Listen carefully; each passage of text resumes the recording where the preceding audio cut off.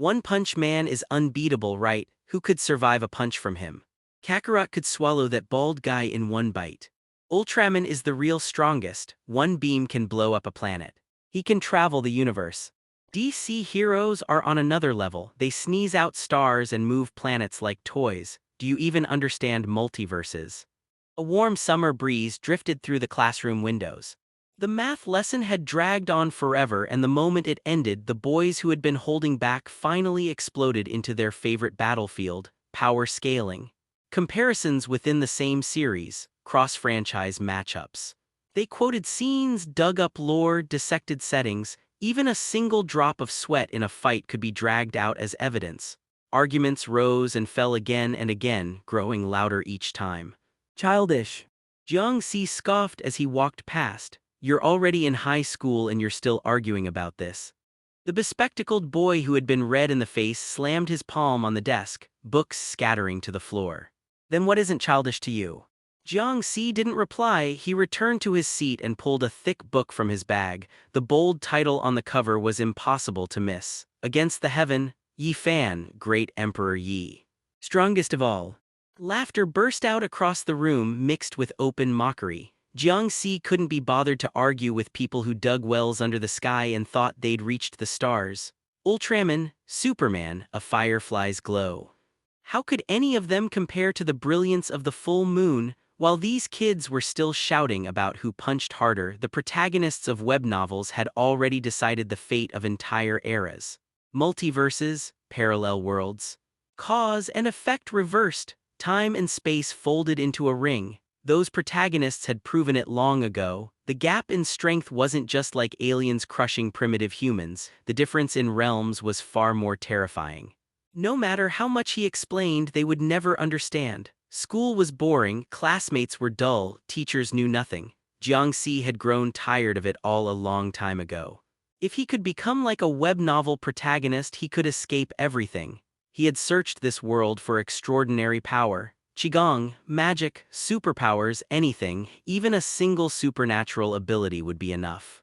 He could refine it, elevate it, and eventually turn it into a path toward immortality. As long as he could cultivate into an immortal, he could step onto the great Tao, gain longevity, and dominate the ages. But there was nothing. This world was painfully ordinary. Every rumor led only to scams and disappointment. Eventually, Jiang Si gave up on hoping for miracles. All paths lead to the Tao. If there were no supernatural powers, then he would take the hardest route, forge the body to its absolute limit. Someday he would break past human boundaries and glimpse the Tao itself, so he trained constantly. Even in class, he squeezed a hand gripper beneath the desk. During lunch breaks, he ran laps, did push-ups and pull-ups. 5 years, not a single day of slack. Training alone wasn't enough. Which web novel protagonist grew stronger behind closed doors? Growth came from combat. To sharpen himself, Jiang Si often picked fights with local thugs. At first, he'd been beaten black and blue in one-on-one brawls.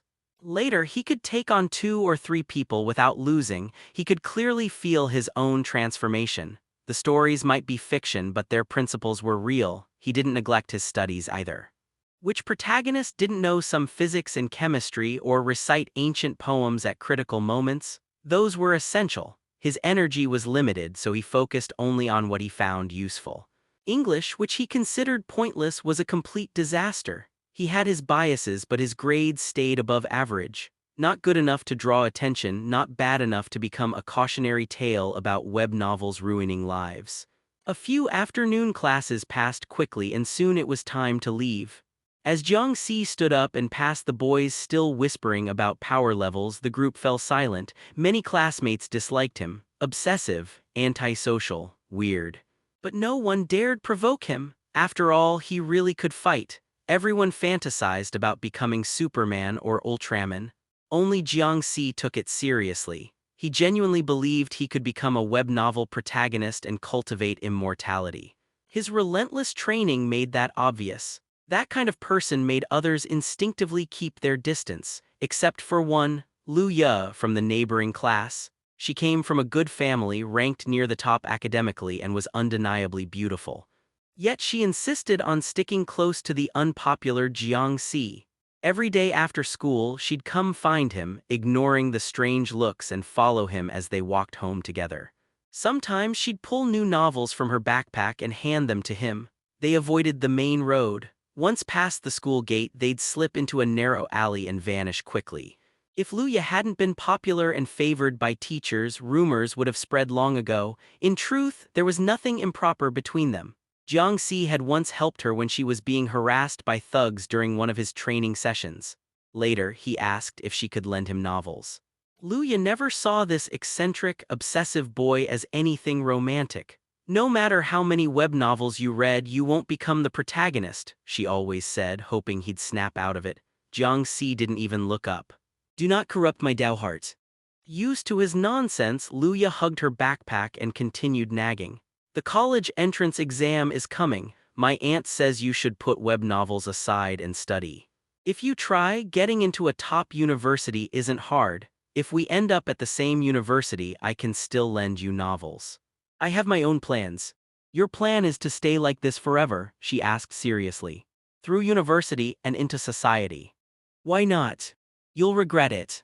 Jiang Si pushed the book she handed him back into her arms and turned away. "Fate is forged, destiny is broken." Luya knew the next line. She'd heard it too many times. "The immortal Lord regrets, but I do not." She stamped her foot. "Why won't you listen?" She rushed after him. At that moment, a small truck burst through the wall beside them with a deafening crash. The alley was already narrow. The truck completely blocked the path. It didn't slow down at all. It charged straight toward them. There was nowhere to run. Jiang Si. He looked up at the vacant eyes of the driver and stepped forward without hesitation. He kicked a large stone under the truck's wheel. The vehicle jolted and slowed for an instant. Jiang Si lunged forward and struck it head-on. Bones snapped on impact. That brief moment of resistance happened. Then he threw his entire body into it, forcing the front end aside. He was dragged along with it. Pinned between the hood and the wall, his body scraped forward as the truck screeched to a halt just in front of Luya. Frozen in shock, she collapsed to the ground, then scrambled up, staring at the boy whose clothes were shredded and whose body was soaked in blood. He staggered, yet forced himself upright. The driver stumbled out, face bleeding, frantically dialing his phone. Luya's eyes turned red. Are you stupid? Why didn't you run?" The one silent alley descended into chaos. Jiang Si's vision faded, but before he collapsed, a cold, disdainful smile still hung on his lips. "Should I avoid its edge? I thought it was just a speed bump. I didn't see anything in the blind spot. Tell that to the insurance company." Those were the last words Jiang Si heard before his consciousness sank into darkness. He should have died from that collision. He was absolutely certain of it, because when Jiang Si opened his eyes again, he realized two things at once. He had become smaller, and the world itself was no longer the same. A faint sense of regret surfaced in his heart. He had never intended to commit suicide. At that moment, there had simply been no way out. Coincidentally, his body training had reached a bottleneck. Challenging danger beyond one's limits, forcing a breakthrough at the edge of life and death, this was a method countless predecessors had used. Jiang Si had merely followed their wisdom, and the result proved it had worked. In that instant of collision, he had surpassed himself. He had stopped the truck. He might have even unlocked dormant genetic potential. The only pity was that he hadn't survived. If he had lived, his body would likely have advanced to an entirely new level. Now everything had been reset. Regret was inevitable, but only a little. 5 years of effort, that was all. This time he began training from childhood. A young body had far greater plasticity. It could reach heights his former self never could. He started training at the age of 3. By 7, he had achieved noticeable results. By 10, he had already reached the level of his previous life. The speed of growth astonished even Jiang Si himself. It felt as if some invisible force was pushing him forward, accelerating his progress. And yet, this world showed no trace of supernatural power. His parents were ordinary office workers. The people around him were ordinary. Television news reported nothing beyond traffic accidents and political disputes. Aside from the name of the city, Beihai, a place he had never heard of, everything else was painfully familiar. Jiang Si quickly adapted. He had briefly wondered whether he had transmigrated into a world where immortals cultivated the Tao. But once he confirmed that reality here was no different, he discarded the fantasy without hesitation. His parents in this life were unusually open-minded. Though Jiang Si was obsessed with training and showed none of the behaviors of a normal child, no play, no tantrums, no friends, they never expressed dissatisfaction. They asked once or twice why he didn't play with others. After he said he didn't like it, they never pressed again. Over time, his extreme independence made them stop questioning him altogether. Life was stable and peaceful. They weren't rich, but their income was steady. When Jiang Si was 4, they bought a house in the city center. The timing wasn't ideal, but not disastrous either. 2 years later, prices rose even higher. When Jiang Si turned 5, he gained a younger sister. Though his parents argued from time to time, their relationship remained warm. Compared to Jiang Si, who disliked closeness, his sister was completely normal. She clung to their parents, relied on them deeply, and was doted on in return. After all, they finally had a normal child. Jiang Si didn't feel particularly attached to her. Still, whether out of responsibility or gratitude to his parents, he took care of her when he could. For a while, their relationship was actually quite good, until that day. When his parents excitedly planned a family trip during their vacation, Jiang Si was reluctant. Recently, his body training had once again reached a bottleneck. After pushing his physical limits to the extreme, further progress had become painfully difficult. He needed a breakthrough, he needed stimulation. Traveling was the last thing he wanted. But faced with 3 pairs of expectant eyes, he couldn't bring himself to refuse. So he got into the car. The journey made him drowsy. It wasn't just fatigue, his stagnant strength made him restless. Perhaps he needed external pressure to break through again. But in a world identical to his previous life, where could he possibly find supernatural power? His sister chatted endlessly. His mother dozed lightly. His father laughed softly as he held his daughter and teased her. The car was stuffy. Heat fogged the windows with a thin white film. Jiang Si leaned against the glass, staring at the passing buildings, pedestrians, and vehicles, lost in thought. Everything looked ordinary, too ordinary, except that thing clinging to the building outside. Monster! Jiang Si snapped upright. A massive creature resembling a parasitic plant writhed wildly. Thick roots spread from the rooftop downward, completely engulfing the building, with countless tendrils burrowing deep into the ground. A scream rang out somewhere in the distance, muffled by the car window. The glass of the infested building exploded. Stone, dust, and debris cascaded down like a waterfall, burying the people below. Panic spread instantly. Root tendrils overturned vehicles in the distance, smashing them together. Someone ahead was lifted into the air, pierced straight through by the roots. It's a disaster beast. An explosion erupted nearby. Heat rushed toward him. The window Jiang Si leaned against cracked, the smell of burning filling the car. Roots surged up from beneath the vehicle, pressing against the glass inches from his face. A strange fragrance, plant-like, sweet, mixed with blood, flooded his nose and mouth. Jiang Si grabbed one of the tendrils and twisted, tearing it off. Supernatural power. Then he was yanked backward, careful. The car flipped, the world spun violently, power beyond anything an ordinary human could endure crushed down. His vision blurred, his thoughts shattered. Jiang Si reached out desperately.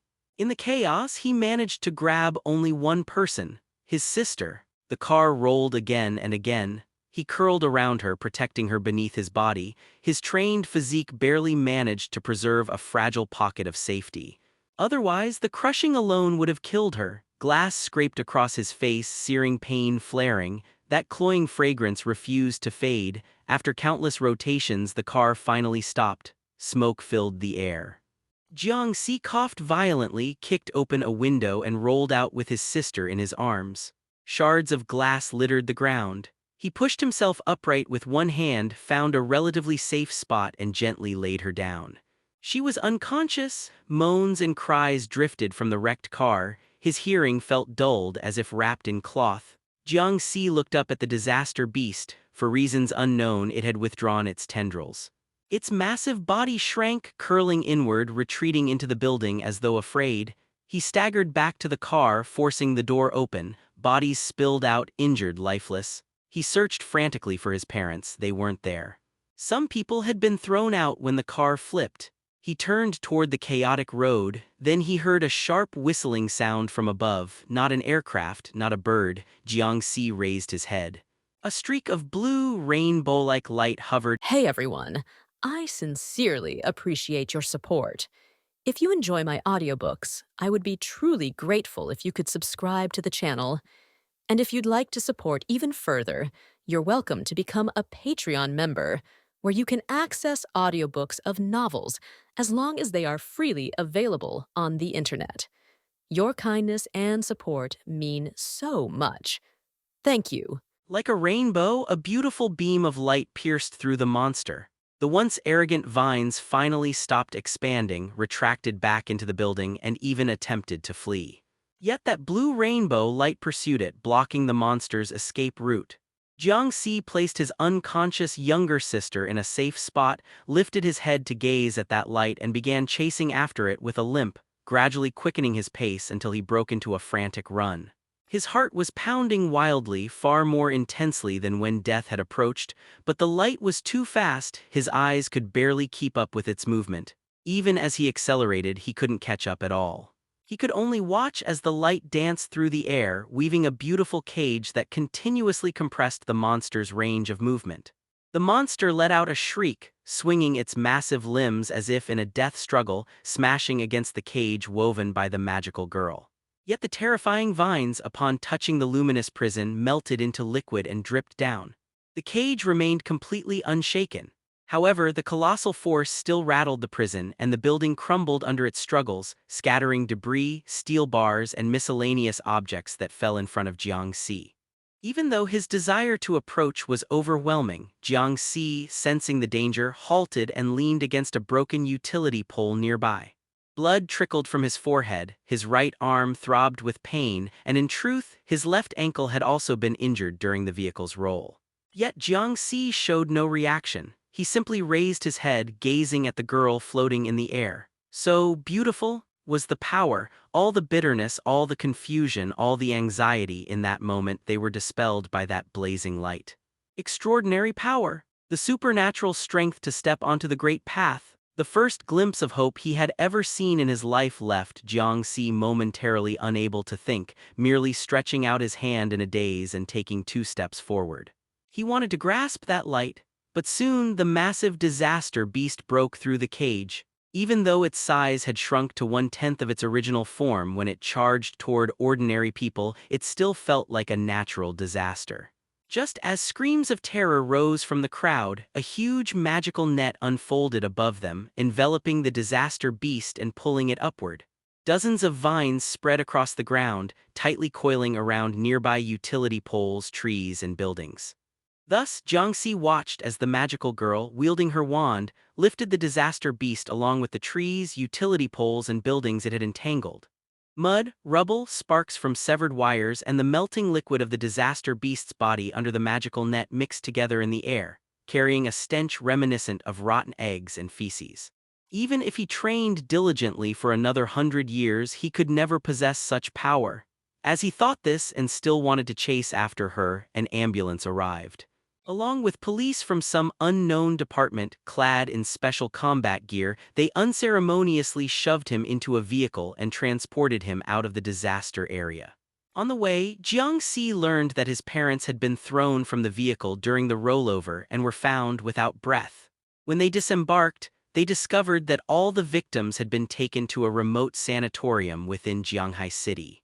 Inside the sanatorium, aside from the police, there were unusual caregivers, all seemingly connected to the magical girl. Jiang Si overheard some discussions among them. The reason for the accident was that Beihai City had apparently not seen a disaster beast in over a decade. The relevant departments had let their guard down, and with frequent disaster beast appearances in other regions, Beihai's magical girl had been transferred away. Even the agency monitoring disaster beast appearances was understaffed. This led to the situation where the disaster beast had appeared for so long without being quickly suppressed. Because disaster beasts are born from human malice just as magical girls are born from human wishes. As long as memories of magical girls remain, the resulting malice can nourish disaster beasts, even hastening their birth. Therefore, ordinary people have their memories related to magical girls erased.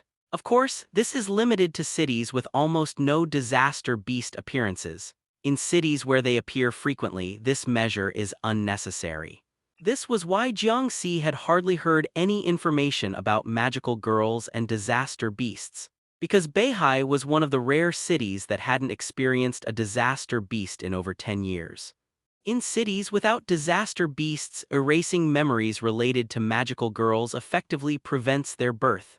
But sometimes accidents happen, like now, an extremely rare event where a disaster beast of unknown origin suddenly appears. In reality, even so, the Disaster Control Bureau's response was swift enough. That vine monster hadn't even caused trouble for more than 3 hours before the magical girl from a neighboring area arrived. Magical girls, the supernatural power Jiang Si had been desperately searching for. This existence corresponds to disaster beasts. If disaster beasts are incarnations of calamity and despair, then magical girls are incarnations of happiness and hope. That is the official explanation. Possessing extraordinary power far beyond humans, they are objects of respect and admiration for many. Perhaps this could be used for cultivation, Jiang Si thought. This made it almost impossible for him to care about the deceased after arriving at the sanatorium. His parents were ultimately dead, what's gone is gone, and he couldn't muster much emotion. He simply continued gathering information about magical girls.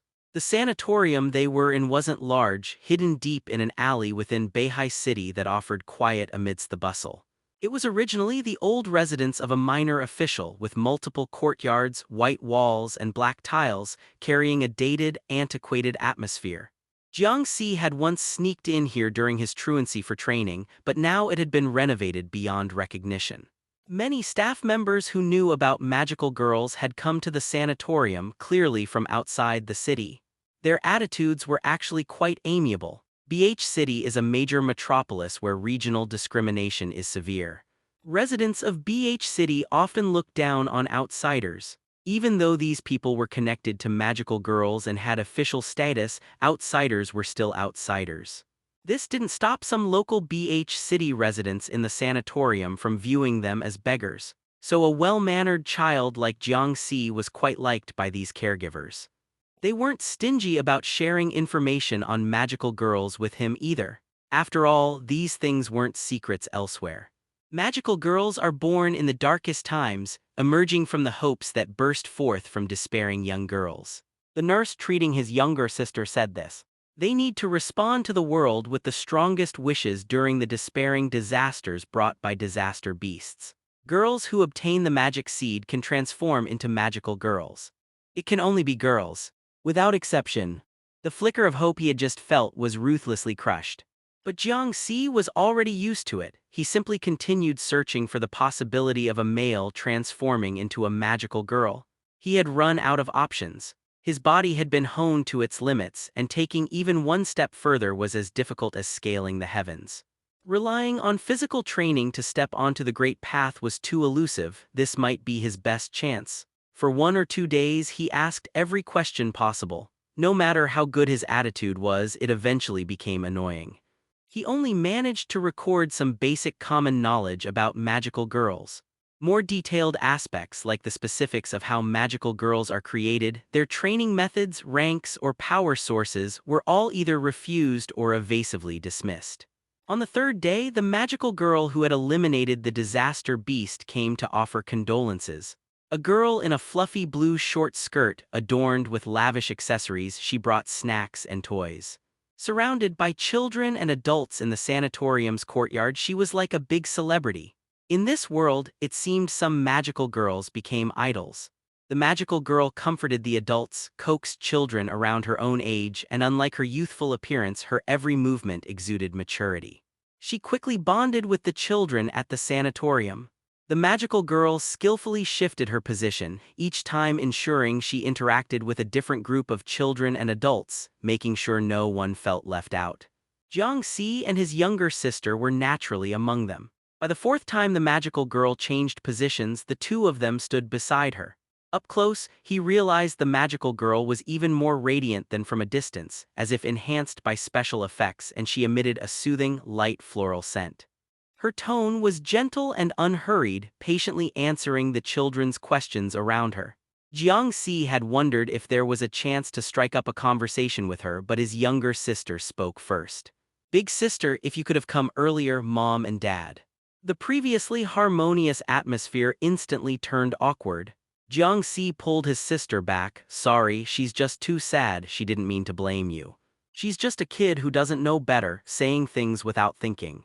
He patted his sister's head. She sniffled, lowered her head and said, "I'm sorry." Although young, this sister was actually quite sensible.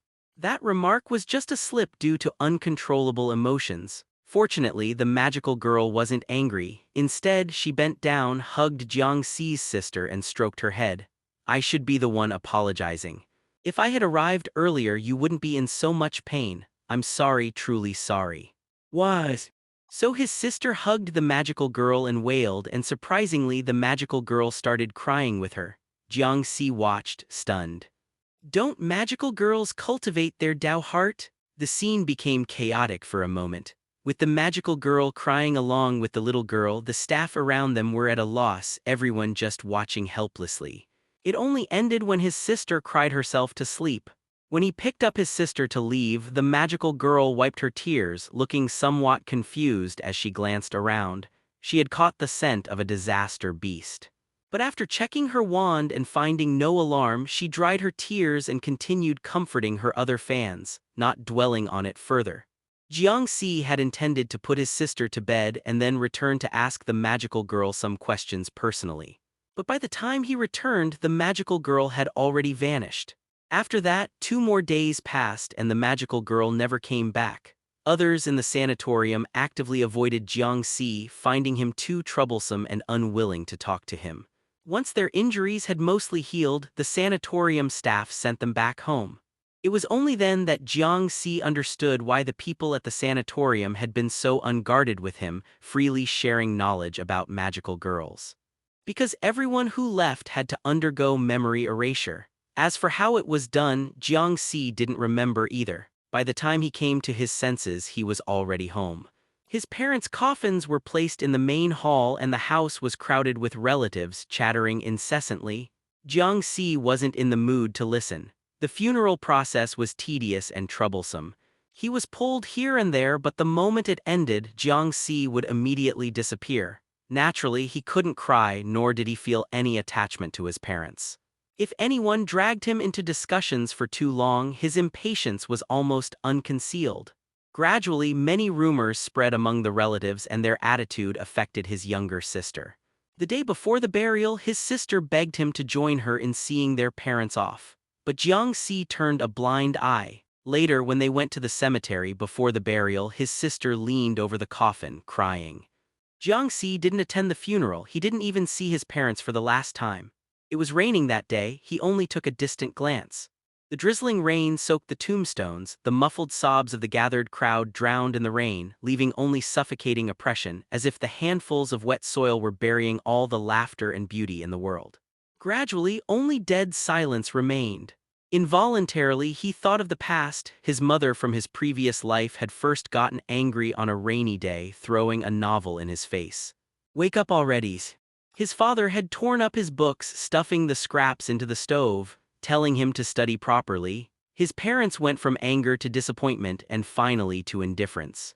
He couldn't blame his parents for not understanding because he knew it himself. When he decided to walk this path, he was destined to be misunderstood. He simply tried his best to meet their demands while continuing forward.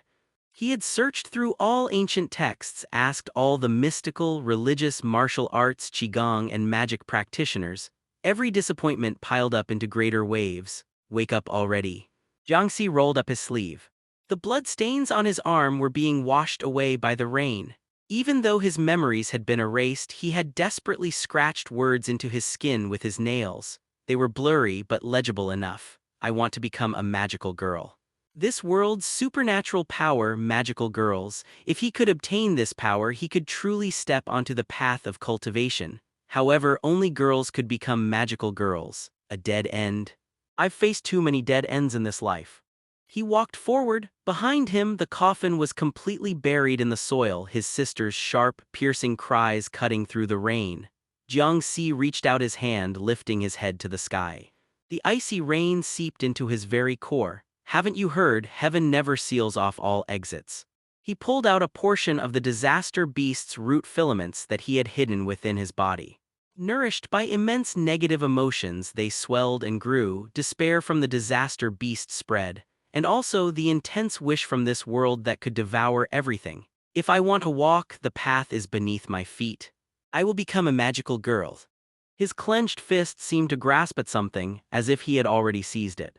Sparkling starlight spilled from between his fingers, converging into a dazzling rainbow light. A purple and gold Lolita-style dress, lace, ribbons, bow decorations, and elegant long boots gently stepped onto the muddy ground. Purple long hair danced in the rain like a blooming flower. The rain-soaked reflection showed a delicate, charming face. Instantly, she grasped the swelling, twisted root filaments, purple magical energy burning them to ashes in the rain like flames. From now on, I will stand alone throughout the ages. The rain outside continued to fall. Jiang Si came down from his second-floor bedroom. His younger sister sat in the living room, staring blankly at the family portrait hanging on the wall. It was taken before their trip.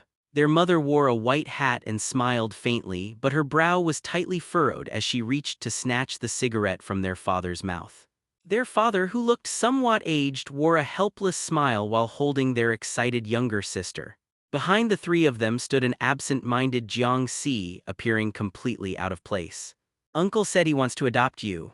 Walking to the door while changing his shoes, Jiang Si spoke in an indifferent tone. Pack your things and go. I'll watch the house.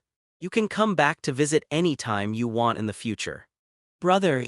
The soft call sounded as weak as if she hadn't eaten for days, carrying a sob. Take anything you want from the house. Jiang Si tapped his toes in the entryway to make his shoes fit more snugly. I have things to do. What exactly is so important, brother? His red-eyed sister's voice held only grievance. What could possibly be so important? Jiang Si, who had pushed the door open, paused and pulled an umbrella from the shoe cabinet. Many things. Brother. His sister raised her voice as if trying to stop him. Yet Jiang Si didn't even look at her, simply stepped out and closed the door. Jiang Si. The final call sounded somewhat hoarse, carrying a sob, but Jiang Si didn't stop, merely opened his umbrella and walked into the rain. A tiny spirit like a stuffed toy flew out from his pocket. It looked like a pink flying kitten. Wouldn't it be better to stay and have a heart-to-heart with your sister? The magical girl's companion spirit. Jiang Si had never watched magical girl anime and didn't know what this thing was. When it first appeared during his transformation, his initial reaction was that it was a juvenile disaster beast, so he immediately tried to eliminate it. But in reality, he couldn't touch it. It wasn't an actual living creature, but rather an illusion condensed from magical power after transforming into a magical girl. He later learned this was the entity that guided magical girls. Unnecessary, with our parents gone, she needs to grow up quickly. There wasn't a trace of warmth in Jiang Si's tone, as if rain falling near him would freeze. I don't plan to take care of her. He had many things to do himself and wouldn't have time for her in the future. It would be best if she obediently got adopted by relatives. A girl's heart is very tender, like a flower that needs care. Before it could finish speaking, Jiang Si grabbed the plant-like thing on its head and lifted it before his eyes, letting rainwater pour over the little spirit. Relying on the magical girl's magical power, the companion spirit would gradually gain physical form. The plant on its head was the origin point of the spirit before him, and also the only weakness Jiang Si could grasp. I want to know about magical girls. Jiang Si's tone held rare impatience. Why can't I transform again? Since that day he transformed, whenever he took out the seed again, he could no longer sense magical power, nor could he transform. This was completely unacceptable to Jiang Si. This was also why he had no mood to care for his sister. His own path was the most important matter. The kitten-like spirit flapped its wings behind it, struggling out of Jiang Si's grip before saying angrily, "If you keep this up, I'll really get mad. Sorry, so why can't I transform?" Not expecting Jiang Si to apologize so directly, the spirit was momentarily stunned before mumbling, Transformation naturally has many requirements. You can't just transform whenever you want. Though this is the first time I've seen a boy become a magical girl. So what does transformation require? Why are you in such a hurry? The little spirit muttered but still answered him. First, hold the miracle seed. The miracle seed is the important medium for transformation. Only by obtaining your own miracle seed can you become a true magical girl. As he walked along the road, planning to buy something at the convenience store, noisy sounds came from the parking lot further ahead. Not good. The previously leisurely spirit's voice suddenly became urgent. A disaster beast has appeared. I still don't know how to transform. I'll explain quickly, hurry up and run. If the disaster beast eats people, they'll become stronger. Jiang Si didn't run but quickened his pace. In the pouring rain, panicked crowds surged out from the parking lot area, pushing against him, preventing Jiang Si from running. His usual training always provided reliable support at critical moments. Hard work never betrayed him. Even facing such a chaotic crowd, he could still move against the flow with leisurely steps, even the umbrella in his hand remaining perfectly steady. Second, feel the magical power in the seed. Resonate with the magical power. Only by resonating with magical power can you possess the power to become a magical girl. Close your eyes, you can feel the flowing water in the seed. That's magical power. Just as the little spirit said, closing his eyes indeed allowed him to feel the flowing power within the seed. But it wasn't water, it was more like flame. Blazing, violent, passing through the human torrent, Jiang Si finally reached the parking lot where the disaster beast was. A terrifying monster like some kind of enlarged insect, its mouthparts even tearing apart cars. The entire parking lot was wrecked into complete chaos, though there were almost no people around, just vehicles smashed and emitting black smoke with the pouring rain extinguishing the flames. Only one little girl with an injured right leg sat in the rainwater, pressing on her bleeding leg, panicked and sobbing. Hurry and save her, Jiang Si. I can feel the magical power. Then what? Still can't transform. Jiang Si walked unhurriedly toward the disaster beast. The final step is naturally the incantation, the final transformation incantation. You have to think of it yourself. As the trigger for magical power explosion and attire, it's common knowledge that you can transform as long as you use the incantation. Whose common knowledge? Never heard of it. The injured girl looked up, watching the strange youth walk before her, facing the disaster beast. He casually tossed aside his umbrella, which landed by her feet. Don't get in the way. The cold tone didn't make her feel cold. Picking up the umbrella, she saw the youth take out a seed. A beautiful and exquisite seed that captivated her with just one glance, making her unable to look away. Then, she heard the youth recite some incantation covered by the rain, unclear. Purple flames shot skyward, sending the charging disaster beast flying backward, smashing into some vehicle. Urgent car alarms, heavy rain, the disaster beast's roars all mixed together, yet the girl could see nothing, hear nothing. Her entire being could only focus on the purple figure before her. Fluttering ribbons swayed like flowers in the wind, the purple and gold interwoven dress making her seem like a flower blooming within flames.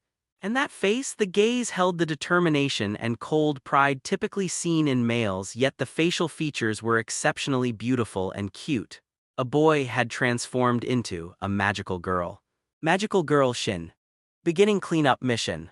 Not knowing where the voice came from, the girl tightly gripping the umbrella deeply imprinted that figure that seemed like both flame and flower into her heart, never to be forgot. When he opened his eyes, it was already morning. Rubbing his eyes, Jiang Si picked up the seed in his hand. Sunlight filtered through the curtains, making the purple seed look crystalline like a gem. Suppressing his satisfied feelings, Jiang Si got out of bed and glanced at the homework on his desk. It wasn't finished. Normally he'd need to go to school early to make it up. High school homework was piling up.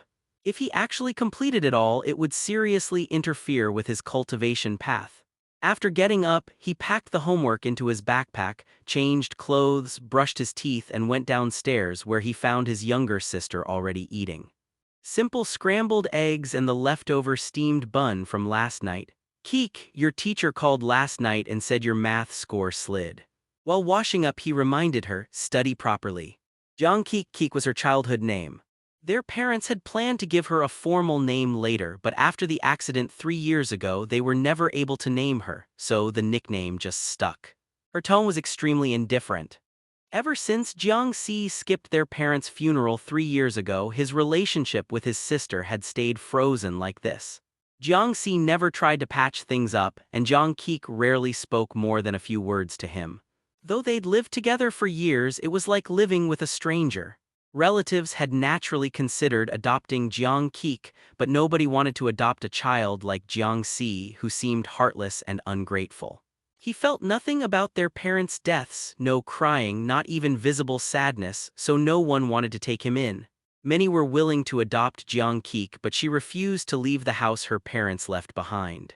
And so that was how the two of them had gotten through these 3 years. The sister moved on to middle school, he entered high school, parent-teacher meeting. "I don't need you to bother." Before the sentence finished, she had already refused. He had attended 2 parent meetings on her behalf. With their parents gone, it was normal for an older brother to act as guardian at a parent-teacher meeting, though he wasn't much older than her. At those meetings, he inevitably drew ridicule. He heard that her classmates would tease her after each meeting. It seemed she didn't want him to go again. Relatives could help, but sometimes it was better to avoid using those connections. The more they relied on others, the stronger others' reasons to adopt Jiang Keek would become, until she had no choice. Jiang Si didn't care whether she was adopted or not. In fact, he thought being adopted would be better for her. Since becoming a magical girl, he had a lot to study. Jiang Keek's presence was a hindrance in many ways. For Jiang Si, his pursuit of the way always came first. Out of gratitude for their parents raising them, he didn't mind taking care of his sister, but if she chose to leave, it would make things easier for him. After finishing washing up, he had just sat down when Keek stood, grabbed the half-eaten bun, slung her backpack over her shoulder, and walked out. She seemed allergic to being near him. Jiang Si had become used to it. He ate the leftover steamed bun with some cold side dishes, shoulder strapped with his backpack, and left. Although as a magical girl he could fly, identity concealment was important. He did not want to expose himself. In recent years, disaster beasts had become increasingly frequent in Beihai, and rules around magical girl memory erasure had finally loosened. They no longer wiped related memories. Discussions about magical girls could be overheard on the street. If he transformed carelessly, he'd be recognized quickly, his location locked down, and then his identity. Web novel protagonists never reveal their secrets easily, not even to relatives. During rush hour, even though Jiang Si arrived early, the crowd was still oppressive. Once inside, he was swept along by the flow. He grabbed a pole by a window seat and steadied himself. Morning smelled of breakfast. Early students chattered energetically. The gentle sunlight dispelled the last of the night's chill, warming him enough that Jiang Si yawned and felt sleepiness coming back. Every small detail of this ordinary life used to make him restless and irritable. Now, holding the power of a magical girl and with the great path in sight, he could finally feel peace and calm toward it all. Not bad. Thinking that, he planned to doze a little until reaching his stop when the sunlight suddenly vanished. A huge shadow swept over them. The packed bus of students and commuters violently lurched. Students screamed, commuters shouted and made calls. The peaceful morning was shattered. Jiang Si looked up. A terrifying eyeball hung above the bus, and the gusts it raised shook the vehicle. A disaster beast. Over the last 3 years, he'd seen many and dealt with many. Perhaps because Beihai had more magical girls, disaster beasts had started appearing more often. They could form from collective resentment, people who didn't want to attend school or work. Wherever there was lingering hate, these creatures could inexplicably be born. The surrounding noises rose. Someone began to cry. He touched his purple seed. Just as that eyeball whipped up a stronger gale, threatening to lift the bus, a sliver of ice blue light suddenly pierced through the distorted eye. Blood flowed like tears. The ice blue glow quickly soaked the eyeball and burst into dazzling color. When the light dimmed, the eye was layered in ice crystals, completely frozen. A magical girl lightly stepped onto the frozen eye. Amid the bus's cheers, she brought her magic wand down hard on the ice beneath her. The disaster beast that would have terrified ordinary people shattered into crystalline fragments that scattered into the air. Ribbons danced in the breeze as a blue magical girl spiraled backward through the shards like a sprite, graceful and beautiful. Before vanishing, she waved to the bus with a smile, lips moving as if she were saying something. Jiang Si averted his gaze and released the magic seed from his grip. No need to worry about how to leave the bus and transform now. After the magical girl disappeared, the bus burst into animated conversation. Her again, the blue magical girl. Codename Winter, freelance magical girl, six-petaled ice flower pupils, power, low temperature and ice manipulation. You remember that much. She's unofficial. I heard the Disaster Control Bureau's been looking for her. Wonder if they'll fight. She was something of a minor celebrity. The bus rocked and resumed its route. When he reached school, Jiang Si was pushed off with the crowd. Though the boarding had been packed after disembarking and the intersections split the flow, the crowd thinned. The magical girl's appearance caused a brief buzz, but it passed quickly. In recent years, Beihai's disaster beasts showed up frequently. Once the Disaster Control Bureau moved in, it established consistent magical girl oversight. Magical girls themselves weren't rare. Wherever disaster beasts appeared, a magical girl would show up. The reason for the heightened discussion was that Winter, as a freelance magical girl, operated outside the Disaster Control Bureau, making her relationship with it ambiguous. Even though she cleared disaster beasts and protected citizens, her strained relations with the Bureau had people speculating about conflict. Two factions even formed among civilians. No one knew where the blue magical girl came from. Even the Bureau couldn't find her identity. Few dared to support someone so unidentified. Not long after the blue magical girl vanished, unnoticed by most, a girl in a white knit sweater and navy-pleated skirt appeared from a hidden path near the school gate. People seemed not to notice her at all. Only when she reached the curb with an embroidered toy bear hanging from her backpack did ice crystal fragments fall from her and a few students notice. They greeted her enthusiastically. She returned a polite smile. She then scanned toward the bus stop expectantly as if searching for someone. After a while and with no one in sight, she stomped her foot. Truant again. Jiang Si had never said he intended to go to class. Before he had any extraordinary powers, he had to comply, attend school and prepare for the future. Now, with supernormal ability, why should he still compromise? If he still had to go to school, what was the point of transforming into a magical girl? Academics had become an obstacle to his path of cultivation and ascent to immortality. It was something to be discarded. School exists to help people find direction and the ability to achieve it. But Jiang Si was already walking his own road. His life no longer needed school as a necessary tool. Nor did he need homework. Jiang Si. He glanced back. The girl with the backpack jogged up, the toy bear swaying. Wait for me. He ignored her, but she kept pace and soon reached his side, following closely. After catching her breath, she complained softly, "Why won't you pay attention to me? I figured you were busy." Not true, she said that as she smoothed some disheveled hair, tilting her head slightly. Ice blue, droplet-like earrings sparkled. I did pretty well earlier, right? Meh. Bingtang, 16, a high school girl, sits next to Jiang Si. She was the girl he happened to save when he first learned to transform 3 years ago. Magical girls can erase ordinary people's memories. If they drape magic over someone's mind, that person can lose all memory related to the magical girl and disaster beast. Originally, Jiang Si intended to erase her memory to hide his identity. But when he looked up, there was the blue magical girl and he looked at her foolishly. Faced with the disaster beast's despair, Bingtang naturally transformed. They stared at each other for a long time in the rain. It wasn't that he wanted to kill to silence her. In those days, he didn't fully understand his strength and couldn't be sure he could win a real fight, but he had to watch her closely so she wouldn't reveal his identity. Over time, Winter, the magical girl, became his friend and the only person who knew his identity.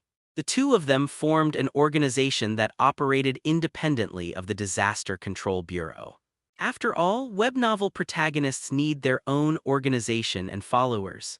Yesterday, the Disaster Control Bureau sent another warning: either join the Bureau voluntarily or withdraw from BH City. Bingtang shook her head helplessly. They're the latecomers. The Bureau's response was always slow. When disaster beasts first appeared in BH City over a decade ago, the Bureau only sent official observers and didn't deploy magical girls. 3 years ago, Jiang Si and Bingtang were the ones clearing disaster beasts and setting up a dedicated organization. It wasn't until the next year that the Bureau noticed the rising frequency and finally sent magical girls, reopening a branch in BH City. This year they've been putting pressure on Winter, trying to get her to join them. Ignore them. Jiang Si replied casually. He and Bingtang went to an abandoned factory. It was close to the school. From the factory's second floor you could even see the school's teaching building. They reached a gap in the concrete floor. Jiang Si tapped the ground with his toe. He placed the purple seed on the ground. Intricate patterns flowed out from the seed, spreading and forming a precise magic circle. The circle faded and a door appeared in the floor. They opened the door and stepped down, descending the stairs to the bottom of the underground passage where a plaque hung. Illusory Moon Cavern Dwelling. The simple wooden plaque radiated an immortal flavor. Jiang Si had spent considerable effort making it. He was very satisfied with the result. At the entrance there was the crisp sound of a spirit spring, an artificially installed water circulation system that cost 2,000 yuan, making the entrance look like a waterfall. Inside the dwelling the passage twisted and turned. The walls were covered in vines which were fake, far less expensive and easier to maintain. Nearby sat rustic spirit beast stone carvings, though one looked like a goofy husky. That had been Bingtang's decoration choice. Poor thing. Until a few years ago Jiang Si had discovered this world's entertainment was nothing like his original world. Songs, novels, comics, movies, everything felt unfamiliar. So many ordinary things to him were as alien to Bingtang as a celestial text. He mentioned buying a spirit beast stone carving to give the dwelling a more immortal feel. Bingtang brought a husky statue, reportedly expensive art. A painted jade table held 2 lit incense sticks. It gave the sense of a lingering mystical aura. If they had money they could furnish it better. For now Jiang Si was satisfied. He wasn't in a hurry. The most eye-catching things in the dwelling, aside from decor, were the training implements. Dumbbells, barbells, squat racks, bench presses, punching bags, resistance bands, push-up stands. Jiang Si tossed his backpack aside and began training. He'd trained like this every day for years without slackening. Bingtang was used to the routine. While he trained, she went through his backpack. "Did you finish your homework?" "No. I wrote it for you." Jiang Si remained silent and continued his workout. Before transforming into a magical girl, his physical strength plateaued no matter how much he trained. After gaining the ability to transform into a magical girl, his training finally produced results again. Though the increases were small, he could clearly feel that each session strengthened his body and power. His ceiling was gradually rising. However, the results wouldn't show outwardly. The bodies of magical girls only mature with time. External factors don't change them. It's for the magical girl's protection. The mascot had explained that.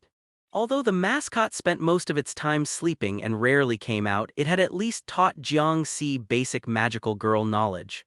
No external change was actually convenient for Jiang Si. It made deception easier. As long as he could grow stronger, there was no reason to stop. A real web novel protagonist becomes an all-rounded, invincible hexagonal warrior. Physical strength was indispensable. Did you find the classification levels for magical girls? While copying his homework, Bingtang pulled out her phone. Found them. The Disaster Control Bureau divides them into 4 levels. Sprout, seedling, blooming, and full bloom. Only 4. Yeah. Jiang Si shook his head. What trash, they're official yet don't even have a detailed grading system. Vague tiers should have been retired long ago. He then delivered a sudden side kick. The punching bag exploded under the force. For example, my current physical strength can't match a genuine Sprout Peak magical girl, but a basic Sprout level magical girl isn't my opponent. Jiang Si clenched his fist. My current level doesn't fit the official rankings. I'm just labeled Sprout, but in reality I'm half a step to Sprout Great Perfection. What exactly is Sprout Great Perfection? Why does Great Perfection have a half-step prefix? Bingtang could never quite grasp the underlying principles, but she knew one thing for certain. That Jiang Si truly knew a lot. He always came up with these amazing terms she'd never heard before. Even though she didn't understand them, she felt they sounded incredibly impressive. She trusted everything Jiang Si said without question. Over 3 years, she'd almost stopped asking him what those terms meant anyway. If it was useful information, he'd explain it eventually. If it wasn't, she'd probably never hear about it again. Jiang Si had quite the collection of one-time vocabulary himself. By the time she finished copying the homework, Jiang Si had already completed his warm-up exercises. Time for practical training. Indeed, regular exercise could make you feel yourself getting stronger. But for Jiang Si, only training that could be applied in real combat was truly meaningful. It was like how the essence of studying was actually developing your own learning methods. Most high school and university knowledge becomes useless in the real world, but learning methods never lose their value.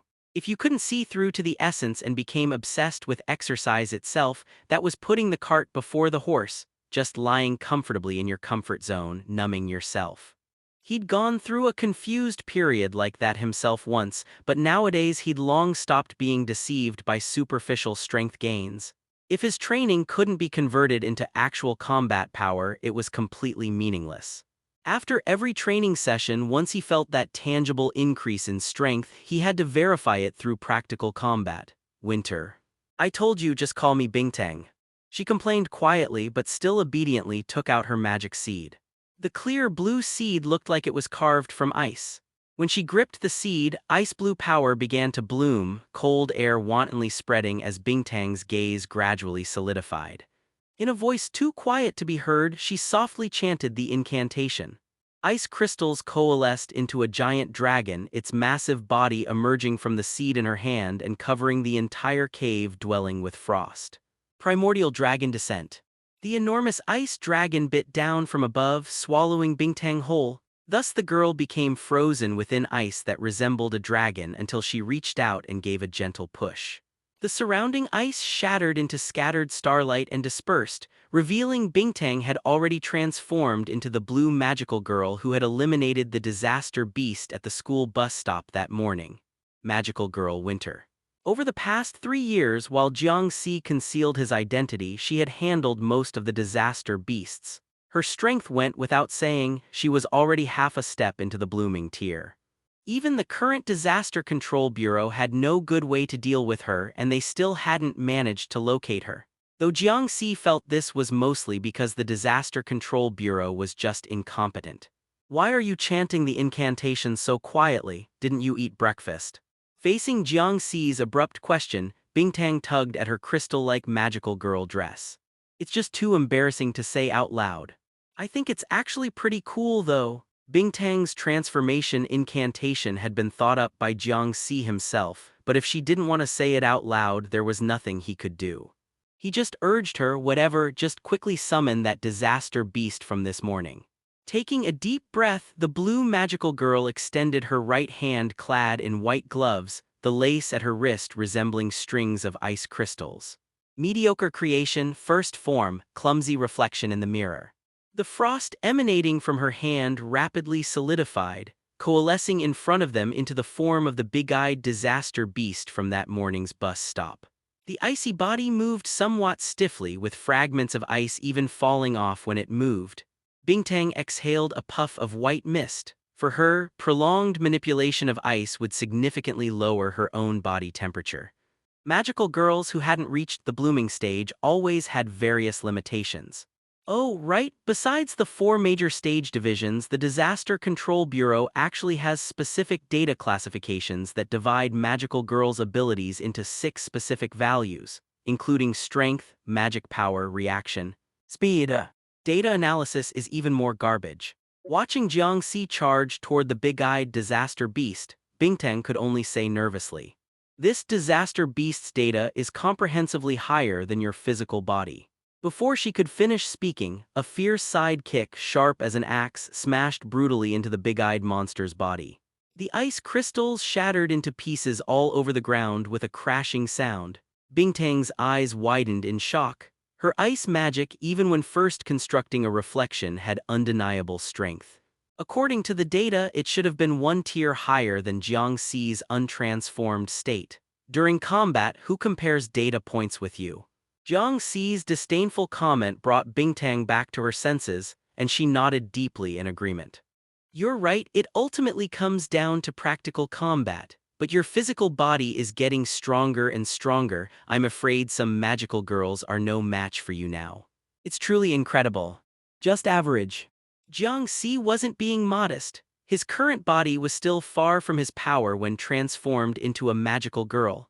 Transforming into a magical girl had limitations and made him an easy target. If possible, he wanted to push his physical body's strength, reaction, and speed into the magical girl's domain. Transforming into a magical girl should be his final trump card, not his regular combat method. Xiao Yan wouldn't start with Buddha's Fury Lotus, and Tang San wouldn't begin with Blue-Silver Entanglement. But unfortunately, he couldn't achieve that yet. His physical body was strengthening too slowly, he could only take it step by step. After slightly stretching his body just as Jiang Si was about to turn back to continue training, he noticed the shattered ice fragments on the ground reforming into the big-eyed disaster beast. But it's not over yet. That big-eyed disaster beast's most special feature is its recovery ability. Looking at Bingtang's mischievous smile, Jiang Si just snorted coldly. Just as he was about to go smash the big-eyed monster again, the red light shining from the disaster beast's eyes instantly froze him in place. Then it slowly rose into the air, creating distance. Power gathered around it, the massive crimson energy in its eyeball becoming increasingly concentrated as it aimed at Jiang Si. No matter how much he trained, his powerful physical body couldn't jump that high. This height required flying, and his physical body couldn't tread air yet. At the moment the big eye's crimson energy burst forth, a wisp of purple flame quietly rose. A fleeting, beautiful figure made the icy disaster beast in the air instantly drown in purple flames, burning fiercely. Jiang Si, who had practically crashed to the ground, had his feet embedded in the earth. He held the scorching purple seed in his hand and blew on it. The burning flames in front of him instantly dissipated. A momentary transformation, or no transformation at all, just borrowing power from the seed. Bingtang realized she simply couldn't keep up with Jiang Si's speed. Of course, what disappointed her more was that she hadn't gotten a clear look at Jiang Si's adorable appearance after transformation. That magical girl who had saved her back then, it wasn't easy to catch a glimpse of her now. It seems I still need more training. Somehow arriving at this conclusion, Jiang Si had already put away the seed and returned to his fervent training state. Bingtang canceled her transformation, rubbed her hands together, blew warm air into her palms, then glanced at her phone. Lingling, who's infiltrated the Disaster Control Bureau, sent a message. Jiang Si, who was doing push-ups over there, casually asked, "What message?" The Disaster Control Bureau detected several disaster beast birth singularities, but they're short-handed and plan to temporarily abandon a few. Bingtang, looking at her phone, suddenly froze, then picked up her phone to look again. One of the birth singularities is at your younger sister's middle school. Hey Jiang Keek, is your older brother coming to the parent-teacher conference again? I asked my sister to come this time. During the class break, a male classmate's attempt at conversation made Jiang Keek close her book. She picked up her lunch and left the classroom. Ah, you scared her off again. I just wanted to talk to her. Jiang Keek had good grades at school, so she wasn't actually bullied.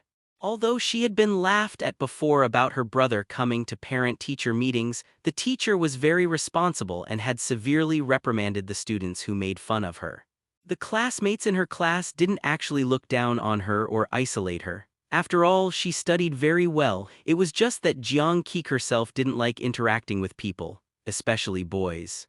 She hated boys, and the one she hated most was her older brother Jiang Si. Poor grades, always skipping classes, liking to fight, causing trouble. And he never apologized. It had been like this since the day their parents died. Thinking back on it now, sometimes she felt quite dazed. Actually, from a very young age, she knew that Jiang Si was a very cold person. Apart from daily self-destructive exercises like he was crazy, he wasn't interested in anything. But back then, he still respected their parents very much, listening to whatever mom and dad said. And at that time, Jiang Keek really liked clinging to him because although Jiang Si didn't like talking, he was always willing to play with her. Thinking about it now, perhaps that was just to appease their parents. From the very beginning, that person didn't care about her at all, nor did he care about their parents. Unfortunately, Jiang Si back then hadn't understood this, just foolishly thinking her older brother was actually good, just not good at showing it, until their parents passed away. He didn't shed a single tear, not even willing to attend the funeral. The impatience and absent-mindedness he showed standing before their parents' bodies couldn't be faked. Selfish, cold-blooded, utterly inhuman. This was Jiang Si's complete evaluation of her own blood-related older brother Jiang Si. She took out the lunch box she had made last night, leftovers, somewhat cold. Since their parents passed away, she rarely ate warm meals. She didn't eat the food Jiang Si made, not wanting to depend on that Jiang Si who always wanted to abandon her. During school days, she only had time to cook at night, so she would make extra to eat the next day. By daytime it would be cold and there was no place at school to heat her food. Eating the cold rice, she picked up the water bottle beside her. At least the school had hot water to warm her stomach. The noon wind blowing from the construction site carried a chill.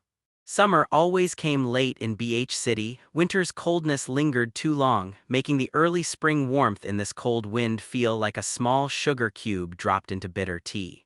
Not even a trace of warm sweetness could be tasted before being drowned by the bitter cold. She curled up in the corner of the third-floor balcony, looking at the distant park in the city center. That was a place their parents often took them when they were young. Their parents would run around the park with them, finding fun and interesting playground equipment to make them happy. After playing until tired, their mother would carry her on her back while their father would carry Jiang Si on his back, singing children's songs for them as they walked home. She still remembered when their parents thought they were asleep, their casual conversations on the road, discussing when to buy a car in the future. Their parents' salaries weren't actually low, but to raise 2 children, much money couldn't be spent recklessly. Buying a car had to be postponed, and their father even considered buying a used one to use first, saying they would teach Jiang Si to drive. When she felt cold, memories from the past would surge up, giving her a little warmth, then turning into greater chill. Therefore, she couldn't forgive Jiang Si, couldn't forgive that blood relative who showed no sadness after their parents died. Couldn't forgive him for still living as if nothing happened, living well all by himself. Boom! Suddenly, the entire teaching building shook. Jiang Si's lunch box fell to the ground, spilling everything. Although somewhat heartbroken, she quickly picked up the lunch box and looked down from the teaching building. A bat-like disaster beast burst out from the ground in the schoolyard in front of the teaching building. Disaster beast appearances had become frequent in BH City in recent years, so for many people it wasn't as shocking anymore. But without magical girls, the danger was still very real. The school security guards reacted quickly, immediately sounding the alarm. Students and teachers rapidly evacuated from the teaching building. Although somewhat noisy, there wasn't too much chaos.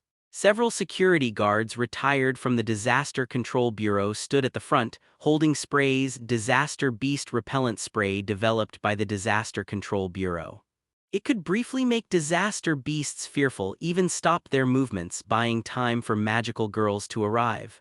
However, the bat showed no reaction to the spray, only letting out a sharp screech. The first affected were the security guards standing at the front holding the sprays. Under the screech, they collapsed to the ground without warning, the spray cans in their hands rolling to the disaster beast's feet, only to be crushed under its foot. Large amounts of spray splashed on the disaster beast's body but had no effect whatsoever. The volume of the screech gradually decreased to inaudible levels, and throughout the school and surrounding streets there wasn't a single person left standing. Everyone lay on the ground, quiet as if in a graveyard. Jiang Si wished she had fainted too, but she didn't. The screeching disaster beast turned its head, its terrifying eyes fixed intently on her. It was always like this. She tightened her grip on the lunch box, trying hard to inhale but only found it difficult. Every time it was like this. The disaster beast suddenly flapped its wings, the strong wind stirring up surrounding debris, making it almost impossible for Jiang Si to keep her eyes open. When the large bat's feet firmly gripped the window frame, hanging upside down to look at her, Jiang Si took a step back. Then her legs gave way and she sat down on the ground. She bit her lip, feeling more wronged and sad than fearful or panicked. Why did she always have to experience such things? Why did nothing good ever happen in her life? Her father and mother died at the hands of a disaster beast. The blood relative left behind was so cold he didn't seem human. Alone, struggling, not knowing what for she had lived until now, and now even the small wish of just surviving couldn't be realized. When the disaster beast opened its large mouth, its dark shadow covering her, Jiang Si still subconsciously took out her seed. Magic seed, proof that could transform into a magical girl, which she obtained the day her parents had the accident. However, from the day she got it until now, the magic seed had remained a dull gray, as if something had sucked away its energy. What she held in her hand was just an empty shell.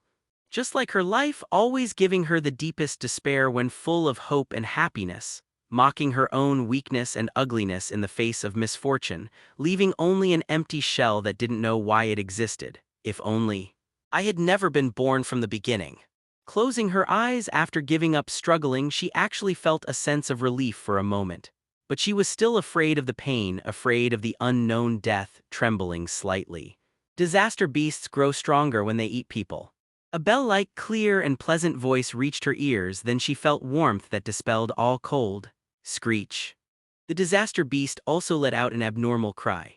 So Jiang Si carefully opened her eyes. Purple flames descended from the sky like meteors, crashing down onto the disaster beast with a boom.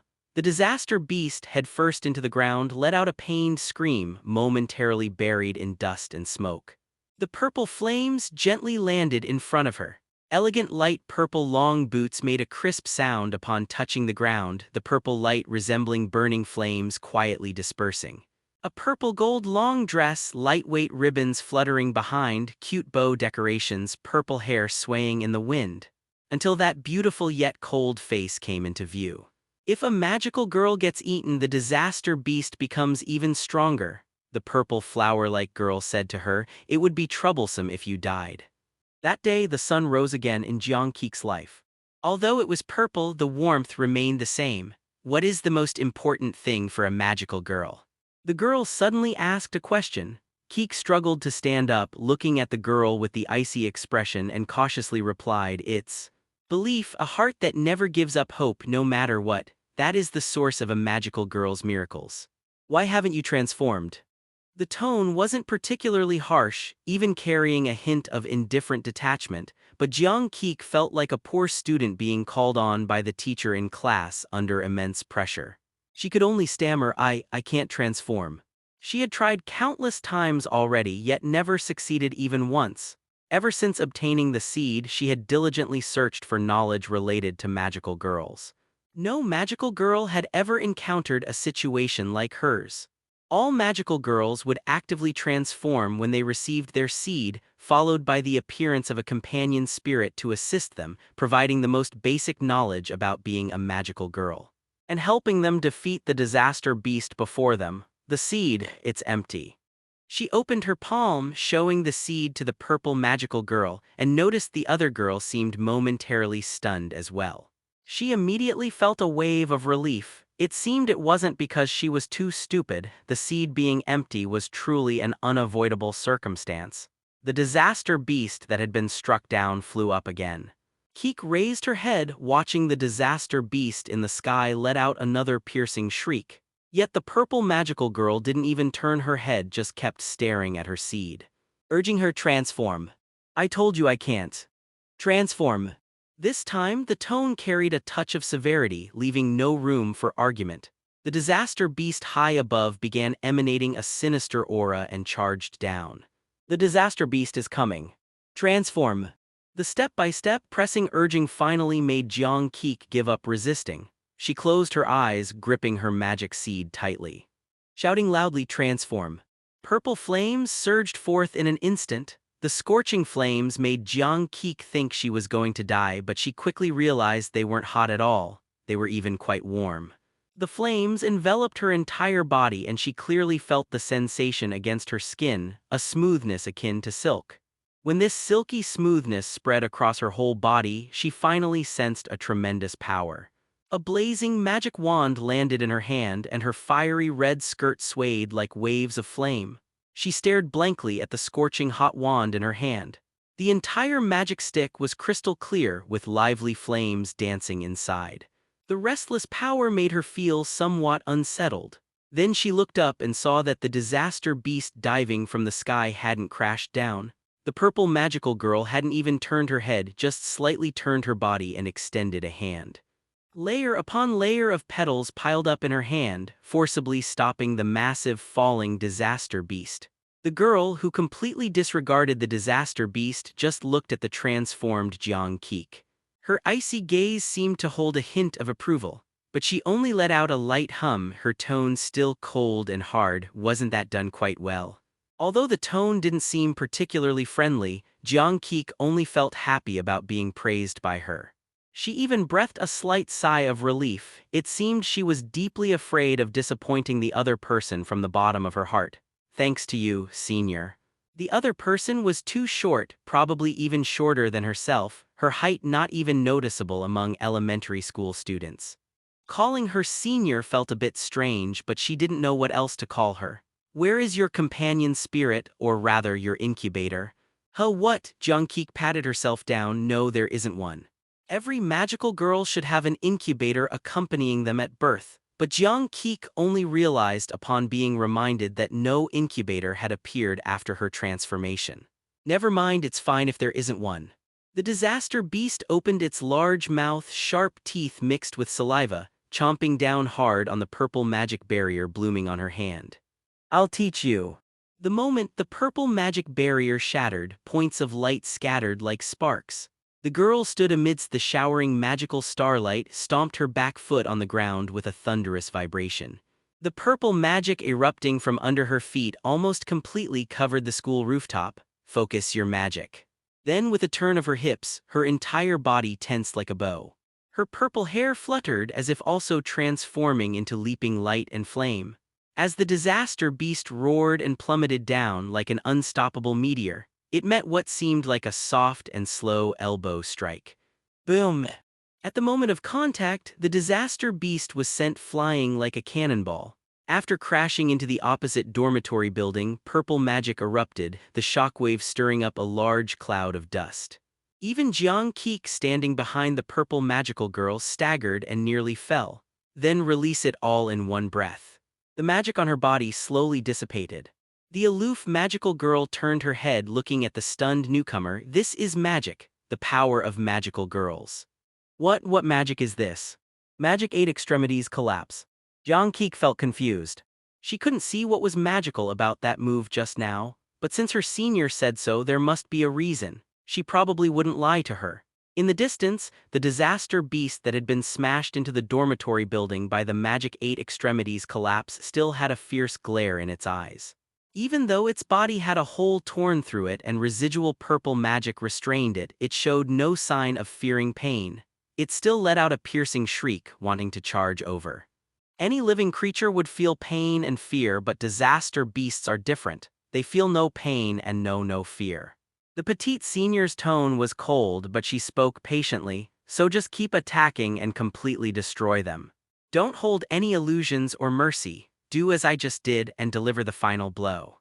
Yes, teacher. Just call me Shin. Okay, teacher Shin. Never mind. Jiang Si closed her eyes, took a deep breath, focused her mind, and felt the surging magic within her wand. As her will connected with the wand, the previously restless magic obediently followed her command. Aiming the wand at the struggling disaster beast, she released all her magic in one breath. A crimson pillar of light surged out from the wand like a torrent, roaring as it submerged the bat-like disaster beast. Jiang Si didn't dare relax, just poured out her magic relentlessly until Shin reached out and placed a hand on her wand, stopping her magic flow. Well done. Relax, withdraw your power. Instantly drained, Jiang Si plopped down onto the ground, breathing heavily. Looking up, she saw the entire upper half of the dormitory building had vanished, and the bat disaster beast within was nowhere to be seen. Only a black seed remained, a grief seed, the necessary cause for the birth of disaster beasts. The collective grief of people converges into a seed, the seed sprouts and grows, transforming into a disaster beast. For magical girls, it's considered a poisonous thing, usually destroyed directly. However, Jiang Si saw Shen take out an item that looked like a badge and absorb the grief seed into it. She had never seen a magical girl collect grief seeds before. The basic process is like this. Generally, disaster beasts appear alone. When you encounter one, just do your best to eliminate it, but your magic is quite outstanding. As long as you confirm it's destroyed, there's no need to continue expending magic. After adding this explanation, she rose into the air and flew away without the slightest pause. That's enough for today. I have other matters to attend to. Teacher Shin, I still don't know how to contact you, Teacher Shin. Jiang Si ran a few steps after her, already starting to pant. She realized she couldn't fly and could only watch helplessly as that graceful figure quickly disappeared. Staring blankly at the retreating back of the purple magical girl as she vanished, she suddenly felt an emptiness in her heart. The students and teachers who had been knocked unconscious by the disaster beast were gradually waking up. For safety, security personnel were still organizing the orderly evacuation of teachers and students from the school. Someone called out to her. Jiang Si looked down and saw it was her homeroom teacher. Feeling dejected just as she was about to go downstairs, she saw another pink beam of light streaking across the sky from afar. It quickly landed above the dormitory building. Another magical girl. She seemed to be looking for the disaster beast. Not finding it, she flew up again, her gaze finally settling on Jiang Si. She let out a surprised huh and then descended. A new magical girl. The speaker was a pink magical girl. Her beautiful pink hair was tied into twin tails with blue ribbon bows. When she landed, she made a light hop and the ribbon-formed butterfly wings trembled accordingly. Her pretty face still had traces of bloodstains and she even coughed slightly upon landing as if she was injured. Tilting her head slightly, her pink eyes examined Jiang Si curiously with a touch of maturity. Hello, I am Magical Girl Silver Lotus, Disaster Control Bureau number 721 and also the captain of BH City's Magical Girl Combat Team. I will be conducting an investigation and inquiry regarding you and the disaster beast anomaly that appeared on campus. May I have your cooperation? Her voice was like drops from a pipette in a laboratory, neither too loud nor too soft, steady and clear. Each syllable was precise and distinct, without a single unnecessary ripple like the sound of precise gears meshing and operating. She seemed more like a soldier than a magical girl. Sister, hello, I want a pudding milk tea but without the pudding. I'm trying to lose weight. The newly opened milk tea shop felt refreshingly cool, its brand new decor still carrying faint traces of paint smell. It was mid-afternoon, still during class hours, so naturally there weren't many customers. The server lowered her gaze upon hearing the voice, finally spotting the little girl who was straining on tiptoes yet only revealing a pair of beautiful eyes above the counter. She couldn't help but suppress a laugh, then said gently, "Little one, eating more pudding at your age can help you grow taller." The little girl immediately made a conflicted expression, mumbling after a long pause, "Then just half the pudding. Also, I'm 16 years old." Behind the little girl, Jiang Si, who had followed along, stared blankly at the petite girl in front of her. That's right, this little girl was the same pink magical girl who had seemed like a seasoned veteran earlier. Jiang Si had thought she would be more serious. "I'll have a lemon water." Jiang Si searched her pockets and found the discount coupon from before, immediately sighing in relief. Her allowance wasn't exactly generous. The little girl clinging to the counter tilted her head to look at her. "Lemon water doesn't taste good. But it's cheap." The server smiled and said, "As the older sister, you should take good care of your younger sister." "We're not sisters," Jiang Si denied it. "Also, she's older than me." "Ahaha, I see," the server immediately laughed awkwardly. "They'll be ready soon, please wait a moment." This was a newly opened milk tea shop near the school, and competition on this street was quite fierce. To attract customers, new shops usually offered big discounts. With the lemon water plus the previous discount coupon, it only cost 80 cents, already the cheapest price on the entire street. They didn't wait long before the pudding milk tea and lemon water were served. Watching the petite senior needing to stand on tiptoes and raise her hands to hold the milk tea, Jiang Si conveniently helped her carry it. Still this short at 16 years old, there's really no hope left. Thinking somewhat rudely, she also marveled at how magical girl transformations could actually increase height. Although she had some understanding of magical girls, she definitely didn't know about such details. The two found a secluded window seat. After putting down her backpack, Jiang Si wasn't in a hurry to drink her lemon water, instead watching the magical girl senior across from her. Sitting on the stool, her legs didn't even reach the ground. Her clothing was actually quite mature, a black high-neck top tucked into an ultra-high-waisted black miniskirt, emphasizing her slender waist while actually elongating her leg proportions somewhat.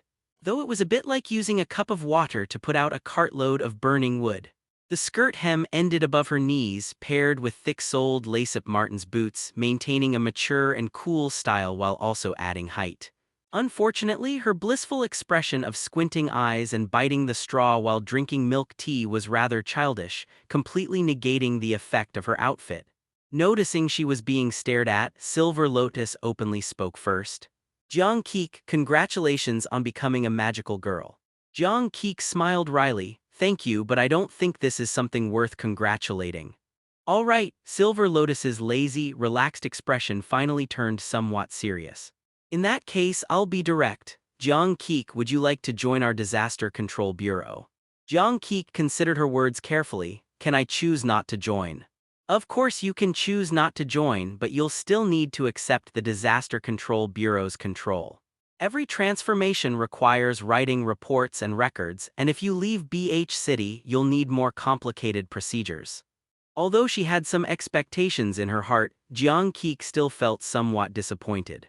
So she asked unwillingly, even free magical girls are subject to control. Silver Lotus nodded very seriously. Of course, individual practitioners have no future. Defeating disaster beasts doesn't pay any salary, and there are some lawless elements targeting magical girls' power. If not transformed, magical girls are actually quite fragile, easily ambushed. It's very dangerous. You need to think carefully. But there are free magical girl organizations. Listen, Silver Lotus's voice suddenly turned serious. Those are illegal organizations. Once caught, you'll face prosecution and imprisonment. Don't go down the wrong path. Jiang Si was immediately frightened. She did know the Disaster Control Bureau was very cautious about magical girls' power and maintained strict control, but such a harsh attitude still somewhat exceeded her expectations. You know nothing about them. The only illegal magical girl organization in BH City, the Azure Cloud Sect. Do you know what a terrible organization that is? Jiang Si shrank her neck. Although she was short when serious, her imposing manner was quite teacher-like. She only whispered in rebuttal, but the Azure Cloud Sect hasn't harmed civilians, right? They've been fighting disaster beasts all along. Fighting? Silver Lotus sneered. What they do isn't fighting, it's hunting. They treat disaster beasts as their prey, everywhere competing with official magical girls for disaster beasts, even attacking magical girls for this purpose. It's just healthy market competition. After Silver Lotus glared at her, Jiang Si didn't dare speak anymore.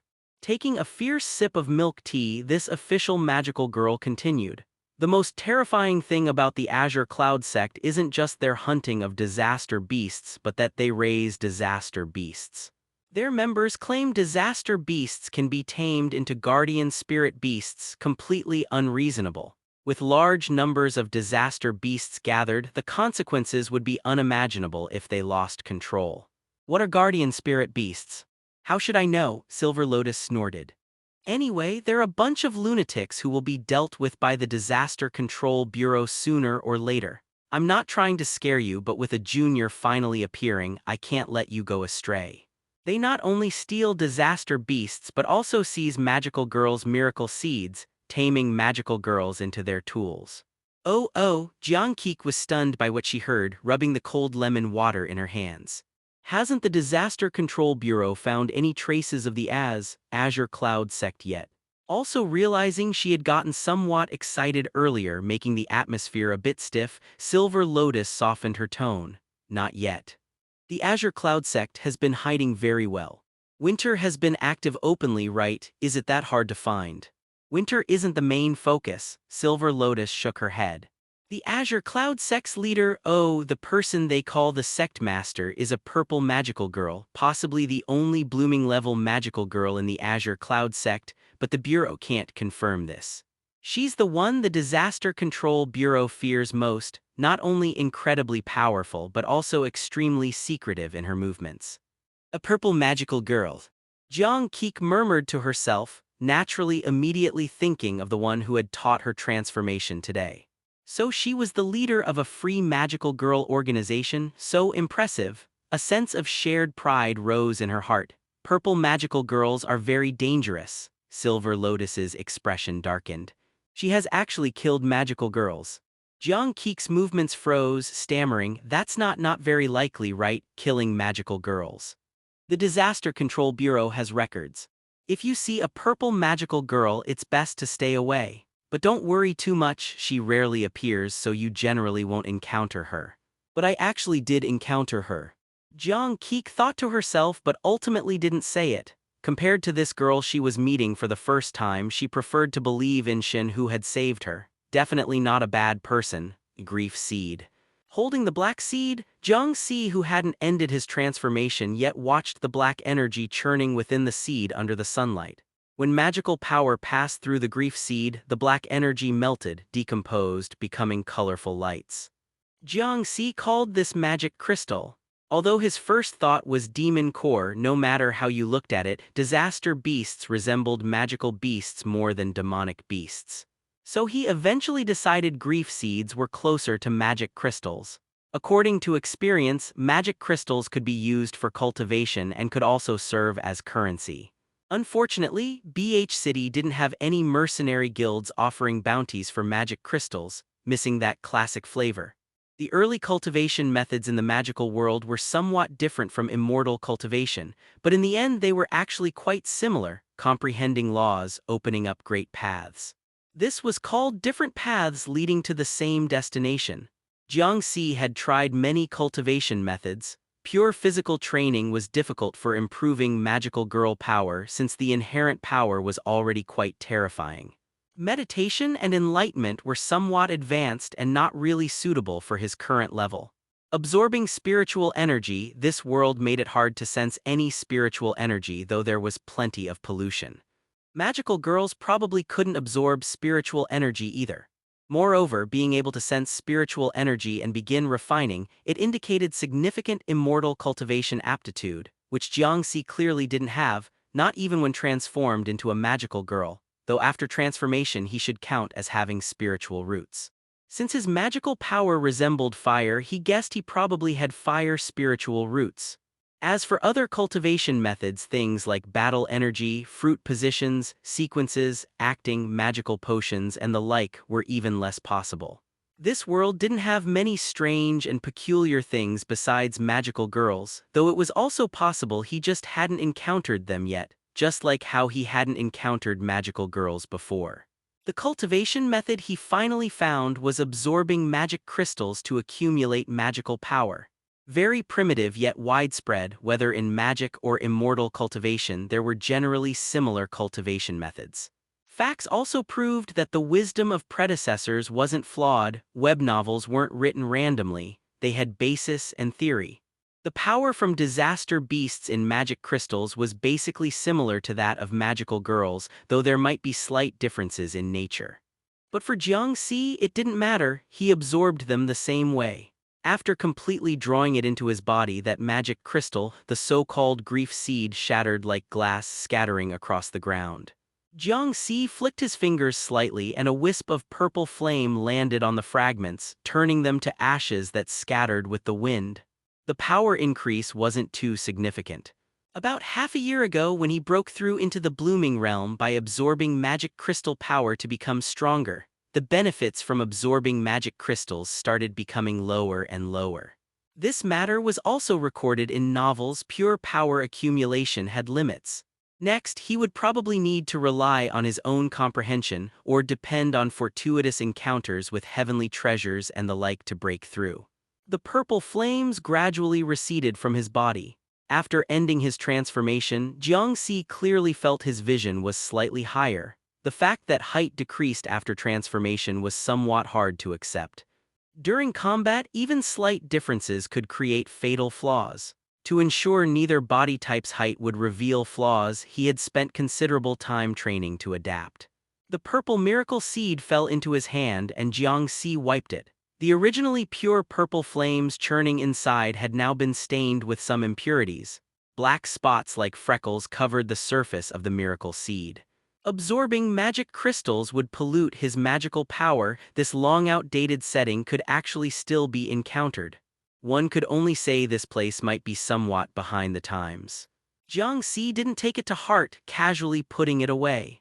The so-called pollution could be cleared away by continuing to advance, no need to worry about it, just a bit of weathering and frost. When he returned to the factory, Bingtang had already left. She was a model student. Even if skipping class she would only skip half a day. Jiang Si continued training. Having just absorbed the magical power from the magic crystal, he wanted to test whether he could extend the magical power effects to his physical body. Ever since transforming into a magical girl 3 years ago, he had discovered that his physical body's limits had been unlocked. Before, once he trained to his limits, he could no longer improve his strength at all. But after gaining the power to transform into a magical girl, he never encountered such bottlenecks again. Clearly, this was an effect brought by the magical girl's power. So, if he could transfer the magical power from magic crystals to this physical body, perhaps he could achieve greater breakthroughs. He tried lifting barbells and doing pull-ups. The results weren't ideal. For ordinary humans, magical power was something unbearable. Pouring large amounts of magical power would directly cause death. One of the hazards of disaster beasts was their unconscious continuous emission of magical power. Staying near disaster beasts too long would cause ordinary people to be polluted by magical power, leading to decreased physical function. But small amounts of magical power couldn't even condense within the human body, they would quickly dissipate. He needed to find other methods. He heard that within the Disaster Control Bureau, there was talk of using miracle seeds to inherit power. But once inheritance was used, not only would the miracle seed's original owner lose the power to transform, but even memories related to magical girls would disappear, quite cruel indeed. Moreover, directly seizing magical girls' miracle seeds was not only troublesome, but didn't suit the Azure Cloud sex style. Web novel protagonists generally needed proper morals, though sometimes it meant having 3 coffins at home arranged very properly, but Jiang Si wasn't the type to kill innocents indiscriminately. Anyway, seizing vacant miracle seeds from the Disaster Control Bureau would be much more convenient than directly seizing them from magical girls. Bingtang had already been planning this for a long time, and results should be visible soon. After finishing his workout, he got down from the pull-up bar and wiped his sweat, checking the time, about time to head back.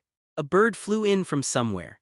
Looking carefully, he realized the bird was woven from strands of threads, flowing magical power lines knitting together to form a lifelike little bird, which finally landed on Jiang Si's shoulder. Sectmaster. The voice was sharp like a bird's cry but barely understandable. Disaster Control Bureau personnel have made contact with your younger sister. Should we intervene? Jiang Si rinsed off his sweat under the water curtain in the illusory moon cavern dwelling, shaking his head. Don't bother with her. Joining the Disaster Control Bureau would actually benefit them. Hello, Senior Jiang Si. When Jiang Keek walked in with her friend, Jiang Si briefly thought he must be hallucinating. Since their parents died 3 years ago and she had a falling out with him, his sister hadn't just been hostile toward him.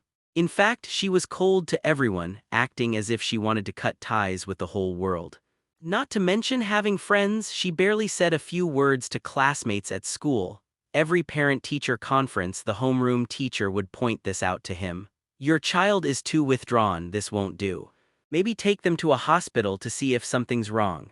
Schools nowadays place a huge emphasis on students' mental health, which made Jiang Si uncomfortable. Back when he was young, they didn't have such conditions. This is my friend Silver Lotus. Jiang Keek's words snapped him out of his thoughts. He nodded. Get along well. You don't have to tell me.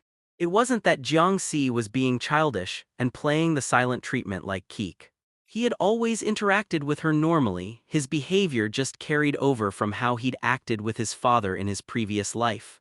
Compared to a sister, Keek was actually more like a daughter. Age in his heart felt about that different.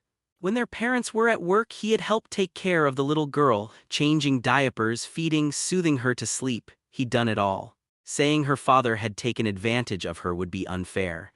Besides, their parents were dead and the elder brother was like a father. As for why he could be so cold and laissez-faire as a parental figure, because in his past life his real father had been that way. Although his current life parents were friendlier, they hadn't spent much time together and weren't that familiar. Jiang Si still preferred the old way of interacting. If a kid rebelled, they got slapped. If nothing happened, he didn't bother. He was barely present normally. As long as they didn't cause trouble, they could do what they wanted. If it got unbearable, they could stay with relatives to avoid causing more trouble. So after the greeting, Jiang Si went to the kitchen to cook while Jiang Qi completely ignored him and dragged her friend to the bedroom. In that sense, they still had familial tacit understanding. She had come with Jiang Qi to visit the house intending to persuade the parents to let Qi join the Disaster Control Bureau. But she ran into this situation and ended up painfully wedged in the middle. Your brother is Jiang Si. Hearing Silver Lotus's remark in the bedroom, Jiang Qi looked a little surprised. What about it, do you know him? Who in high school didn't know him? Every nearby high school knows his name. Silver Lotus's face flickered with complicated expression. He cut class all the time, drove teachers up the wall, always making trouble, picking fights with gang members outside school in the name of practical training and sending them to the hospital. The gang's parents came to the school. Lucky their kids had records so the school could handle it. Her mouth twitched. Of course Jiang Qi knew her brother's notorious reputation. But she hadn't expected it to spread so far. Even magical girls had heard. He's really that bad. Not exactly bad, Silver Lotus gave an awkward laugh and lowered her voice. At least the gangs near the school don't dare come around anymore. He beat them into fear, which is kind of a good thing. No one's bullying students now. Our parents always told him to study hard and graduate from college. Jiang Qi kicked off her slippers, sat on the bed hugging her legs. But he doesn't study properly, skipping class, fighting, saying he needs to train. Your parents. They died 3 years ago from a disaster beast attack. Her tone was flat, but Silver Lotus still offered a sincere, I'm sorry. She had suspected the parents were gone ever since she'd once seen Jiang Si fighting in front of the high school and heard the homeroom teacher drag him back, scolding him. She wasn't sure if the teacher had just been hitting a sore spot or if the parents truly had died. Now that it was confirmed, she felt a twinge of guilt. As you can see, it's just me and Jiang Si at home. Our relationship isn't good. If you want to persuade him to let me join the Disaster Control Bureau, you can try. I'm not interested in talking to him about it. The strain between them was visible. Silver Lotus sighed. All right, I'll try. HMPH, Jiang Qi turned her head, hugged her legs, and lay back on the bed. Do as you wish. While he was eating, Jiang Si paused when he saw Silver Lotus come out of Qi's room. He hadn't expected Qi's friend to come downstairs, nor that Qi wouldn't come out herself. Usually Qi would come down to eat and he'd dutifully go upstairs to his room. That was the routine. Seeing that Qi still had no intention of coming out, Jiang Si cleared the table and decided to head up first. Senior Jiang Si, you should know me, right? The girl asked cautiously. Jiang Si glanced at her. I don't remember. This opening had failed. She'd rehearsed that approach on the way out. Being from the same school, she was the class monitor who often helped in the office, and Jiang Si, as a poor student, had frequently been made to stand in the office as punishment, so they had met. Thinking back, they'd indeed met only a few times, but a few encounters in that setting should still be memorable, right? She wanted to use that to break the ice. The plan had completely flopped. She wished she could sink into a hole, but she quickly recovered. Though her ears were flushed, she kept a professional smile. I'm the captain of the Magical Girl Squad. I won't lose to an ordinary student. I'm the class monitor of Grade 1, Class 6, Silver Lotus. We've met in the office before. Oh, sorry, I don't remember. It's fine, Silver Lotus tapped her thick-soled boots on the floor. There was a disaster beast at Jiang Qi's school today. You must have heard about it. I didn't. There were news reports. I don't watch the news. Silver Lotus finally understood why Jiang Qi disliked her brother.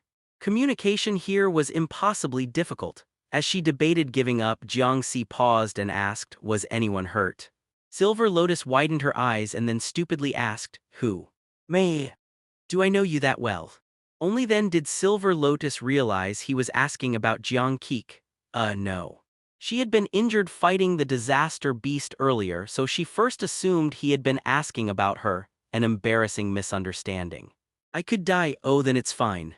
Cold, but it showed he cared about Keek just now. Bolstered by that, Silver Lotus asked, how do you see magical girls? Powerful. If Jiang Keek became a magical girl, what would you think? I wouldn't be able to beat her if he didn't transform himself. Silver Lotus rubbed her forehead with her right hand, feeling a headache coming on. His answer was so honest, no pretense, no joke. If his sister transformed into a magical girl, his first thought would be worrying that he couldn't beat her anymore. How do siblings like them live? Do you beat your own sister? But she guessed he answered purely from the perspective of combat strength, not because he'd actually fight his sister. Silver Lotus wasn't naive, she'd seen what happens when family members fight. Although Jiang Keek was cold and a little resentful toward her brother, it wasn't hatred to the point of fighting. Usually magical girls don't use their power to fight family, she explained solemnly. The Disaster Control Bureau carefully regulates that kind of strength. Oh, are you from the Disaster Control Bureau? I'm a non-staff member, only responsible for guiding magical girls to join the Bureau. Normally I'm just an ordinary student. Disaster Control Bureau thinks peers communicate better. That was a lie. Jiang Si actually had part of the BH City Disaster Control Bureau's magical girl roster. Silver Lotus, 15, height 1.5 meters, captain of BH City's Magical Girl Squad, pink magical girl specializing in mental attacks, parents alive, one older sister who also works at the Disaster Control Bureau. Not an outsider at all, but a real combatant. They hadn't hesitated to send a core member to recruit Keek's serious effort. But it made sense. In the past 2 years, many newly born magical girls in Beihai had been intercepted by Azure Cloud Sect. Bingtang always found magical girls the Bureau couldn't locate. BH City's Disaster Control Bureau had been so short on recruits they once had to borrow magical girls from other cities.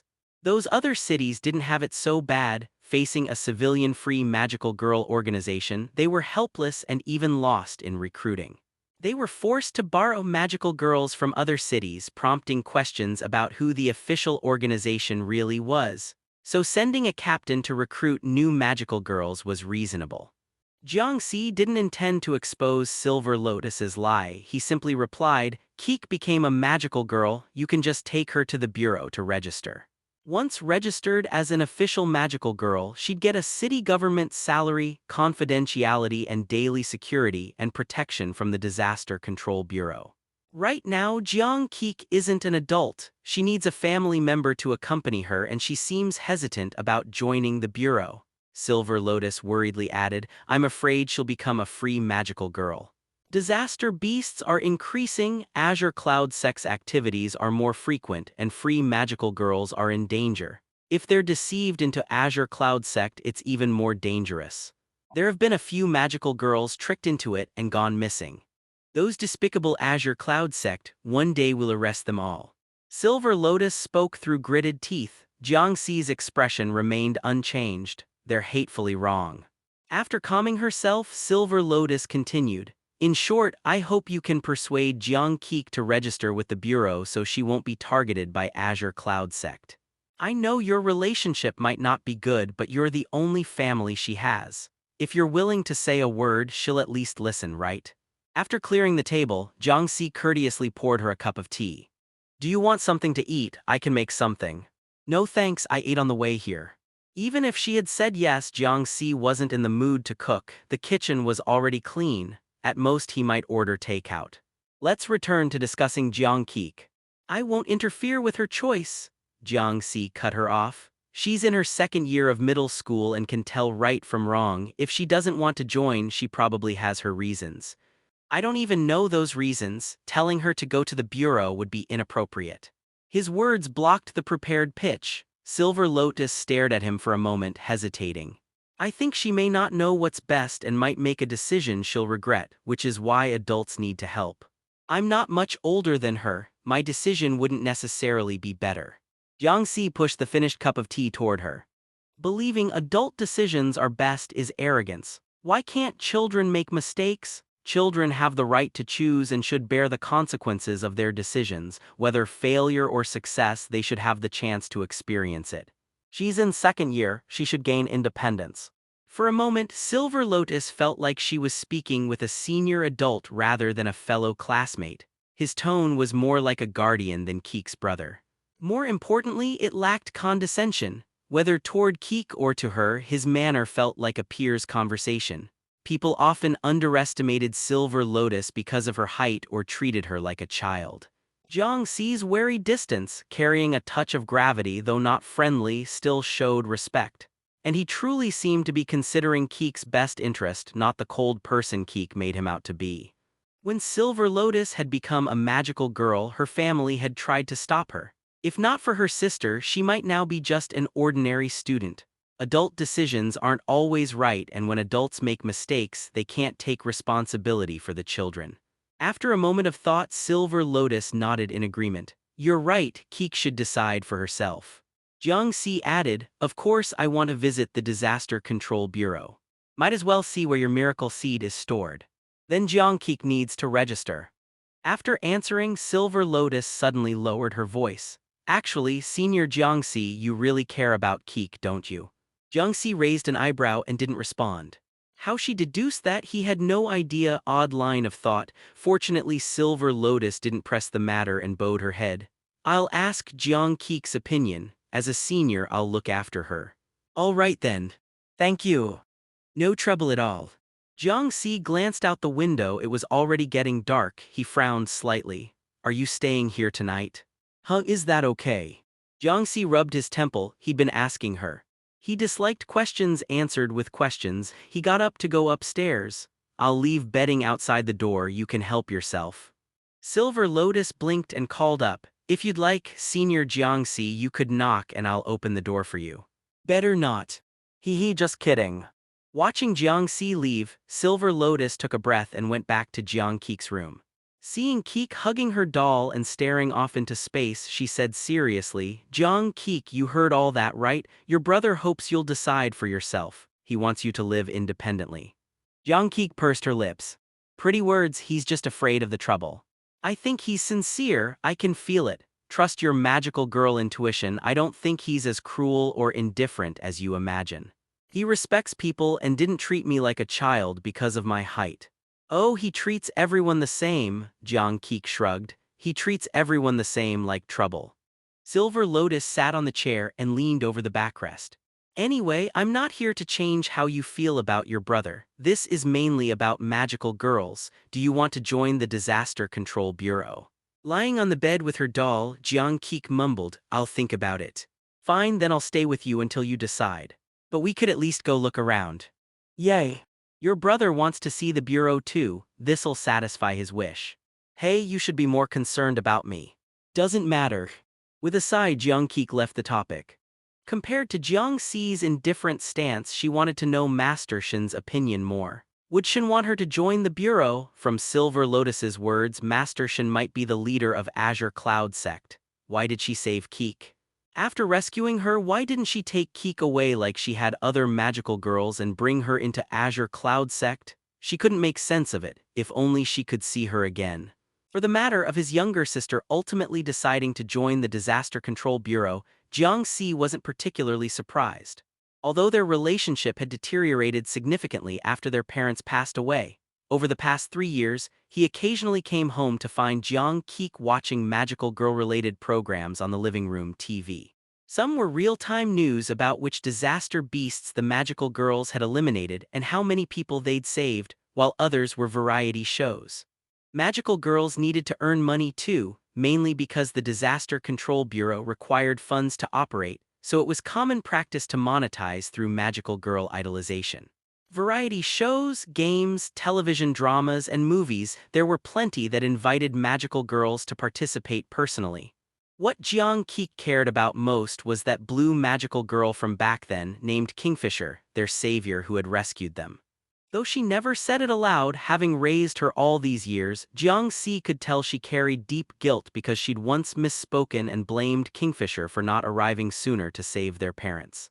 She often searched for ways to contact Kingfisher and had even written letters trying to send them to her before. Unfortunately, they all sank without a trace. In Jiang Keek's view, Kingfisher was probably her idol and goal. And since Kingfisher was also the magical girl captain of the Disaster Control Bureau in the neighboring city, it made perfect sense for Jiang Si to join the bureau, giving her a chance to meet her idol someday. It would be strange if she didn't agree. There was absolutely no reason to refuse the Disaster Control Bureau's invitation. To ensure he wouldn't embarrass himself too much, he got up early and changed into an outfit his father had left behind. He'd been able to wear it since around his first year of high school, partly because Jiang Si grew relatively fast and partly because their father really wasn't very tall. With the cuffs and pant legs slightly rolled up, it fit him quite well. He tidied his hair and made his eyes look weary, like the half-dead appearance of someone who'd already been to work. He looked completely like a working adult now. As for his face, demeanor could conceal many things. At the very least, when he came downstairs, Silver Lotus's reaction upon seeing him proved his adjustments were quite successful. "Your brother looks so much like your dad." Hearing the magical girl beside her exclaim this, Jiang Si couldn't help but feel speechless. He deliberately dressed up to look like Dad. "I just meant he dresses very maturely." "Huh, maybe he's actually a 1,000-year-old monster inside." Jiang Si showed no intention of speaking kindly about him. Heartless and unfeeling. Actually, he always wore this same outfit when attending parent-teacher conferences, so Jiang Si had long grown accustomed to it. Jiang Si only had 2 sets of clothes: his school uniform and the suit his father left behind. His father hadn't worn the suit often, but whenever he wore it, he really did resemble their father. The first time he went to a parent-teacher conference, the homeroom teacher even thought her father was just very young. But he'd give himself away as soon as he spoke. His voice was still too youthful. "Have you eaten?" Jiang Si asked calmly, and Jiang Si responded with her usual unwilling to say anything more.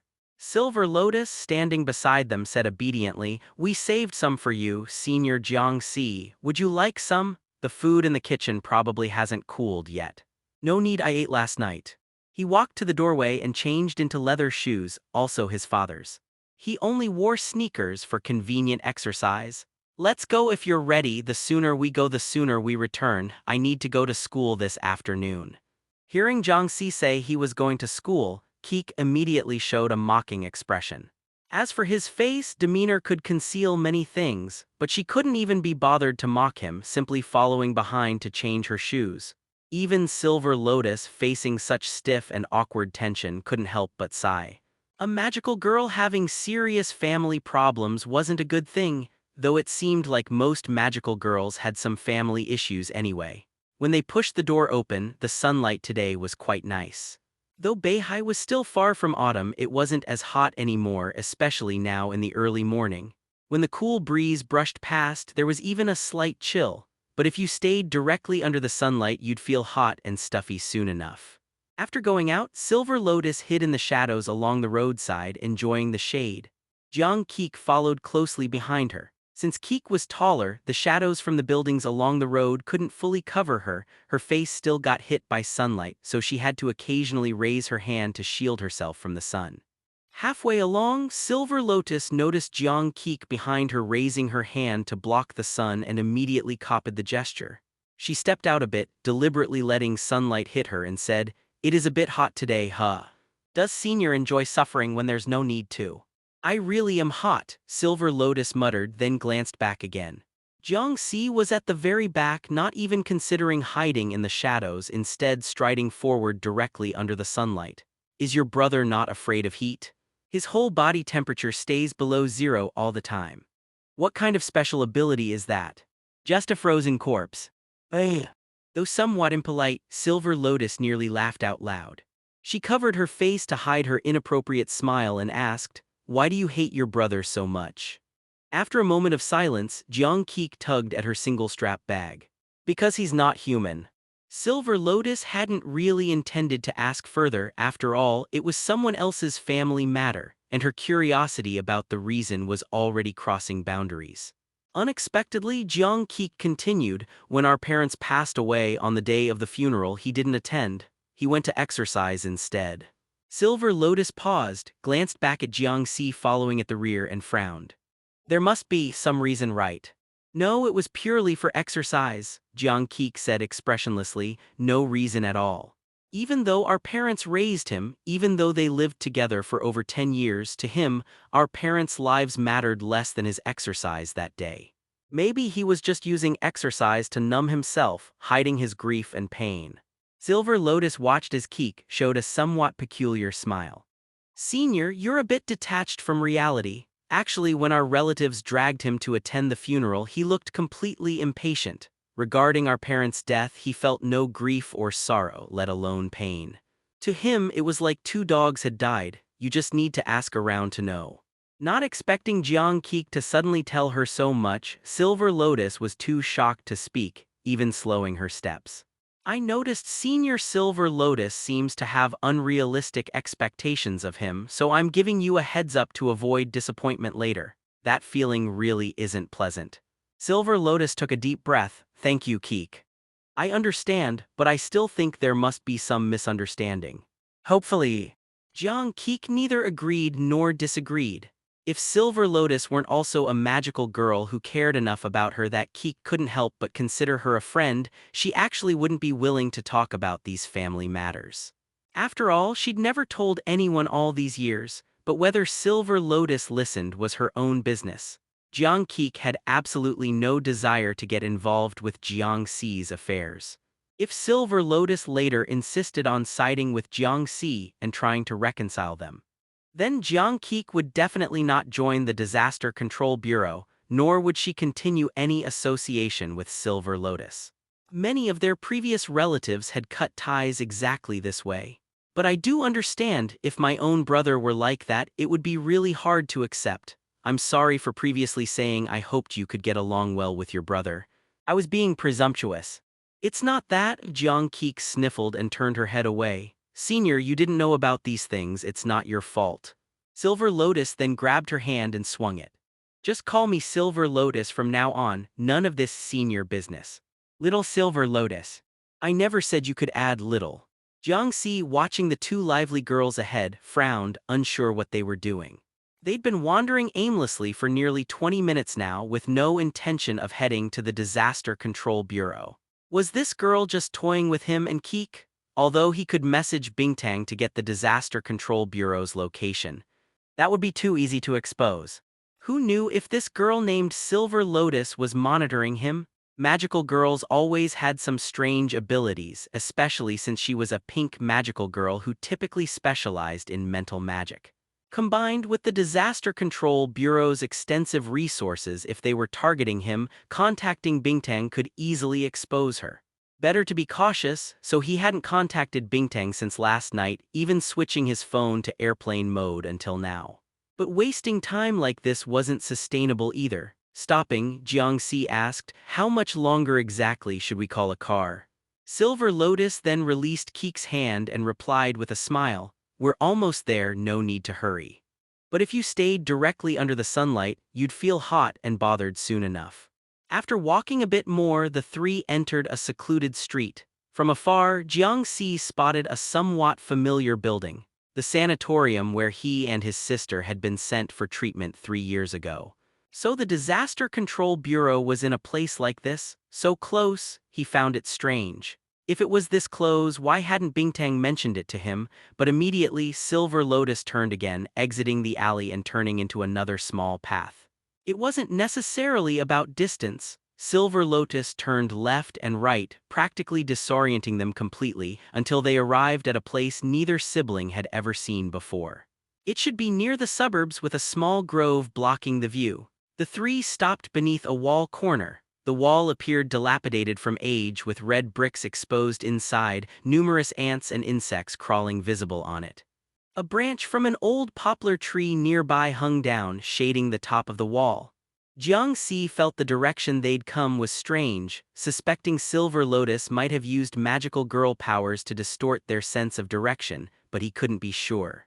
The Disaster Control Bureau is actually in a place like this? Jiang Keek gasped, tugging at her collar. All that winding around had exhausted her. Because of Jiang Si, Keek hated exercise and by extension disliked PE class too, so her physical fitness wasn't very good.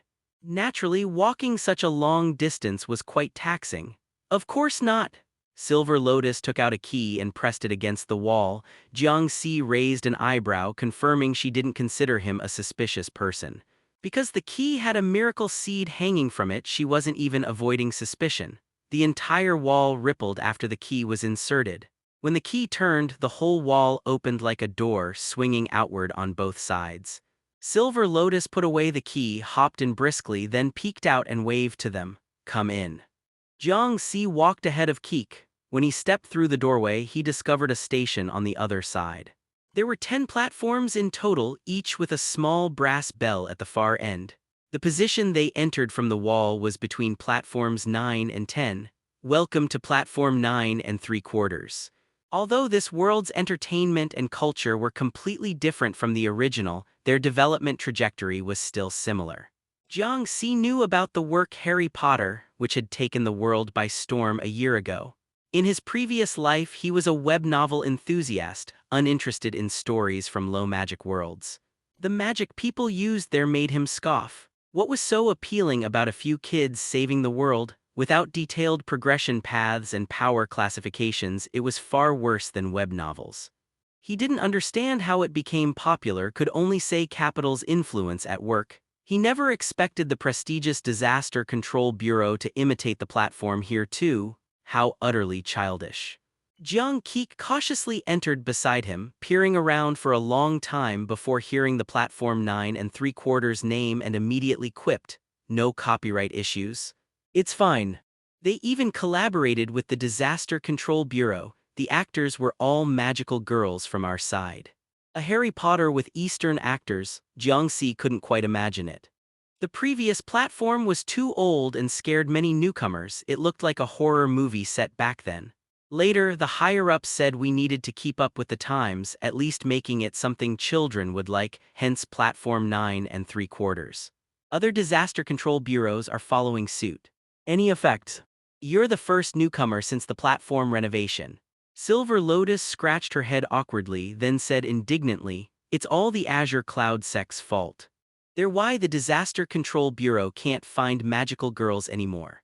"Yeah, right, all Bingtang's doing," Jiang Si sneered internally. If your Disaster Control Bureau's recruitment loopholes weren't so huge, Bingtang wouldn't have had a chance. Jiang Keek didn't join Silver Lotus in criticizing the Azure Cloud Sect either, instead curiously looking into the distance. "So it's also a train?" "Of course not." Silver Lotus walked to the bell and gently tapped it with her finger. The melodious bell sound reverberated into the distance. More than the sound's reach, Jiang Si found it stranger that the echoing sound seemed like it was in mountains. Soon, 2 brooms pulling a small carriage section arrived. They were very fast, sparking friction when they stopped at the platform. "One carriage only fits 2 people." Silver Lotus explained, "Originally there were only brooms. Later, to match the platform, we attached a carriage section to drag along, so newcomers wouldn't be scared riding this." Saying this, she pulled Jiang Keek into the carriage first. This small carriage section really only fit 2. "Senior Jiang Si, please wait a moment, I'll come back to get you." Just as Silver Lotus was speaking, while the brooms lifted the carriage to fly upward, she saw Jiang Si below slightly bend his knees. Then, like a spring, he explosively leaped up. Nearly 6 meters high, he grabbed onto the handle of the taking-off broom. "This one will do." Silver Lotus stared dumbfounded at Jiang Si gripping the broom handle tightly, showing no signs of falling off even as the broom flew at high speed. Putting away her miracle seed, she turned to look at Keek, her mouth dry. "Your brother, what exactly is he?" Snorting, Jiang Keek acted completely unsurprised. "I told you he's not human." The broom train continued flying upward into the sky, but Jiang Si could sense that something was off with time and space. There was definitely something wrong, or rather chaotic, about the time and space here. Because Jiang Si discovered that the surrounding environment was constantly enveloped by a strange magical energy, and when they reached a certain altitude, his vision even began to distort. By the time the broom train slowed its flight speed, he found the world turned upside down. This wasn't just a figure of speech but a literal description. The sky was beneath his feet while the ground was above him. Looking up, he could even see the previous station platform, distant and ethereal. and beneath his feet were layers of cumulus clouds, thick and solid like ground, with a very modern high-rise building abruptly standing atop these clouds. On such a fantastically magnificent landscape, a modern building suddenly appeared. If not completely unrelated, it was certainly jarringly out of place. The Disaster Control Bureau's taste remained as despair-inducing as ever. Though ever since seeing them copy the Platform 9 and 3/4 station, Jiang Si had already given up hope for their aesthetic sense. But seeing such a sudden scene still exceeded his expectations. Don't worry, as long as it's not a disaster beast, ordinary people and magical girls can all stand on these cumulus clouds. To reassure the two, Silver Lotus even bounced a few times on the clouds. She wasn't tall to begin with, and now she looked even more like an elementary school student. Jiang Qi first tentatively extended her right leg, testing the cloud's surface with her foot, confirming she could feel solid ground before putting her other foot down. She held onto the broom, gradually releasing her grip, carefully walking on the clouds. "How is it? I didn't lie to you, right?" Jiang Qi also bounced a few times. She was still young, having just entered middle school this year with a childlike nature. However, due to her family circumstances, she usually suppressed herself, appearing quite mature. But faced with this situation, she felt somewhat excited, hopping and skipping on the clouds, finally showing some behavior appropriate for her age. Silver Lotus jumped around with Keek nearby, looking as if Keek was playing with her younger sister. Jiang Si watched for a while, originally planning to confirm there was no danger before letting go. Although holding onto the broom handle throughout the journey had made his hands somewhat tired and sore, he couldn't easily release the broom before confirming safety. After all, if he really fell, he could only transform, but transforming here was clearly not a wise move. But just as he touched the clouds, his legs feeling the soft, sinking sensation, the broom in his hand suddenly disappeared. This was clearly unexpected for Jiang Si, and worse, having lost his support point, when he stepped onto the cloud layer he couldn't feel any solid ground at all. Instead, he directly sank into the cumulus clouds and even began falling downward. But saying he was falling downward also felt like the disorienting sensation of flying upward. "Be careful." Silver Lotus noticed something wrong first and immediately rushed over. For a moment, pink magical energy flashed around her. Empowered by magic, she grabbed Jiang Si's hand at incredible speed. Jiang Qi nearby also instinctively ran forward 2 steps, then seeing Jiang Si caught by Silver Lotus, she breathed a slight sigh of relief before slowing her pace, walking over to help Silver Lotus grab his other hand, preventing him from falling further. "Hold tight, don't let go." "As expected, you're not human. How could you fall through even this? What kind of time is this for such comments, Keek?" To avoid exposure, Silver Lotus also withdrew the magical energy from her seed, but then discovered, he's so heavy. She was starting to lose her grip. Feeling puzzled about why he was so heavy, Jiang Si wasn't large-framed, she immediately said, "Hang on, I'll call the broom back right away." She took out the key again, this time clearly visible pink magical energy swirling around the key before spreading outward. The previously vanished broom abruptly fell from the sky, though this time without the carriage. It lonely cushioned beneath Jiang Si's feet. By now, half his body had already sunk into the cumulus clouds. Are you okay?" Only after Jiang Si flew up standing on the broom did Silver Lotus breathe a slight sigh of relief, clearly quite frightened herself. She had never seen anyone able to fall through these cumulus clouds before. "How could you suddenly fall through? That shouldn't happen." Jiang Qi nearby added another comment, "Truly not human." "Have you had any contact with disaster beasts recently?" Silver Lotus seemed to remember something. "Could it be that you've been contaminated by a disaster beast?" Jiang Si thought for a moment. "Oh yes, I went to the middle school section and stepped in that giant bat's blood. That might be the reason." Actually, contamination wouldn't be that simple. Jiang Si had somewhat guessed it was probably related to him absorbing the grief seed's magical energy. It seemed the Disaster Control Bureau had some methods after all. As Silver Lotus helped support Jiang Si controlling the broom toward the Disaster Control Bureau building, Jiang Qi suddenly asked from behind, "Why did you go to the middle school section?" "Passing by." In reality, he had only gone to collect grief seeds and absorb magical energy along the way.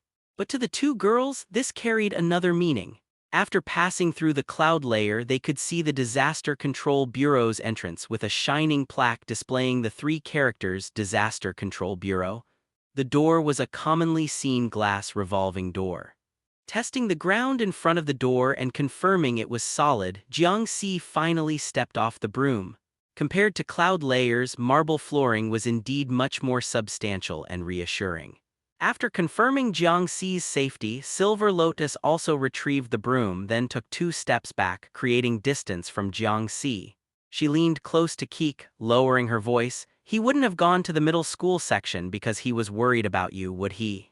"He doesn't lie," Keek's tone was indifferent. "Or rather, he can't be bothered to lie. If he says passing by, then it's passing by, don't overthink it." "But it's such a coincidence. How could he just happen to pass by the middle school section, go inside, and step in the bat disaster beast's blood?"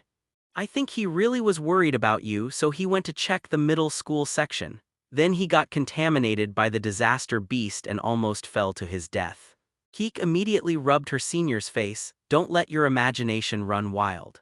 Don't make me imagine things." "Worried about me? Impossible. This guy would absolutely never worry about me. He didn't even care about our parents' deaths. Why would he care about my safety? It's more likely he wishes I were dead so he could live more easily and monopolize our parents' inheritance."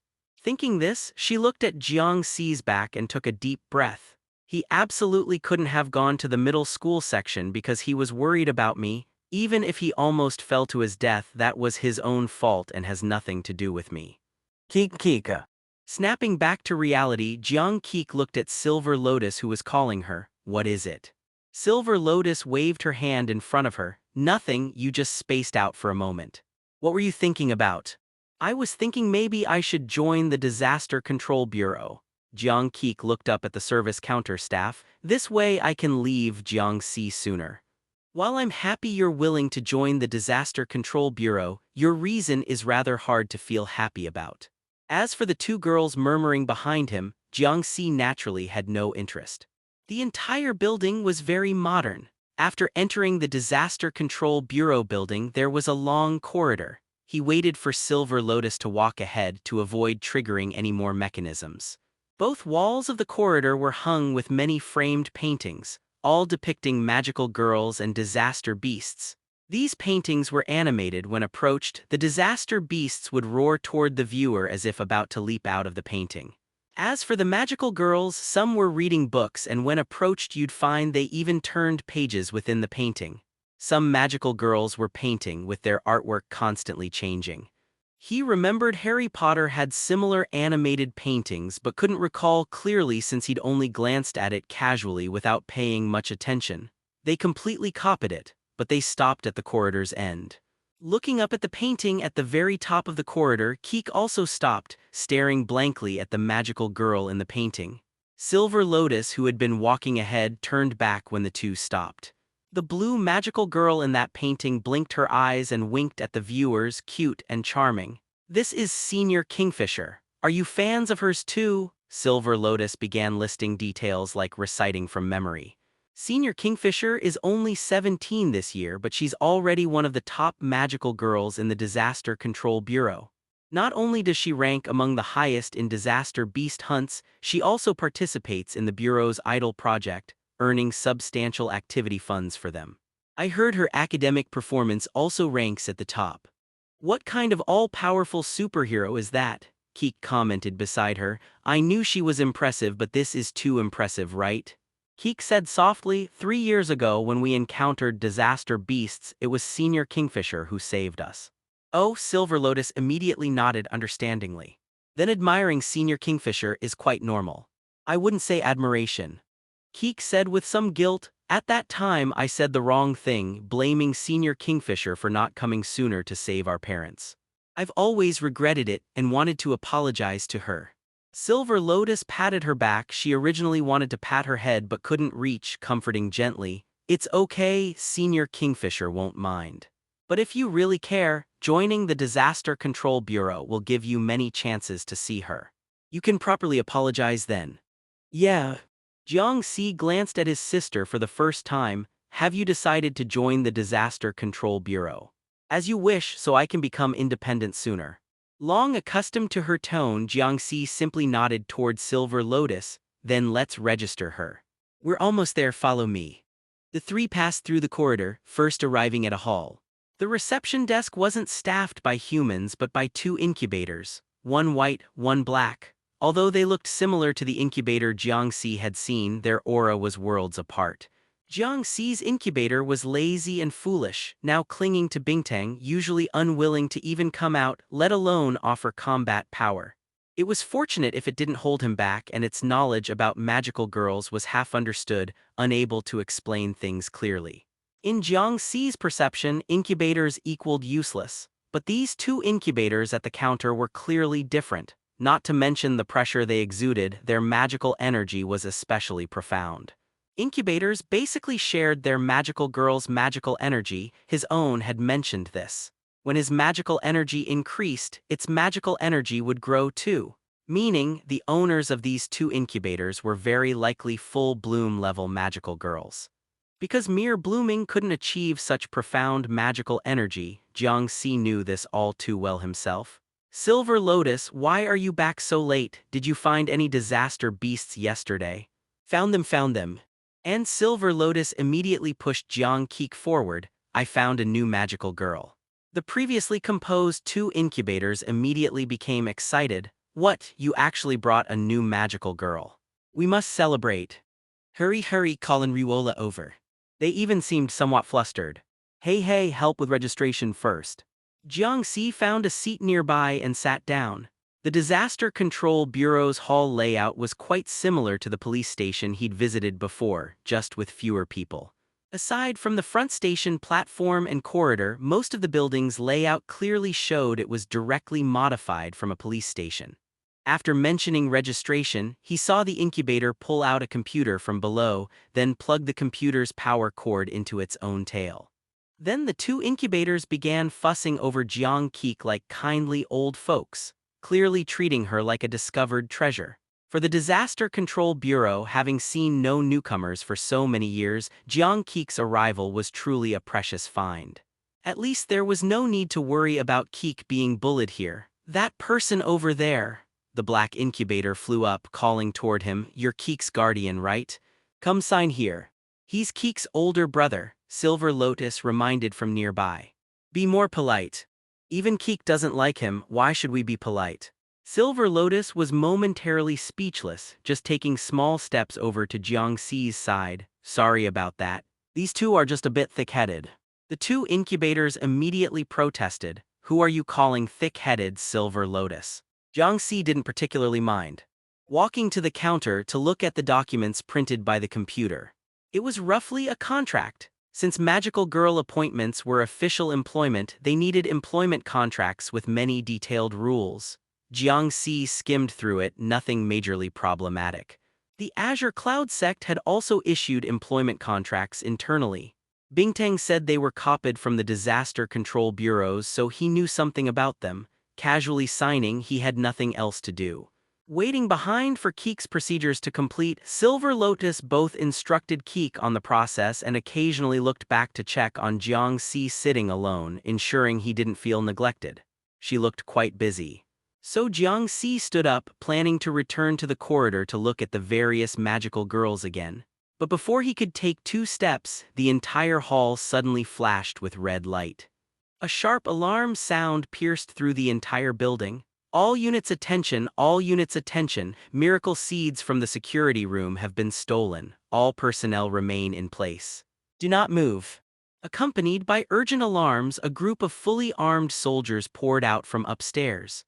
They carried American Mk-18 weapons, equipment that appeared around the early 2000s alongside the M16A4 with quite good aesthetics. The problem was, this place served as the magical girl's headquarters. Why was security handled by the military? The leader was a golden-haired girl wearing dashing military uniform, her emerald green eyes exceptionally cold. All doors suddenly closed, soldiers arranged themselves on both sides, surrounding the entire hall. The golden-haired girl's gaze immediately swept over Qi and Jiang Si, monitoring detected fluctuations in the cloud layer earlier. Which one of you caused it? Hearing this, Silver Lotus immediately showed a pained expression. This is trouble. Jiang Si was taken to a separate room. The Disaster Control Bureau's location was so peculiar that generally no one could invade this place.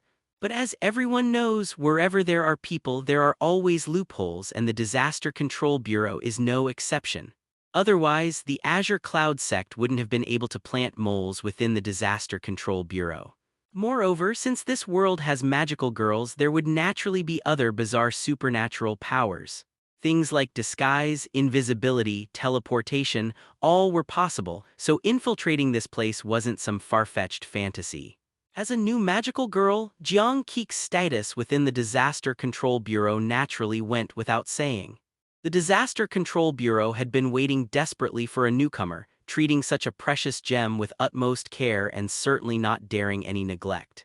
Let alone arresting her. They even thoroughly persuaded Jiang Qi when taking Jiang Si away, saying it was just for some individual questioning. Then they turned around and locked him in a room that looked like an interrogation room. Jiang Si naturally wasn't particularly panicked. Over the years, Bingtang had collected magical girls and naturally acquired many strange abilities, like spatial abilities such as position exchange. Magical girls' abilities were diverse and followed no particular pattern. As abilities improved and developed, even the simplest mechanisms could eventually exhibit incredible capabilities. For example, the position exchange magic initially started as something like Magic Hand with physical attack capabilities. Later, somehow it developed into position exchange. For Jiang Si, if his identity were truly exposed, he could simply use position exchange to leave. However, that would completely confirm his identity, and he probably wouldn't be able to live normally in BH City anymore. It was best not to do this unless absolutely necessary. Moreover, Bingtang had told him there were inside contacts within the Disaster Control Bureau who would help if anything unexpected happened. So Jiang Si wasn't in a hurry, preferring to slowly observe how the situation developed. Su Shan, he's Jiang Qi's brother. Jiang Qi is the newcomer the Disaster Control Bureau has been desperately waiting for. You come and immediately arrest her brother. What will she think of us? What if this gets out? What new magical girl would still come to us? As long as it doesn't get out, it's fine. Jiang Qi is a magical girl. Your memory erasure techniques don't work on her. I know, I have plenty of ways to make sure she doesn't talk. Miss Yin Luo. You wouldn't actually move against a magical girl, would you? The speaker was a woman with long red hair, quite tall, wearing dark glasses and very office lady-like clothing. Her features somewhat resembled silver lotuses but more mature. She held a stack of files in her left hand, occasionally adjusting her glasses with her right hand, her expression somewhat helpless. Silver Lotus's older sister, also a clerical worker at the Disaster Control Bureau. When Jiang Si was arrested, Silver Lotus immediately contacted her sister for help. This was also the main reason Jiang Si hadn't been interrogated yet. Confronting her was the golden-haired girl in military uniform who had arrested Jiang Si, Su Shan. Appearance-wise, she seemed to be mixed race with an imposing presence and a somewhat arrogant look in her eyes. Hearing the others questioning, she lifted her chin slightly. I'm not that stupid, Miss Yin Luo. I need to accompany your interrogation. That's against regulations. Your unauthorized arrest of Jiang Si is also against regulations. We don't have the authority to imprison magical girls' relatives, Miss Su Shan. He just signed an employment contract for Jiang Qi. The argument continued for a while before Su Shan and Yin Luo finally came in together. One expressionless with cold eyes, the other with a kind smile and gentle tone. You must be Jiang Qi's brother, Mr. Jiang Si, right? As she spoke, she poured Jiang Si a cup of hot water and pushed it toward him. Please don't be nervous, we'll just ask some simple questions, we'll let you go afterward. As Jiang Qi's older brother, you're an honored guest to us, we won't make things difficult for you. Earlier, at exactly 2:41 p.m. when you got off the broom carriage and passed through the cloud layer, you fell downward, correct? Although he hadn't seen the surveillance, there must have been similar equipment near the Disaster Control Bureau. They even got the exact time right. Actually, the specific time he failed to step on the cloud layer and fell downward was 2:41:29. Jiang Si's long-term training and meditation had given him a simulated clock in his mind, making him very sensitive to every minute and second. So he knew Su Shan wasn't talking nonsense, she had indeed seen surveillance or something similar. Yes, Jiang Si naturally wouldn't deny it. I passed by North 2nd Affiliated High School yesterday and happened to encounter the bat disaster beast. I was contaminated by the disaster beast's blood, which is why I couldn't step on the cloud layer. That's what Silver Lotus said. Yin Luo also glanced at Su Shan and smiled. That's indeed true. Previously, there was a magical girl who wasn't cleansed after being contaminated by a disaster beast and almost fell when coming here. Su Shan remained non-committal. Contamination doesn't last a full day. People's constitutions are different, especially since he's an ordinary person. Magical girls purify contamination faster, isn't that right? This time Su Shan finally stopped denying it. Yin Luo also breathed a sigh of relief. Anyway, ordinary people should stay away from disaster beasts.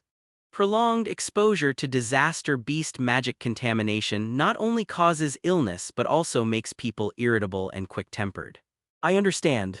Here's also an agreement we'd like you to sign regarding keeping this interrogation confidential. Wait a moment, I haven't said we can end this yet. Su Shan immediately interrupted Yin Luo, who wanted to end the interrogation. Don't make decisions on your own, there are still many suspicious points about him, we need to continue testing whether he can pass through the cloud layer. Miss Su Shan, this time Yin Luo's tone finally carried some severity. For ordinary people, contamination can last up to half a month. Are you going to imprison him for half a month? We can perform a purification ritual for him. He's an ordinary person, not a magical girl. The purification ritual causes memory loss and physical damage. Yin Luo knocked on the table. I can completely file a lawsuit against you, Miss Su Shan. Su Shan didn't back down at all, lifting her head and looking coldly at her. We lost 3 seeds, Yin Luo. If this person before us is the criminal who stole those 3 seeds, no one can bear the responsibility of letting him go like this. I guarantee he's absolutely not the one who stole the seeds. The two had completely ignored Jiang Si, immersed in their own argument. Now Yin Luo seemed less like she was helping Jiang Si and more like trying to prove a point, getting worked up. I guarantee it with my position, if he's the thief who stole the seeds, I'm willing to take full responsibility. Jiang Si couldn't help but glance sideways. At first glance she seemed like a mature office lady, but actually she was much more emotional. After just a few arguments she got worked up and immediately made a guarantee. Su Shan, who had maintained a cold expression, finally curled the corner of her mouth, then quickly nodded. Since you've said so, then write a report to the director later. If any problems are found with Jiang Si in the future, you'll bear full responsibility. Yin Luo also wore a smile. Fine, no problem. Then she touched her glasses, though her hand trembled slightly. Jiang Si knew that Silver Lotus's sister probably wasn't as calm and composed internally as she appeared. Provoked by Su Shan's few words, she had made a promise and taken on the burden of this matter. Can we release him now? Yin Luo clearly didn't want to continue arguing about this matter either, simply standing up. I'll take responsibility for anything that happens. If you're afraid of trouble, you should resign from this position sooner rather than later. Firing me would be difficult. But Miss Yin Luo, if Jiang Si shows any abnormalities, not only will your position be lost, but your sister's captain status will probably be revoked too. Her face stiffening slightly, Yin Luo still insisted strongly, that's none of your concern. Saying this, she stepped forward, opened the handcuffs on Jiang Si's hands and pulled him out of the interrogation room. If there's nothing else, we'll be leaving first. As you wish. When walking out the door, Jiang Si instinctively wanted to look back. Yin Luo immediately lowered her voice in front. Don't look back. Jiang Si had originally wanted to see if Su Shan would follow, but this warning made him behave. Only when they reached the stairwell preparing to go downstairs did Yin Luo explain. That person is very paranoid. If you look at her one more time, she'll arrest you for more questioning. So unreasonable. Su Shan used to be a magical girl too. Later, due to some small mistakes by the Disaster Control Bureau, she lost her miracle seed and can no longer transform. To compensate her, the Disaster Control Bureau gave her the position of Security Department head. She has a lot of power. And since she lost her transformation ability, it's like she entered menopause, always looking for trouble with others caused by life dissatisfaction. Hearing Yin Luo's somewhat harsh evaluation, Jiang Si laughed inwardly. Sure enough, official organizations were all the same serious internal conflicts.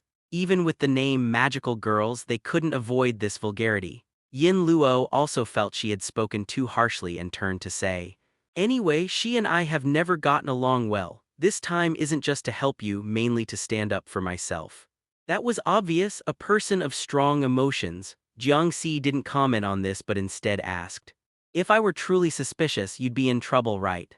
"Doesn't matter, anyway, I never liked this position to begin with." A somewhat lonely look appeared in her eyes. If I could be a magical girl who would want to stay in the rear. Then realizing she might have said too much, Yin Luo immediately changed her tone.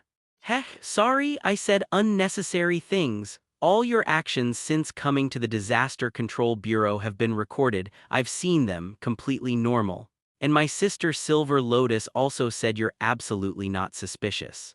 I trust Silver Lotus and I trust you. I'll try my best not to become a suspicious person." Yin Luo smiled, just thinking Jiang Si was quite humorous. When going downstairs, they discovered the 2 incubators that had been at the counter were gone and the entire hall was empty. Jiang Keek was sitting on the bench opposite the counter, holding the previous employment contract, quiet as if attending class at school. Silver Lotus was pacing back and forth nearby, clearly anxious and restless. When Jiang Si came down, he heard Keek complaining to Silver Lotus, "Can you stop pacing? You're making me dizzy." "You're not worried at all that your brother was arrested." "Nothing will happen. The Disaster Control Bureau is an official organization. What's there to fear?" "You're only unafraid because you don't know. Senior Sushan is terrifying. She can't kill people, right? Imprisonment doesn't matter much, might actually let him focus on training. Now I think the poor relationship between you siblings is largely your responsibility too, Keek. Say whatever you want." When Jiang Si followed Yin Luo downstairs and the 2 girls noticed, Silver Lotus was the first to run over, happily grabbing her sister's arm. "As expected of my big sis, able to get someone back from Su Shan's hands." Jiang Keek stood up, her gaze lingering on her brother for a second, then sat back down without approaching. Yin Luo found it strange that this sister's attitude was so cold, then patted her own sister's head. There was never any issue to begin with. Su Shan was in the wrong herself. However, the miracle seeds were stolen and divination above suggests the Witch Association has found the Disaster Control Bureau's location. Silver Lotus, you need to be careful. "Don't worry, sis. When we find them, I'll definitely give them a head-on blow." Silver Lotus threw a couple of fierce punches. Jiang Si nearby slightly frowned. The Witch Association, the organization that spreads grief seeds and raises disaster beasts. Jiang Si had heard from Bingtang before that this group had caused considerable trouble for the Azure Cloud sect too. Their goal was hunting magical girls, so Azure Cloud sect members naturally fell within their scope. Because the initiation ritual was too cruel, Bingtang hadn't been able to infiltrate Azure Cloud sect members into the Witch Association. In terms of scale and reputation alone, the Witch Association actually couldn't compare to the Azure Cloud sect and the Disaster Control Bureau, at least in Beihai. Just a roadside organization, yet they managed to steal miracle seeds from the Disaster Control Bureau. The Disaster Control Bureau really was too garbage, but why was Bingtang slower than the Witch Association? Or was the divination wrong? While pondering, hurried footsteps suddenly came from upstairs. Su Shan came down again with 3 soldiers. Yin Luo frowned and was about to step forward when Su Shan suddenly threw out a document. "The cloud layer test application has been approved. Above requires me to conduct the test on Jiang Si individually." Yin Luo immediately pointed angrily at Su Shan. "You." Su Shan's cold face showed a hint of contemptuous smile. "What about me? If you have any complaints, take them up with the directors. The document is already here. Silver Lotus, you've seen it too. This is a legal and compliant test. Any further obstruction would be your violation." Yin Luo clearly hadn't expected that after she had already made a commitment, this Su Shan would immediately go apply for a cloud layer test. But the document was right there in black and white, and even though she had some status in the Disaster Control Bureau, she couldn't do anything about it for the moment. Silver Lotus also looked completely helpless. Jiang Si knew the current situation was unavoidable, so he proactively walked over. "It's fine, I'll just take the test. Wait here for me, don't leave first, I won't find my way back." This actually eased the tension somewhat. Jiang Keek, who was still looking down at the employment contract, who knew how many times she'd read it, replied indifferently, "Then hurry up. If it's too late, no one will wait for you." Hey, I'll wait. "It's fine," Silver Lotus patted her chest. "I'll definitely take you back." Meh. Hearing Silver Lotus as a magical girl say this so seriously was actually quite reassuring. Su Shan sneered nearby but didn't say anything, just tugged at Jiang Si. "Shall we go?" So he followed behind Su Shan again, heading toward the second floor. This time it was a different room, the last one on the east side. This room was more sealed, even somewhat lightproof. After Su Shan closed the door, shutting the other soldiers outside, she slowly sat down facing him. In the pitch-black room, the pressure was intense.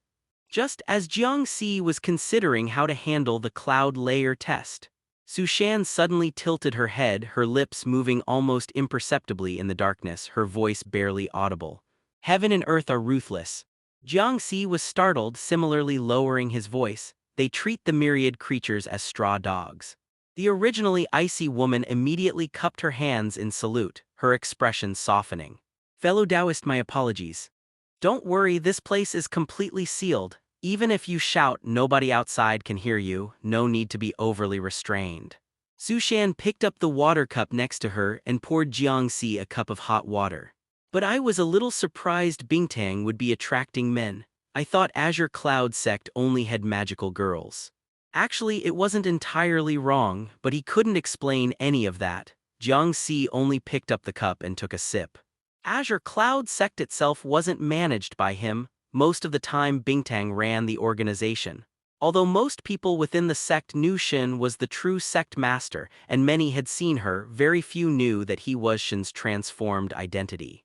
At the same time, Jiang Si didn't know most of the lower-ranking members either. For example, this insider in the Disaster Control Bureau held little status in Azure Cloud Sect, so it was possible Jiang Si had never encountered them before.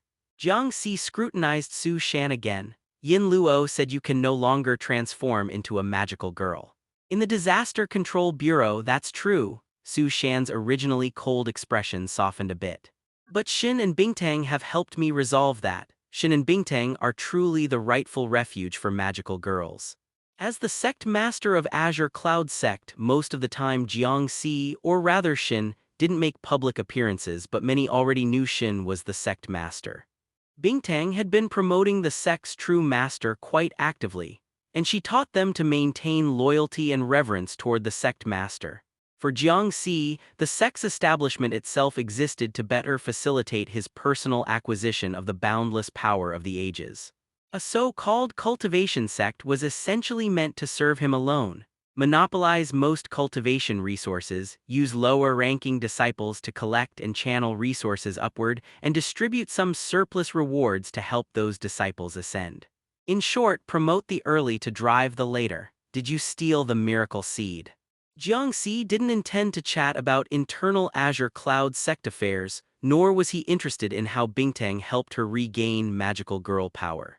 Shin and Bingtang's task for you was to steal the seed, right? Did it succeed? "Watch your tone," Su Shan frowned. "Bingtang doesn't care about such trivialities, she doesn't mind the small stuff, but show some respect to Shin. She's not someone you can address by her name." "Have you seen Shin?"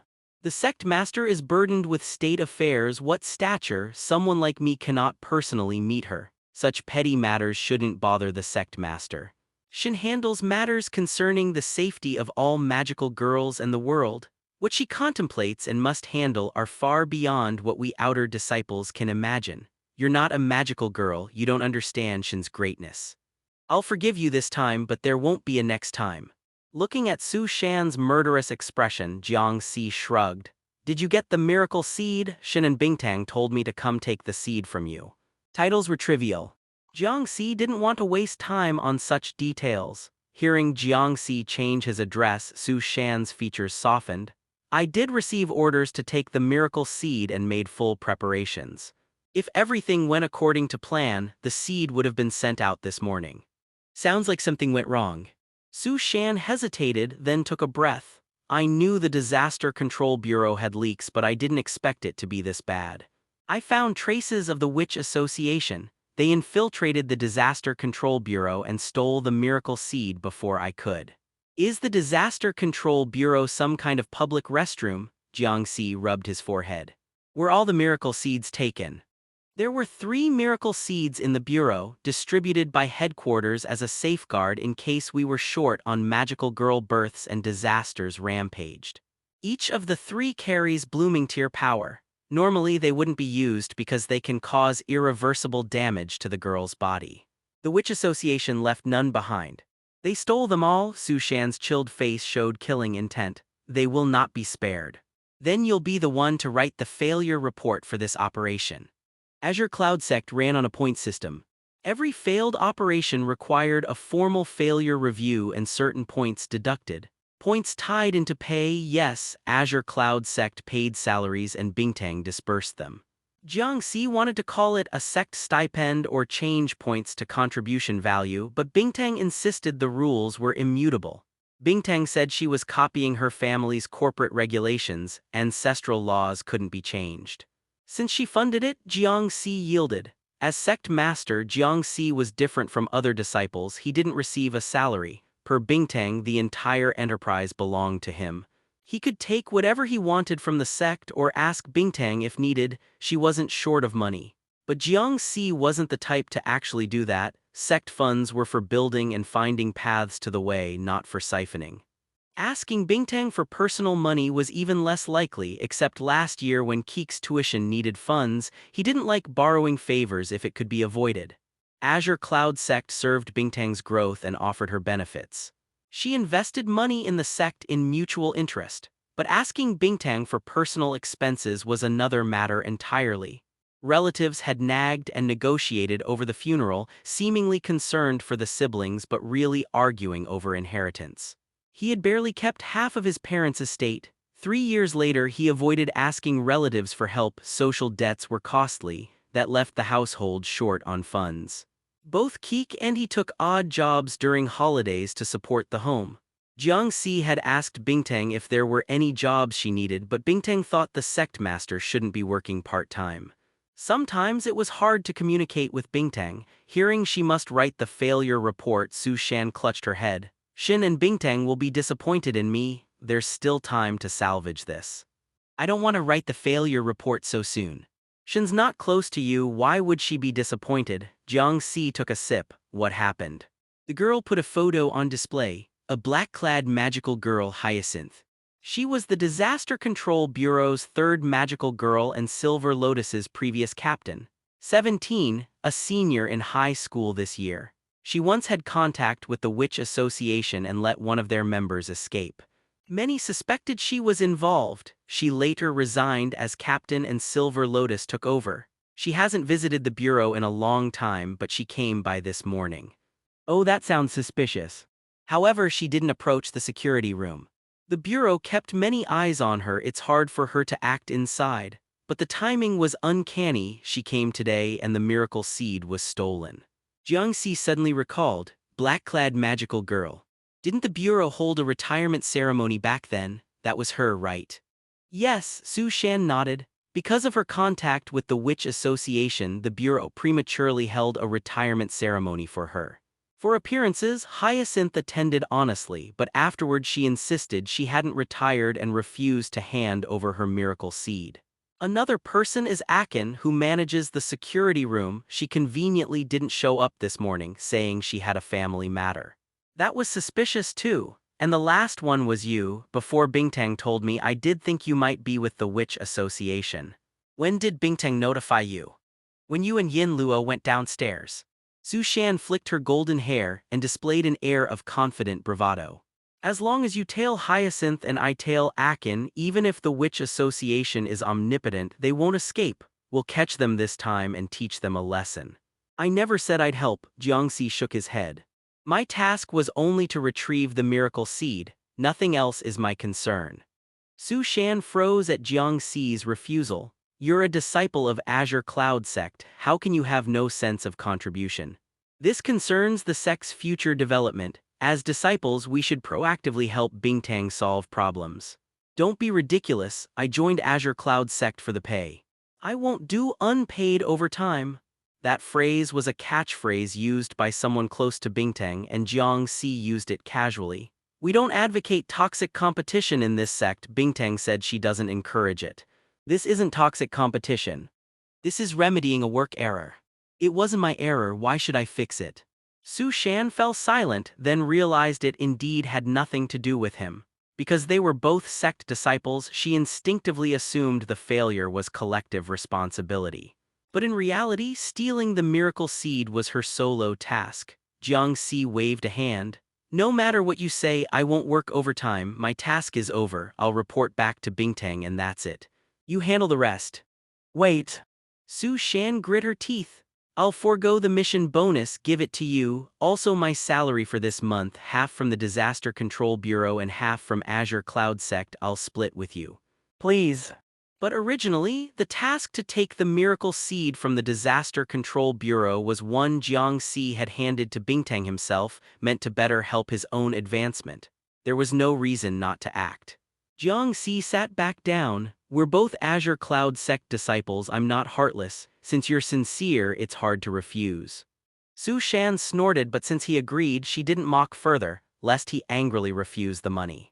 Hyacinth is in senior year, she's mostly at school so not hard to find. Follow her and check for traces of contact with the Witch Association. If you find any clue, contact me, leave the rest to me. Too troublesome. Entailing and investigating wasn't Jiang Si's strength. He would outsource it to Bingtang and give half of Su Shan's offered salary to Bingtang. Bingtang knew the high school scene best. Many magical girls came from middle and high schools in BH City, and she kept tabs on promising boys occasionally. After all, with Jiang Si as an exception, who knew if another male magical girl would appear? Su Shan obviously didn't know the serious, solemn-faced youth nodding quietly had already planned to hand the job to her most respected Bingtang. That's all I have to say. The Disaster Control Bureau has launched an emergency investigation. You might not even need to track Hyacinth, the Witch Association could be found and the stolen miracle seeds recovered. But then my salary won't be halved. Salaries go to those who do the work right. Seeing Su Shan clearly displeased about splitting the pay, Jiang Si simply nodded as if he didn't understand. Who cares about money? Many renovations were needed in the illusory moon cavern dwelling, and he planned to buy some supplements to improve his training results. After exchanging information, they rose to leave. Oh, regarding the clouds outside, they're actually an illusion. Beneath is a bridge constructed of magic. However, that magic reacts specially with disaster beast mana and will neutralize, causing you to fall. So when stepping on it, use magic to plug the gap. Do you have mana? Jiang Si's face stayed calm. Not at this time. Earn more performance points later. The sect has mana bracelets usable by ordinary people. Redeem one. It'll help on missions. Didn't Bingtang tell you? Oh, with your low status, you probably haven't had the chance to meet Bingtang, let alone Shin. You probably won't meet them in your life. Excuse my impoliteness. She couldn't help taunting, then produced a bracelet. A pure white seed nestled in it. She shook the seed and a magic wand appeared in her hand. Generally, magical girls can only use mana and magic after transforming, but once a girl reaches the seedling tier and trains enough, she can use some mana and magic even without transforming. And it's highly covert. Tapping Jiang Si's shoe with the wand, he felt a chilled substance cling to his soul. Walking felt like stepping on ice. I'll condense some mana under your soles so you won't fall, that'll remove suspicion. Normally my interrogation would clear you, but that's in case. Duration is about 40 minutes. Note, after 40 minutes it will expire. Originally intending to give him a little lesson, she set the temperature low. Jiang Si seemed unaffected, simply tapping the ground with his toe before saying thanks. Su Shan felt frustrated, no retaliation, and instead some guilt crept in. She secretly took the seat again, hid the wand behind her, lowered the temperature slightly, and walked to the door. Opening it, her face returned to its cold, disdainful look. "Let's go. Why are you still lingering?" Her acting was almost too convincing, perfect for an actress. Jiang Si considered suggesting to Bingtang that Su Shan try acting for extra sect income, then left the interrogation room. Soldiers Su Shan had deployed blocked the second floor. Silver Lotus and the others could only peek up from the first floor stairs. When Jiang Si emerged, everyone showed delighted expressions. Silver Lotus immediately asked, "That old witch Su Shan didn't grope you, did she?" "Who are you calling an old witch?" Su Shan followed closely behind Jiang Si and, hearing Silver Lotus's question, immediately shot back. Her voice wasn't loud but carried a certain authority. Silver Lotus shrank and hid behind Yin Luo. Yin Luo patted her sister's head and smiled. "Kids say silly things, Su Shan, forgive her." "Jiang Si, are you okay?" "I'm fine." Su Shan didn't do anything inappropriate, she was just following regulations and has cleared my suspicion. Before he finished, Su Shan interrupted, "Not cleared, we just haven't found evidence yet. The fact you stepped through the clouds and fell remains. If you come back later and still can't step onto the clouds, I'll catch you again." Su Shan said icily, "Don't think you can evade me." Silver Lotus, hiding behind Yin Luo, immediately said, "See. Isn't she an old witch?" Su Shan snorted and didn't dispute further. She told Yin Luo, "Send him away within 30 minutes, don't let me see him." "No need for you to say. Not 30 minutes, 3 minutes and I'll send him out." Yin Luo replied politely. Silver Lotus, like a follower, added, "He'll never come back." "Better be so." After Su Shan left, the armed special forces sealing the second floor also withdrew. It was as if a mountain pressing on their chests had disappeared. Everyone breathed a sigh of relief. Yin Luo looked at her sister and Keek and they all smiled. Silver Lotus spoke first. "Good riddance. She brings down the mood wherever she goes." Yin Luo flicked her younger sister's forehead, then looked at Keek and Jiang Si. Since losing her magical girl power, Su Shan's temper has been bad and she's irritable. Nobody in the bureau dares provoke her. But don't mind her, though she isn't likable. Su Shan is fair and will follow regulations. If you didn't break rules, you have nothing to fear from her. Silver Lotus commented, "I think she's the type to put obstacles in people's way." "I don't think that far." Yin Luo shook her head. "At least I haven't seen it." Jiang Si looked down at his shoes and felt Yin Luo perhaps didn't fully understand Su Shan. Maybe she didn't make petty trouble, she chilled people right in front of you. "A minute has passed." Jiang Keek suddenly spoke softly. 2 minutes left, is that enough to get out?" Yin Luo grew a little embarrassed and hurried the two girls toward the exit. Right away, right away." "But Keek, now that you're an official magical girl, don't you want to meet the others? It's best to get acquainted." "Send Jiang Si away first." Silver Lotus said helplessly, "Why does your tone sound like you're about to cremate your brother?" Keek turned her head. "Isn't this all because of him that we wasted so much time at the bureau? That's not your brother's fault, is it?" Jiang Si stayed at the back, feeling the chill decrease. Maybe the mana was waning. It likely wouldn't last the full 40 minutes. When they reached the corridor, a portrait of a magical girl on the wall gave them a goodbye gesture. At the clouds, testing it out confirmed Su Shan's words. Indeed, they could step on the clouds without falling. It was meant to clear his suspicion and to show the bureau, but after only a couple of steps he started to fall again. As Jiang Si tried to jump back up to the marble of the Disaster Control Bureau, wondering why Su Shan would set him up, he realized Keek and the Yin sisters were also beginning to plummet. A huge wing beat lightly across the sky, almost blowing the clouds apart. A crimson body glowed like the sun, radiating terrifying heat. A long, piercing shriek nearly made people faint. A disaster beast, Class B. Without magical girls to resist it, it could destroy a city within 3 days. For one to appear at the Disaster Control Bureau, it meant the place had truly been leaked through and through. In the next second, the disaster beast charged straight at the 4 of them. Above the Disaster Control Bureau building, structures rapidly reshaped, huge turrets extended from the floors, unleashing terrifying firepower upon the disaster beast.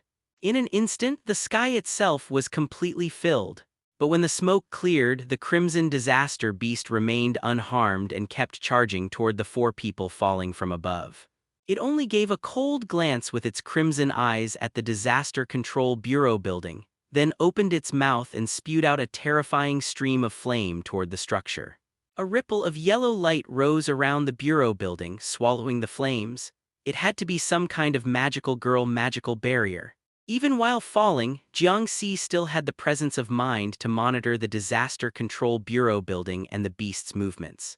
Disaster beasts of Class C and below can be wounded or even suppressed by modern weapons, though not killed, sufficient firepower can at least immobilize them. But once they reach Class B, modern weapons have little effect, only the power of magical girls can contend with them. Most modern materials can't even withstand the attacks of a Class B disaster beast. Everyone be careful. Although breathing a gout of flame at the Bureau building had no effect, the disaster beast didn't linger. It continued straight toward the four of them. Over there, Silver Lotus shouted once, then abandoned her disguise and pulled out the miracle seed embedded in her keychain. She raised it high, facing the colossal beast that pressed down like a mountain. Dance, illusionary cherry blossoms. Transform. A flurry of pink petals instantly spun and fell around them, a tornado centered on Silver Lotus. The flame bird, Jiang Si tentatively called this enormous disaster beast bird, slammed into the gathered petals and bounced back as if it had hit a spring. Its massive body was oddly repelled and flung away. The transformation invincibility frame is the most practical and universal trait of magical girls. At the moment of transformation, one is immune to damage and can knock back nearby enemies. The only pity is that transformations and reversion are limited. You can't transform and untransform repeatedly without restriction. Otherwise, you could exploit the invincibility frame as a bug. Countless petals whirled and converged, finally pooling onto Silver Lotus at the center. Her pink dress had ornate ribbons. When they fluttered in the wind, she looked like a blooming flower. The blue butterfly on her head at first glance seemed alive, its wings quivering, but looking closely it was actually a bow. After transforming, Silver Lotus didn't bother with the knocked-back disaster beast. She spun and flew down faster, scooping up her older sister. Although a bit far away, Jiang Si calculated the distance. With a single use of inertia in the air, he could get himself to Silver Lotus' side. He had chosen his fall spot carefully, right beside the towering ridge of the Disaster Control Bureau. The rock face was close, one kick would be enough. A mere fall, his well-trained body wouldn't betray him, but dropping at that speed would probably break some bones, not a big deal. He took a deep breath, measured the distance, braced for bone-breaking pain, and was about to kick the mountain when his right hand was suddenly grabbed. His descent slowed. The other person had fallen a fair distance to avoid their arm being torn off by inertia and only then clutched him to a halt. Jiang Si looked up and saw his sister already transformed. Her fiery red ornate dress waved like burning flames as she rode a broom, lifting her chin with a cool expression and staring up at the beast. Sprout-tier magical girls can't fly, so the Disaster Control Bureau specially provided brooms for Sprout-tier girls. Just infuse them with magic and you can control them, a convenient tool and very Harry Potter. Could you not give me trouble? Oh. The siblings' exchange ended there. Nearby, Silver Lotus, who had just rescued Yin Luo and was about to call for Jiang Keek's help, turned and saw Keek had already grabbed Jiang Si and immediately breathed a sigh of relief. Good thing Jiang Si had nothing else to do earlier and had taught Keek how to summon a broom. In fact, the first thing every novice magical girl learns at the Bureau is broom summoning and control. Besides, although the siblings spoke harshly to each other, they would still help when it mattered. After all, they were family. Keek, take him to the platform first. Got it, Captain. The title came naturally. Silver Lotus, a seedling-tier magical girl who's not that far from blooming, didn't need a broom to fly. She could fly on her own. She hugged her sister and quickly reached the platform, carefully setting Yin Luo down. When she turned, she saw Keek nonchalantly toss the still-grabbing Jiang Si to the side of the platform. The boy nearly landed face first. If only her attitude were a little gentler. No time to think further. The disaster beast above gave a high, piercing cry, spraying flames like molten rock. Silver Lotus immediately drew her magic wand. Countless petals formed a barrier in front of the station, blocking the incoming fireballs. Although the bureau had its own magical shield, the neighboring ridge began to tremble under the splashing flames. Keek, lure it out and take it to an uninhabited suburban area. Sister, after you send Jiang Si out, return to the bureau at once to prepare. Jiang Si, once you're out, don't head into the suburbs, just go home and you'll be safe. Transformed, Silver Lotus not only looked taller, her momentum became sharp and fierce. Her clean, decisive speech had a bit of Su Shan's essence. After giving orders to the three, she immediately flew toward the disaster beast with Keek. Jiang Si glanced up at the decisive Silver Lotus and felt it odd. She was completely different after transforming. He'd seen many magical girls in Azure Cloud Sect, none changed this much, but transformations did affect height. When he transformed into Shin, he shrank. When Silver Lotus transformed, she grew taller. He wondered what rules governed that. Lost in thought, he tilted his head to look at Yin Luo. Since Silver Lotus left, the outwardly composed sister had been staring blankly in the direction her sister had flown.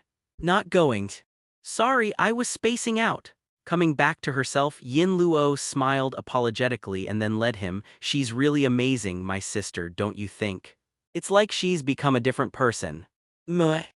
She used to rely on me a lot. When she first became a magical girl, our family didn't want her at the bureau. They thought she should be in school. Silver Lotus came to me crying, begging me to help. She wanted to be a magical girl. Back then, no matter the trouble, she would confide in me, ask me for help. She spoke as if reminiscing alone. Jiang Si felt she was a bit overly familiar. As she continued, Yin Luo's expression turned wistful. Since she became a magical girl, she gradually stopped relying on me. Silver Lotus got stronger and stronger. She used to follow behind me, but now I'm the one trying to catch up to her back. I can't even keep up. I also really want to become a magical girl. A little old to say that, perhaps. Jiang Si glanced at her. Yin Luo looked to be in her 20s, though 18 or 19 could be argued from appearance. Jiang Si wasn't skilled at judging age by looks. Still, Yin Luo seemed a bit older. Miracle seeds usually choose younger bearers, mostly middle or high schoolers, sometimes older or younger, but the variance isn't large.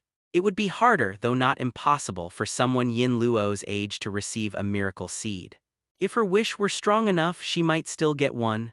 Enough, let's not talk about this. An older sister being jealous of her younger sister is too ugly, don't you think? Nothing, Jiang Si said lightly. I have a sister too. A sister becoming a magical girl does make things feel risky. Haha, but our troubles seem different. You and your sister's relationship is even more antagonistic. Yin Luo walked to the middle wall between platforms 9 and 10 and used the key to open a passage. All right, go quickly. Remember, don't go to the suburbs. Be careful on the way. Goodbye. At that, Yin Luo gave a wry smile. Hopefully we'll meet again. Jiang Si didn't notice anything odd about her smile. After exiting platform 9 3/4, Yin Luo led him through a maze of turns before they finally left the path to the bureau. There must be a magical design. Once you've come through with a guide, it's possible to find it again, but without guidance, most people would be lost. Not long after they emerged, he saw a streak of pink and red light cut across the sky. Then the flame bird shot out from between the clouds. It seemed the bureau's entrances weren't limited to just that one location. There were openings in the sky above too, but ordinary people probably couldn't reach them. Jiang Si took out the miracle seed, watching the gorgeous magic flow within, and gripped it tightly. He could understand Yin Luo's jealousy. Without magical girls' power, seeing a group of girls who could transform would make anyone envious. A Class B disaster beast hadn't been encountered even once in 3 years. You can't let one go. The grief seed's magic must be incredibly potent. We sent you straight into dealing with a Class B on your arrival. Sorry, Keek. Other team members are handling beasts elsewhere. I asked around. They truly can't get here. It's fine. Keek gripped her broom hard. Her hands were sweaty. If I'm going to be a magical girl, I'm mentally prepared for this risk. Well said. Silver Lotus gave a thumbs up. Then let's finish this guy. Support me, Keek. Fly downward. Yes, Captain. Silver Lotus flew upward while Jiang Keek headed downward. The pursuing disaster beast paused for a moment. Then, with a wing beat, a pitch-black fissure tore down from its crown, quickly splitting its body in two.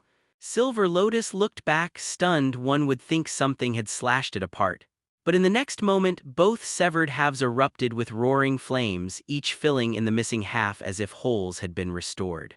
They had become two flame bird disaster beasts. If that were all, it might be manageable. But the beasts showed little loss of vigor. The two split birds each retained Class B strength. Silver Lotus was chilled and immediately pressed on the petals, trying to get back toward Keek.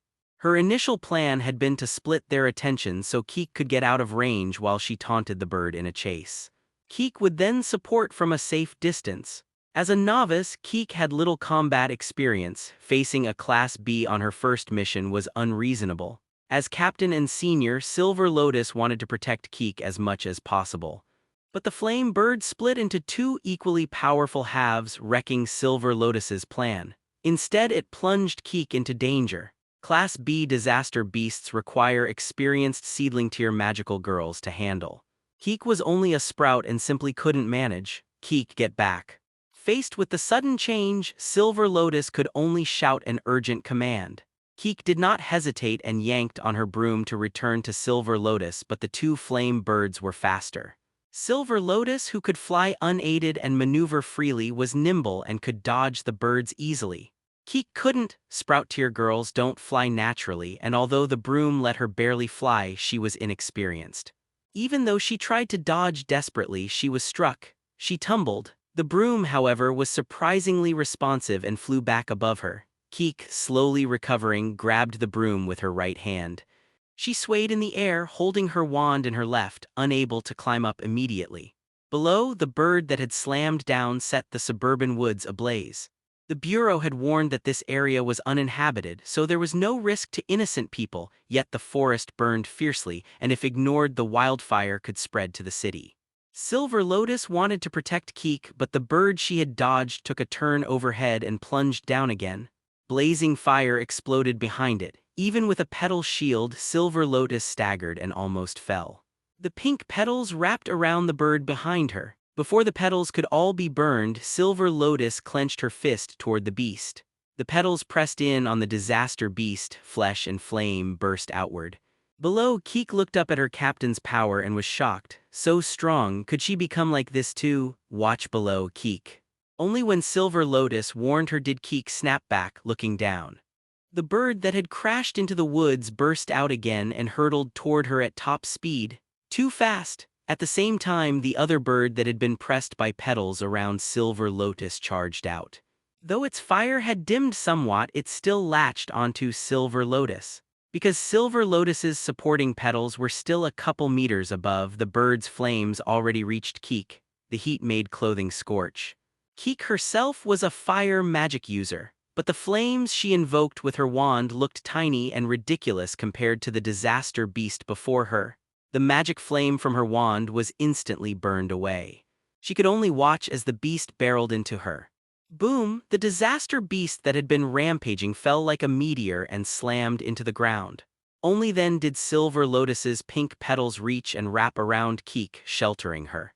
Keek quickly used her wand to disperse the surrounding petals and looked ahead in surprise at the figure standing between her and the threat. Teacher Shin.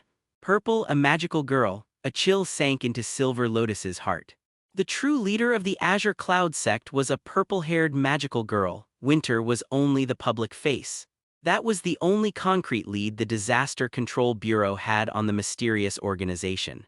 But no one knew what tier the purple-haired magical girl actually was. Winter was already approaching blooming, roughly on par with Silver Lotus, the squad captain. Although the Disaster Control Bureau did have full bloom at its disposal, in practice the highest commonly seen tier inside the Bureau was blooming. Full bloom practitioners were almost never seen. Promotion to blooming wasn't easy. Generally, if a magical girl ascended to blooming, official or freelance, the Bureau could detect it with certain monitoring methods. And the Disaster Control Bureau had not detected any blooming tier magical girl in Jiang City. By rights, the purple-haired magical girl should at most be roughly equivalent to Winter, seedling approaching blooming. But seedling has gradations, and the Azure Cloud sect cared a lot about power rankings. If the purple-haired magical girl stood above Winter, her strength was most likely greater than Winter's. Just how much stronger, no one knew. But the strangest thing was, why did Keek know her? That could easily get you flagged in a background check, Keek. Silver Lotus fretted inwardly, but in the next moment 2 phoenixes of fire took to the air again. She forced her focus back. Whoever the purple-haired magical girl was, the top priority was to eliminate the disaster beast. Yet the 2 fire phoenixes quickly merged into one and then, to Silver Lotus's astonishment, turned and streaked straight out of the city. Silver Lotus never expected that a full-fledged Class B disaster beast would run away. Most disaster beasts were instinct-driven monsters whose instinct was destruction. They did not feel fear in the usual way. Even facing powerful enemies, they would fight to the death in frenzy. Many rookie magical girls, despite adequate power, were terrified by the beast's relentlessness and would fail in battle out of fear. Therefore, it's generally better for newcomers to have veteran guidance. Freelance magical girls suffer high casualty rates on their first missions. Class B beasts have a bit of intelligence, they can sense power gaps and even faint, but overall they still act like wild beasts, attacking without restraint. In all her years as a magical girl, she had never seen a B-class disaster beast turn and flee. Moreover, the phoenixes flew so fast they vanished into the distance in the blink of an eye, almost impossible to track by sight. She immediately pulled out her phone to contact the Disaster Control Bureau. If a B-class disaster beast breaks into the city, it's a calamity. The Bureau needed to lock down the beast's location fast. That direction just happened to have a magical girl on duty. Before the call connected, the purple-haired magical girl standing above them lifted her right hand in a casual flick. A torrent of mana shimmered and gathered in her palm, forming a gigantic bow. The mysterious purple-haired magical girl was short, about the same height as Silver Lotus before transformation, perhaps even a little shorter. Her expression was indifferent, but her face was actually somewhat cute, hardly the kind that inspires dread. The mana-forged longbow glowed with purple iridescence. The tiny girl holding the enormous bow created a striking contrast. Her right hand slowly conjured an arrow of purple mana from thin air, its edges flickered like flames. When it rested on the string, the girl's purple hair fluttered as if fused with the arrow itself. When she drew the bowstring, a dull, creaking sound of tension could be heard. At the instant she released, a dazzling flash like a burning sun erupted, making it hard to keep one's eyes open. A surging wave of mana spread outward, even blowing Keek away. Silver Lotus hurriedly flew over and caught the nearly falling Keek. Looking up, she saw the arrow had left a long purple scorch mark across the sky as it raced away. The phoenix, already far off, let out a piercing, mournful shriek. Then crimson flames threaded with purple light fell from the sky and slammed onto the distant highway. Although the Disaster Control Bureau had done its best to clear civilians from the area, the phoenix had flown too fast and the battle line was too long. The B-class disaster beast, felled by the arrow, smashed and severed a stretch of the highway and was swallowed by inferno. Whether anyone had been caught in that area was unknown. Hopefully there were no casualties, but more shocking to Silver Lotus than that were the attacker's capabilities. The power behind that arrow was unquestionably something only a blooming tier magical girl could achieve. Although the purple-haired magical girl had remained hidden, she had actually acted several times over the years. The Disaster Control Bureau had observed her 4 or 5 times already, but could never discover her identity, only that she had close ties to Winter and was very likely the real leader of the Azure Cloud sect behind Winter. Previously, analysts guessed the purple-haired magical girl was roughly Winter's level, a seedling near blooming, capable of nearly reaching blooming if she went all out. But now it seemed the Bureau's estimations were completely wrong. Her casual shot had already reached blooming level. She was clearly a genuine blooming tier magical girl. Why appear now? What did she want? Would she attack them? Clutching Keek tightly, Silver Lotus tensed completely. Petals swirled around her in increasing numbers. She didn't hold back and poured almost all her mana into them. The massed petals were not only offensive and defensive, they could bend light to create visual displacements. But that wasn't their initial purpose. Originally, Silver Lotus's petals had a single function: their scent induced hallucinations, stripping opponents of their combat effectiveness. The petals, circulating in great volume, looked defensive while continuously secreting nectar and fragrance, designed to drag the enemy into illusion. The purple-haired magical girl stepped forward, her small frame pausing before the drifting petals. Tilting her head with an indifferent look, she extended a delicate index finger. Her nails were a faint natural pink. She gently tapped a petal. Her nail sank into the petal's flesh. Instantly, raging, violent mana swept through every petal. They burned into a sea of purple flames. Silver Lotus's magical girl combat suit was incinerated in that mana. She reverted from transformation. Run! All she managed to say midair before she lost consciousness was that single plea. She went limp and tumbled downward. This time Keek hastily grabbed her captain with one hand and her broom with the other to avoid plunging, but her gaze still followed the purple figure. Teacher Shin, she stammered, so powerful. Her mind was still stunned by that arrow. As for believing Silver Lotus's petals had burned up, causing her to revert and pass out, Keek assumed it was simply that Silver Lotus had struck first and Shin had blocked it. Shin glanced at her but paid it no mind, turning instead to fly toward where the phoenix had fallen. The grief seed, the magic crystal, hadn't been retrieved yet. Class B disaster beasts were extremely rare. In BH City, Shin had only encountered 2 B-class disaster beasts in total. The last time she faced one, she had just been seedling and failed to hunt it.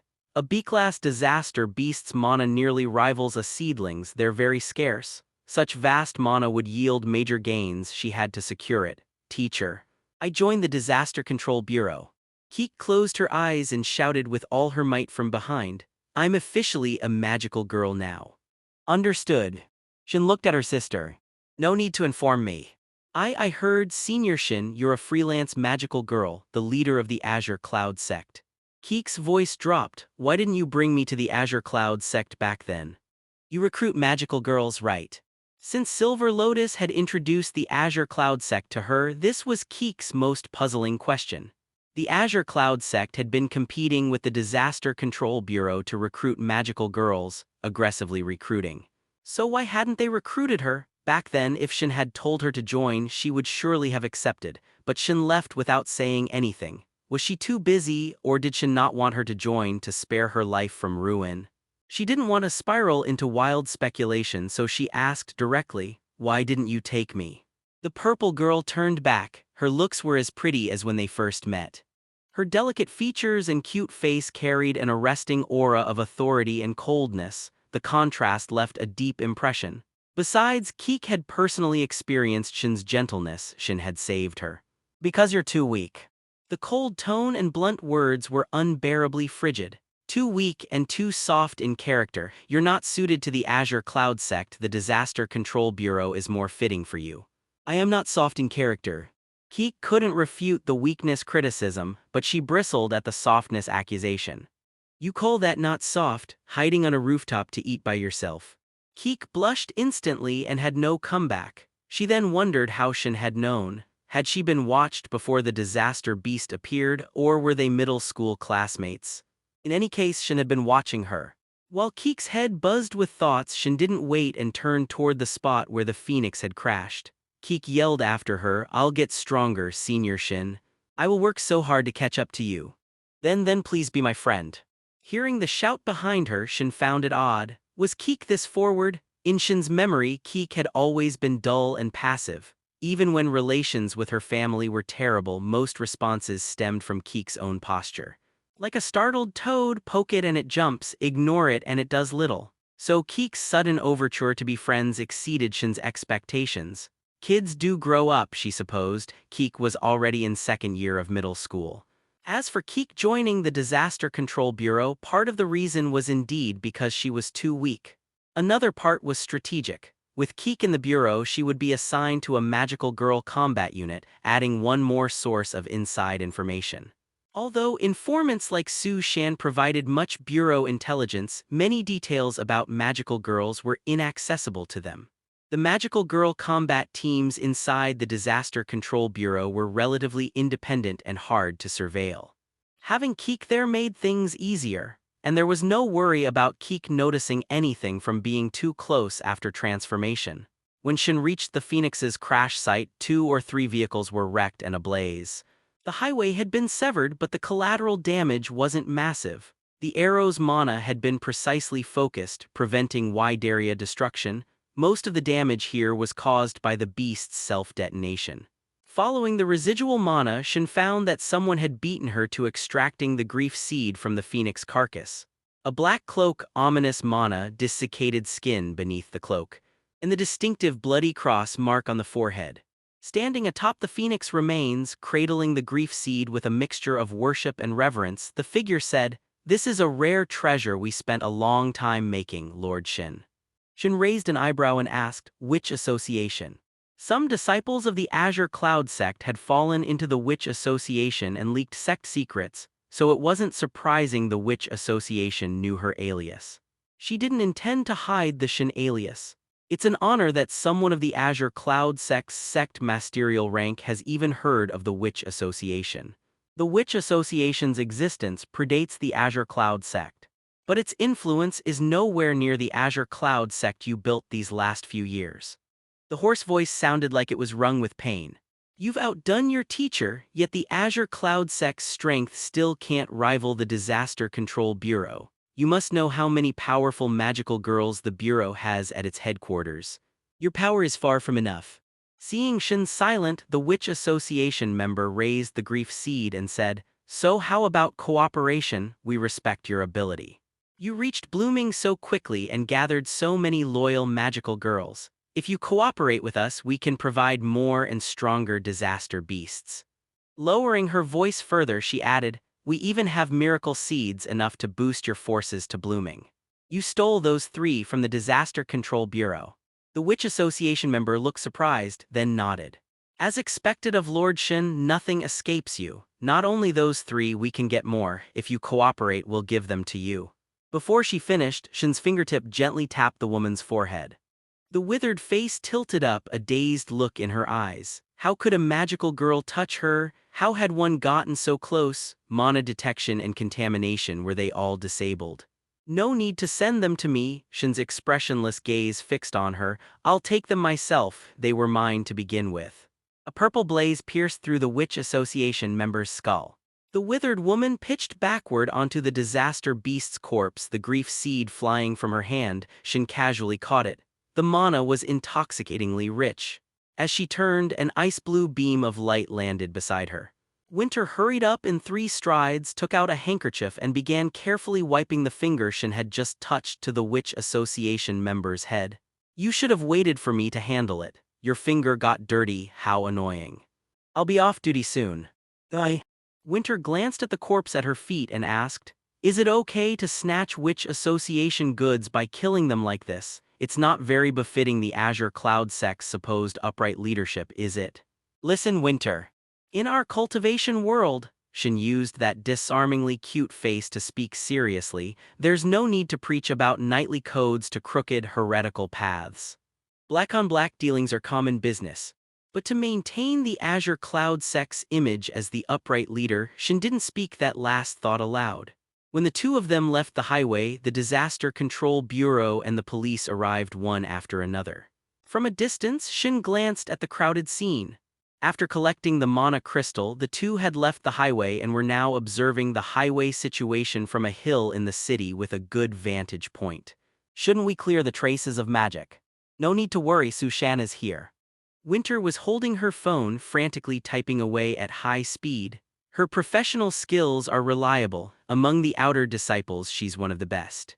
Not only does she have connections in the Disaster Control Bureau, she can handle matters in other departments too." "What are you sending?" Winter immediately handed her phone over. The phone was pink, hung with a teardrop pendant, and the home screen was flashy and overdecorated. Although Winter looked mature most of the time and carried some authority within the Azure Cloud sect, she was essentially a high school girl who loved fancy accessories. The decorations stuck to this phone's screen even made Shin a little baffled about how to operate it, so Winter came over and tapped one of the chat apps for her. "How did it close out?" "I must have mistapped." "It's here." The chat app was developed specifically by Winter's own company. The server was said to be overseas to avoid monitoring by the Disaster Control Bureau. Azure Cloud Sect internal work chat, no casual talk allowed. Winter. "At all members, disciples, please note, the Witch Association snatched 3 miracle seeds from the Disaster Control Bureau before we could. Miracle seeds are a crucial target for the sect master. Please prioritize surveillance of Witch Association movements immediately. Shin's top fan received.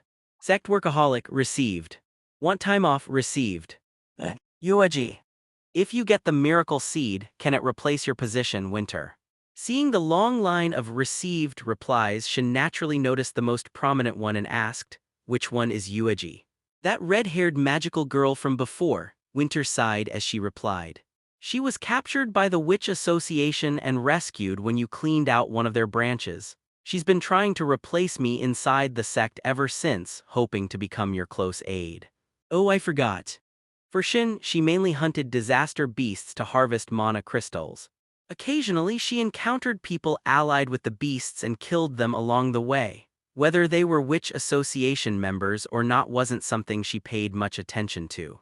But her skills are great for reconnaissance, so she'll probably try to claim credit again. Besides promotions and getting closer to you, she wants nothing else. It's really a headache. Saying that, Winter didn't look bothered at all. Instead, she was all smiles, seeming very relaxed. But she's really useful. If you say you need something, she'll be more proactive than anyone, not like Kinghua always slacking off yet asking for a raise. Shin didn't concern herself much with internal sect affairs. As long as something helped her cultivation, she didn't care about the rest. She scrolled through the group chat messages. Apart from work-related posts, there was almost nothing else. Want me to post something too? Not interested. Just a little encouragement. Winter admired Shin's face beside her. No matter how many times she looked, she still found her breathtaking. Everyone in the sect respects you. If you gave a motivational message, they'd put more effort into tasks. After some thought, it wasn't a bad idea. Just as she reached to type, the phone shut off. Stunned for a moment, Shin instinctively shook the phone with both hands. Dead battery. Maybe it leaked power again on the road. Winter returned the phone with an embarrassed smile and took another phone out of her small bag. Shin casually glimpsed inside and saw roughly a dozen similar phones. A rich person's whim. You know, my ability will cool the air around me and my body temperature stays low after transformation, so the phone leaks power faster. Low temperatures make battery drain worse. So she bought a dozen phones. A blunt, straightforward solution. Shin took the newly powered-on phone and immediately noticed the group chat looked off. Speculations on Shin's measurements and outfit matching. Something was wrong. She checked the group name, Shin Fans Tea Party. What kind of group is this? Wrong tap, wrong tap. Winter snatched the phone back in a panic and stepped away. This group was built by disciples themselves and has nothing to do with me. I was worried they might disrespect you, so I used a burner account to sneak in and see what they were talking about. Each phone had a different phone number. Shin wasn't particularly bothered by the earlier chat. Being a magical girl idol was mainstream right now. Of course she'd have fans. Her identification with the Shin persona wasn't particularly strong. People discussing Shin didn't affect her much. She just thought they were idle. Their workload must be insufficient, and competition within the Azure Cloud sect wasn't intense enough. After Winter switched groups, she handed the phone back. Shin didn't bother to look for long. With 2 small taps, she typed a tired cheer up and sent it, but the account was Winter's burner, so no one responded. She handed the phone back to Winter and continued, about the Witch Association's action this time, did you get any intel? Winter had already explained in the group that the cheer up message actually came from Shin's account. Once the chat became active again and Winter nodded in satisfaction, she put the phone away and said, the Witch Association's movements are hard to detect. Disciples embedded inside often can't report intelligence in time.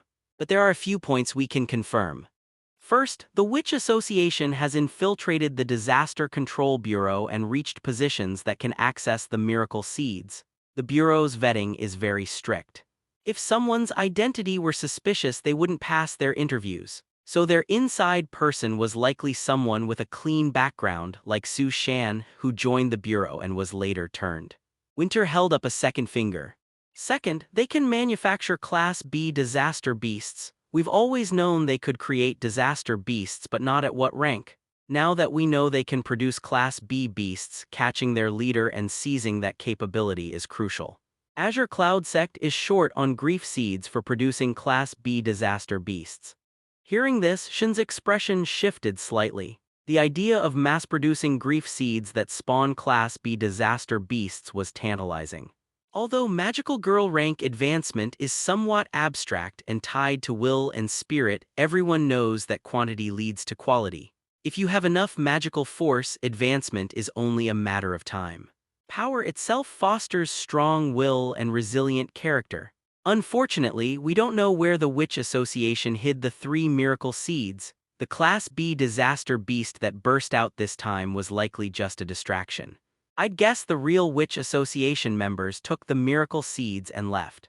Winter lifted her chin with a hint of arrogance. They dared to steal from Azure Cloud Sect, they'll regret it. Shin glanced up at Winter's expression. Then I'll leave it to you. Su Shan said Hyacinth might be one of the Witch Association's turned members. Keep an eye on her movements and report to me at any time. No problem. As Shin spoke, she was about to cancel her transformation, but Winter quickly grabbed her wrist. Wait. What's wrong? Shin looked around. There's no one nearby, right? Let me watch a little longer. Winter couldn't say that out loud. She thought a moment and said, no one. I just wanted to mention there's a nail salon on South Street having a promotion. Want to go? Shin looked at her like she'd lost her mind. I'm a man. Just as a magical girl. The transformation won't be undone. Winter showed the blue nail polish on her own hands. See, pretty right, but I want to try a different set. The pale blue wasn't flashy, like frost flowers, indeed pretty. But the sect master of Azure Cloud Sect shook her head. I don't do manicures. It's fine, come with me and just look. You don't have to do it now, go if you want later. I won't. I have classes this afternoon. But you've skipped so many already, fine, after class then. My exercise plan for today isn't finished either, find someone else. Watching Jiang Si nonchalantly cancel her transformation and walk away, Winter stamped her foot behind her. Stubborn blockhead. In a pitch-black room, a crystal flickered with a chilly white light. Removing her glasses, she stroked the crystal as dark magic bled from her hands into it. Soon, several people in black robes appeared inside the crystal. The Witch Association's meetings were always so gloomy and pitiable. Did you get the miracle seeds? Got them, but we can't move them out yet. The Disaster Control Bureau has tight surveillance. Can't move them out. The tall woman on the left revealed a somewhat grotesque face, scars twisting like maggots across it. Her hoarse voice roared, we lost a Class B disaster beast. And one core member, we paid so much, how can you say we can't move them out? What good are you? Do want? The middle member, who obviously had higher status, snapped at her. No one expected Azure Cloud Sect to intervene at that time. Their Winter and Shin both went, and that had nothing to do with Jiao. The result would have been the same whoever went. Though the left woman looked unwilling, she shut up. The small figure on the right let out a clear laugh. She was young. Hu Lang was killed trying to negotiate cooperation with Azure Cloud Sect. Now everyone should understand, cooperating with Azure Cloud Sect wasn't an option. They're arrogant, even more arrogant than the Disaster Control Bureau. The left woman's expression softened and she nodded. Yes, if the price is right, the Disaster Control Bureau would cooperate with us too. She added the key is why they could reach Hu Lang. The fused disaster beast had both magic contamination and magic sensing abilities. Even if it couldn't win, Hu Lang should have run away. What if that Shin was herself tainted by disaster beast magic? Nonsense, a magical girl contaminated by a disaster beast wouldn't still keep that appearance. We've done experiments so many times. Silence, the leader in the center finally cut them off. This is not the time for such speculation. Whether Azure Cloud Sect can counter us can be discussed later. Right now, the important thing is the miracle seeds. Jiao, when can you get the miracle seeds out? With both hands pressed on the crystal, Jiao finally spoke. About 3 days. The Disaster Control Bureau's alert will last 3 days. After that, when Su Shan relaxes her vigilance, there'll be a chance to carry the seeds out. 3 days, that's a long time. What if something goes wrong? I temporarily returned the miracle seeds to the safe room. They won't expect the miracle seeds are still in the safe room now. You're clever, their leader praised and then worriedly asked. You said there might be an inside person from Azure Cloud Sect in the Bureau. Did you find them? Compared to the Disaster Control Bureau, an infiltrator from Azure Cloud Sect is more dangerous. Not yet. Currently there's only one newcomer in the Bureau, Jiang Si. Her background is very clean. Azure Cloud Sect wouldn't plant a magical girl at this time, it would be too conspicuous. The others were old familiar members who joined the Bureau a long time ago, so they're hard to confirm. Understood, the leader let out a sinister chuckle. Just like you, no one expected you to join us, the Witch Association. Jia didn't respond, she only rubbed the crystal. Just as they were about to end the conversation, she suddenly remembered something. Oh right, I forgot to report one thing. Today when Jiang Si came, she brought her brother. Her brother seems a bit strange. How so? Although the other two had little interest at that point, the leader asked perfunctorily, anything unusual. He jumped 6 meters at the station. Jia thought a moment and added. He almost fell out of the clouds and was suspected by Su Shan to be one of our members. Normally, relatives of magical girls can absorb part of the magical girl's power, and some gifted people can thus enhance their physicality. The leader stroked his chin. You should know this well, but falling from the clouds shows he probably didn't receive power from his sister. Rather, he was contaminated by disaster beast magic. He said he just ran into a disaster beast on the road. Do you believe that? The leader sneered. No one knows disaster beast contamination better than us. More likely than contamination, he's becoming a vessel for a disaster beast's birth, hence the tainted magic. When negative emotions intensify to a certain level, they nourish disaster beasts. The birth of a disaster beast requires not only emotion and magic but also a physical carrier. Usually animals serve as carriers: cats, bats, dogs, or sometimes plants. The beast's forms are influenced by the carrier, so most look animal-like. In rare cases, when a person becomes a carrier from extreme negative emotion, they can become a human-born disaster beast. Although rare, once born they become extremely powerful. Every human carrier disaster beast caused huge disasters.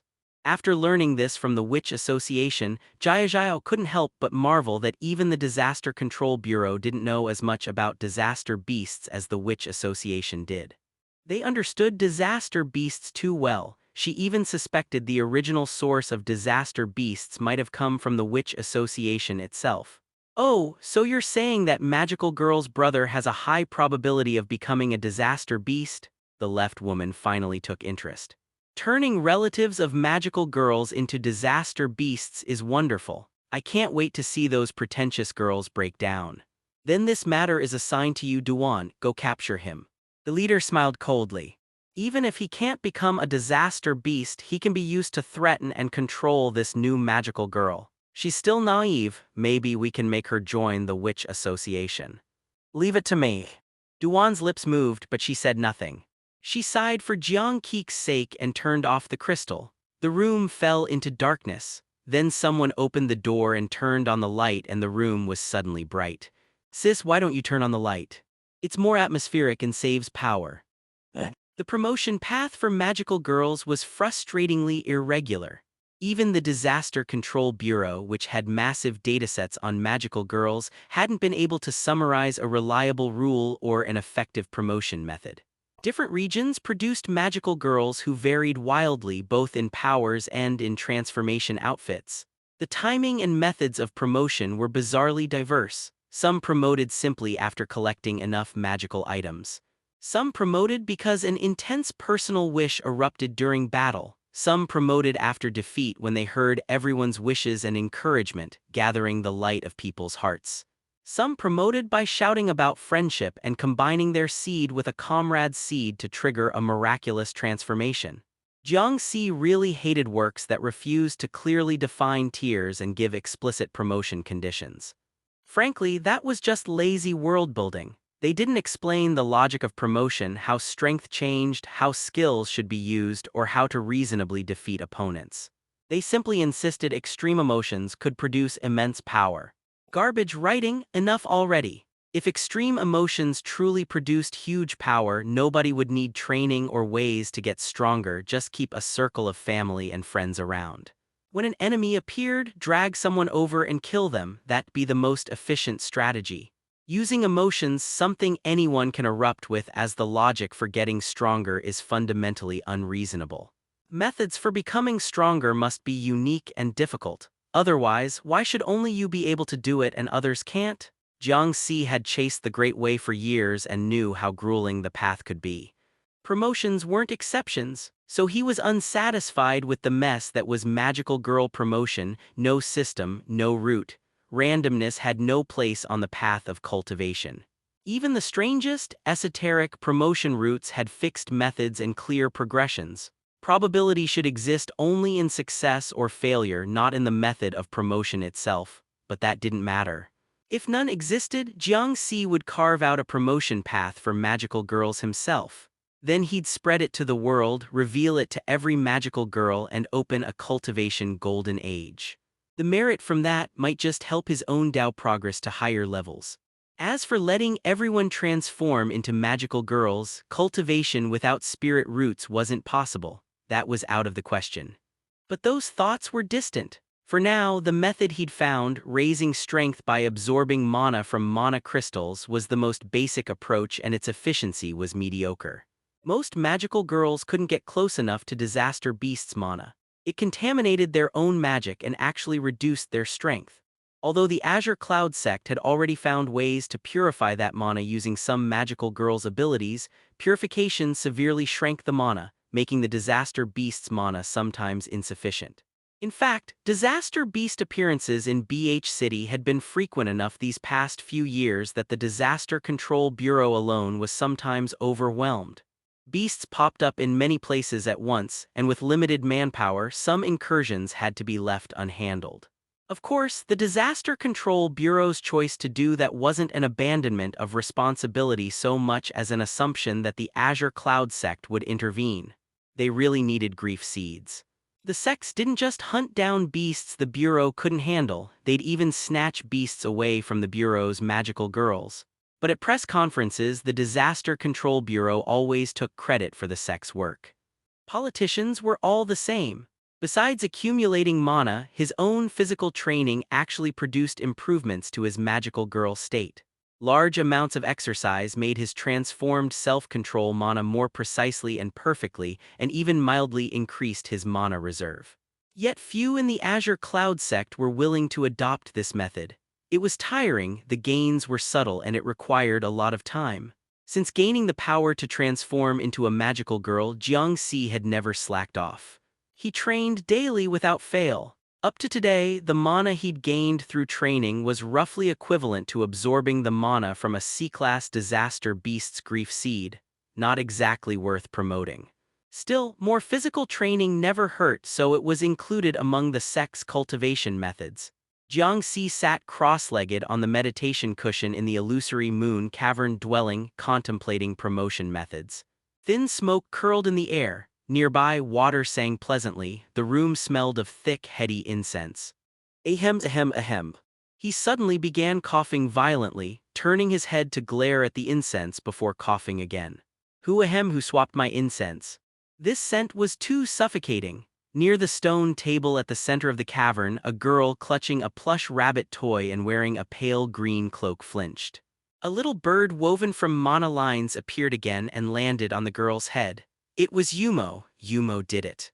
At that tattletale mana bird's accusation, the girl's face immediately flushed red. She hugged the plush rabbit tightly like a shield and stammered, "And no, it wasn't me." Yumo, one of the Azure Cloud sect's 7 true disciples, had been handpicked as a genius by Bingtang. Though timid and shy in personality, Yumo was actually among the sect's stronger members. Peak seedling tier, she hadn't reached full seedling perfection or half-step blooming, but from Silver Lotus's previous display, they seemed to be on the same level. I just followed what Bingtang-sama said. Yumo's voice shrank. I was told to help replace the incense. Jiang Si rose to check and found a bundle of low-quality coil incense among the lot. Probably Bingtang had grabbed the wrong pack. He looked toward Yumo. The girl looked like an elementary schooler but was actually in first year of middle school, 1 year younger than Keek. Bingtang had mentioned that she'd had communication difficulties since childhood and was often bullied at school, which had made her shy. Even after gaining magical girl powers, she hadn't changed much. Her pale green cloak concealed a pristine white princess dress. The cloak was large with a hood. When shy, Yumo hugged her rabbit plush and tugged the hood down to hide her face. Because she had difficulty communicating and mostly stayed in the illusory moon cavern dwelling, she was one of the few inside the sect who knew Jiang Si's identity. Bingtang had left her there as backup to tend the cavern when she couldn't come herself. This is low-quality coil incense, the smell's choking. This is the proper incense we need. Jiang Si held up the two bundles and explained, the cavern's immortal aura relies on this stick incense. Yumo tugged her hood down over her face. Sorry, I'll remember. Can't you smell the difference? A light breeze swept around the little girl's body. I didn't like it either, so I kept blowing it away. First, help disperse the scent around here. Oh, okay. She jumped off the stool and trotted over to the cushion, brandishing her rabbit plush and waving it in the air. Waves of gentle wind rose and carried the acrid smoke toward the ventilation shaft. Jiang Si soon replaced the coil with the proper stick incense and lit it. Yumo didn't stop blowing yet. Seeing him channel the cavern's aura away with her wind, she got a little embarrassed. All done. Only then did Yumo stop, looking at him with big eyes. Children, really. Nothing else for you to do here, go mind your own business. I don't really have anything to do.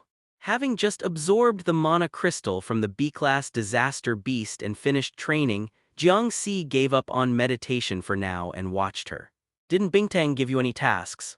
Bingtang-sama said to come over and see if you'd gone to school. Bingtang had guessed that he'd skipped class. He had actually been to school earlier but discovered 2 math classes in the afternoon. Not his favorite subject, so he skipped. Bingtang-sama also said she's confirmed Hyacinth's location and that you should go see for yourself. Didn't I tell her to investigate for me? Bingtang-sama said she's very busy and has class. Jiang Si answered instinctively, fine. After school's okay. She said she's busy and hasn't finished her homework, so she wants you to go yourself. He rubbed his forehead, understanding Bingtang was sulking. Using unfinished homework as an excuse was pathetic. She usually finished assignments at school and even had time to help him with his. Yumo, worried, added, Bingtang-sama doesn't seem very, very happy. Got it. Jiang Si surveyed his illusory moon cavern dwelling. Bingtang ran the large sect and faced many difficulties. Of course, she'd get upset sometimes. Dealing with shy Yumo alone was already tricky. Bingtang had a lot more to handle. So unless necessary, Jiang Si wasn't going to be assigning tasks to these trouble-prone girls. Fine, earn your own money, he sighed, then stood and packed his backpack. Tell me Hyacinth's location. It's in my head, Yumo said timidly. I'll guide you. The mana bird that hadn't made a sound before suddenly flew up. Yumo sneaking out off to meet the sect master. The girl's face flushed crimson, her earlobes glowing. She wildly flapped at the bird.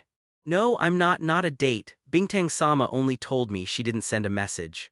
That last half-sentence was obviously directed at Jiang Si. He flicked the little mana bird and shattered it. The creature had been constructed from a magical girl's mana. Ordinary people couldn't even touch one, let alone break it. But Jiang Si was familiar with the ability. Once you located its mana core, even physical disruption worked wonders. Don't waste time, he urged. Let's go now. Okay. BH City Qigong Academy. The 4th middle school where Jiang Si attended was already a good school, top in BH City, otherwise Bingtang's family wouldn't have been willing to send her there. But Qigong Academy was the most elite private school in BH City. It had been Bingtang's first choice, and despite her insistence on attending 4th middle school to sit next to Jiang Si, her family couldn't change her mind. With Bingtang's abilities, school choice didn't matter much. For most students, getting into Qigong Academy was like getting into a prestigious university. The school environment wasn't harsh, it was relatively relaxed. Its educational philosophy emphasized holistic development, discovering each student's strengths and cultivating them. It sounded ideal, and in practice it was reasonably well executed, because it was expensive.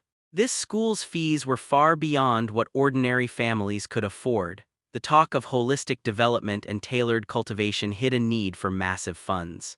Top-tier teachers, sound pedagogy, equipment, facilities, everything cost far more than at a regular school. Traditional education's flaws were many, but its chief advantage was affordability. Outside the gates of Qian Academy you saw all sorts of luxury cars, and even those who hadn't driven looked the part in branded clothing and shoes. They were affluent families, wearing a uniform to stand out wasn't fashionable. Wearing his pale green cloak and the plain school uniform, Jiang Si stood out among the dismissing crowd, mostly because both of them didn't have the air of rich kids. High schoolers were at that reckless age. Even wealthy parents didn't always restrain their kids' moral lapses, so some students laughed at them. Although it wasn't always malicious, all they saw was two kids who didn't fit in, which struck them as funny. Yumo, however, cowered behind Jiang Si, lowering her head and clutching the rabbit plush, the hood covering her head like a frightened turtle. Even with superhuman powers, she could be scared by ordinary people's ridicule. Jiang Si thought he should talk to Bingtang later about strengthening Dao heart training in the Azure Cloud sect. A fragile Dao heart on the cultivation path was dangerous. What if they met a heart-devouring tribulation? Near the school gate he said, "I want to find Hyacinth, Class 7, Year 3. The security guard glanced at his uniform. 4th Middle School, Qian Academy doesn't welcome students from other schools. Move along. We're Hyacinth's friends.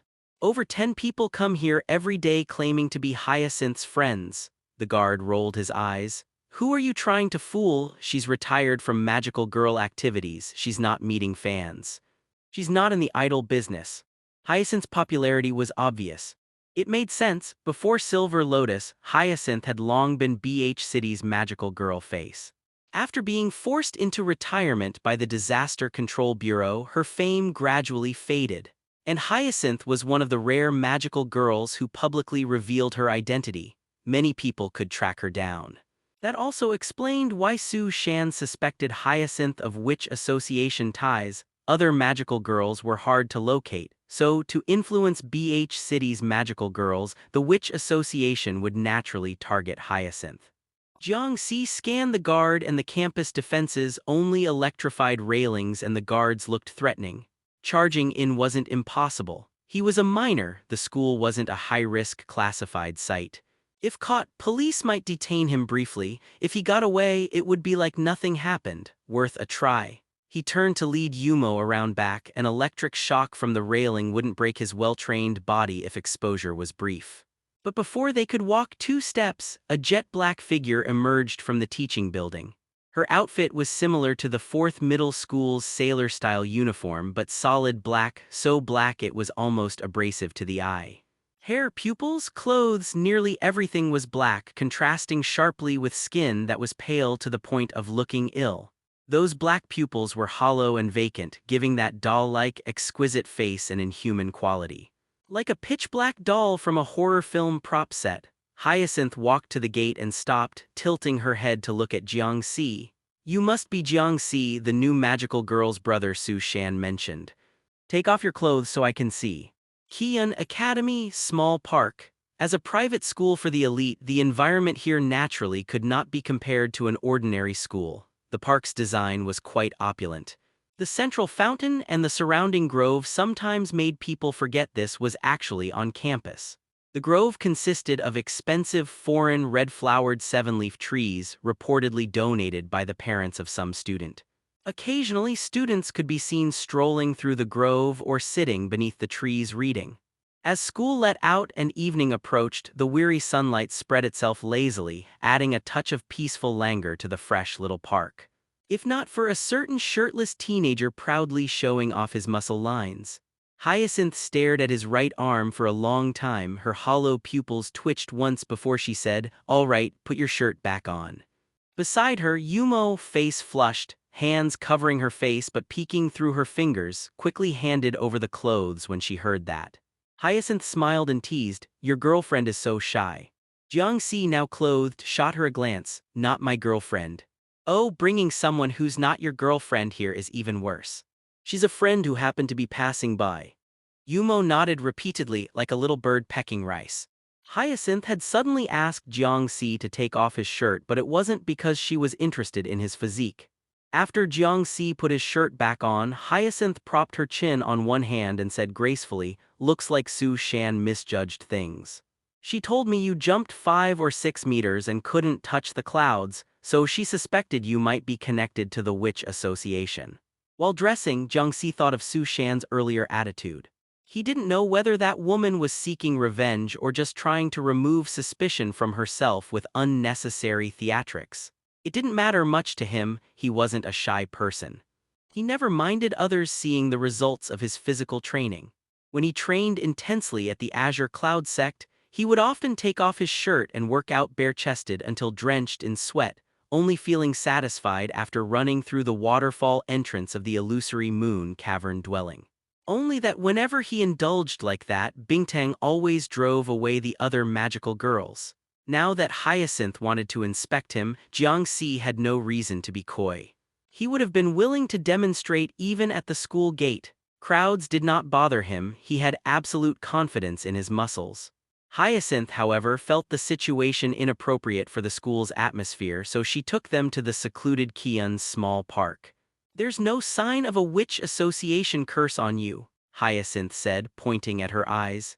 "If there were, my demon-detecting eye wouldn't be fooled. Also, there's no disaster beast magic right now. Looks like Su Shan made a mistake, she's always so careless." Compared with Su Shan and even Yin Luo, Hyacinth's battlefield-hardened steadiness and maturity stood out remarkably. This made sense. When the Disaster Control Bureau first set up a branch in Beihai, the first magical girl they found was Hyacinth. What made her special was her demon-detecting eye. Most magical girls' powers, though partially usable from the seedling tier via the miracle seed without transformation, could not manifest in their physical bodies without the miracle seed. Jiang Si had tested this many times and confirmed it was an absolute dead end. Hyacinth's demon-detecting eye, however, could use magical girl power without transforming and without the miracle seed as a medium, and it could even be present in her physical body. As a price, though it did not render her blind, her perception of the world was completely different. It wasn't simply black and white, it was devoid of color entirely, so magical power appeared extremely vivid to her. Because only magic had color in her eyes. So before coming, Jiang Si had already cleared all the magic from his body. Naturally, she couldn't see any trace of magic. At the Azure Cloud sect, the most basic training was magical control. Every magical girl had to learn how to control fine traces of magic, how to prevent magic from leaking, and how to hide their own magic. Because of the sex relationship with the Disaster Control Bureau, once exposed they could be easily blocked by the Bureau. This foundational training represented years of Jiang Si's hard work. His first step in developing magical girl power was perfect control of magic. In the web novels he'd read, this was the most basic of basics. Without a solid foundation, those who relied on drugs or sudden power-ups usually had hollow strength. Naturally, Azure Cloud sect disciples focused strictly on fundamentals. As an originator, Jiang Si's control of magic was superb. Even if Hyacinth's demon-detecting eye bled, she still couldn't see the slightest trace of magic on him. Originally, at the Disaster Control Bureau it was simply unknown that cloud layers could detect disaster beast magic, and because he sometimes habitually had a little disaster beast magic nearby, that was how he was exposed. But if you can jump 5 or 6 meters, you were clearly influenced by magic. Seeing Hyacinth's slight frown of thought, Jiang Si gave the ostensible reason he'd come to see her. "That's what the Bureau told me too. Having blood ties with a magical girl and living together makes you susceptible to magic. I want to know if I'll continue to be affected in the future. The Bureau has observed some such cases, but it's not universal, it depends on each person's constitution." Hyacinth measured him with evident interest. "Your sister hasn't been a magical girl for long, has she? She received her miracle seed very early. When he was cleaning during last year's entrance period, he'd seen Jiang Keek's miracle seed. Jiang Keek hadn't hidden it. BH City's censorship around magical girls had only recently ended, not many knew about miracle seeds and there was no need to hide it. Besides, the relationship between the siblings was already frosty. Jiang Si wouldn't ask and Jiang Keek certainly wouldn't explain. I actually saw her miracle seed 2 years ago, so I suspect she was already being affected back then." Yumo, who had been silent, secretly glanced up at Jiang Si. "No wonder the sect master can lie without changing expression. Amazing." As one of the earliest direct disciples of the Azure Cloud sect, she knew Jiang Si's physique had nothing to do with his sister's magic. It came from day-after-day effort.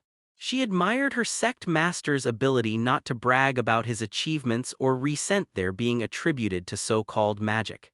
He could lie earnestly without any trace of unease, something Yumo always failed at. Hyacinth naturally couldn't detect Jiang Si's deception. In her colorless world, reading his emotions was difficult. Expressions lost many details. Then that's not surprising. Hyacinth crossed her legs, hands on her knees, watching Jiang Si leisurely. Long-term cohabitation will leave an influence, but the improvement to physical constitution usually has an upper limit. Generally, there won't be severe dangers or intense side effects, so you don't need to worry. What are the common side effects? Your lifespan might shorten a bit because your body's overtaxed by the increased constitution, Hyacinth comforted him. But unless you're competing in sports long-term, it's only a year or two. She spoke lightly. Jiang Si already knew this. In his past life, when he trained his body to the extreme, doctors told him the same thing. Every apparent improvement in ceiling cost him lifespan. Moderate exercise benefits health, extreme training consumes the body. But for Jiang Si, living a few extra years mattered less if he could not walk the path of the Tao. He would prepare with everything he had, and when the opportunity came, clutch it with both hands, letting nothing slip away. That was a true seeker of the path. I see, then I can relax. With that simple end to the topic, Jiang Si continued. Do you know about the 3 miracle seeds that went missing from the Disaster Control Bureau? Hyacinth's indifferent pupils shifted slightly. I heard about it. There may be a traitor within the Bureau. Could that threaten Keek? Rest assured. The Magical Girl Combat Team is an independent division. It won't affect your sister. No one can guarantee there aren't traitors among magical girls. I saw online speculation that Hyacinth contacted the Witch Association long ago. Many suspect you're involved. Hyacinth elegantly covered her mouth and laughed. So that's why you came, worried I'd harm your sister. I wouldn't dare. You're a magical girl and were once Beihai's strongest squad captain. If you wanted to act, coming here would be walking into a trap. I just hope you'll keep an eye on my sister. You sure are thoughtful as a brother. Yumo, hugging her rabbit, heard Hyacinth's remark and showed a strange expression. With her head lowered, no one could tell. She glanced up carefully. Hyacinth seemed to drift into thought, and when Yumo peeked, Hyacinth's gaze fell on her. The empty black pupils made Yumo immediately pull her hood down again, hiding her face like a frightened little rabbit. Hyacinth pursed her lips and smiled. With Yin Luo around, don't worry. Yin Luo is young but has great potential. Moving into blooming is just a matter of time. She's capable. I'd rather trust someone with more experience like you. If Yin Luo hears that, she'll hide under the covers and cry tonight.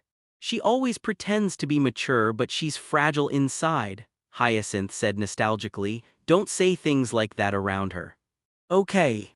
Hyacinth then produced her miracle seed. Calling it a seed was somewhat inappropriate now. It had already sprouted. A faint floral form could be seen. Jiang Si's pupils contracted slightly. He'd never seen a miracle seed's form change like this before, but the flower was already mostly withered. The remaining petals were shriveled. As you can see, though I don't want to retire, my seed has a problem. Even transforming is difficult now. I'm far from my former strength.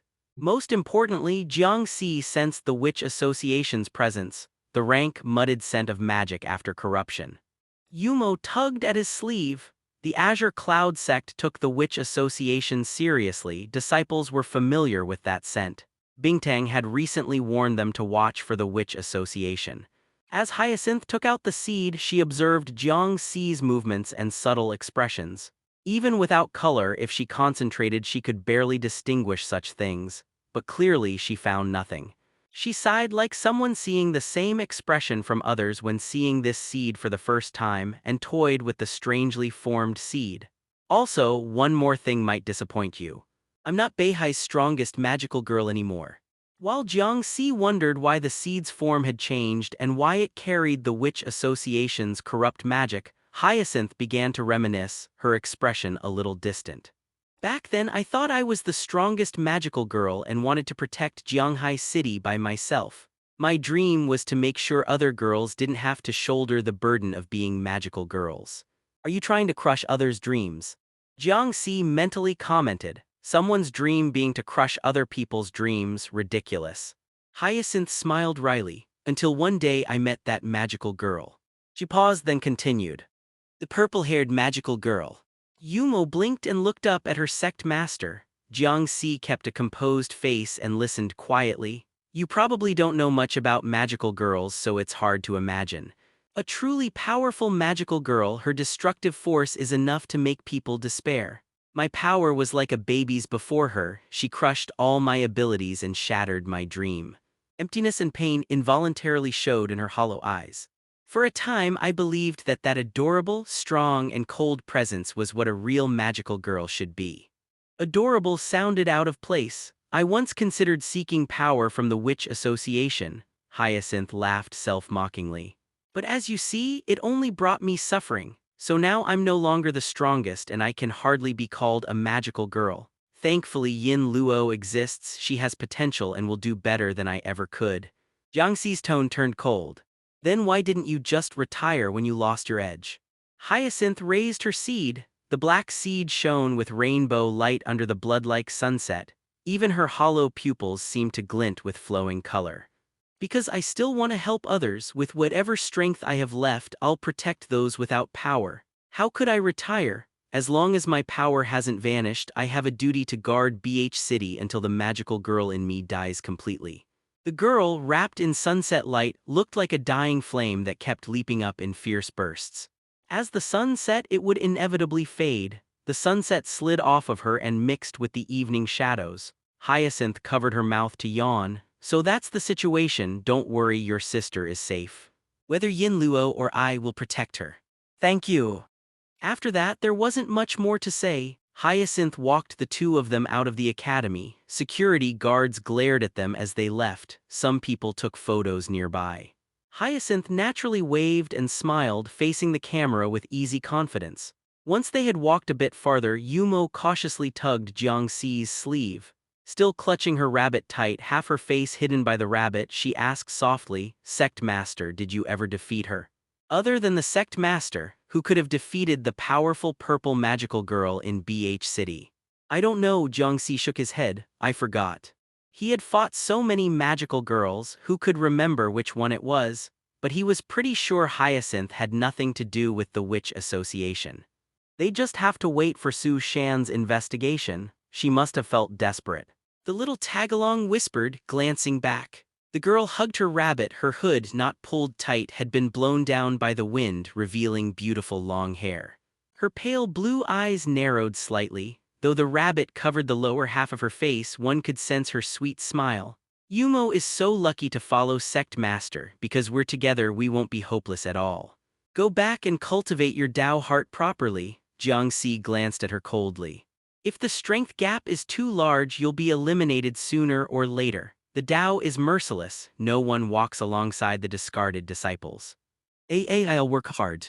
Keek becoming a magical girl didn't really impact Jiang Si's daily life much. After returning from the Disaster Control Bureau, their daily routines remained largely unchanged.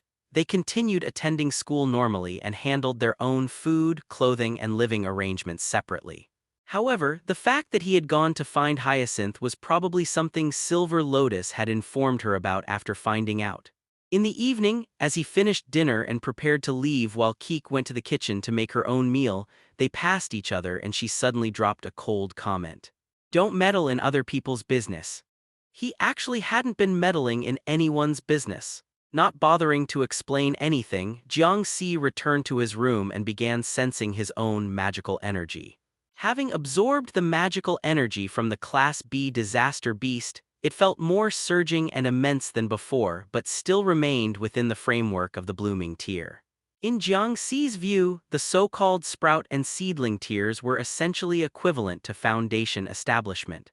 Both these realms involved continuously increasing total magical energy and familiarizing oneself with how magical energy circulated. As long as one accumulated experience over time, any magical girl could advance from sprout to seedling. One could say that becoming a magical girl was equivalent to a kind of empowerment, suddenly elevating an ordinary person to the early foundation establishment stage. It's just that the foundation establishment body could only be obtained through transformation. During the foundation establishment period, whether at sprout or seedling tier, one was merely drawing upon the miracle seed's magical energy. It wasn't until stepping into blooming, Jiang Si called this the golden core stage. Only by entering blooming did a magical girl truly begin to control the miracle seed, even reshape it, making it bloom. The only problem was that the miracle seed wasn't inside the body but outside it, which made calling it a golden core somewhat abnormal. But that was fine. Jiang Si called it an external core. He remembered that among many cultivation novel methods, there were such unorthodox practices, using external cores to forcibly enter the golden core stage. As long as he continued growing stronger, the so-called external core would eventually become an internal core, or help him reshape an internal core. Although when he explained this theory to Bingtang, the girl who had been receiving his various cultivation knowledge teachings for 3 years still found it somewhat far-fetched. But Jiang Si felt he had found the pattern. After the golden core came the nascent soul stage, which corresponded to full bloom after blooming, probably requiring the seed to completely break open and transform into human form or something else. So to break through to full bloom, one must complete the form transformation of the miracle seed. Over the past 6 months, Jiang Si had tried many methods, but no matter how much magical energy he absorbed, it was difficult to produce form changes in the miracle seed. Perhaps some external assistance was needed, or perhaps his own enlightenment. Besides searching for miracle seeds, the magical girl power fusion plan within the Azure Cloud sect was still progressing, though insufficient research into the fundamental nature changes of magical energy was causing slow progress, and everything currently required time. Breakthroughs ultimately couldn't be rushed. More haste, less speed. From his previous life until today, patience was what Jiang Si lacked least. He had even managed to forge paths where none existed, let alone now when such a clear path to heaven lay before him. It was merely a matter of walking fast or slow, so why be anxious? He would eventually reach the end, reach the very peak. He attempted to circulate magical energy through his physical body for one complete cycle, then quietly dispersed it again. But he could feel that some magical energy had still seeped into his flesh and blood. Many small contributions make a big difference. Eventually, he would achieve sainthood through physical cultivation.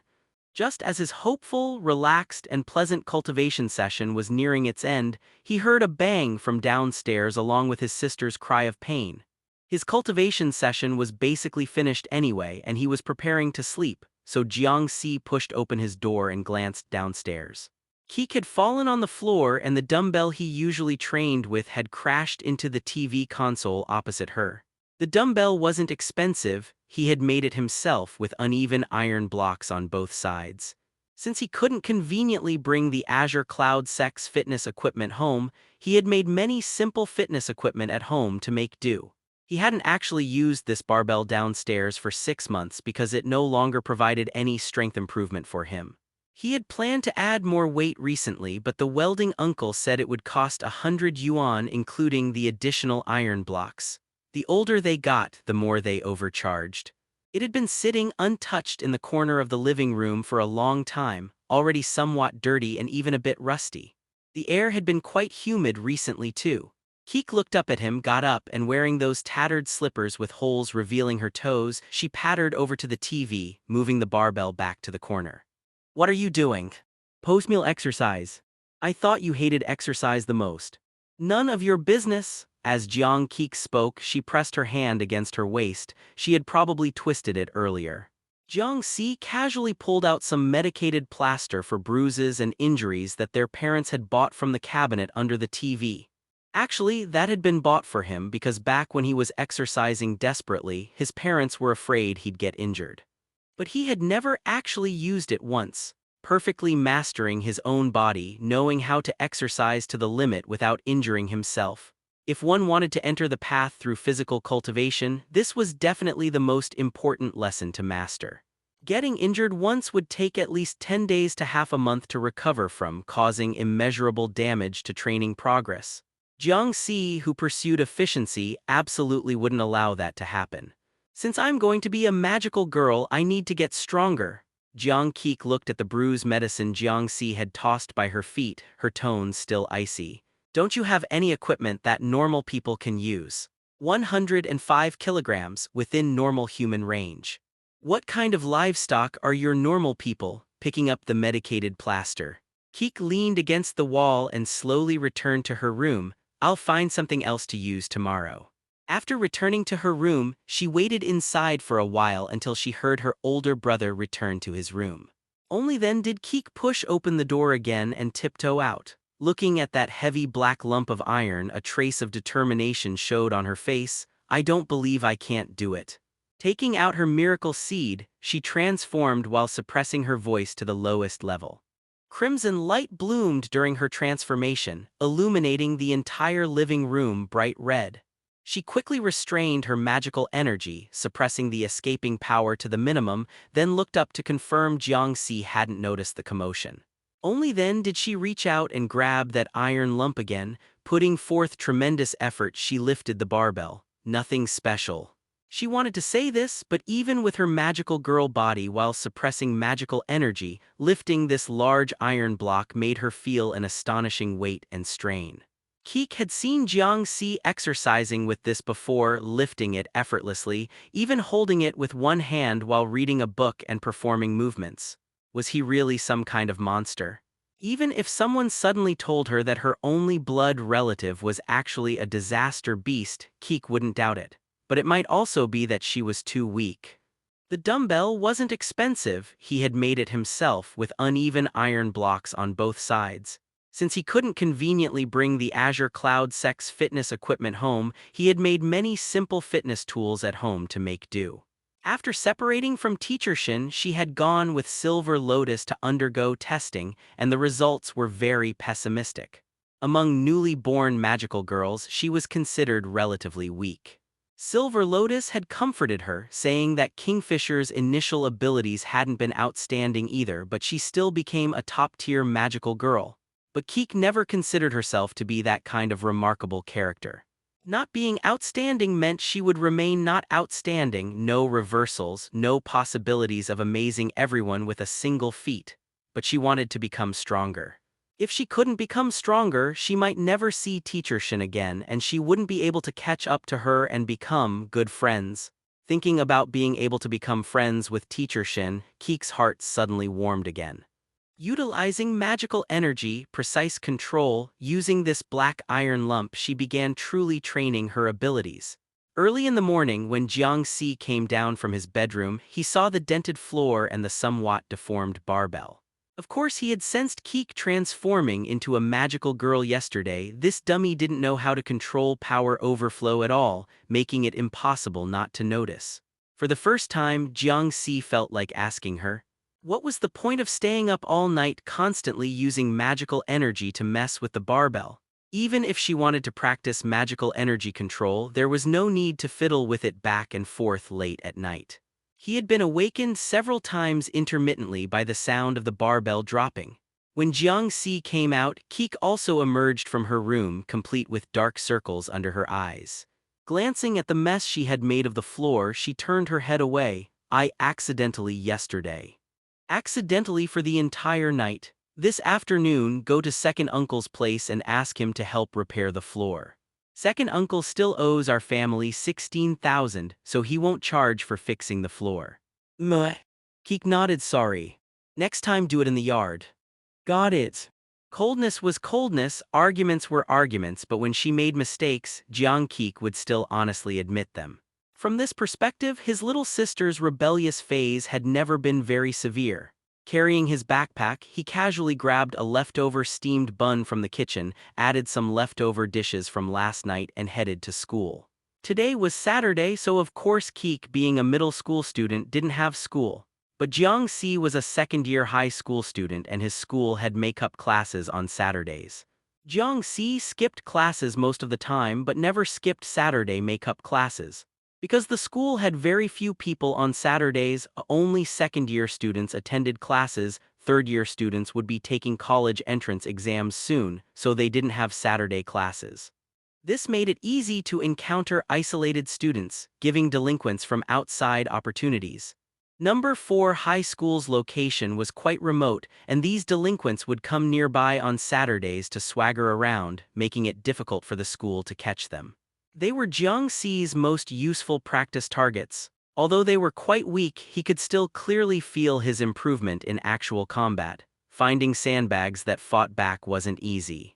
Plus, there was no math class this morning, so he planned to attend. It wasn't that Jiang Si couldn't understand math, he was simply already thoroughly familiar with high school math and his test scores couldn't break through further. And his math scores didn't drag down his total score, so attending math class was purely a waste of time. Among high school subjects, what he had forgotten the most was actually Chinese and English.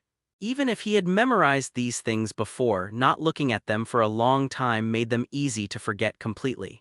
He was still okay with math, physics, and even chemistry. With some review, he could basically regain his previous problem-solving feel. His memory for text wasn't sensitive, but once he remembered formulas and equations, he rarely forgot them. He needed to maintain a passable score, at least enough to get into a first-tier university, because in Beihai's first-tier universities there were magical energy fundamental nature research majors specifically for magical girls, and the research was quite in-depth, with corresponding high-level papers and reports. Far more efficient than their own tinkering. Second-tier universities wouldn't do. The theoretical level of magical girl majors at BH City's second-tier universities was basically garbage. As for vocational colleges, vocational college students in BH City weren't qualified to research magical girls. So Jiang Si's goal was to maintain a total score for first-tier universities, test into universities with deeper magical girl research, and deeply study magical girl power and related knowledge. The materials the Azure Cloud sect could obtain were too superficial. To learn about cutting-edge magical girl theoretical research achievements, he needed to personally test into universities to find them, because many research results were directly sealed by the Disaster Control Bureau after completion and not made public. And Bingtang's connections were also quite limited when it came to universities. On one hand, her family basically didn't interact much with university-related personnel, and on the other hand, all the Azure Cloud sect disciples hadn't reached university age yet. That's right, even Su Shan the mole was a high school student, though she was currently dropping out to focus on Disaster Control Bureau work. Jiang Si looked up at the distant number 4 high school, his thoughts already drifting to university. He planned to try taking the college entrance exam at the end of his second year. Dragging it out for another year felt too long for him. No money? Looking at how well you're dressed, how could you have no money? Don't be so nervous, just think of it as making friends. Later we'll treat you. A familiar voice came from not far away. Actually, they were still some distance from the school. These delinquents didn't dare get too close to the school, but the routes to school always had relatively remote sections. Once running late when someone tried to take a shortcut hoping to get lucky, they easily got caught by these delinquents. Jiang Si didn't know the boy surrounded by 3 delinquents, nor did he need to know. He walked directly toward the 3 delinquents. Cripple. Cripple referred to the leader among the 3. He walked with a limp. Jiang Si had broken his leg and it still hadn't healed. He had a lean appearance with almost no flesh on his face like a monkey, yet the sinister ferocity between his eyebrows frightened anyone who saw him. This guy had been in jail before. He had chopped someone, severing one of their arms. This was also why he became famous on the streets. He was ruthless enough. Actually, around number 4 high school, his gang had originally been the largest with the biggest territory, and he could have over a dozen followers behind him every day. Among his peers, he was undoubtedly a terrifying presence. Hearing someone call him Cripple, he turned around, the ferocity on his face barely concealable. The fuck you looking to die? But when he turned and saw Jiang Si, he froze for a moment. The ferocity in his eyes instantly vanished, becoming somewhat clear. The 2 other lackeys beside him immediately released the number 4 high school student they were holding. The student immediately sprinted toward the school, but nobody paid him any attention. They all nodded and bowed toward Jiang Si with smiling faces, even offering cigarettes. Brother Jiang, what brings you to school today, Brother Jiang? Makeup classes. Jiang Si glanced at Cripple. Come. Among all the delinquents, Cripple had the most guts. No matter how many times Jiang Si beat him, he still refused to accept it, still dared to fight him. So this was always Jiang Si's first words when looking for him. Come fight. Cripple instinctively took a step back, his throat moving. He had fought Jiang Si 3 times, each time he got beaten miserably, losing all face, from having over a dozen followers to only having 2 left willing to follow him. He glanced back at his last 2 brothers, quietly lowering his head, not fighting. Slap, slap, slap, 3 crisp sounds echoed as palm prints appeared on all 3 faces. Jiang Si had slapped all 3 with 1 swing, then clapped his hands. Fine, then 1 hit each. Number 4 high is my territory. Number 4 high students are under my protection. Next time you come causing trouble. He lowered his voice, I'll kill you. Dealing with this kind of delinquent, only such straightforward threats were effective. Of course, if he didn't have to bear consequences, directly beating one to death would be even more effective. This wasn't really Jiang Si's personal hobby or some chivalrous upholding of justice. Rather, it was an agreement he had with the principal, as long as he made sure the surrounding delinquents stopped bothering. No. 4 high students coming to and from school, the school would be lenient about his class skipping. Ultimately, because they had provoked Jiang Si getting beaten until they cried for their parents and having a finger broken, the principal had finally vented his anger thoroughly, achieving mental clarity. So the principal simply made an agreement with Jiang Si. As long as Jiang Si beat the nearby delinquents into not daring to mess with number 4 high students, he could skip classes however he wanted. It's just that not many people in the school knew about this agreement. Jiang Si's teachers had repeatedly asked the principal to expel Jiang Si, but the principal always brushed them off, saying they needed to educate every student well.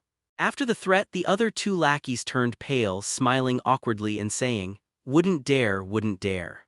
Cripple's face turned ashen, alternating between red and white, touching his burning cheek where he'd been slapped. The force of that slap had been so great it left him dazed, as if a red-hot iron plate had smacked his face. It stung fiercely.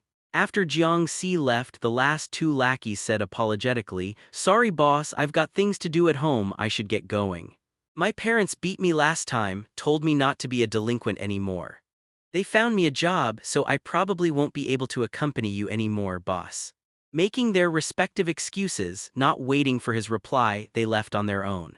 Cripple stood in place for a long time, then with reddened eyes walked deep into the alley, picked up a nearby brick and smashed it violently against the wall. He followed with several frantic kicks.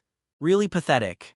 A somewhat hoarse female voice from beside him startled Cripple. An old woman in black robes emerged from the alley wall. From the wall, Cripple rubbed his eyes, confirming she had indeed emerged from the wall. Ordinary people encountering a monster like that who borrows magical girl power definitely can't fight back. It's not that you're too weak, nor that you didn't work hard enough, but rather that your starting points are different. Very unfair, isn't it? Cripple stared at her, his gaze periodically losing focus, then nodded, unfair. The woman took out a seed from her bosom. A pitch-black seed filled with lament and resentment, emitting an ominous aura. As long as you obtain power to defeat him, you can take back everything you've lost. You can even trample him underfoot, washing away all past humiliation. The cost is just a little pain. Do you want it? Cripple hesitated for a moment, then Jiang Si's face reappeared in his mind. His gaze instantly became fanatical. I want it, I want it, I want it. Take it. The witch watched as the seed took root and began sprouting on the other's forehead, grinning, a semi-finished product, but it should be enough. Go bring Jiang Si to me.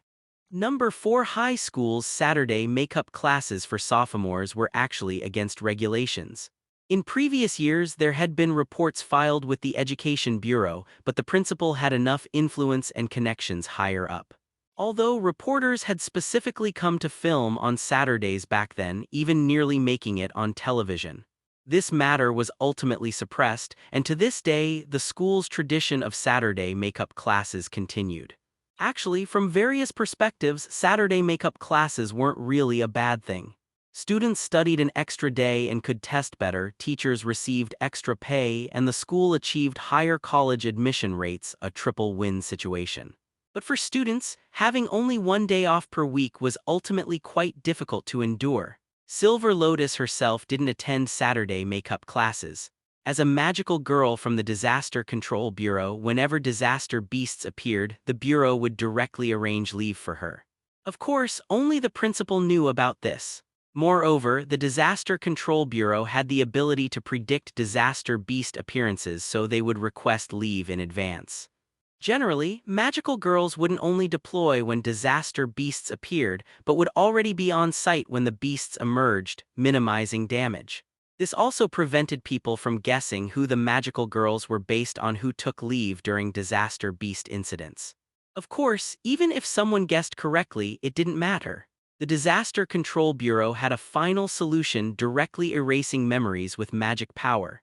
As long as magical girls didn't want to expose themselves, the Bureau had plenty of methods to help conceal their identities. Unless they were magical girls like Hyacinth who voluntarily revealed their identities, ordinary people wouldn't know who the magical girls were. Of course, there were exceptions. Like Silver Lotus, who due to special circumstances was forced to transform in front of acquaintances. Silver Lotus had originally planned to rest properly this Saturday. After all, the battle with the Firebird disaster beast, followed by being forcibly knocked out of transformation state by Shin, clearly caused significant damage to her body. The Disaster Control Bureau doctor advised her to rest well, but Silver Lotus felt like she barely felt injured today. Unable to sit still at home, she came to school anyway. Actually, sitting in the classroom listening to lessons wasn't particularly tiring for her. After the first class ended, she saw Jiang Si being scolded by a teacher outside through the window. Being an entire class period late, no wonder the teacher was going crazy. Keek's brother had rather delicate features. If he wore glasses, he'd look like an elegant bookworm type. However, his eyes contrasted sharply with his appearance. Calling them icy wasn't quite right. Occasionally, when his pupils moved, there was some warmth. Calling them empty wasn't accurate either. It wasn't the dullness of someone who wasn't thinking. Indifferent disregard might be an appropriate description, but actually Jiang Si didn't have that superior, condescending attitude. It was more like he simply didn't care, indifferent to surrounding events, focused only on his own matters. Silver Lotus sometimes thought of her older sister. Although Yin Luo wasn't that extreme, when she focused on her own matters she became quite similar. Very mature, very cool. For Silver Lotus, she had always admired such a state because she herself was super easily distracted, struggled to focus on herself, always involuntarily concerned about her surroundings, constantly giving feedback to everything around her. It was precisely because of this similarity between her sister and Jiang Si that Silver Lotus had felt from the beginning that Keek had probably misunderstood her brother. Because they weren't truly cold or indifferent to surroundings, they just had matters they needed to attend to, hence displaying such attitudes. Once their tasks were complete, they'd return to normal. She had previously clashed with her sister over this, but after her sister finished her own matters, she would become gentle and reliable again, actively coming to apologize. She hoped Keek and her brother could resolve their misunderstandings soon and get along well. Li Yi, the teacher wants you. A classmate called from outside, so Silver Lotus responded got it and stood up to leave. Jiang Si. Get your ass to the office with me. Meanwhile, Jiang Si's teacher apparently hadn't scolded him enough or hadn't vented sufficiently in the hallway, so he roared for Jiang Si to go to the office. Silver Lotus actually knew this kind of teacher didn't genuinely have good intentions for educating students. There weren't that many good teachers. This kind of teacher was actually furious because students challenged their authority, especially someone like Jiang Si who easily appeared dismissive. He was practically dancing in this authority-obsessed teacher's danger zone. So every time he got scolded, the teacher would definitely drag him to the office because physical contact was possible there. She had seen the teacher hit Jiang Si with books. It was really excessive. Be careful, Li Ye. When she left the classroom, a classmate whispered nearby, stay away from that Jiang Si troublemaker. Don't get implicated. When teacher Zhang gets worked up scolding people, he'll yell at anyone nearby. He's really fierce. Jiang Si really shouldn't provoke him. Silver Lotus smiled. That should be the teacher's problem, not Jiang Si's fault. That's easy to say. Don't worry, the teacher won't dare scold me. Because she had excellent grades, top 3 in her year, plus her leave requests were personally approved by the principal. These teachers all knew Silver Lotus had strong family connections. She even intentionally walked beside Jiang Si when leaving the classroom. Teacher Zhang, who had been planning to scold them along the way, saw Silver Lotus and immediately swallowed his words, muttering, "What are you doing here?" Silver Lotus just politely smiled. "Teacher Fang called me to the office." "Teacher Zhang, don't walk with Jiang Si."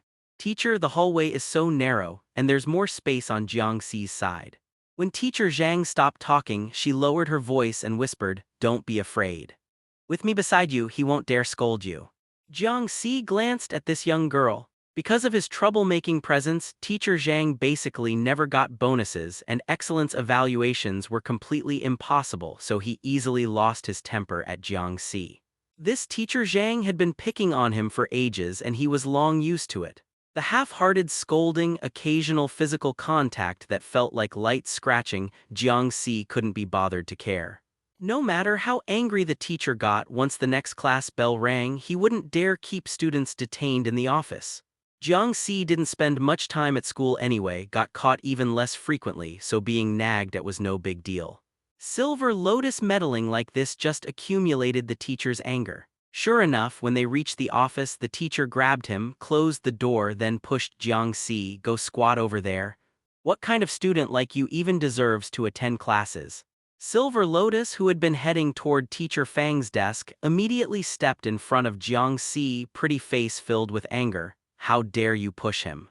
This is too much. How can number 4 high school have a teacher like you?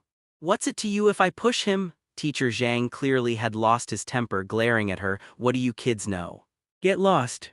He was just late and you keep losing your temper. How can you call yourself a good teacher acting like this? Whether I'm a good teacher or not isn't for some kid to decide." Teacher Fang, who had been drinking tea at his desk, immediately put down his cup and stood up, jogging over to pull Silver Lotus away. Hey, Li Yi, come here. Why are you arguing with the teacher? And you, old Zhang, what are you doing glaring at my student? I'm warning you, this is my class's student. Don't use your methods for your own students on mine." Silver Lotus immediately shook off her teacher's hand, angrily walked to Jiang Si's side and squatted down beside him. "If Jiang Si doesn't leave, I'm not leaving either." Teacher Fang looked exasperated. "I asked you to come get the homework assignments to bring back, and now you're camping out here." "Old Zhang, if she wants to squat, let her squat." Teacher Zhang picked up his water bottle, gritting his teeth. "She can go back when class starts." Fine. Teacher Fang pointed at him, then at his student. Returned to his desk and picked up the homework assignments. "I'll deliver them myself, all right." HMPH, Teacher Fang is a coward, always afraid of trouble. Squatting beside Jiang Si, Silver Lotus whispered, "But he's not bad. Treats me well because I have good grades." They were colleagues who saw each other constantly tearing into each other would make work inconvenient. They were adults who would cause work troubles over minor matters. The seasoned veteran had both protected his student and avoided provoking the hot-tempered Teacher Zhang, probably the best approach. And even though Teacher Zhang was still angry, he took the offered way out, saying to let them return when class started. But explaining this to a pure magical girl probably meant nothing. What people called immaturity was an assessment given when abilities were insufficient to overturn the world. When someone had outstanding abilities like magical girls, they received different evaluations: unconventional, eccentric. So as long as abilities were sufficient, people didn't need to change to adapt to society. Society had to change to adapt to them. The so-called independent path in cultivation worked the same way. The great path follows me, not me following the great path. Sorry. Even if you hadn't stepped in, Teacher Zhang would have the same attitude. Silver Lotus paused, then quietly giggled. After all, Teacher Zhang was still angry nearby. If she laughed out loud, there would definitely be more trouble. "No, not that. I mean before, when I said I wasn't a magical girl and lied to you, I'm sorry." Jiang Si had almost forgotten Silver Lotus had initially concealed her identity from him. She only exposed herself when forced to transform after encountering the disaster beast at the Disaster Control Bureau. Since he knew from the beginning that Silver Lotus was a magical girl, he hadn't remembered that she had previously lied to him. It's fine, magical girls need to conceal their identities anyway. After thinking, Jiang Si asked, "Do you need to erase my memory, Silver Lotus?" No, it's only troublesome when strangers find out, so we erase their memories." Silver Lotus said matter-of-factly. Jiang Si isn't a stranger, you're Keek's brother, basically family of a comrade. My family members didn't have their memories erased either, they all know I'm a magical girl. As long as you don't spread it around, it's fine. Oh. Actually, even if it spread, they could use memory-erasing magic as backup, so it ultimately didn't matter. Also, my name is Li Yi. Silver Lotus is my magical girl codename. Isn't your sister named Yin Luo? We chose our codenames together. Back then my sister wanted to become a magical girl with me, but she didn't succeed. I'm getting off track, sorry. Silver Lotus returned to the topic. I actually wanted to apologize that day, but when I went to chase the fire bird later, I encountered a very powerful enemy. The girl said somewhat dejectedly, I couldn't beat her. After losing, I fell unconscious and only woke up much later, so I couldn't come find you. As the culprit, Jiang Si comforted, it's not a big deal anyway. It's great that you don't mind. Silver Lotus sighed in relief. She was most afraid of being disliked for lying. By the way, after your sister returned home, did she secretly transform? Yes, suddenly transformed late at night, messing with barbells, broke the floor at home. Jiang Si didn't hide it. The girl immediately covered her mouth, giggling, hee hee, I was similar when I first learned to transform. Hid under blankets, secretly transforming, really curious about my own strength. The next day I was still sleepy, and when getting up I was still in transformed state. Accidentally tore our home's door right off. Jiang Si felt relieved that his little sister wasn't that stupid. But being able to sleep peacefully through the night during her first transformation showed truly outstanding talent. When first transforming, everything felt unfamiliar and maintaining the form wouldn't last long. It all required time to adapt and practice. If you argue with your sister, you can call me, I'll protect you from being bullied by her. Looking at Silver Lotus clenching her fist and flexing her muscles, Jiang Si felt speechless. But I won't help you bully her either. While they were still chattering, Teacher Zhang at the desk grading homework coughed and slammed his cup on the table. Class is starting soon. Why are you two still squatting there? Hurry to class. Don't waste time here. Silver Lotus immediately pulled Jiang Si out of the office. Before leaving, she stuck her tongue out at Teacher Zhang. HMPH, he just takes his emotions out on students. Jiang Si, don't be discouraged. Teachers like this are rare at number 4 high school. You could transfer to another class later. We'll see. Transferring classes was too troublesome. Other classes didn't want to take in a problem student like him either. Teacher Zhang had tried several times to transfer him, but other teachers were unwilling. Only when they reached near the classroom did Silver Lotus wave her hand. Anyway, I'll help you. Don't worry. Too enthusiastic, could she suspect he was involved with the Azure Cloud sect? Then Jiang Si dismissed this thought, the possibility was too low. Maybe because of that incident where he almost fell from the cloud layer, she had become suspicious of him and wanted to investigate. Or possibly she wanted to take care of Keek, so was starting with him first. There were many possibilities. He'd ask Bingtang about Internal Disaster Control Bureau information later to make inferences. Bingtang didn't come to school today. She usually didn't attend Saturdays because she had private family tutors. She didn't even need to come to school, yet she attended more diligently than Jiang Si. But they didn't meet often at school because Jiang Si avoided encountering Bingtang there. Being noticed was too troublesome. Bingtang's appearance, personality, and family background attracted surprisingly many pursuers, and there were always brainless people looking for trouble. He couldn't possibly fight students at school. If he really fought, even the principal couldn't protect him. At school, he could only pretend not to see those looking for trouble, and outside school those cowards ran faster than anyone. So at school he tried to avoid Bingtang too. When returning to his classroom seat, he accidentally noticed that the student in the third row on the left looked familiar. He later remembered it was the student blocked by the cripples trio that morning. What a coincidence, they were classmates? He had no impression at all. Thinking this while sitting at his desk searching his backpack for books, he noticed that kid kept looking out the window, seemingly terrified, though it was unclear what he was looking at. Following his gaze, Jiang Si spotted a figure loitering back and forth near the school gate. The cripple, seemingly looking for someone, probably looking for him, truly the boldest gangster around.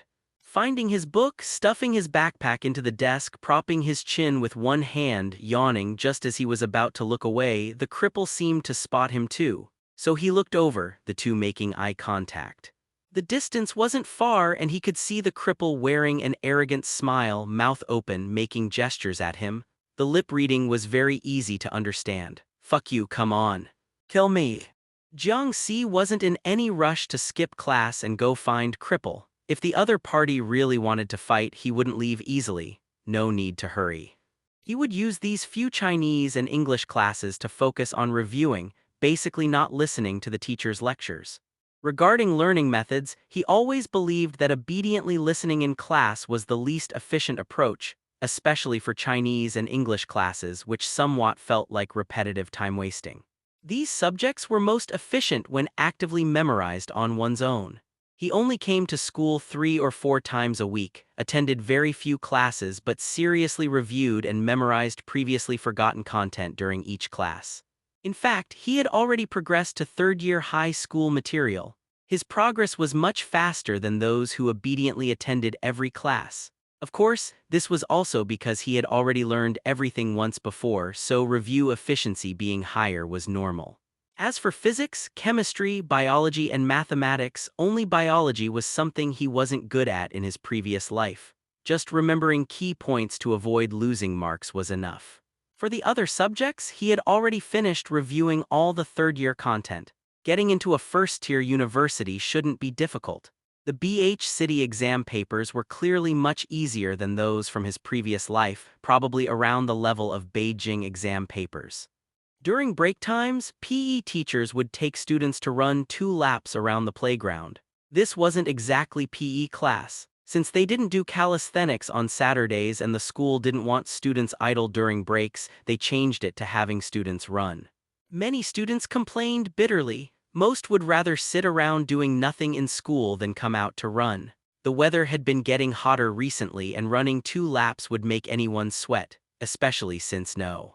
4 high school's playground was huge. 2 laps were truly brutal. For Jiang Si, these 2 laps weren't even enough for a warm-up. Today's 4 classes would allow him to finish reviewing the third-year content. After that, coming to school wouldn't mean much. He could focus on training at Azure Cloud Sect, ask Bingtang for some predicted exam papers before finals as a precaution, and have the principal arrange his college entrance exam after finals. His recent training had reached a bottleneck. He needed to buy some supplements, then try Azure Cloud Sect's Magic Fusion experiment again to alter magic properties, which would allow further physical refinement through magic. Although he failed last time, he could feel the magic penetrating deeper, and his seed showed some unusual activity. However, this experiment was quite dangerous and needed optimization. As long as he could complete it, even if it didn't elevate his body to the early seedling stage, it could break through his current half-step to sprout great perfection and reach half-step to sprout limit great perfection. Jiang Si, that person has been staring at you. When the running ended, the teacher didn't rush students back to the classroom but let them walk around the playground to rest. Li Yi came over to Jiang Si's side this way. Although both their classrooms were on the same floor, Li Yi was actually a first-year student. Number 4 high school didn't divide floors by grade level but by academic performance. Jiang Si's class was at the bottom, so they were placed on the first-year floor. If Bingtang hadn't insisted on following Jiang Si, she probably wouldn't have been assigned to this class. Her grades were firmly the top in her grade, unchallengeable by anyone. But aside from Bingtang and Jiang Si, few other students in this class were potential first-tier university candidates. And since Jiang Si frequently missed exams, the class's overall academic performance was predictable. Although Silver Lotus's grades were among the top in first year, they were still slightly inferior to Bingtang's. She could only maintain top 5, occasionally taking first place. Even so, with her appearance and personality, such grades were enough to make her a focus of attention among first-year students. Approaching like this inevitably attracted many gazes. Jiang Si clearly heard the girl behind her, probably Silver Lotus's friend, timidly whisper, "Hurry up and leave, Li Yi. You'll get beaten up." Li Yi just made a "it's fine" gesture. Some boys also nonchalantly moved closer. If Jiang Si dared to lay hands on Li Yi here, they would probably swarm him immediately. They all wanted to show off in front of the girls. With a crowd charging forward, even if they couldn't win through fighting, they could exhaust Jiang Si. As for Jiang Si, he was silently reciting the third English passage. He wasn't very good at English essays, so he used the clumsy method of memorizing all the English passages he'd studied, then disassembling and piecing together memorized passages for his essays. Basic scores were never low. Generally, 3 to 4 passages with minimal grammar and vocabulary repetition were sufficient. These were all things he'd memorized in his previous life. Just refreshing his memory could jog his memory, requiring little time. Of course, he had no time to care about the surroundings. When Silver Lotus, or rather Li Yi, came to talk, he just glanced at Cripple outside the school gate, who was gripping the railings and staring intently at him, saying, "Don't worry about it. I can help you deal with him." Li Yi whispered. "After transforming, I can make him hallucinate, then he won't be able to find you.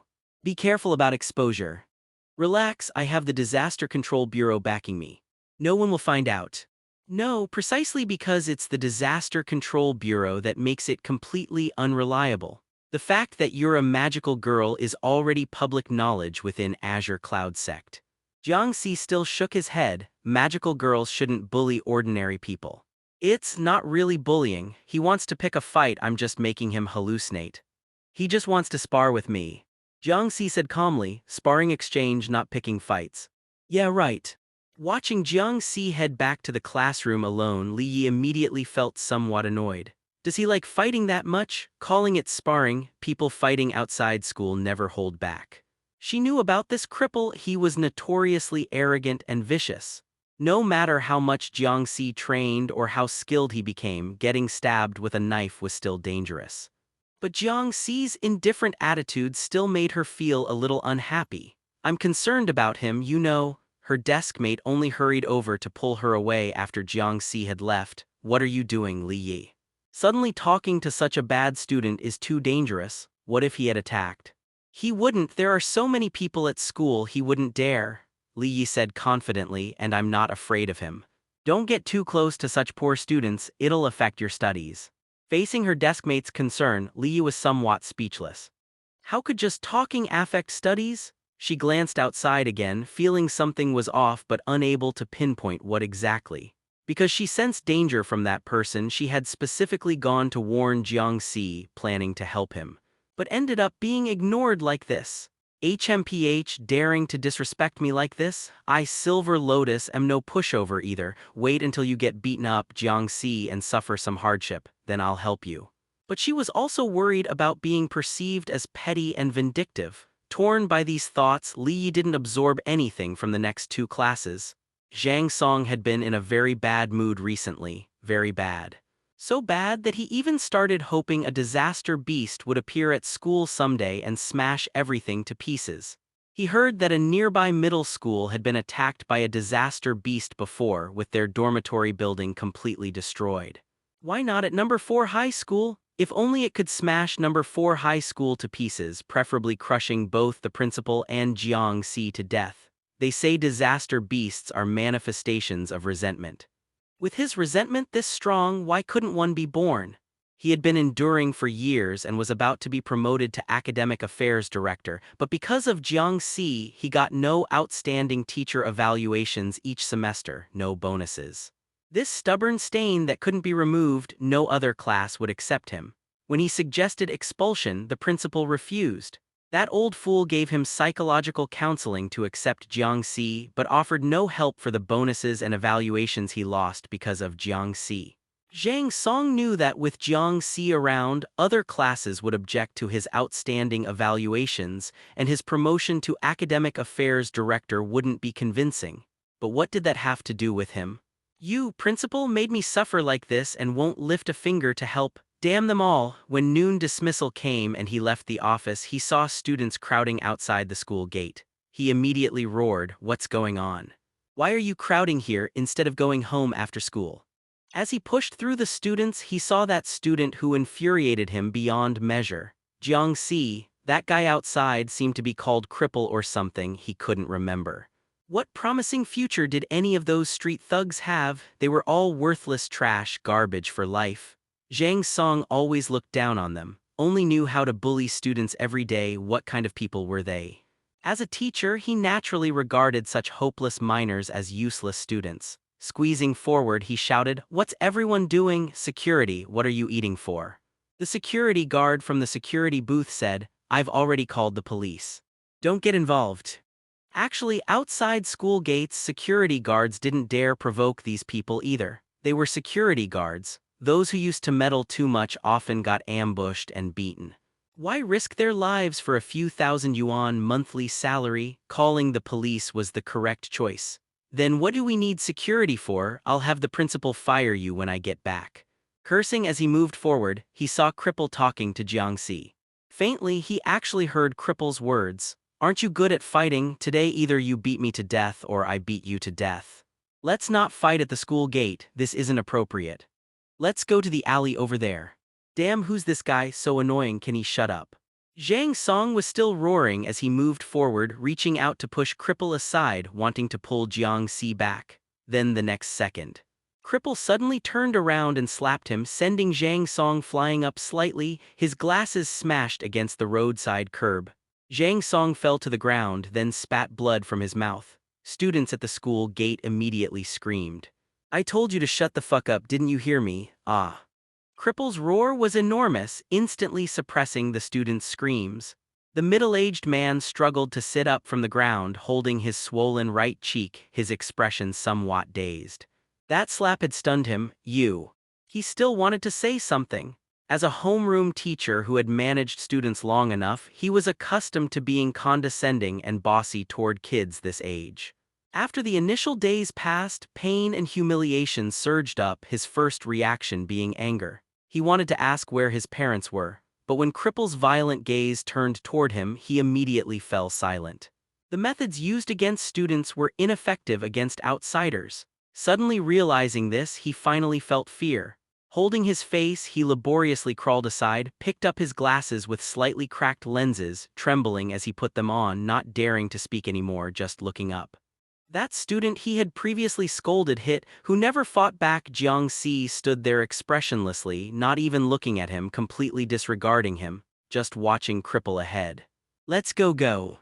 Cripple's tone carried excitement, anticipation, and some apprehension. Cripple was afraid of Jiang Si. When Zhang Song realized this, he swallowed blood-tinged saliva, his emotions momentarily complex. Seeing Jiang Si about to follow Cripple into the alley, Zhang Song still got up, took 2 steps forward, and called out, "Jiang Si." Jiang Si turned around frowning, glanced at him, and Zhang Song immediately stepped back in fright. Cripple's slap had turned him into a startled bird. "Get lost, don't get in the way." However, Jiang Si didn't attack, just spoke impolitely. If this had happened at school before, these words would have driven him insane. He wouldn't be satisfied without kicking Jiang Si a few times, but now he couldn't muster any anger. This was outside school. When Jiang Si said this, he had no confidence to refute, not even the courage to reply. After Jiang Si followed Cripple away, disappearing from sight, no one dared to follow. Zhang Song looked back. All the students crowding at the gate were watching him. What are you looking at?" He originally wanted to roar out like before, vent his anger on these students. But suddenly, fear prevented him from easily erupting in anger like before. "Hurry up and leave, don't get involved in such matters." He stammered, holding his burning right cheek. Some students were secretly laughing, he saw them. Shame and anger mixed together, but the earlier fear prevented these emotions from erupting too strongly. After completely losing face, even erupting would only make him a laughingstock. So he just waved his hand, dispersing the students. Go, everyone leave quickly, be careful on your way home." School was students' ivory tower. Students at school hadn't experienced society's harsh lessons, naive and immature. But this applied to teachers too.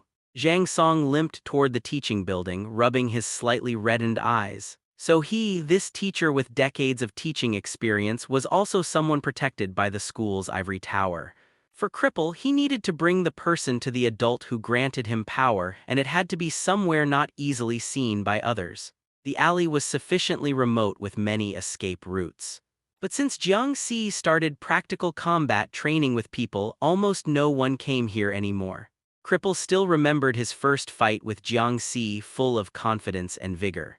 Later being beaten like a stray dog, his pride and dignity repeatedly trampled by Jiang Si, but now he wouldn't be stepped on anymore. Infinite power already coursed through his entire body. He laughed maniacally. Jiang Si. Ha ha ha, you never imagined I've changed. Looking at the seed on the other's forehead, Jiang Si took off his backpack and casually threw it aside, asking, "Where?" "You'll know soon enough." Cripple stomped his right foot on the ground, launching himself forward like a cannonball. Facing the charging cripple, Jiang Si neither dodged nor avoided, slightly twisting his body, gathering strength, then his right leg swung forward like an axe, brutally meeting the charge head-on.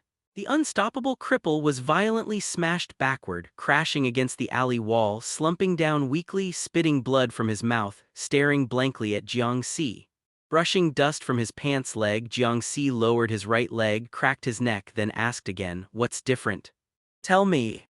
Cripple climbed up from the ground, his originally somewhat dazed eyes gradually turning more ferocious. Don't be afraid, don't be fearful, he was different now. As long as he felt anger, as long as he felt hatred, the seed would bring him power. Ah. Cripple roared loudly, the seed on his forehead expanding again, sprouting a bud that even covered his entire forehead. He charged forward once more, Jiang Si. His roaring voice had also changed, sounding like the roar of a beast. He threw a fierce punch. The terrifying force was such that even Jiang Si didn't choose to block it head-on, instead slightly sidestepping to avoid the punch.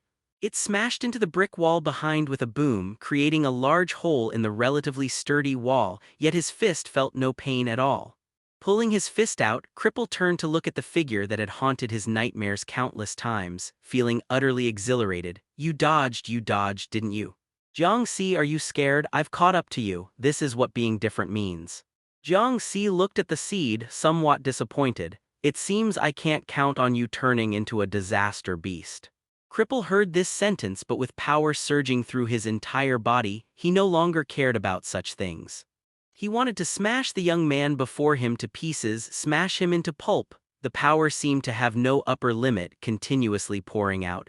When Cripple threw another punch, even he himself was shocked by its power. Maybe he could take on the whole world now. The surging power caused his thoughts to become ethereal too. He wanted to knock down those high-end mighty magical girls as well. His heightened emotions made the blood throughout his body boil until the opponent in front of him, neither dodging nor avoiding, also threw a punch. Their fists collided, terrifying power creating a shockwave that stirred up dust, spreading outwards in all directions. The sleeves on both sides were simultaneously torn apart by the dreadful force, fragments scattering everywhere as Cripple stumbled back several steps. His entire right arm was trembling. The fist that had just punched through a wall without any pain was now constantly spasming, the burning pain forcefully suppressing his previously high emotions. That cold, terrifying feeling surged up again, accompanied by the pain in his right fist.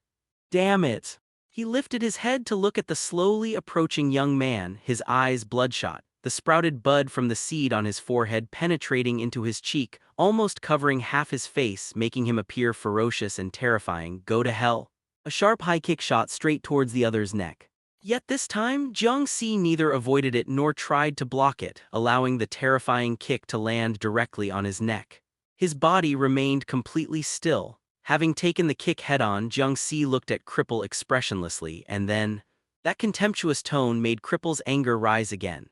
The seed on his face grew wildly, directly tearing open part of his facial skin. Blood splattered, a large portion of his face now mangled. He applied force again, wanting to press down Jiang Si's arrogant head, but the other simply gave a light kick to his left calf.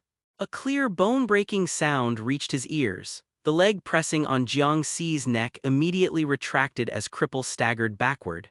Jiang Si followed up with another kick, breaking his right leg as well. The entire person suddenly knelt before Jiang Si. Jiang Si was slightly shorter than him. Due to starting training from a young age, Jiang Si's physical development wasn't ideal. Yet at this moment, kneeling on the ground and looking up at the other, Cripple only felt he was so tall he couldn't clearly see his face. Monster. His thoughts only had time to settle on this before Jiang Si grabbed his hair, pulled him up, looked at Cripple's seed-torn face and pressed his hand against the seed on his forehead. Just obtaining a bit of external power and you think you're different. Unfamiliar with power, relying on anger and hostility, you believe you can defeat me, but you can't even become a disaster beast. You're truly worthless. He abruptly dug out the seed, tearing off half of the other's facial skin with it. Cripple let out a piercing scream, collapsing to the ground while covering his face.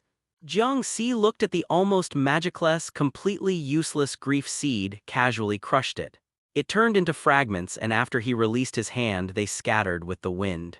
A mere grief seed, how could it possibly compare to my decades of effort and sweat? Relying on unstable external power, that fragile anger and violence, thinking it could surpass the power and experience he had accumulated through day and night of hard work. Living in a dream, controlled by external forces and emotions, unaware that in this world, only hard work won't deceive you. Thinking you can defeat me with anger and external power is like believing you can solve advanced mathematics problems without any foundation just because you're extremely angry. Lacking a basic correct understanding of the world. However, grief seed, cursed magic, the work of the Witch Association. Jiang Si looked at Cripple, who had already passed out from pain. After losing the grief seed, not only would he lose power, but memories from this period would also vanish. Whether he could even survive was questionable, but that had nothing to do with him. Why would the Witch Association target him? Did they discover he was Shin? Or were they simply targeting Keek so they wanted to use him to threaten Keek? The Witch Association did this kind of thing, often targeting magical girls' relatives to threaten them. If that were the case, it would actually be advantageous for Jiang Si. Over the years, the Witch Association had been hidden, always hard to find. If they came to him proactively, that would be truly sought after. Not just because they stole the miracle seed, but their power to create disaster beasts and their application of grief seeds all made Jiang Si covetous. As someone determined to tread the great path, Jiang Si's goals certainly weren't limited to magical girls' full bloom. That was the magical girl's limit, not his ultimate goal. After all, full bloom couldn't achieve eternal proof, reversing cause and effect. To go further, he still needed the power of disaster beasts. Yin and yang combined, that is the great path. The sound of police sirens came from outside. Jiang Si picked up his backpack and made a quick escape. He had no time to waste at the police station. Today's training wasn't completed yet. After actual combat was the perfect time for training. He pulled out his phone from his backpack, planning to contact Bingtang to discuss matters regarding the Witch Association. The possibility of his identity being leaked still existed. He had to make Bingtang pay attention. Li Yi was called to the teacher's office to help after school, causing her to miss the excitement at the school gate.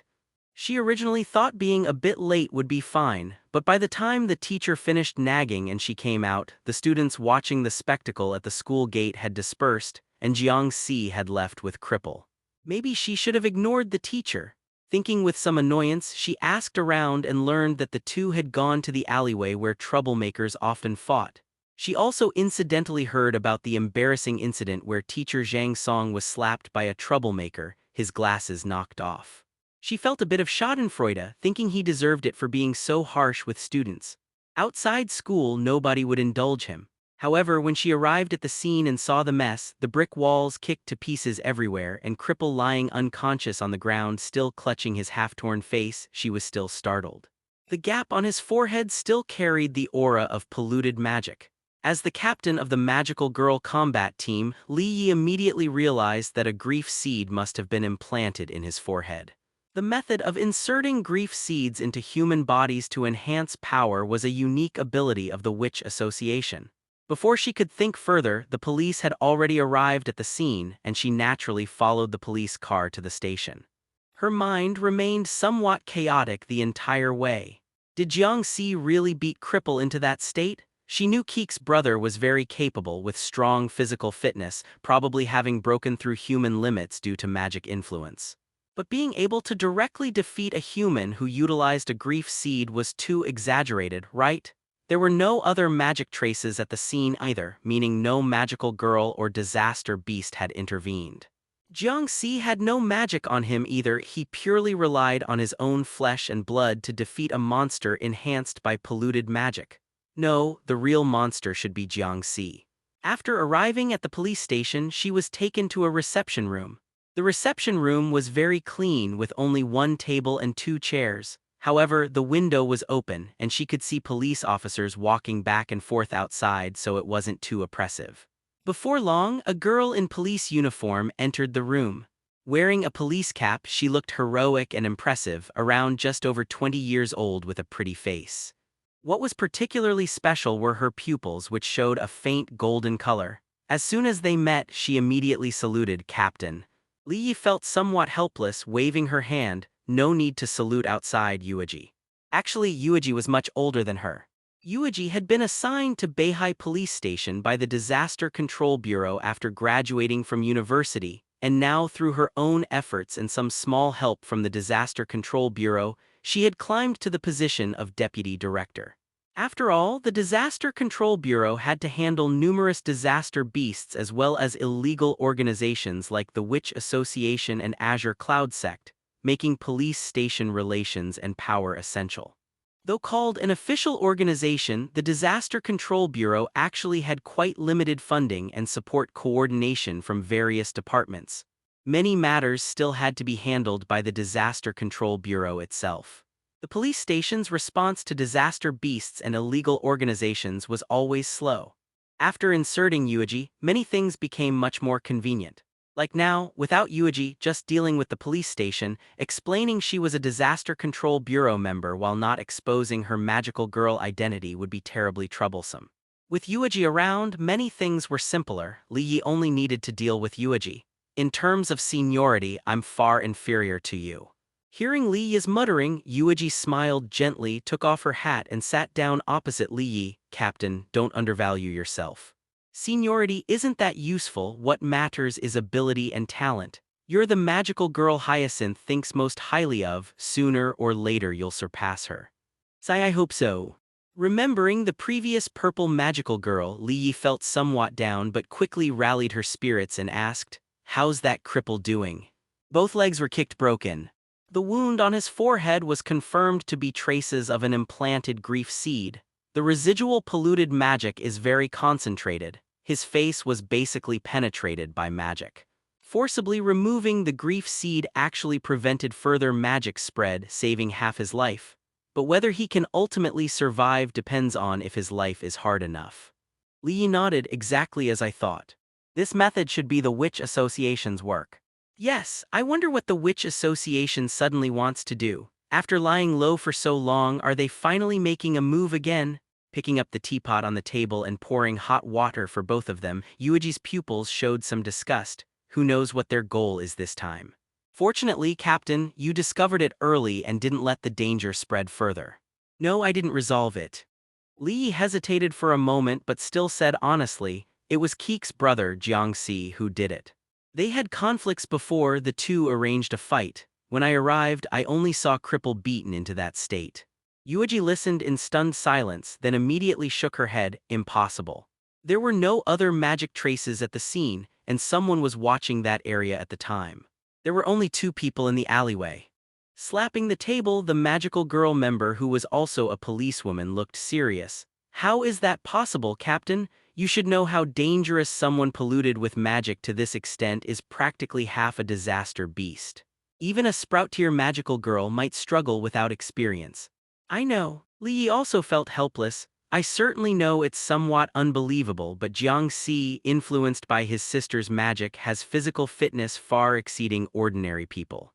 At the Disaster Control Bureau before, he could jump 6 meters high. Perhaps he fought with all his might to defeat Cripple. Maybe he's seriously injured. I should go check on him later. Keek's brother. Yueji quickly caught the key point. Keek is the new magical girl you found, right? That's her. I took her to the Disaster Control Bureau for registration. Then it's not strange, perhaps Keek placed some magic on him. Probably not possible given their relationship, Li Yi muttered inwardly while Yueji continued.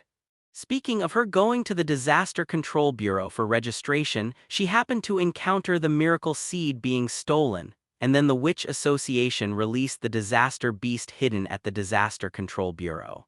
Taking a sip of water, Yueji's expression turned serious, a bit coincidental.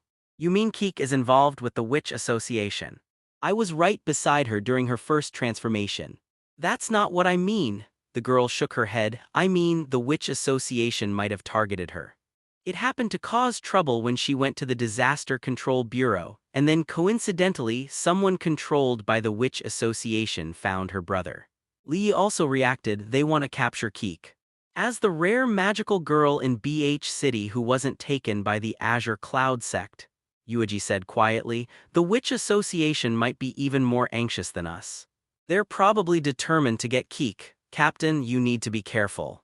After remaining silent for a while, Li Yi took a deep breath. Actually, she didn't dare say that Keek seemed to know Shin, the leader of the Azure Cloud sect. That day after fighting Shin and falling unconscious when she woke up later, Keek confessed to her that Shin had taught Keek how to transform and use magic, so Keek regarded Shin as her teacher. Keek joined the Disaster Control Bureau hoping to become stronger and meet Shin again, to become friends with her. Regarding the new magical girl wanting to be friends with the leader of the Disaster Control Bureau's hostile organization, although somewhat unconventional, Li Yi didn't think it was a bad thing. If they really established a friendship, perhaps they could dismantle the Azure Cloud sect from within, so she helped Keek keep this secret. As long as she kept an eye on Keek, it shouldn't be dangerous. Moreover, she always felt that someone willing to help new magical girls might not be such a bad person. Of course, this was absolutely something she couldn't tell Yuji. If Yuji knew, she would be very angry. After all, Yuiji's most respected former captain Hyacinth was practically forced into retirement by Shin. Li Yi put down her water cup, saying seriously, "At the police station recently you must closely monitor the Witch Association's movements. Once discovered, report immediately. We need to deal with them as soon as possible. After all, the miracle seed is still in their hands, we must get it back." Regarding Li Yi's order, Yuji immediately replied seriously, "Received. As for matters concerning Keek and her brother, I'll handle them alone. You don't need to worry about it." Having said that, Li Yi stood up. "Help me with the procedures. I'll go notify Keek to prevent her from being caught off guard by the Witch Association. Phone call, phone call. Forget it, I'll go directly to her home and conveniently see how Jiang Si is doing." In the pitch-black secret base of the Azure Cloud sect in the suburbs, there was no light at all. Only the tender green four-leaf clover in the mirror was particularly conspicuous, constantly rotating within the mirror. An ethereal voice spread out.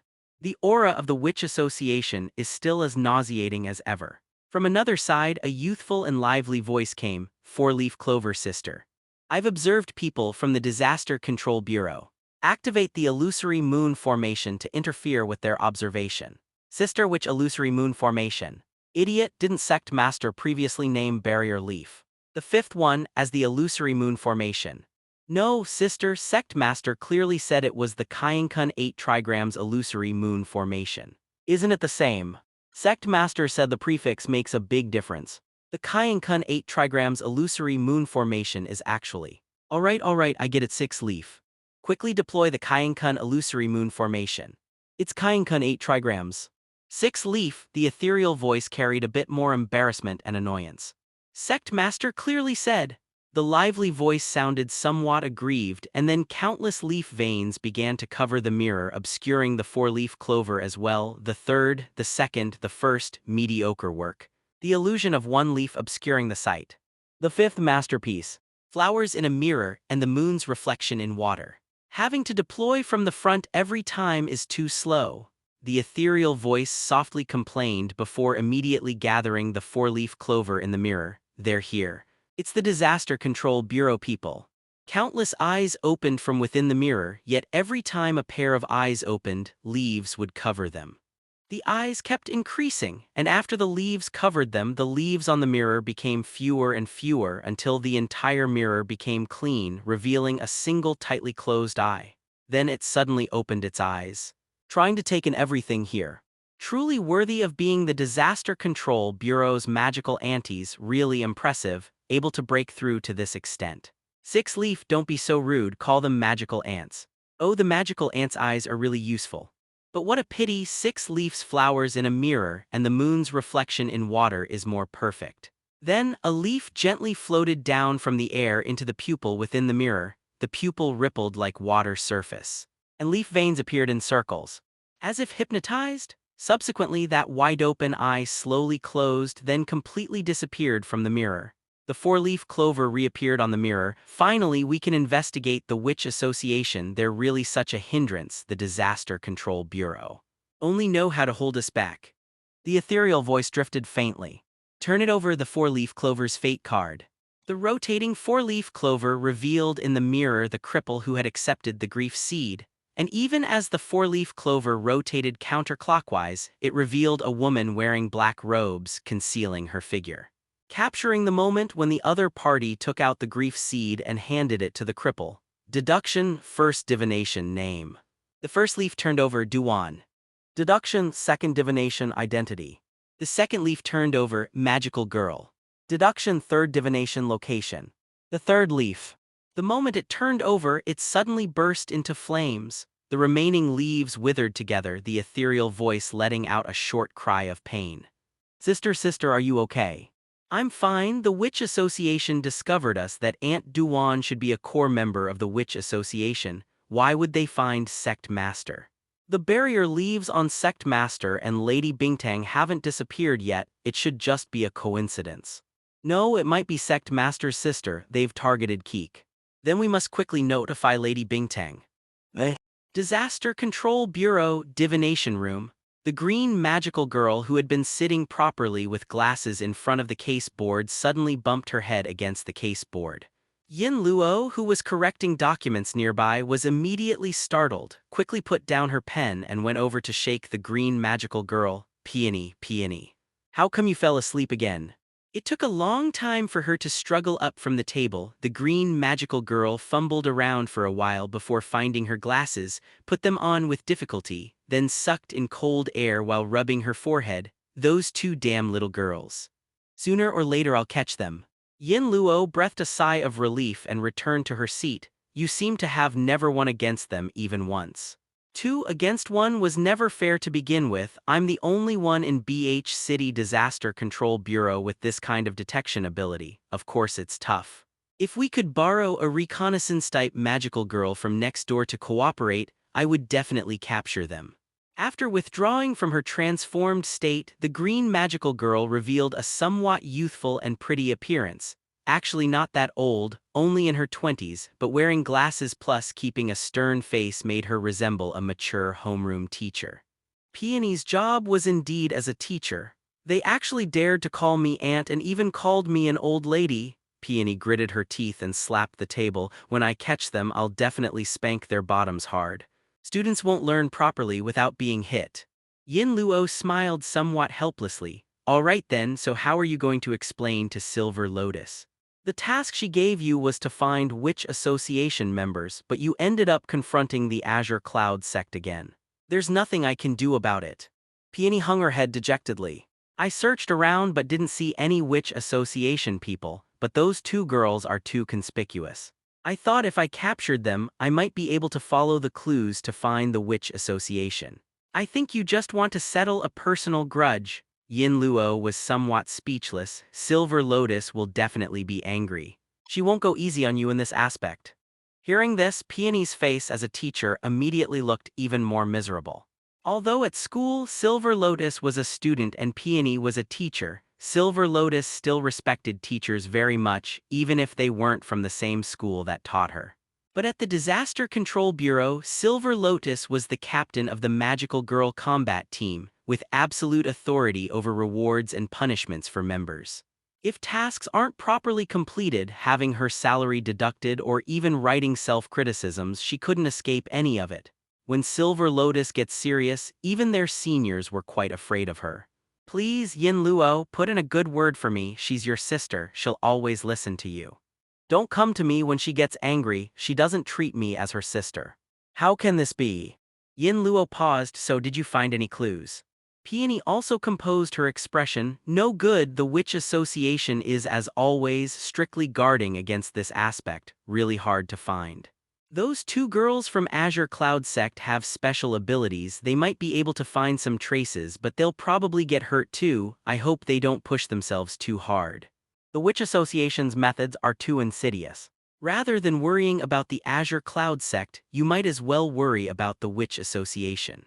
Yin Luo immediately laughed. Do you know how many Witch Association members the Azure Cloud sect has eliminated over the years? So far, only one member from Azure Cloud sect has fallen and joined the Witch Association. The casualty ratios between the two sides aren't on the same level, nothing to worry about. I am a teacher, Peony snorted. No matter how many Witch Association members die, it's not a pity, but those two girls from Azure Cloud sect have great potential and aren't bad at heart. Over all these years, at worst they just make me doze off, they never go for the kill. I definitely can't bear to see anything happen to them. Don't hold too many illusions about the Azure Cloud sect. Yin Luo said solemnly. What their sect master Shin has done, you know better than I do. Peony's expression also became somewhat unpleasant, then she shook her head. I know, don't worry, I'm just worried about those two brats. I'm not familiar with other Azure Cloud sect members and they have nothing to do with me. Whoever wants to catch them can catch them, it's none of my business. But only those two girls, I have to deal with them personally, spank their bottoms hard to vent my hatred. Yin Luo didn't respond to her words, just looked at the documents in her hand, lost in thought, not knowing what she was thinking about. Opening her eyes in the darkness, Duan touched the scar on her face. She let out a surprised sound. Actually failed. Muttering to herself, somewhat incredulous. The cripple had received considerable power from the grief seed. Even if it was just a semi-finished product, it was definitely not something ordinary people could deal with. That was power approaching that of a sprout-tier magical girl. Tentatively opening the crystal ball, wanting to trace back and investigate what had happened. But clearly something was interfering with her backtracking. Leaf veins covered the crystal ball, completely obscuring what happened back then, only vaguely able to see the cripple being knocked to the ground. Did Jiang Si have interference magic similar to the Disaster Control Bureau's magical girls? Perhaps it was a safety measure the Disaster Control Bureau specifically prepared for new magical girls. After all, the Witch Association had frequently targeted new magical girls' families before, so having preventive measures was normal. While deep in thought, the crystal ball in her hand suddenly lit up, the previously covering leaf veins disappeared, revealing the captain's face. What are you doing? Duan, the Azure Cloud sect people have already found out your name. If I hadn't intervened in time, your location would have been exposed. Do you want to die? Duan was also scolded into a daze, then frowned. How is that possible? I didn't even notice. By the time you notice, it would be too late. The Disaster Control Bureau and Azure Cloud sect would have swept through your area twice. The Disaster Control Bureau's peony is relatively easier to deal with, her detection ability is limited, but the people from Azure Cloud sect, if you're slightly careless, they'll see everything. How many times have I reminded you, be careful, this is Azure Cloud sect's territory. Duan was scolded until her face turned red and her neck thick, wanting to refute but couldn't find any reasons. After all, if the captain hadn't intervened, she might have really been done for. She had been completely immersed in the battle between the cripple and Jiang Si, not realizing at all that the Disaster Control Bureau and Azure Cloud sect were already investigating her. Did you capture Jiang Si? When the captain asked again, Duan was also somewhat embarrassed. Almost, I previously sent a semi-finished product to capture him, didn't expect it to actually fail, probably because the semi-finished product's condition was unstable, causing it to collapse on its own. She said confidently, that semi-finished product was indeed my miscalculation, I forgot to conceal it. I originally thought it would quickly capture Jiang Si, but this time it won't happen. I'll personally take action, will carefully conceal my aura, not be detected by them, and capture Jiang Si at the fastest speed. Absolutely no mistakes.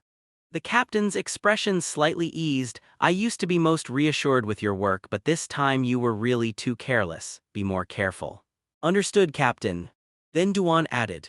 However, I previously tried to trace the battle process between Jiang Si and my semi-finished disaster beast, but was interfered with. Perhaps the Disaster Control Bureau preemptively placed magic on him to prevent us from taking action. Duan analyzed the information she obtained and gave her judgment. It seems the Disaster Control Bureau is paying considerable attention to the new magical girl this time, not only conducting investigations immediately but also making safety preparations for Jiang Si in advance. If we capture Jiang Si and threaten that new magical girl, even pull her into the Witch Association, the Disaster Control Bureau would probably be very upset, haha. Good, the captain said satisfied. Recently Jiao hasn't been progressing smoothly over there. Our disaster beast will still take some time to be born. Right now the Disaster Control Bureau's attention is entirely on the miracle seed. She can't act easily. If your plan succeeds, the Disaster Control Bureau's attention will shift, making Jiao's actions more convenient. HMPH, I don't think Jiao is very reliable. Is it that she can't produce it or doesn't want to? The woman said with a sinister expression. If she can't bring out the miracle seed this time, I propose we eliminate her. Ever since being pursued by the Azure Cloud sect, finding new people has become increasingly difficult. Jiao's motivation is quite credible. I don't think we need to doubt it. The captain also said solemnly, moreover, task execution is becoming more and more difficult now. Each time we have to face attacks from both the Disaster Control Bureau and Azure Cloud sect, especially the Azure Cloud sect. Even you almost capsized. We're already short-handed, better to have less internal strife, Duan. As you wish, just don't get furious and take it out on me when Jiao deceives you later. But the Azure Cloud sect reacted so quickly to divine my name, they might also be paying attention to Jiang Si. The captain was startled, seemingly somewhat unexpected. Really, why would Azure Cloud sect pay attention to him? Azure Cloud sect only cares about magical girls. He's a man, right? Duan sneered coldly. This is the first time a new magical girl has been taken away by the Disaster Control Bureau. With Azure Cloud sect's petty-mindedness, they definitely want to recover face. They might also be thinking of kidnapping Jiang Si, then forcing that new magical girl to join Azure Cloud sect. The captain's expression showed sudden understanding as she nodded. Very possible, no wonder they found you so quickly. The Azure Cloud sect really isn't any good either, using the same methods as us, yet dare to righteously criticize our witch association, truly despicable. Anyway, we need to strike before them. That new magical girl Jiang Keek only has this one brother left in her family. The two have depended on each other for so many years. She definitely values him highly. As long as we capture Jiang Si, she'll walk right into the trap herself, hehe. After the captain left and the crystal dimmed, Duan walked out from the wall again. It was already late at night. Thinking about it, she still turned around and took out a seed from the wall. A pitch-black, already rotten seed, although she hadn't used it for a long time and didn't think she needed it, but just in case, it's never wrong. Azure Cloud sect, illusory moon cavern dwelling. Jiang Si sat beneath the waterfall curtain with closed eyes, quietly listening to Bingtang's report. You've worked hard, he said, opening his eyes. Give 4-leaf clover a month's paid leave. Bingtang picked up a towel nearby and handed it to him. I was just thinking the same thing. After Jiang Si wiped his face clean, she handed him the fresh clothes prepared nearby. The old clothes were soaked with sweat from training, so she collected them into a bag and set it aside. Though she really wanted to take them back and wash them for him, unfortunately Jiang Si didn't like others doing his laundry. As he stood up, he casually asked, "Did you manage to sell those mana crystals I gave you last time?" Even after 3 years, Bingtang still paused for a moment every time she heard mana crystal. Then she immediately responded, "Oh, the grief seeds. Yes, they've been sold. That Class B Disaster Beast's grief C mana crystal was a bit difficult to move. There are fewer buyers recently." Is that so? And there haven't been many Class B Disaster Beasts lately. If we sell too quickly here, we might attract the Disaster Control Bureau's attention. Jiang Si finished dressing and returned to his sect master cushion. The entire Azure Cloud sect only had this one cushion because nobody else liked sitting on it. To be honest, the thing wasn't very large and sitting properly required curling one's legs. Normal people couldn't get used to it, only Jiang Si enjoyed it. Bingtang chattered on beside him. Over these 3 years, more and more mana crystals have been sold through Azure Cloud sect and market prices have started dropping. Low-grade mana crystals aren't fetching the high prices they used to. If this continues, Azure Cloud sect might face financial imbalance. Then contact the Witch Association and have them produce more Class B Disaster Beasts. He said it as casually as if Azure Cloud Sect and the Witch Association were long-term business partners. Bingtang felt somewhat helpless. Azure Cloud Sect's expenses couldn't rely solely on her. No matter how wealthy she was, one person supporting such an organization alone couldn't last long. Thus, one of Azure Cloud Sect's major business operations was selling grief seeds. Of course, this was Jiang Si's suggestion originally, since in his view, grief seeds were similar to mana crystals. Both were rare items that would definitely have buyers at good prices. That's how it always worked in the novels. So Bingtang, half believing, mobilized her family connections to investigate, and surprisingly, Jiang Si turned out to be right.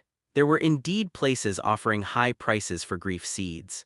Some used them as decorations. Although grief seeds couldn't compare to miracle seeds, their somewhat sinister aura combined with their magical material gave them considerable ornamental value even after losing their magical power. Many wealthy people treated grief seeds as status symbols, so prices remained high. Additionally, some universities and research institutes studied disaster beast characteristics and had substantial demand for grief seeds that the Disaster Control Bureau's supply couldn't meet. Most of Azure Cloud Sec's revenue over the years came from grief seed transactions, to the point where they'd established a dedicated department. Bingtang only provided the startup capital. The operating funds maintaining Azure Cloud Sect still came from Jiang Si and the major disciples' own disaster beast hunting results. The other magical girls naturally received salary rewards. Although Jiang Si didn't, the entire Azure Cloud Sect was built for him. If Jiang Si wanted it, all of Azure Cloud Sect's liquid assets would become his personal property. However, Jiang Si never interfered with Azure Cloud Sect's operations and rarely asked her for money. Even when he took part-time jobs, he wouldn't take a single cent from Azure Cloud Sect. It was truly hard not to admire him. He'd even asked her before if her family had any job openings. Back then, Bingtang was still too naive to understand Jiang Si's thinking. She just felt that a sect master shouldn't need to work part-time jobs. Later, when she discovered Jiang Si had gone to work elsewhere, she found it strange. Even for the sect's sake, he didn't need to go that far. After observing for longer, she completely understood. This wasn't just for the sect, it was also for cultivation training. He specifically sought out labor-intensive jobs where the training effect was no worse than gym equipment. After understanding Jiang Si's intentions, Bingtang stopped thinking about proactively providing the sect master with money or easy job positions. Presumably, Jiang Si knew she would understand him, so he never stated it directly. After 3 years together, they no longer needed communication to understand each other's hearts and minds. She absolutely couldn't interfere with Jiang Si's cultivation and training. Usually when sect disciples wondered why the sect master was so difficult to meet, Bingtang would solemnly inform them that the sect master was busy cultivating and wouldn't slack off enjoying life just because of his high status, staying in Azure Cloud Sect to corrupt himself. After hearing this, the disciples all worshipped him intensely. Even though Azure Cloud Sect's base salary was extremely high because the sect master led by example, extravagance never became prevalent, with most members taking pride in frugal cultivation. Even with everyone being so thrifty because their efforts had saturated the grief seed market over the years and disciples kept increasing, Azure Cloud Sect's funds were still somewhat tight. Bingtang had to start considering new revenue sources. She handed a proposal to Jiang Si. This is the latest Azure Cloud Sect proposal I've been discussing with some disciples recently. Based on a shell company, we'd conduct magical girl idol activities. Although their true identities need to remain hidden, Azure Cloud Sect has several high-popularity magical girls who could conduct idol activities only in their magical girl forms. From the Disaster Control Bureau's perspective, this is feasible. Magical girls need to keep up with the times too. Actually, the Disaster Control Bureau had been promoting magical girl idolization work all along. The previous Magical Girl concert was hugely popular and earned substantial profits. Bingtang only thought of this proposal after seeing the Disaster Control Bureau's successful approach. Jiang Si glanced at the Beihai Idol is legendary proposal document and set it on the table. You can handle this as you see fit. We plan to create a magical girl band called Magic Collection Card. I wonder if Shin would be interested. No. Never mind that Jiang Si couldn't play instruments or sing. From what he knew, girl bands generally didn't have good outcomes. Bingtang herself had mentioned recently how the lead singer and keyboardist of a currently popular girl band had a falling out, and the bassist only learned about the band's dissolution from the internet 3 days later, having been denying the breakup rumors before that. With magical girls having such varied temperaments, it felt even more likely to crash and burn. But since this was Bingtang's proposal, he didn't plan to pour cold water on it. Though somewhat disappointed, Bingtang didn't press further because clearly Jiang Si was entering cultivation mode. Wispy smoke drifted as melodious, ancient-sounding bell tones reverberated, filling illusory moon cavern dwelling with immortal aura. Bingtang looked around before spotting a small tape recorder behind Jiang Si. He'd recorded bell-ringing sounds from somewhere. Honestly, it had quite the charm. After spending so much time with Jiang Si, Bingtang gradually understood what immortal aura meant. Though she couldn't explain it clearly, it was definitely a feeling, and she was feeling it now. Jiang Si took out his miracle seed, which had now transformed into deep purple, almost black. The dense magical power carried the Witch Association's ominous aura, yet showed no signs of losing control. All the magical power was perfectly contained within the seed. No matter how it churned, it couldn't spill out or affect the seed itself. Miracle seeds are born from magical girls' hearts, the materialization of a magical girl's heart. Light, heavy, joyful, sorrowful, all emotions manifest on the miracle seed. The corrupted magical power contained in grief seeds is the aggregate of all negative emotions. For magical girls, it's like poison. Once a miracle seed becomes contaminated, a magical girl's power greatly diminishes, potentially even losing transformation ability. No magical girl would want to absorb such potent toxins. Only Jiang Si was the first to attempt absorbing large quantities of grief seed contamination from disaster beasts. No matter how much he absorbed, his seed showed no cracks or morphological changes, remaining constant. Aside from discoloration, the contaminated magic couldn't affect his miracle seed in any way. Jiang Si quickly confirmed that the contaminated magic from grief seeds was essentially no different from magical girl's magic. It was precisely because Jiang Si proved grief seed magic could be absorbed that Azure Cloud sect sought methods to purify grief seeds. This led to Azure Cloud Sect's highly systematic cultivation methods that made their magical girls' overall level significantly higher than the disaster control bureaus. After all, until reaching blooming tier, accumulating magical power remained the fastest and most convenient way to increase strength. Whereas normally magical girls tended to be rather casual about magical power accumulation. Give me your miracle seed. Hearing Jiang Si's words, Bingtang immediately took out the blue seed hanging from her bracelet and handed it over. Jiang Si closed his eyes, immersing his entire consciousness into the miracle seed's power. Single attribute magical power tempering of his body had reached its limit, so the method he conceived was magical power fusion to further enhance his flesh's magical compatibility. Although he failed last time, it provided some experience. Attribute conflicting magical power would maximally stimulate the body's limits. Bingtang's magical attribute was cold energy while his was blazing fire, the most conflicting attributes. However, the magical power ratio required continuous testing. A 50-50 magical power ratio instantly created conflicts that tore parts of his skin. He first adjusted his own power down to 40%, but the magical conflict remained terrifyingly intense. Even with the most precise magical control, his forehead was torn open by overflowing magical power. Bingtang's magical power required continuous permission from her to use, making adjustments troublesome. Only after reducing his own power to 25% did Jiang Si continue mobilizing Bingtang's magic. He constantly adjusted ratios, modified magical circulation methods, and attempted circulation and absorption within his body, until he found a critical point. When his own power reached 17% and Bingtang's reached 35%, the mutually repelling magical powers finally found a fusion point. The circulation methods of both magical powers kept transforming.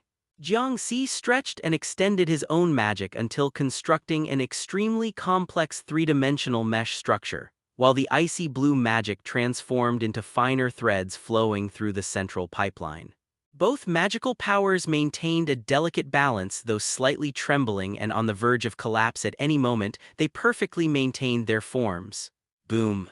A crisp explosion sounded as magical power scattered, like a basin of cold water drenching Jiang Si's entire body. Bingtang, who had been tense throughout, finally relaxed, her forehead covered in fine sweat beads. This precise magical control, even though she was only assisting, still exhausted Bingtang tremendously. Only Jiang Si could manipulate two types of magic with such effortless grace.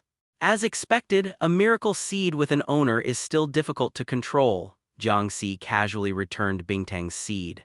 But I've found the optimal ratio for two conflicting magical powers, approximately 35 to 17.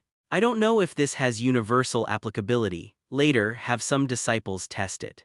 If successful, we might mass-produce blooming tear. After catching her breath slightly, Bingtang took medical cotton from her portable pouch, cleaned Jiang Si's forehead, and carefully bandaged the wound. Why did you suddenly experiment with this again today? Thought of it during my fight with Cripple today. Jiang Si stood up and stretched his arms. The magical conflict had significantly impacted his muscles, leaving them sore. When his magic penetrated my body, I detected a marvelous balance. I suspected it related to magical power proportions, so I wanted to test it. The bag exploded violently.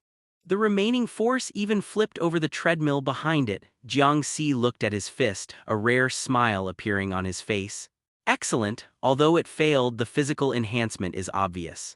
Pity I can't maintain the magic in my body, otherwise I could probably break through to seedling tier. My pure strength is already very close to seedling level. My current realm is indeed half-step limits sprout great perfection, which matches my initial expectations quite well. Although Jiang Si never gave up strengthening his body, to Bingtang, reaching sprout tier was already the human body's limit. Yet this punch made Bingtang see the possibility of Jiang Si reaching seedling tier through pure physical means. No way, this has truly surpassed humanity, hasn't it? The thought of Jiang Si being able to defeat her without transforming immediately created strong crisis awareness in Bingtang's heart. That was utterly unacceptable. More importantly, this meant she might not get to see Shin anymore. That prospect was even more unacceptable, so Bingtang quietly asked, "You're still much weaker than after transforming, right?" Although the destructive power can injure seedling tier, without magical power my defense is lacking and I can't fly either, putting me at a mobility disadvantage. Jiang Si analyzed himself very calmly. I could probably injure them by surprise, but a one-hit kill isn't likely. Once they react, unless they're idiots, they'll create distance. Once they take to the air, I'm helpless. In real combat, the advantages aren't great. Transformation is still faster. Bingtang nodded like a pecking chick beside him. Exactly, with a miracle seed, why wouldn't you transform? Can't waste Shin's beauty. Such a pretty, adorable face not being seen by others would be an outrageous waste, practically inviting divine punishment. Naturally unable to guess the thoughts of this friend who'd followed him for 3 years, Jiang Si finished everything, tidied his clothes, and since it was getting late, needed to head home early. Be careful on your way, Jiang Si. Duan definitely won't let this go. As he left Azure Cloud Sect, Bingtang reminded him, she might come looking for you. That would be perfect. Jiang Si gave her a strange look. What are you worried about? I'm not worried about anything. Bingtang stammered slightly. Not worried about Duan hurting you, mainly concerned the Disaster Control Bureau might discover your identity. Understood, I'll be careful. Watching Jiang Si turn and walk away, Bingtang hesitated slightly before waving and saying quietly, "Make sure to transform."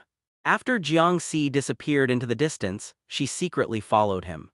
The Witch Association would definitely act quickly, they might encounter them tonight. Damn Witch Association, if you can't force the transformation, I'll never forgive you. By the time Li Yi arrived at Jiang Keek's home, the sky had already darkened somewhat. Jiang Keek's home was quite spacious with a small enclosed courtyard. The courtyard was well decorated, covered with an awning above, and mulberry trees that were easy to maintain were planted on both sides of the entrance. One was nearly dead and the other was also nearly dead. As she approached the courtyard gate, Li Yi was still thinking about how to start the conversation later. She had never been particularly good at visiting other people's homes, and this time she came alone without bringing any gifts. Combined with Jiang Si's cold attitude, she was somewhat worried about potential awkwardness. Before she could knock, she heard dull thump-thump sounds from the courtyard like something heavy hitting the ground. Leah's heart immediately sank and she instantly grabbed her miracle seed. This sound was clearly abnormal. Could the witch association have already infiltrated? Faintly, she could hear Keek's tired and somewhat strained rapid breathing as if she had just been through a major battle. She gently pushed the courtyard gate and found it wasn't locked, which further confirmed her suspicions. Regardless of it being Saturday today, even if there were makeup classes, school would have ended long ago at this hour. Who wouldn't lock their door so late at night? How audacious of the Witch Association to dare break into a magical girl's home. Lawless, they simply don't take our disaster control bureau seriously. Rising anger filled her heart. Lee forcefully pushed the door open, holding her miracle seed, transforming as she charged in. Don't be afraid, Keek, I'm here to help. In the somewhat narrow courtyard, the bicycle leaning against the wall was immediately blown over by her entrance, and some fallen leaves flew up along with it. Pink light illuminated the entire small courtyard. Moments later, the transformed silver lotus, holding her magic wand with a stern expression, froze stiffly. On the other side of the courtyard, Keek, who was holding a 100-kilogram dumbbell but hadn't managed to lift it, stared at her blankly. Apart from the two of them, there was no one else in the courtyard. For a moment, the atmosphere became somewhat awkward. What's wrong? Did something happen, Captain Silver Lotus? Quickly canceling her transformation, Lee went to the side to pick up the bicycle and forced out a dry laugh. I heard noises in your courtyard and thought the Witch Association had broken in.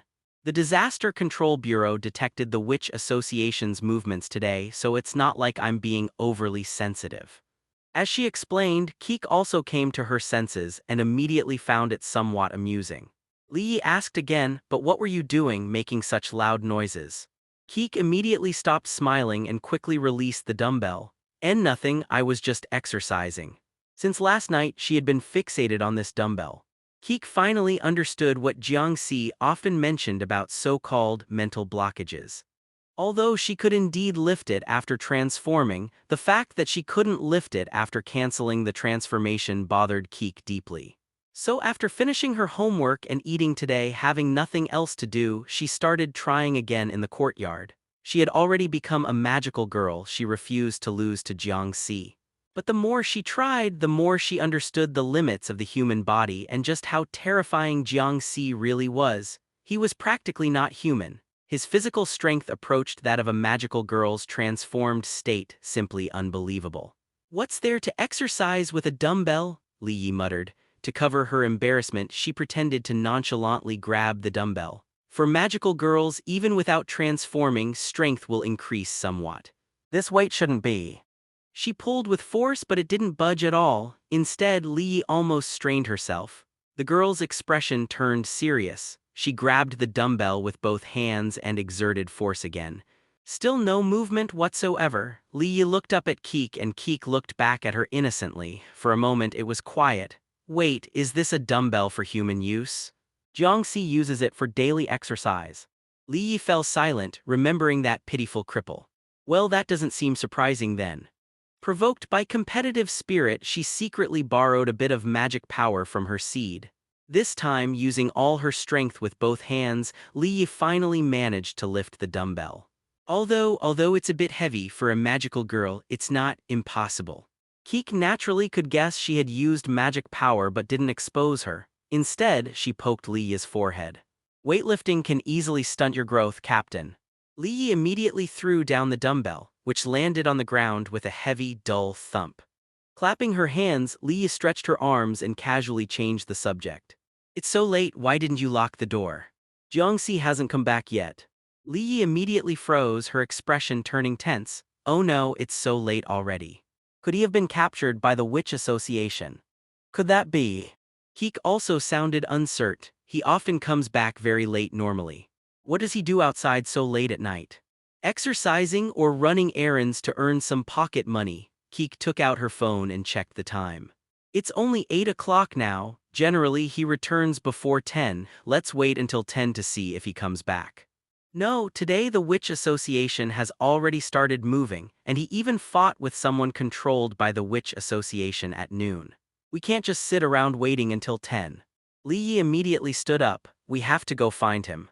Jiang Si fought with someone controlled by the Witch Association at noon. Keek followed the captain out, closing and locking the door as she asked. What do you mean, did the Witch Association control an ordinary person to fight him? Yes, the Witch Association can use grief seeds to enhance ordinary people. It's very dangerous. Keek made an "oh" sound and instinctively asked, was anyone injured? No, Li Yi's expression turned somewhat subtle. Your brother almost beat the other person to death. Ugh. Even though she knew Jiang Si's strength was frightening, the fact that he could defeat someone enhanced by the Witch Association still caught Jiang Keek by surprise. She had always thought that after she became a magical girl, this world was no longer something Jiang Si could touch. No matter how much he exercised, no matter how powerful his physique, it couldn't possibly match supernatural beings like magical girls and the Witch Association. She had thought that losing this fight would probably depress Jiang Si for a while, since all that time spent exercising couldn't compare to someone obtaining a single seed. But then Li Yi told her that Jiang Si had almost beaten the other party to death. So exercise really is useful, but that was just an ordinary person casually enhanced by the Witch Association. If they seriously target your brother, it would definitely be very dangerous. We need to hurry. Those people from the Witch Association never hesitate to kill. Following closely behind Li Yi, hearing those words, she looked at her miracle seed, bit her lip, and her thoughts became chaotic. Keek hated Jiang Si. From the time of their parents' funeral until now, throughout 3 years of living together, this aversion had never diminished in the slightest.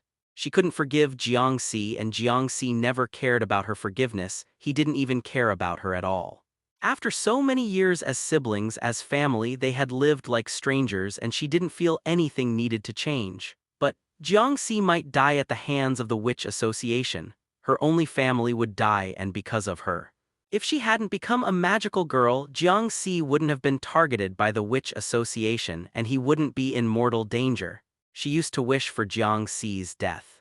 But when Jiang Si might actually die, a trace of fear surged in her heart. At the very least, he couldn't die because of her, Keek thought to herself. If that happened, their parents would be sad if they knew. Holding her seed while running, red magical energy more intense than ever before began to envelop her entire body.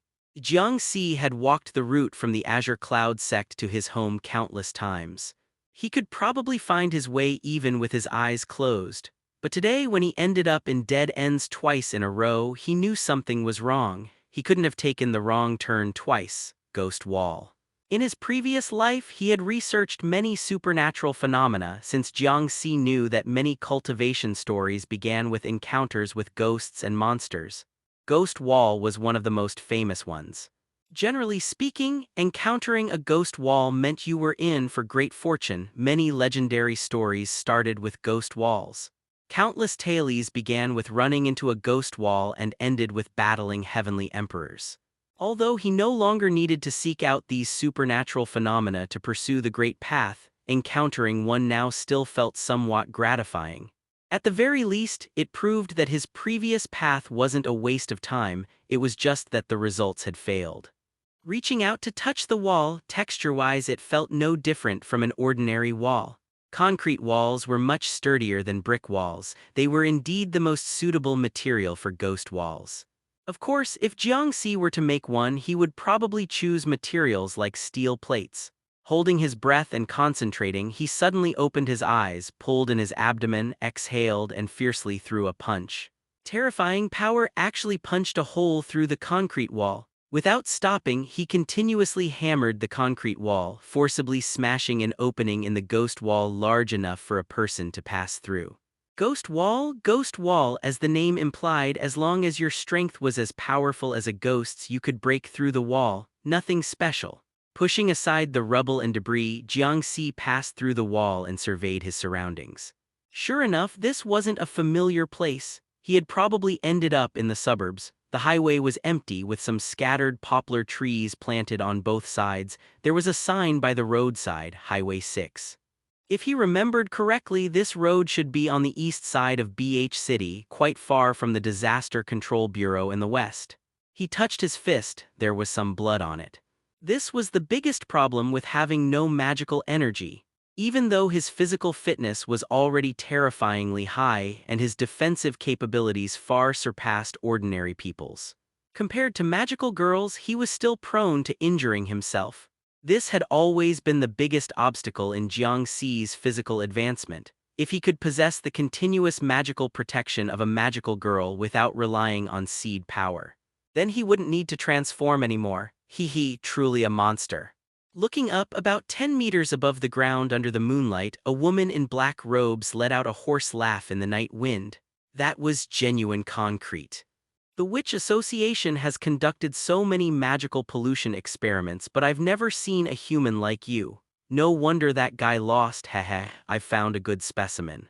Jiang Si twisted his wrist. Punching through concrete had made his wrist somewhat uncomfortable, but it wasn't a big problem. Bending down, he picked up a fairly large stone, weighed it in his hand to confirm it was heavy enough, then looked up at the woman above him. Not haha, it should be GAA. Even Duan was confused by Jiang Si's baffling statement. GAA, what's that? Truly terrifying villains only laugh with GAA. That's how you create a sense of oppression. Jiang Si shook his head with some disappointment. Waste, you don't even have this basic common sense, yet you dare to join the underworld. Our Witch Association is not some villain organization, nor are we part of the underworld. She instinctively retorted, then realized why she was following this lunatic's logic. The magical energy accumulation and preparation were complete, so she immediately waved her hand. The ground beneath Jiang Si's feet began to turn into a pitch-black quagmire attempting to swallow him. As a precious experimental subject, Duan didn't just plan to capture Jiang Si alive, she also needed to ensure he wouldn't be contaminated by her own power. Otherwise, it would affect the experiment. Those who have conducted experiments know that even a single variable can be devastating. That's why she went through all the trouble to create the ghost wall, trapping him inside, then slowly permeating the ground with magical energy to complete devouring him. Seeing this, Jiang Si casually threw the stone he had picked up upward. Duan thought he was trying to knock her down and immediately prepared herself. She knew the other party could jump 6 meters, so she specifically maintained a height of about 10 meters. As an experienced veteran member with extensive combat experience against ordinary humans, Duan knew all too well the weaknesses ordinary people faced when dealing with supernatural beings like them. If they couldn't reach you, they absolutely couldn't threaten you. Throwing stones was a move only children would use, and it couldn't possibly work against her. But just in case, she had always been cautious, she prepared to knock away the stone. However, the stone wasn't thrown that high, it lost momentum about 5 or 6 meters away from her. So she sneered sinisterly, "Kid, out of energy after just breaking through a concrete wall." The next second, just before being devoured by the magical energy, Jiang Si suddenly stomped the ground. The air current even dispersed the surrounding magical energy. He jumped up. No, rather than jumping, it was more like flying. Duan had never seen an ordinary person who could jump this high. However, soon enough, at about 7 meters, his momentum still slowed down and he began to fall. 1 meter higher than the expected 6 meters. If Duan hadn't been cautious and reserved 3 meters of height, he might have actually reached her. You! Before she could finish speaking, she saw the descending Jiang Si suddenly step on the very stone he had thrown. He flew up again, even reaching above Duan's head. For the first time, Duan realized what ordinary people must feel when facing her. This was completely unreasonable. But there was no time to think more. Jiang Si was too fast, so fast that Duan only had time to raise her arms in a blocking motion. A terrifying axe kick was already crashing down on her head. Under the moonlight, the Witch Association member plummeted like a meteor into the shattered concrete ruins below. At the same moment, Jiang Si seized the opportunity, grabbing a branch from a nearby poplar tree, even breaking off the arm-thick branch. After cushioning his fall, he landed forcefully. The ground still cracked under his immense impact. Getting up, he tapped the ground with his toes, allowing his numb feet to gradually regain sensation. He felt incredibly refreshed. Just after breaking through, someone came to test his skills, allowing him to unleash his power freely. It was like learning dragon-slaying techniques and immediately finding a dragon before you. This advancement had brought significant improvements in strength, speed, reaction, all aspects. His body, tempered by dual magic power, had once again surpassed common sense. Even Jiang Si himself found it somewhat stunning. Next time he could try triple magic power tempering. Duan, her face covered in blood, crawled out of the ruins, grasping at the nearby rubble, her expression ferocious. Good, good, good, you've done well. Jie. He emitted what should have been her laughter, attempting to provide sound effects for her, then clasped his hands. Beginner's luck. Then Jiang Si saw the other party take out a seed. A rotten, pitch-black seed that emitted a dark glow with power so dense it enveloped Duan's entire body like ink. She growled in a low voice. Fall into the pitch-black purgatory and wail in agony. Transform. Lady Winter, shouldn't we intervene now? High up on the building, sitting at the edge where she could fall at any moment, the blue magical girl swung her legs in the air. Beside her, the nervous white magical girl hugged her magic wand tightly, crouching next to Bingtang like a small cat, her skirt fluttering violently in the strong wind. Isn't it a bit inappropriate to let the sect master fight alone? Yumo, the sect master, said before not to interfere with his practical combat training. Have you forgotten? But the sect master also said that when dealing with crooked organizations like the Witch Association, everyone should attack together, no need for one-on-one fights. That was said to us. When the sect master is present, no one else is allowed to act without permission. In front of the tall building, a faint transparent ice screen reflected Jiang Si and Duan. This was one of Bingtang's abilities, mirror projection, which could clearly capture distant battles in full view. As the Grand Elder and nominal Vice Sect Master of the Azure Cloud Sect, Bingtang possessed the most abilities in the sect, though this was largely thanks to Jiang Si's ingenious ideas. He always came up with various strange applications. Nearly half of Bingtang's peculiar abilities were developed with Jiang Si's help. Watching the battle in the mirror with boredom until the Witch Association member was kicked down from the air by Jiang Si, Bingtang's already frosty expression grew even more unpleasant. Meanwhile, Yumo beside her curled up, clenched her fists and showed a smile on her small face. Good, it seems like we're about to win. Don't jinx it like that. There's so much dust, the sect master said, that where there's smoke, there's no injury. When fighting others, try not to raise dust until you confirm the kill. You haven't forgotten all of that, have you? Ugh. Looking at Yumo, who was rendered speechless, Bingtang sighed. Copy the sect's combat rules for me when we get back. Why, I still have so much homework. No rush, copy them after finishing your homework. Just finish copying by the end of this month, it's only 10 articles. Okay.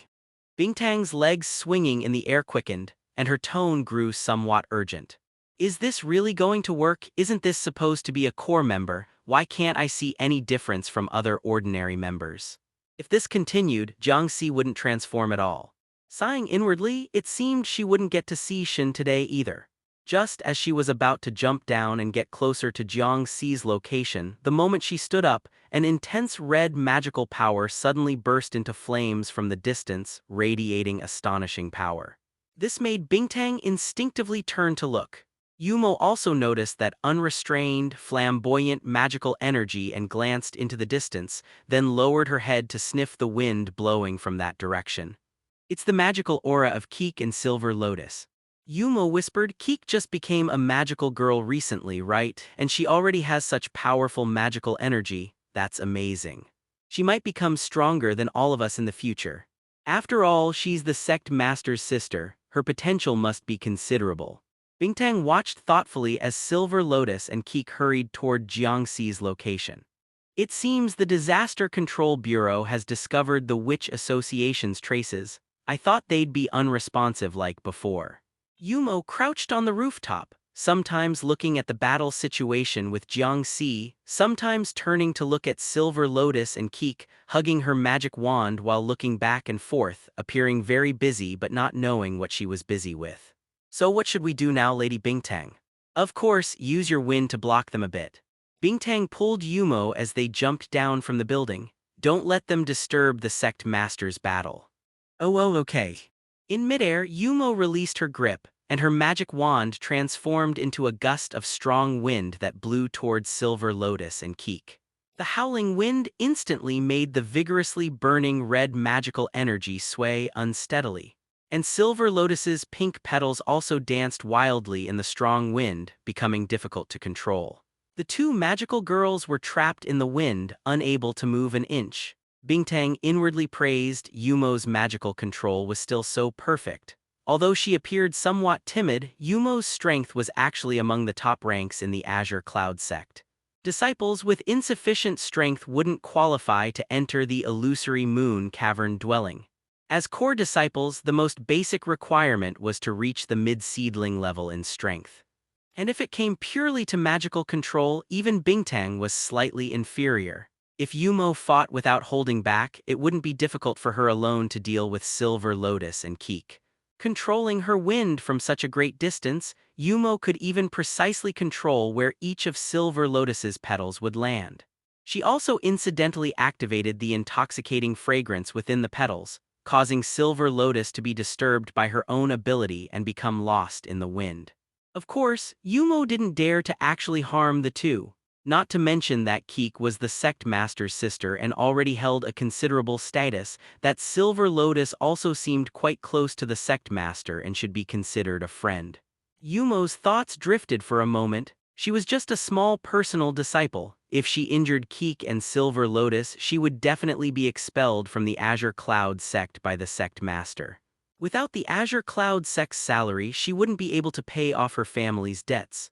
If the family debts weren't paid off, Yumo would be sold off by her parents, and then because she had magical girl talent, she would be noticed and bought by the Disaster Control Bureau.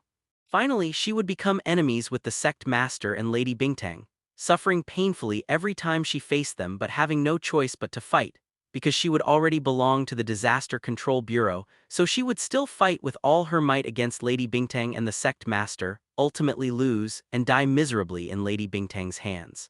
Even though she admired and liked the sect master and Lady Bingtang the most, she would have to die by their hands. Big sister Bingtang, I don't want to die.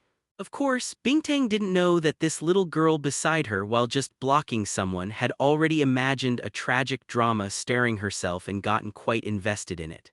She just felt somewhat baffled. Of course you won't die.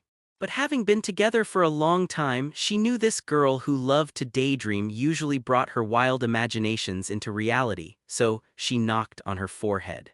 How did we jump to dying? Focus on your work properly, don't let your mind wander. Oh. Only after Yumo settled down did Bingtang look back at Jiang Si's battle. Duan had taken out a miracle seed. Although somewhat rotten and clearly on the verge of collapse, it was indeed a miracle seed. Transform. Seeing this scene, Bingtang immediately clapped her hands and shouted with uncontrollable joy, "Yes, I knew you weren't useless. You can do it, go for it, Duan, don't disgrace magical girls, don't lose to an ordinary person." Yumo muttered in her heart, why was Lady Bingtang so happy when the opponent became more troublesome? She was even cheering for the opponent. Did she have a fight with the sect master? Then Yumo glanced at the transformed dark magical girl. Her usually timid eyes now carried a trace of cold killing intent. She hated the Witch Association's magical girls the most. Most Witch Association members weren't magical girls. In fact, many magical girls who fell into the Witch Association quickly lost their transformation ability. The reason was simple. The power controlled by the Witch Association came from the polluted magical energy of grief seeds. They could not only create disaster beasts but also transplant the power of disaster beasts into themselves, using a portion of the disaster beast's abilities. Generally, this conflicted with magical girls' power, so most magical girls who fell into the Witch Association would lose their transformation ability. Those who didn't touch grief seeds wouldn't join the Witch Association anyway. But exceptions weren't surprising. The Witch Association's understanding and use of grief seeds was the strongest in contemporary times, so it wasn't inconceivable that they had methods to allow magical girls to transform while contaminated. The Azure Cloud sect had previously had disciples witness contaminated magical girls transforming. So the moment Duan pulled out the miracle seed, Jiang Si immediately ran without looking back. Magical girl transformations were fast, the dressing process took less than about a second, but adding the time to take out the seed and the startup time of shouting the transformation slogan was enough for Jiang Si to create distance. The dark magical girl quickly chased after him from behind. "Lucky guy, why are you running?" Compared to other magical girls, the contaminated magical girl's dress looked somewhat dirty, the hem fluttering like squirming tentacles, the magical attire seeming like it was about to melt, dripping dark magical energy bit by bit along the way. For Duan, if possible, she didn't want to waste transformation opportunities on battles. Transformations after contamination had limited uses. The Witch Association's technology could only maintain the miracle seed from collapsing within 3 transformations. This was already her second transformation. She had one last chance before her miracle seed would shatter. The first transformation was shortly after joining the Witch Association, when the branch she joined was completely wiped out by the Azure Cloud sect. At that time, the contamination wasn't deep, and after transforming she maintained a normal magical girl appearance, deceiving the Azure Cloud sect members at the time and escaping. Since then, she had been hiding from the Azure Cloud sect and Disaster Control Bureau for 2 years. Which also cultivated her cautious habits, because those who weren't cautious enough would quickly be caught by the Azure Cloud sect and Disaster Control Bureau. When Jiang Si jumped into the sky and kicked her down, Duan knew this guy wasn't simple. Using only the power of the grief seed and transforming into a disaster beast might still be able to capture him, but firstly she didn't want to engage in prolonged combat. Using contaminated magical energy didn't give absolute advantage and might drag on. Secondly, being knocked down by an ordinary person made her somewhat embarrassed and angry. She wanted to slowly torture him, make him understand the gap between them, plunge him into the deepest despair. Make him firmly remember to never try to oppose magical girls. Although Jiang Si was fast, after witnessing his explosive power from the leap earlier, Duan had completely adapted to and could capture his movements. No matter how fast, he couldn't be faster than flying. Speeding up again, she drew a dark arc in the air and instantly blocked Jiang Si's path ahead. However, the other party showed no intention of slowing down, crashing toward her like a large truck. Mud-like dark magical energy gathered into a barrier in front of her as a buffer, but when Jiang Si crashed into it, the terrifying impact made the contaminated magical energy splash away like mud droplets. But it still blocked the young man's advance. Her magic wand lightly tapped the ground, and the magical energy poured into the earth burst out from beneath Jiang Si's feet, reaching for his ankles. But then Jiang Si suddenly stomped the ground, a dull sound raising dust and wind waves. The collapsed ground actually forcibly pressed the magical energy back. This was the first time Duan encountered manipulated magical energy being suppressed by brute force. In that moment of stunned surprise, the young man opposite seized the opening and threw another punch. It punched straight through the magical barrier, but its force was mostly spent. Duan just slightly tilted her head to dodge. Unexpectedly, Jiang Si backhandedly grabbed her hair soaked with contaminated magical energy. Pulling her hair, he dragged her head and fiercely pressed it toward the tree trunk beside them. Looking to die. The moment her hair was grabbed, Duan tapped the ground with her magic wand, and magical energy condensed into a long spear above, suddenly thrusting down toward Jiang Si's head. Jiang Si had no choice but to release his grip and step back. The spear inserted into the ground along the tip of his nose, and then without pause he continuously jumped backward because the magical energy continuously piercing from beneath his feet prevented him from continuing his attack. But the speed of magical manipulation wasn't fast enough, far inferior to Bingtang and completely unmatched to Yumo in precision. A seedling-level rookie, taking a deep breath, Jiang Si, who had been forced to distance himself, stopped and looked at the wound on his pant leg. But even so, he still couldn't completely defend against the opponent's damage. In terms of reaction speed, defensive capability, and even speed, his physical body still had some gap compared to seedling-level magical girls. Although not extremely large, each small gap accumulated to form a despairing chasm. After all, only having strength reach the seedling level was completely insufficient. The dark magical energy in front and behind Duan surged as she slowly walked toward Jiang Si. With a casual wave, dense magical pillars smashed toward Jiang Si with overwhelming momentum. Even with extremely fast reactions dodging the magical pillars, the splashing magical energy would still cut his skin like blades. You're truly outstanding, I admit it. In all my years, this is the first time I've seen someone who could develop their physical body to this extent. If it were when I first became a magical girl, I probably wouldn't be your match. At this point, Duan instead became neither anxious nor angry.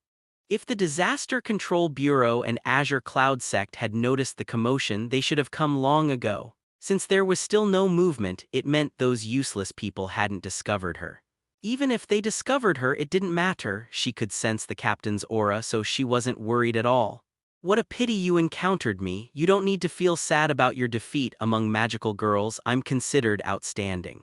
Losing to me is your honor, Jiang Si. You're stronger than your magical girl sister. However, the other party clearly had no interest in communication, charging again toward the sky full of magical pillars. Duan shook her head and laughed scornfully, so despairing that you want to commit suicide. Large numbers of magical pillars divided and twisted into whips, dancing wildly between the two, weaving an impenetrable defensive net. Then, she saw the charging Jiang Si suddenly lower his body, actually flying in through the gaps in the magical net close to the ground. It was indeed flying, his feet barely touched the ground, and the magical energy permeating the ground couldn't catch him. In the blink of an eye, he actually passed through the magical net she had woven and arrived beneath her. His right foot stepped forward, firmly stepping on her instep. Even with magical defense, she still felt pain. A fierce light flashed in Duan's eyes as she vigorously waved her magic wand, causing large amounts of magical energy to rapidly contract, rushing toward Jiang Si from all directions. Nowhere to escape. However, Duan discovered that the young man beneath her had no intention of escaping at all. The young body compressed, tightened, muscles bulging like springs storing energy. The heat waves from evaporating sweat and surging blood energy seemed to materialize, clearly visible. Then, before the enveloping magical energy arrived, that body suddenly sprang up. A steel cannon-like fist instantly pierced through the magical energy, smashing into her chin. 6 paths, Samsara fist. For a moment, Duan thought she had been hit by a speeding train. A magical girl's body actually being sent airborne by a human's punch. The moment Duan landed, the terrifying magical energy gathering from the surroundings simultaneously submerged Jiang Si. Rolling twice in the muddy ground, Duan finally stopped, and then the magical energy beneath her helped her up. Touching her chin, feeling such clear pain in magical girl form was quite rare, but it quickly disappeared. When fighting disaster beasts, such impacts were commonplace. For magical girls, it wasn't enough to leave wounds. You really are a monster. Even Duan's tone carried some weariness, then she took a breath. Injuring a seedling magical girl relying solely on a trained physical body, you can be proud of that, Jiang Si. Unfortunately, this is as far as it goes. Magical energy is a power beyond your imagination. Even your all-out, life-risking attack is nothing more than a minor injury to me. The magical energy enveloping Jiang Si opposite gradually dispersed. His upper clothes were somewhat tattered, his entire body thoroughly soaked with contaminated magical energy, blood flowing down his forehead covering his right eye. His head hung low, breathing lightly as if finally exhausted. Looking at the seemingly powerless young man, she actually couldn't help but feel relieved. Although there was no actual danger, the other party's fierce attacks had still given her considerable psychological pressure. Seeing him finally lose the ability to continue fighting, she couldn't help but feel relieved. However, the other party clearly had no interest in communication, charging again toward the magical pillars dancing across the sky. I can't imagine what kind of terrifying existence you would be if you possessed magical energy. But unfortunately, that possibility won't be seen because I will turn you into the most perfect disaster beast. You will be the most powerful disaster beast in history. Duan's tone grew increasingly excited, her steps quicker. Be angry, suffer pain, all your efforts poured out can't compare to magical girl's momentary whims. Release all your despair and resentment, they will devour the entire world I will bring you. Her words suddenly stopped, her steps halting. Duan seemed like someone had grabbed her by the throat, all movement ceased abruptly. That young man with his head lowered, bearing some injuries, standing unsteadily, at some point he held a seed in his hand. A purple seed, so deep it appeared black. The cool night breeze brushed past, fallen leaves drifting onto his shoulders. Duan stared blankly at Jiang Si. You. Heaven and earth are not humane. The young man's tone was solemn, and faintly the sound of a bell rang from somewhere. The contaminated magical energy around them madly rushed over, treating all things as straw dogs. Transform. Purple flames shot straight into the sky, like a swirling tornado, sweeping away all the contaminated magical energy in the surroundings. When the flames dispersed, small purple boots decorated with golden patterns lightly touched the ground, then settled. Rainbow-colored ribbons at the ends were semi-transparent like fading, fragmented light. On the purple and gold interwoven Lolita-style dress, ancient yet simple star and moon hollow patterns had purple magical energy surging within. Within the gorgeous attire, that delicate face seeming veiled by faint moonlight was rare even among magical girls. The exquisitely perfect facial features appeared somewhat youthful, adorned by cute butterfly knots among the purple hair. But the calm, icy gaze formed a strong contrast with her appearance, even making the tense Duan lose focus for a moment. Beautiful, powerful, mysterious, purple magical girl. In BH City there was only one. Duan's shocked expression remained dazed for a long time before she finally spoke with difficulty, her tone extremely bitter. Shenle. The warm-up is over. The girl's tone was indifferent. Let's begin the real battle. Shen, the free magical girl who suddenly appeared in BH City 3 years ago. At first, she simply hunted disaster beasts and refused to communicate with anyone, acting alone, occasionally accompanied by a blue magical girl. Neither the Witch Association nor the Disaster Control Bureau really took her seriously. Every city always had 1 or 2 magical girls operating independently. It wasn't anything extraordinary. That changed when Shin and Winter founded the Azure Cloud sect. For the Disaster Control Bureau, from that point on, newcomers among magical girls were basically monopolized by the Azure Cloud sect. It was a constant headache, though direct confrontations were rare. After all, their main task was to eliminate disaster beasts, but the Witch Association was different. In fact, the Witch Association's operations only conflicted with the Disaster Control Bureau. They didn't directly conflict with the Azure Cloud sect. With a little investigation, you could see that the Azure Cloud sect didn't clear disaster beasts for city safety. They hunted disaster beasts purely for the grief seeds. However, the Azure Cloud sect had an enormous appetite. It was as if they recruited new magical girls and left the Disaster Control Bureau with no one to recruit. They wanted grief seeds, and mere disaster beasts couldn't satisfy them, so they set their sights directly on the Witch Association. They didn't just hunt disaster beasts, they hunted Witch Association members and snatched grief seeds right from their hands. Over the years, the Witch Association suffered far more than the Disaster Control Bureau. At least the Disaster Control Bureau could team up with the government to label the Azure Cloud sect illegal, launch public opinion campaigns, and denounce them. The Witch Association had no recourse when they got chewed up. They swallowed their losses in silence. There was nowhere to argue about this kind of black-on-black conflict. And Shin, the magical girl who'd killed the most Witch Association members, had a nickname inside the Witch Association: the Witch Executioner. No Witch Association member who fell into her hands ever returned alive. When someone met her, Witch Association members were allowed to abandon missions and retreat. It wouldn't be counted as mission failure. In short, the Witch Association secretly stealing blooming tier miracle seeds these days was all about finding a way to deal with Shin. Otherwise, BH City's plans couldn't proceed at all. A male transformer. Duan, already dazed by Shin's appearance, was even more stunned at this realization. Who would have expected that a newly official magical girl would have a brother who was the head of BH City's illegal organization, the Azure Cloud sect? Putting aside the identity scandal, the gender of magical girls had always been strictly defined. No males had ever been seen. If Duan had guessed something like this, she would never have taken the mission, even at the cost of her life. Not to mention, she'd spent a large amount of magic on Jiang Si because she never thought he could transform. Let's begin the real fight. Duan spun and ran. What a joke, who wants to fight Shin? Shin was Jiang Si, he might be the first ever male magical girl transformer in history. If that information got back, Duan's standing would surely rise. The question was whether they could get back alive. Shin's skirt shimmered with purple light. She bent slightly and lightly sprang. A terrifying gust of wind instantly uprooted nearby trees. Dust and debris flared up behind her. The slicing whistle through the air caught up with Duan the next second. Compared to her untransformed state, Shin's movements were lighter and seemed to lack explosive force. Yet when a casual kick landed on Duan's stomach, while human Duan at full force couldn't break through, she was merely mildly knocked back.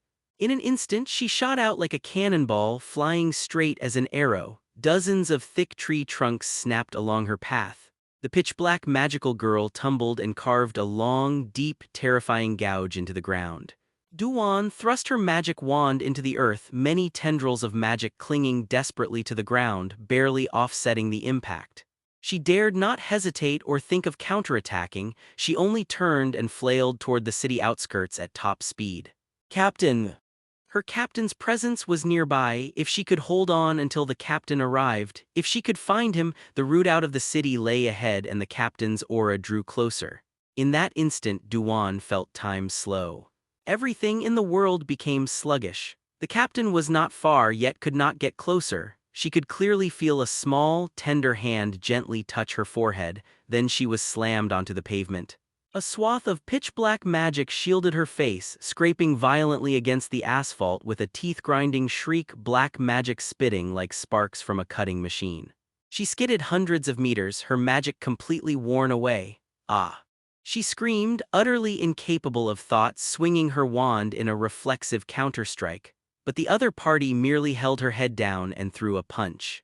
The wand and the right arm holding it both snapped. Without magical protection, the black-clad magical girl's cheek was pressed into the asphalt, carving a dark, deep scar. Contrasting with her pretty, delicate appearance, Shin's combat style was brutal and savage. No one had ever seen her wand. She was an exceedingly rare close-combat magical girl. Unlike ordinary magical girls who fought from a distance using magic, Shin used the terrifying strength in her tiny body to crush opponents up close, decisive, direct, and merciless. Duan's half-face had been ground smooth, not blood but black magic continuously oozing out. Her magical outfit melted like tar and dripped off her. Shin released her hand and picked up the miracle seed that had fallen to the ground. The rotten seed was full of cracks, utterly worthless. She casually crushed it. It turned into specks of starlight and scattered. A polluted incubator floated up, wearing an expression of relief. It expressed thanks to her and slowly vanished. Normally, an ordinary magical girl, even if severely injured, would not have their injuries affect their true body after removing their transformation. But Duan was not a normal magical girl. The magic used for transformation came from grief seeds. Magical power poured from grief seeds into miracle seeds to complete the transformation. Thus, she was closer to a disaster beast than a usual magical girl. Although injuries didn't fully replicate onto the true body, pain, exhaustion, and the impact of wounds still affected the true body. Even though her face remained, Duan used her left hand to clamp her face tightly and her right arm hung uselessly limp. Shin's expression remained cold. Purple magic gathered in her right hand and solidified into a long spear. The girl lifted the spear, taller than herself, and pointed it at the woman who had already lost strength. "Captain." Duan wheezed, trembling, "Save me." "Stop." Two angry voices rang out from the east and above. It wasn't until Peony's support arrived that Silver Lotus and Keek finally broke through the weird tempest interference. "The Azure Cloud sect is acting. Contact Yuaji and have her ready to support." Rushing forward, Silver Lotus issued orders to the Disaster Control Bureau while using her petals to probe ahead and clear a path. So they wouldn't be trapped again. Keek sat on her broom, one spot behind Silver Lotus. Her red magic had begun to fade, no longer vigorous as before. Her face was tired. The gale earlier had scattered her magic, almost causing her transformation to collapse. Having barely burst out of the wind, she couldn't help asking, that gust, was it controlled by an Azure Cloud sect magical girl? One of the Azure Cloud sect's core members, codenamed Dandelion. Silver Lotus looked grave and tight-lipped. Her power manipulates wind and it's extremely precise. She's seedling tier, be careful she's not someone you can handle. Same rank as the captain. Hesitating, Silver Lotus didn't finish. In truth, she had fought Dandelion several times and had never won. They were both seedling tier, but the gap was significant, especially in the precision of magic manipulation. Dandelion's control had reached an alarming level. She could even seize Silver Lotus's petal control. If there's danger, you return to the Disaster Control Bureau immediately. Silver Lotus had thought they were only dealing with the Witch Association, so she'd been confident there wouldn't be danger. But now it seemed the Azure Cloud sect was involved as well. Those people watched the Witch Association closely. It wasn't surprising they'd intervene. The situation was messy, better to be cautious. Okay, I'll be careful. Keek was actually quite obedient. The longer Silver Lotus spent with her, the more she recognized that quality: well-behaved, compliant, thoughtful, never wanting to cause trouble. Only when facing her brother did Keek show some sharpness and rebellion. So the siblings' poor relationship was mostly Jiang Si's problem. Worrying about Jiang Si's safety, she quickened her pace. Then, in the distance where corrupted magic had filled the suburbs, a vast purple aura suddenly rose. Keek and Silver Lotus both paused, and Keek's face brightened with surprise. It's Teacher Shen. She bounded ahead even before Silver Lotus, who hurried after her. Wait, Keek, be careful. When they got closer, the chaotic scene took a breath from Silver Lotus. Trees were twisted and smashed, each trunk thick enough for 3 or 4 people to hug. The ground looked plowed, riddled with pits and ravines, and residual magic still burned.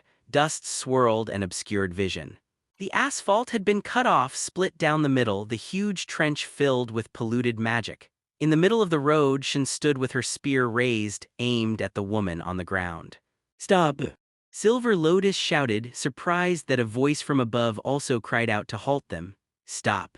But before she could think more, Shen's spear struck. Petals from all over her body rose and whirled, converging and blasting toward Shen. From above, a bolt of lightning suddenly struck. In the dark night, a breeze blew. Silver Lotus's movements paused, petals whipped by the wind and were pulled skyward. A white-clad magical girl blocked Shen's front. Without a word, she traced a circle in the air with her finger. A strange wind blew, and countless petals were blown back to Silver Lotus. Silver Lotus immediately moved in front of Keek, but the petals lost their power as soon as they neared the two and simply drifted to the ground. At the same time, the lightning from above was stopped by an exquisitely shaped ice blossom. A blue magical girl hovered above Shen, holding a massive ice crystal blossom single-handedly. The lightning blasted part of it away, but the petals regrew and expanded. Soon the blue magical girl cupped a delicate cluster of ice petals, blew a breath toward the sky. Cold surged out. The gathered thundercloud froze in an instant. Winter's even here. Silver Lotus murmured, then looked at the two protecting Shen. Dandelion blocked this side, Winter shielded above, just the two of them formed an impenetrable wall. No one could interfere with Shen in the middle of the road. So the giant purple spear in Shen's hand plunged toward the woman without pause. Magic burned violently. The woman didn't even scream, she turned to ash in the blaze of magic.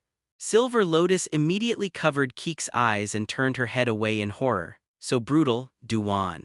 A morning shout rang from above. Azure Cloud Sect, we will never be reconciled with you. That cry stole the chance for Silver Lotus to shout reprimand. The blue magical girl Winter lightly descended and wiped the dust off Shen's clothes. Got it, come on, hurry. You seem impatient, why not do it today? Reveal yourself now. Don't waste time, settle your score right here, yeah. The previously roaring voice fell silent. The Azure Cloud Sect's attention naturally shifted towards Silver Lotus. The Disaster Control Bureau will arrest you all sooner or later. Silver Lotus tightened her grip on her wand and spoke in a stern official tone, quietly warning, get ready to flee, Keek. Keek hesitated, looking at Shen. After Winter wiped the dust from her, Shen's gaze passed over Silver Lotus and fixed directly on Keek. Keek's heart pounded. Teacher Shin really would kill people. But she felt no real fear. You've grown stronger. Shin stared for a while, then spoke coldly. Emotional outbursts can temporarily provide massive magic. In extremes, they can push a magical girl beyond herself. But relying on that unstable method to grow weakens magic control, like the one beside you. Silver Lotus flushed. I didn't.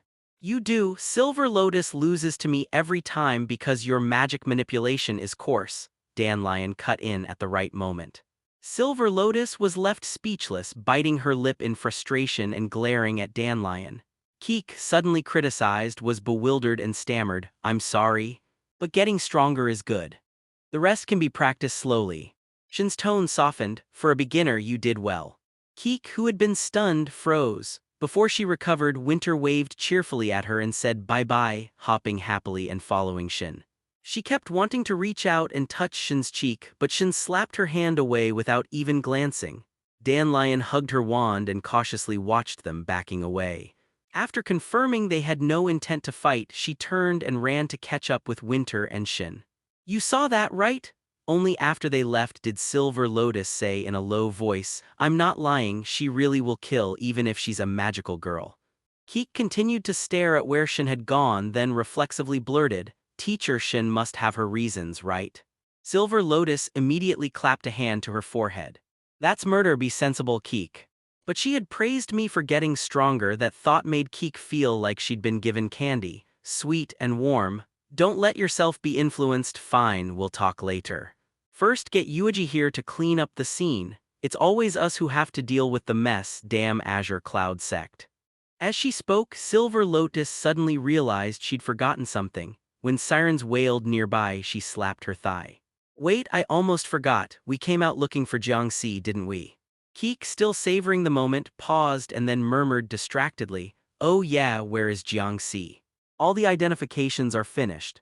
The deceased should be Duan, the Free Witch Association magical girl who joined 2 years ago. Amid the blaring sirens, Peony rubbed her eyes. The residual corrupt magic should have been completely burned away by Shin. Duan suffered severe trauma and reverted from her transformed state, so she looked no different from an ordinary person. Keek, who had been nervously waiting at the side, instantly relaxed and beamed as she turned to Silver Lotus. Captain, look, Peony said she was a member of the Witch Association. See, I told you Teacher Shin must have had her reasons. Don't celebrate too soon. Silver Lotus snorted. Even if she was from the Witch Association, that doesn't mean she deserved to die. Some are just pitiful people who were led astray. According to procedure, once someone loses combat capability, they should be detained and sent to the tribunal. Only after a full investigation can the tribunal carry out a witch trial. Shin killing someone privately is completely illegal and against regulations. If the casualty happened during the fight, it might be different, but she clearly neutralized the opponent and still executed her. That's just too hateful. Keek thought for a moment. Maybe Teacher Shin felt threatened. How did you figure she'd feel threatened? 2 core members of the Azure Cloud sect were standing nearby. Even if Shin really had lost combat capability, there wouldn't have been any real danger. Silver Lotus, a little speechless, continued, even if she truly deserved death, we could arrest them and interrogate them to find other Witch Association members. From every angle, Shin's killing is wrong. Stop always taking her side, okay? I'm not taking her side, Keek said softly. Isn't it Captain Silver Lotus who's biased? Is it because you got thrashed by Teacher Shin before, so you hold a grudge? I'm not, Silver Lotus immediately put on a stern face. I always handle official business impartially and have no personal motives. The Azure Cloud sect is an illegal organization after all. I just worry you'd be influenced by them. Even if this death wasn't innocent, it doesn't mean they never killed innocents before. Peony yawned. She should have been off duty today, but the sudden commotion with the Witch Association and the Azure Cloud sect forced her to come back and work overtime. The Disaster Control Bureau doesn't pay overtime. She had been searching for Witch Association members and for Jiang Si and then was called to the scene. All because Silver Lotus and Keek couldn't stop arguing about the identity of the person Shin killed. She really wanted to go home and sleep. Why did she have to help kids argue and hunt for evidence? Purple magical girls are just like that. Peony said lazily. Those who fall into her hands rarely live. It's not a new thing. Instead of criticizing her, it's more like the Witch Association didn't watch their step. Bad luck. Keek agreed. Exactly. Silver Lotus immediately pulled her squad member aside. Don't make things worse. What's wrong? Did I say something wrong? Keek already likes members of the Azure Cloud sect and you're defending them. What if they trick her away? She's a newcomer we worked so hard to recruit for the Disaster Control Bureau. Peony suddenly realized, oh. In truth, the Bureau's official stance toward the Azure Cloud sect was ambiguous. Apart from fighting over disaster beasts, the sect didn't have many direct clashes with the Bureau, but its conflicts with the Witch Association were fierce. To the Bureau, it would be ideal if the Witch Association and the Azure Cloud sect weakened each other, allowing the Bureau to step in and take down both illegal organizations at once. Many people inside the Bureau disliked the Azure Cloud sect. Take Su Shan of the Security Department, for example. Although Silver Lotus didn't like that old hag, Su Shan's loyalty to the Bureau was unquestionable, and she detested any group opposing the Bureau, including both the Witch Association and the Azure Cloud sect. Silver Lotus's older sister Yin Luo also hated the Azure Cloud sect, so Silver Lotus's dislike was partly influenced by her sister. Of course, there were Bureau members who had a soft spot for the Azure Cloud sect, for instance, Peony.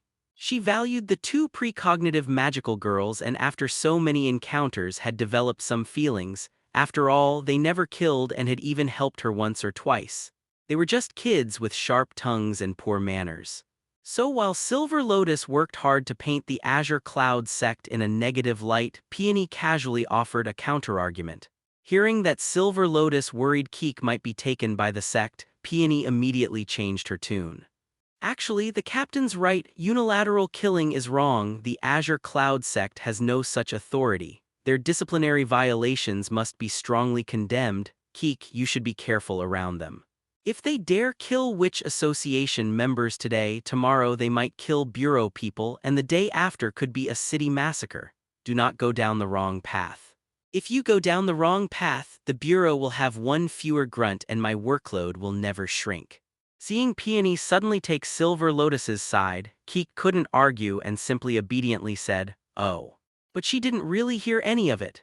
From the first meeting, Silver Lotus had not spoken favorably about the Azure Cloud sect and constantly painted them as terrifying and evil. However, Keek did have some inward agreement. Teacher Shin might have had reasons, but killing someone was still a huge shock for a middle schooler.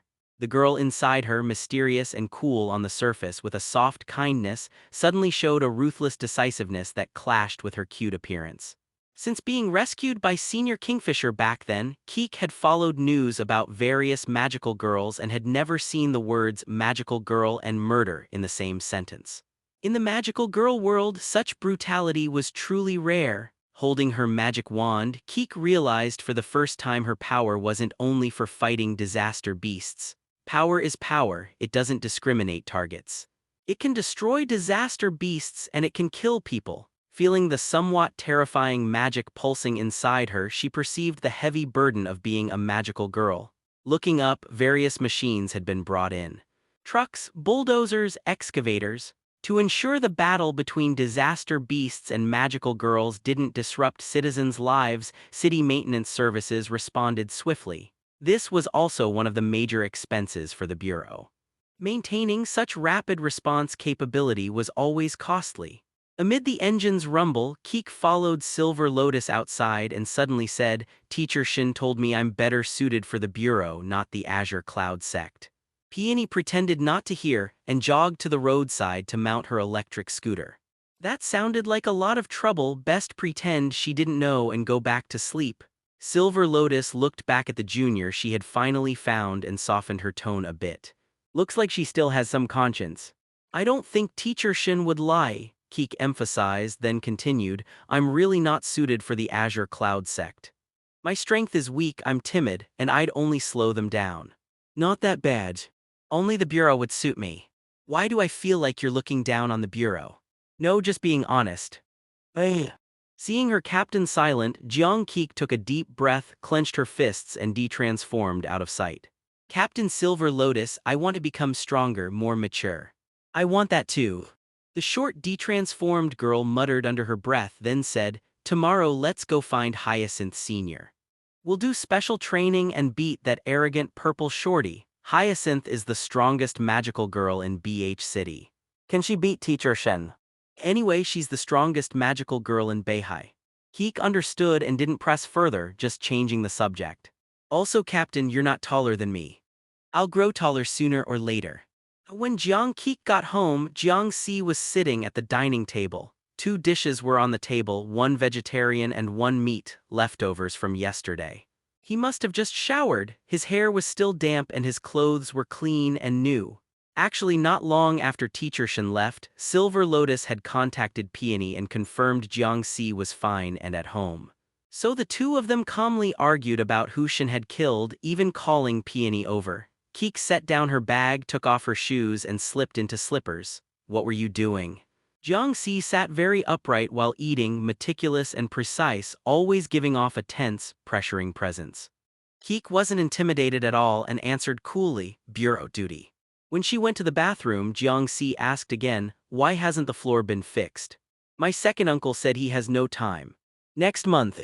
Jiang Si frowned slightly, "Give me his number." "It's in my bag, get it yourself." She wasn't worried he'd snoop through her phone. He never showed any interest in those things. Even if she put it in front of him, Jiang Si wouldn't bother to look. When she finished washing and returned, Jiang Si had already hung up the call. "Tomorrow at 4 in the afternoon he'll come fix the floor. Keep an eye on things." "Okay." How she'd persuaded second uncle, Keek didn't know and didn't want to ask. When she came to eat, Jiang Si habitually stood and shoveled the remaining food down quickly before heading to the kitchen to wash dishes. "Wait." Keek called to him, "I have something to ask." "No time." Used to that reply, Keek continued anyway. "Did you meet anyone from the Witch Association today?" Jiang Si, washing dishes, raised an eyebrow. "You mean that nonconformist with the seed on his forehead?" "Yes, him. Met him." "Did you see a woman in black robes?" "No." This was the longest conversation the siblings had had in 3 years. After she spoke, Keek didn't ask more and Jiang Si stayed silent. After finishing the dishes and putting them away, he walked out and Keek placed a wristband on the table. "Wear this. The Bureau issued it." "What is it?" "A protection device so members of the Witch Association won't target you." Keek's tone was cold. "All Magical Girl family members receive them." "No need." Jiang Si headed upstairs. "Just take care of yourself." She wasn't surprised by his reaction. Keek tossed the Bureau wristband onto the shoe cabinet. Wear it or not, she didn't have the patience to persuade him. If something happened, it would be his own doing. It wouldn't be her problem. After storing the leftovers in the fridge, Keek had little appetite and drank some water before going to her room. After calling Captain Silver Lotus to tell her about the situation, Silver Lotus sounded a bit unhappy. "How could he be like that? I'll go talk to him tomorrow." "Doesn't matter. Honestly, I think letting the Witch Association teach him a lesson wouldn't be so bad. As long as there's no life danger, tomorrow I'll go speak to him." "Keek, don't worry about it, I'll tell him." "Don't worry, I'm used to it." Listening to Yin Li's indignant voice, Keek couldn't help but laugh. "You used to defend Jiang Si so much before." "HMPH. I said I'm impartial, only right and wrong matter, not the person." "Same for Shen and Jiang Si." Okay, perfectly fair and impartial, Captain Silver Lotus." With the phone pressed to her ear, Keek trimmed her toenails and asked, "You have the day off tomorrow, right?" "Yes, I'm off." "Why does your class, Senior Year 1, have makeup classes on Saturdays?" "Our class loves studying and asked for it." "Sure." Silver Lotus sighed.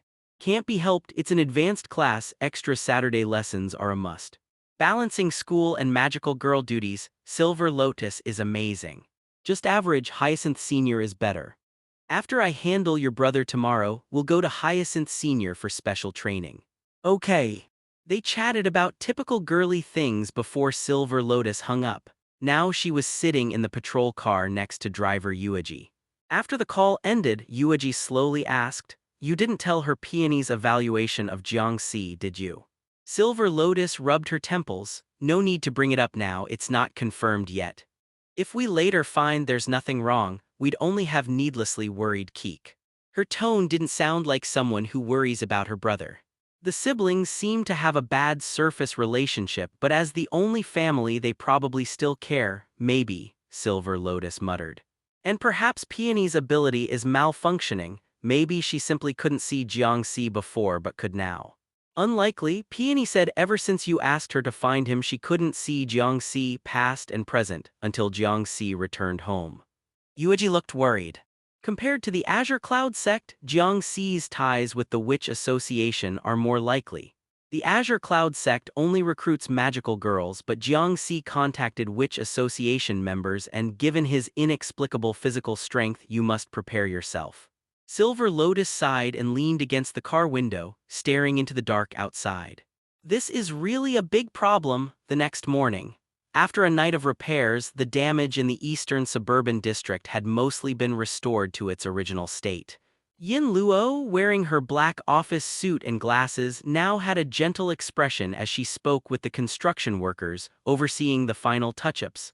That included settling payments and extending appropriate condolences. Su Shan, meanwhile, was leaning against a tree on the other side, one foot propped on the trunk, expressionless as she watched Yin Luo. Yin Luo had dragged her along by force. After receiving intel yesterday that Jiang Si might be exposed, Su Shan had wanted to quickly notify Lord Winter. Although she didn't know what exact position Jiang Si held within the Azure Cloud sect, she figured he was probably just an external staffer. After all, the Azure Cloud sect only accepted magical girls. A man, no matter how capable, couldn't become a formal disciple. But even for external staff, the Azure Cloud sect would never allow the Disaster Control Bureau to uncover and arrest them without resistance. So when Yin Lion and Peony expressed suspicion about Jiang Si, Su Shan wanted to help, pass the message out so Lord Winter and Jiang Si could prepare and avoid being caught off guard by the Disaster Control Bureau. As it turned out, Yin Luo seemed to see through her thoughts. Since last night she had been staring at Su Shan, and this morning when the Disaster Control Bureau assigned Yin Luo to handle the cleanup, Yin Luo insisted on bringing her along.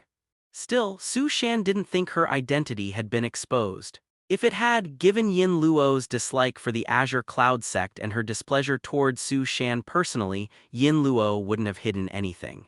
It was probably revenge. When they dealt with Jiang Si before, Yin Luo had used excessive measures and grudges were formed. Su Shan felt at a loss about that. Jiang Si is one of our Azure Cloud sect people. You're a Disaster Control Bureau member protecting him so zealously and holding a grudge for it. Really, you're ungrateful. She grumbled inwardly but outwardly kept an icy, impassive face. Finally, Yin Luo finished her small talk, then walked over while jotting down notes in a file. Thank you for coming, Captain Su Shan. Without you accompanying me, the Witch Association people might have returned and everyone would have been in danger. Just doing my job. Yin Luo brushed back a strand of hair and gave a small smile. On behalf of all the workers, thank you. They said they were glad to see you. After all, when you fought as a magical girl back then, the construction crew saw your brave combat posture. Yin Luo brushed back a strand of hair and gave a small smile. On behalf of all the workers, thank you. They said they were glad to see you. After all, when you fought as a magical girl back then, the construction crew saw your brave combat stance. Actually, Su Shan wasn't eager to leave. Having finally gotten out from the Disaster Control Bureau, if she returned without passing the message, it would become harder to find another chance. But she couldn't act too suspiciously. Although Yin Luo might not have definitely discovered her identity, she likely suspected, perhaps even harbored ill intent. Any small slip could be exploited and relentlessly pursued. That was why Yin Luo had been monitoring her so closely. Even her phone and other communications had been under surveillance. Yin Luo adjusted her glasses, seeming to hesitate for a moment. Su Shan's heart gave a small stir. She didn't want to leave either. Before she could process it, Yin Luo suddenly looked toward a short distance away. Her brow relaxed and a faint, subtle smile appeared. Su Shan followed her gaze. She saw Jiang Si jogging over and instantly covered her forehead with her hand. Of all times to be out jogging, typical of you, Jiang Si, cutting my pay in half and still coming here to make trouble at this hour. Enough already. How coincidental isn't this Keek's brother? Yin Luo said quietly. I'll go say hello. Su Shan, miss, would you like to head back? Su Shan offered a small smile. No matter, I'll wait. Perfect timing. Jiang Si, I knew you'd be useful. Seeing Yin Luo's attention finally turn away from her, Su Shan let out a small sigh of relief. There was finally a chance to pass the intel. Although the Disaster Control Bureau had suspicions about Jiang Si, Yin Luo and Yin Lion trusted him, so she wasn't worried he'd be mistreated. When the Disaster Control Bureau discussed how to investigate Jiang Si yesterday, those two sisters had defended him at length. One might even think they were secretly infatuated with him. The rest was up to him. Finally, a chance to act alone, Yin Luo felt a burst of relief. As she watched Jiang Si, she noticed he was searching the ground for something. When she approached, he gave a small sigh as if disappointed. She kept her hands behind her back and watched quietly for a while. Seeing that Jiang Si hadn't noticed her behind him, she lightly tapped his shoulder. Jiang Si. The boy was clearly startled, then turned to look at her once before easing up. Yin Luo. Not at school, what are you doing here? It's Sunday, I was out for a morning run. Yin Luo leaned forward, almost close enough that their faces nearly touched. You look like you're searching for something.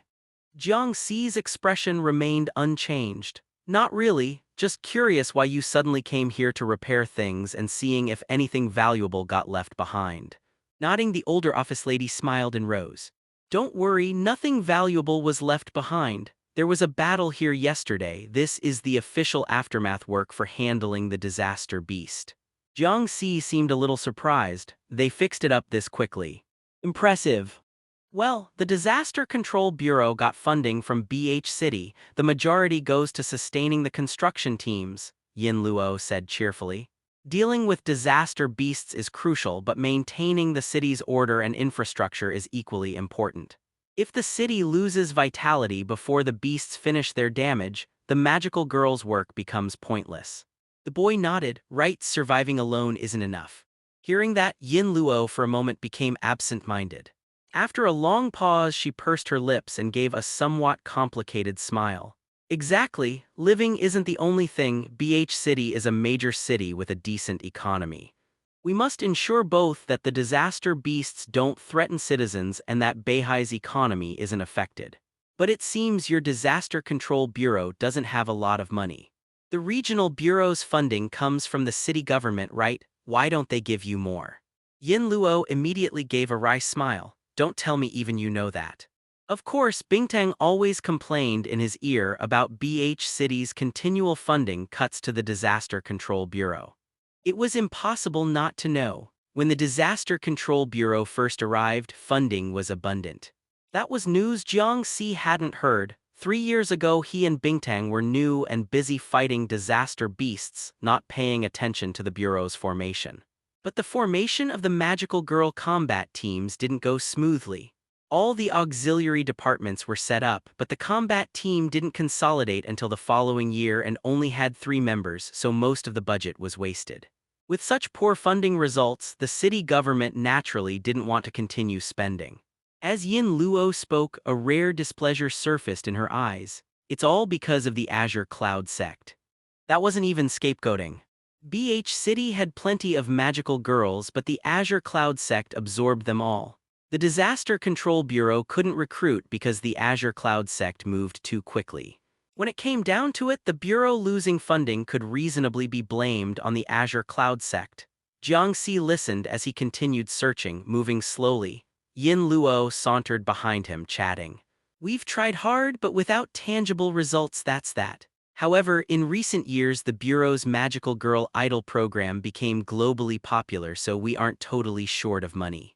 Magical Girls' salaries are actually quite high, only without overtime pay.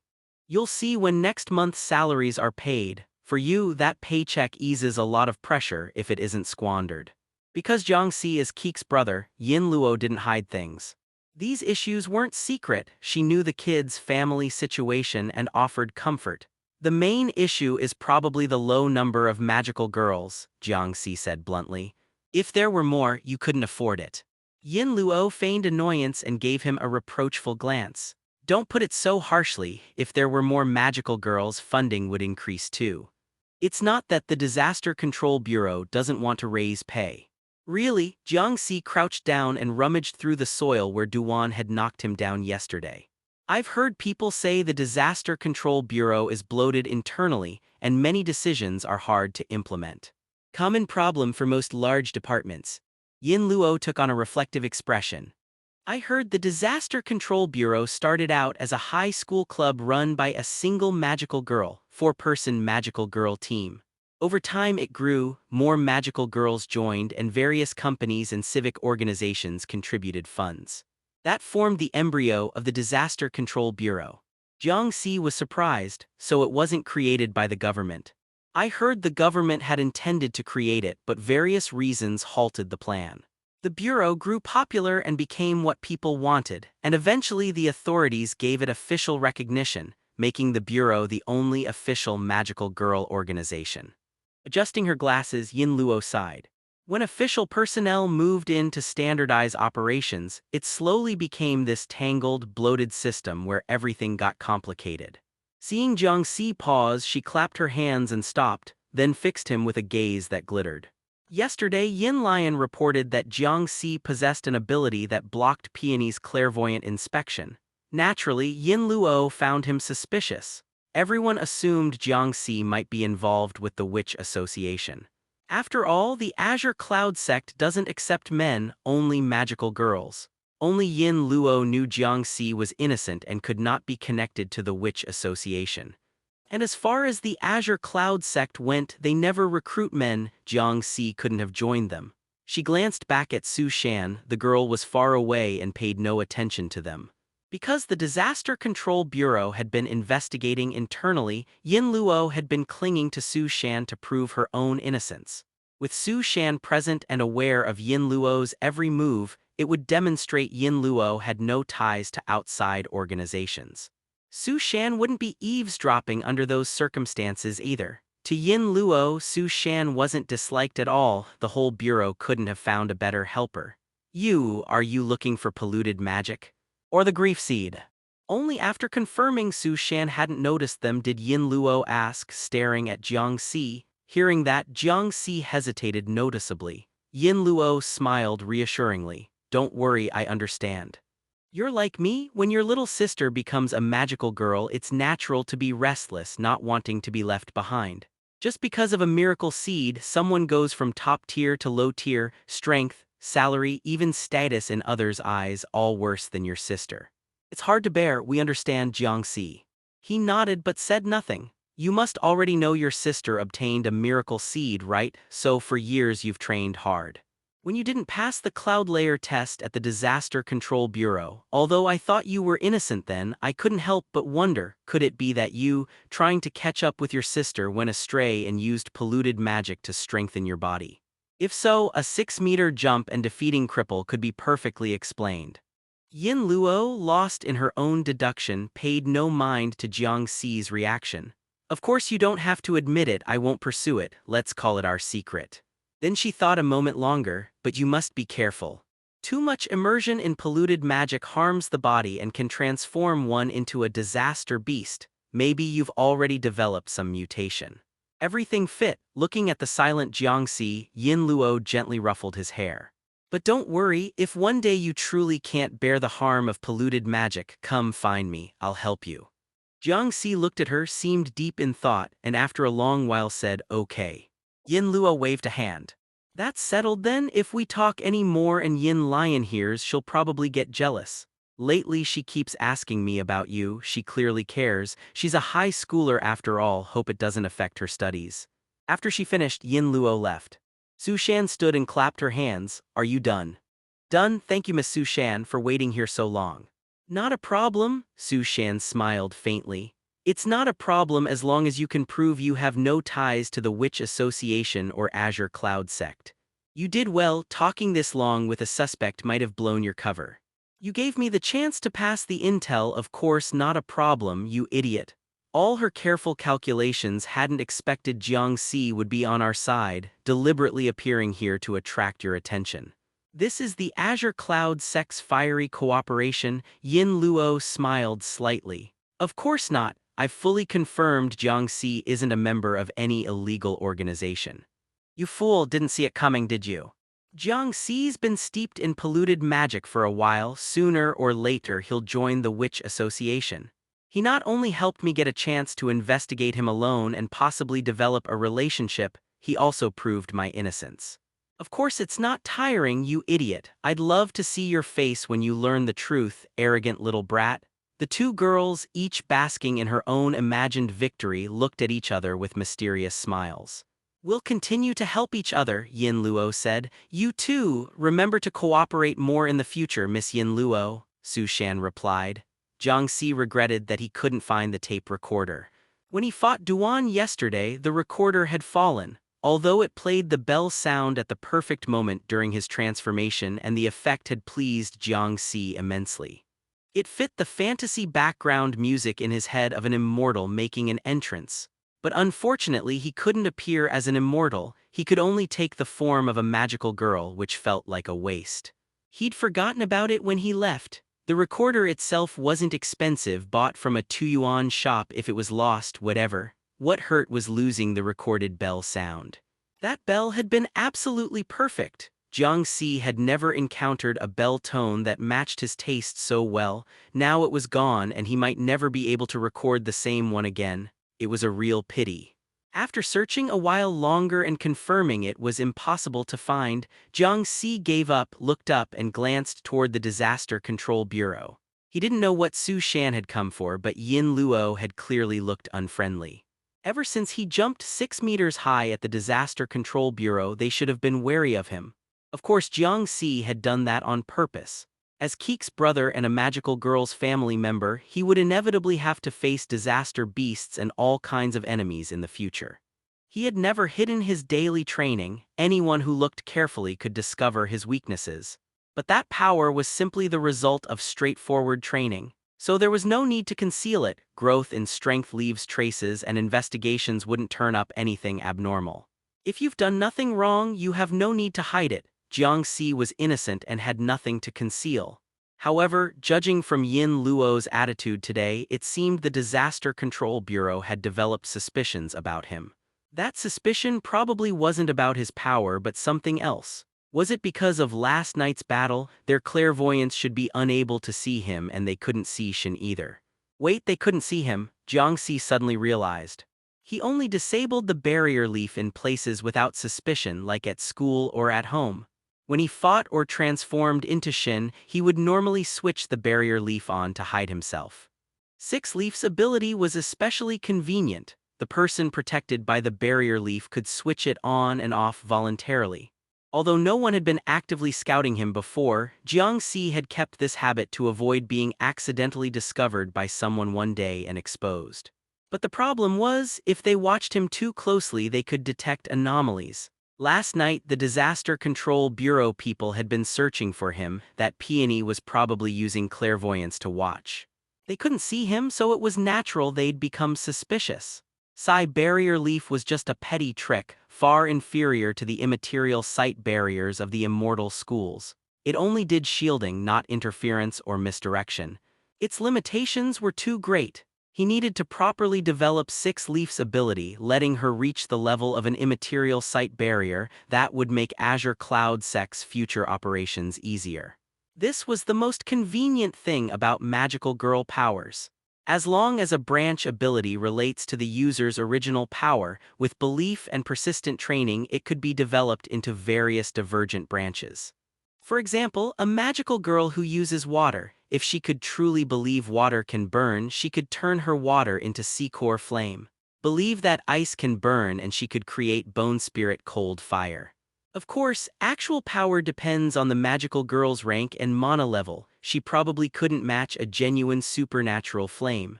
Besides, most magical girls have basic common sense.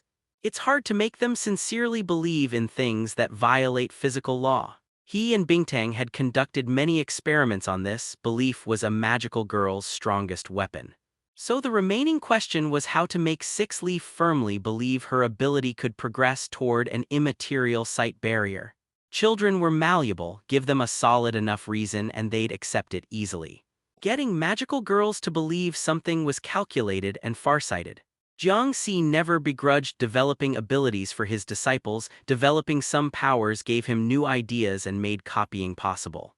But abilities like four-leafs divination with hexagrams often had flaws. Either very high thresholds and environmental requirements preventing real-time calculation, or severe backlash requiring long recovery after a use, sometimes limited in number until the ability vanished permanently. Four-leaf suffered heavy backlash and needed a long rest after each use, so Jiang Si wasn't too interested. That kind of ability was troublesome and hindered combat. As for six-leaf, her development had been only at a basic novice foundation level before. He had ignored her. If he could later develop her to the immaterial sight barrier level, Jiang Si would need to pilfer a Dao fruit and copy it. He thought of Yin Luo, the one who had spoken to him. Most likely she was a witch association foot soldier, not worth fearing. Have Bingtang deal with her. He wasn't interested in tangling with ordinary people who didn't even possess transformation ability. With that thought, he continued his morning run toward the city, doing counter-surveillance on the way. He covertly swept the surroundings with a trace of mana to confirm no one was tailing him, then ducked a few alleys and used the barrier leaf to enter the Azure Cloud sect. He went straight to Bingtang to discuss how to handle the suspicion.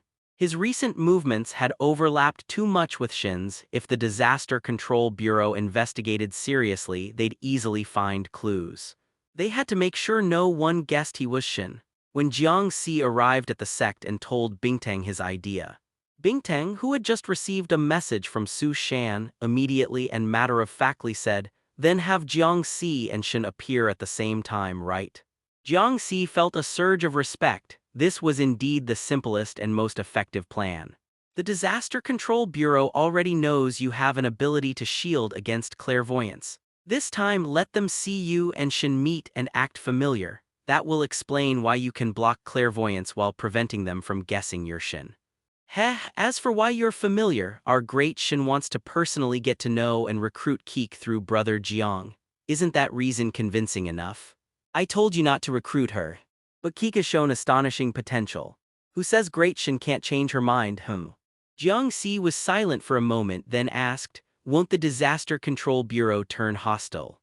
You have connections as Keek's brother, they have to consider the fallout. Besides, although the Disaster Control Bureau mouths threats, they've always avoided confronting Shin." Bingtang smiled. "They won't really offend us. The Disaster Control Bureau still relies on us to handle disaster beasts. They won't make a move unless it's critical. You're just an acquaintance of Shin and not close to Azure Cloud Sect, so no need to rush. Wait and see how the Disaster Control Bureau acts next and we'll decide accordingly." Okay. Also, Bingtang, deal with Yin Luo at the Disaster Control Bureau. Back in her own room at last, Jiao took a deep breath, switched off the light and took out a crystal ball. Compared to before, the bright crystal now showed only 3 images, making the view feel much more spacious. Cough, cough, cough, cough, cough, cough. A violent coughing fit came from the captain in the center. Jiao and the other female member remained silent until he finished. "What's the matter?" the girl who had never reported her code name asked with genuine puzzlement. "Been under the weather recently." Cough Cough ran into Winter. "Winter again?" the girl laughed. "Then it's no wonder, lucky to come back alive. Oh, I really want to see the captain getting thrashed and rolling around from Winter's beating." "Twins, watch your words." Jiao had to speak up. "Don't use honorifics for enemies and show the captain some respect." "You, a newcomer, telling me what to do, mind your own business."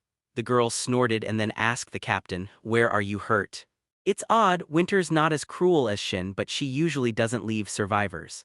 "Not wounded, just frozen by her cold." The captain coughed twice more and cleared his hoarse throat. "Hesh, not wounded, but I caught a cold from the freezing. I already bought cold medicine, don't worry."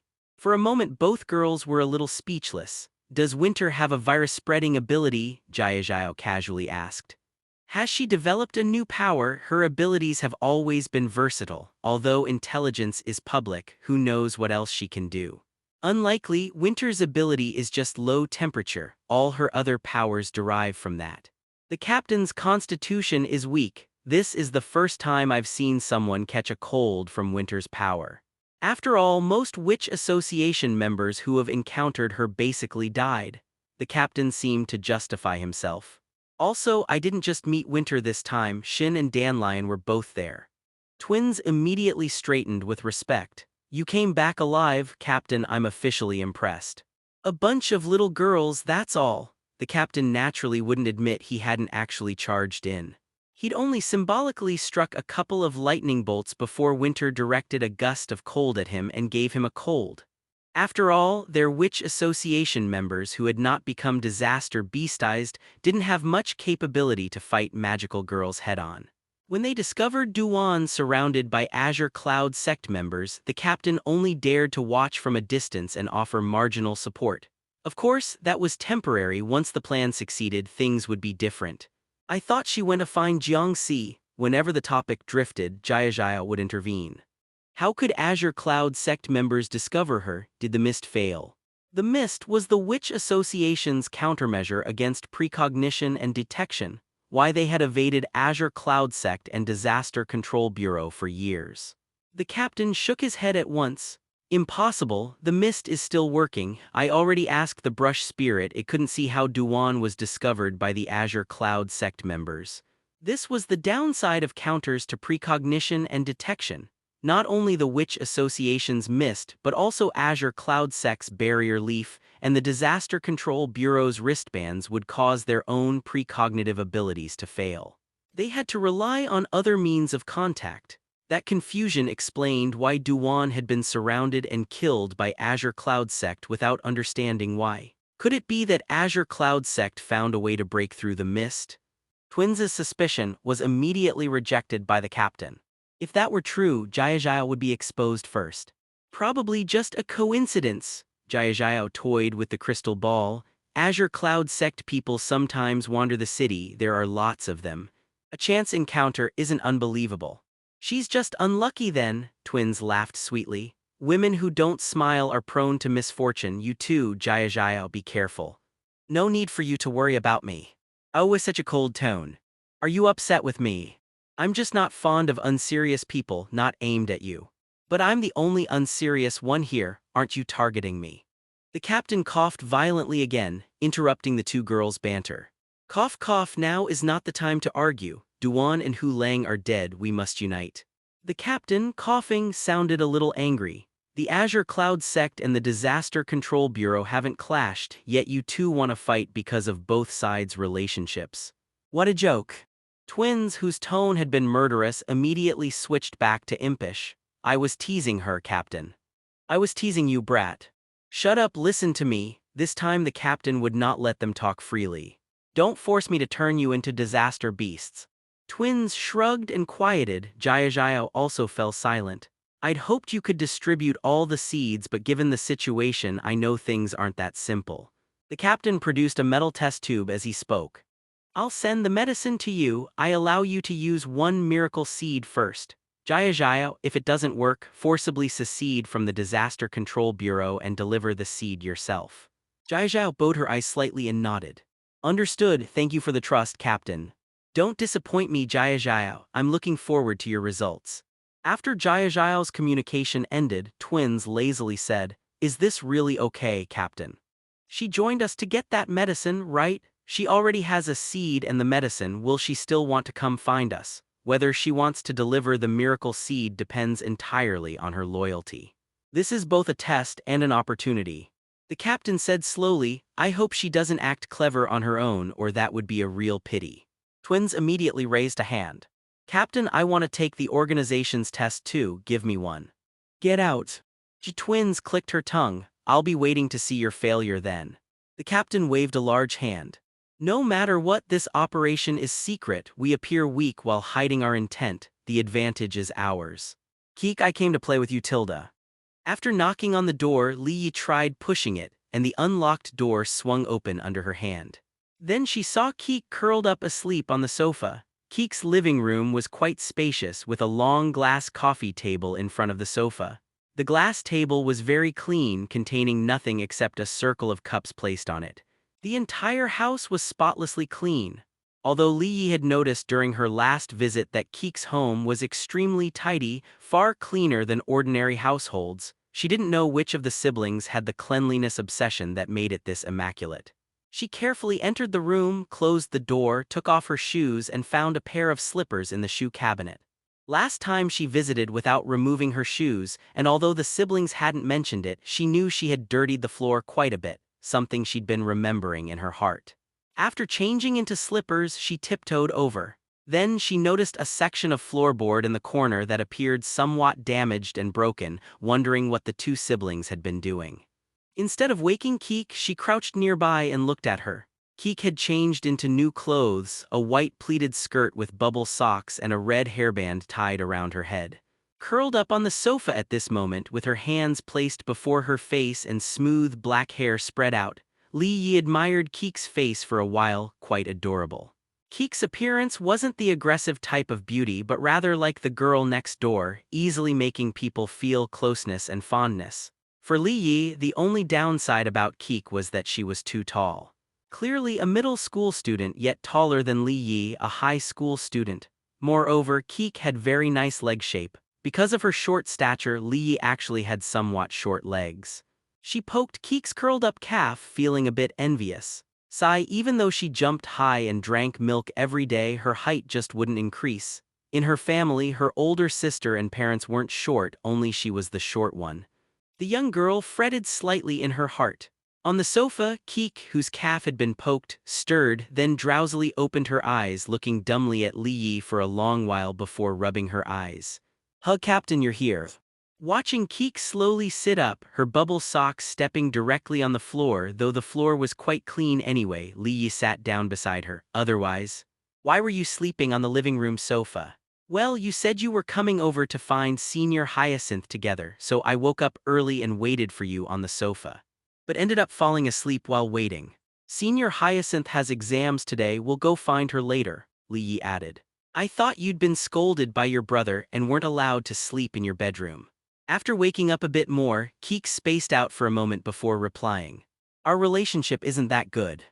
Ugh. Li Yi was stunned for a moment, then didn't dare continue that topic, only asking, "Where's your brother?" "He went for a run early in the morning." Keek stretched lazily. "On holidays he goes for morning runs.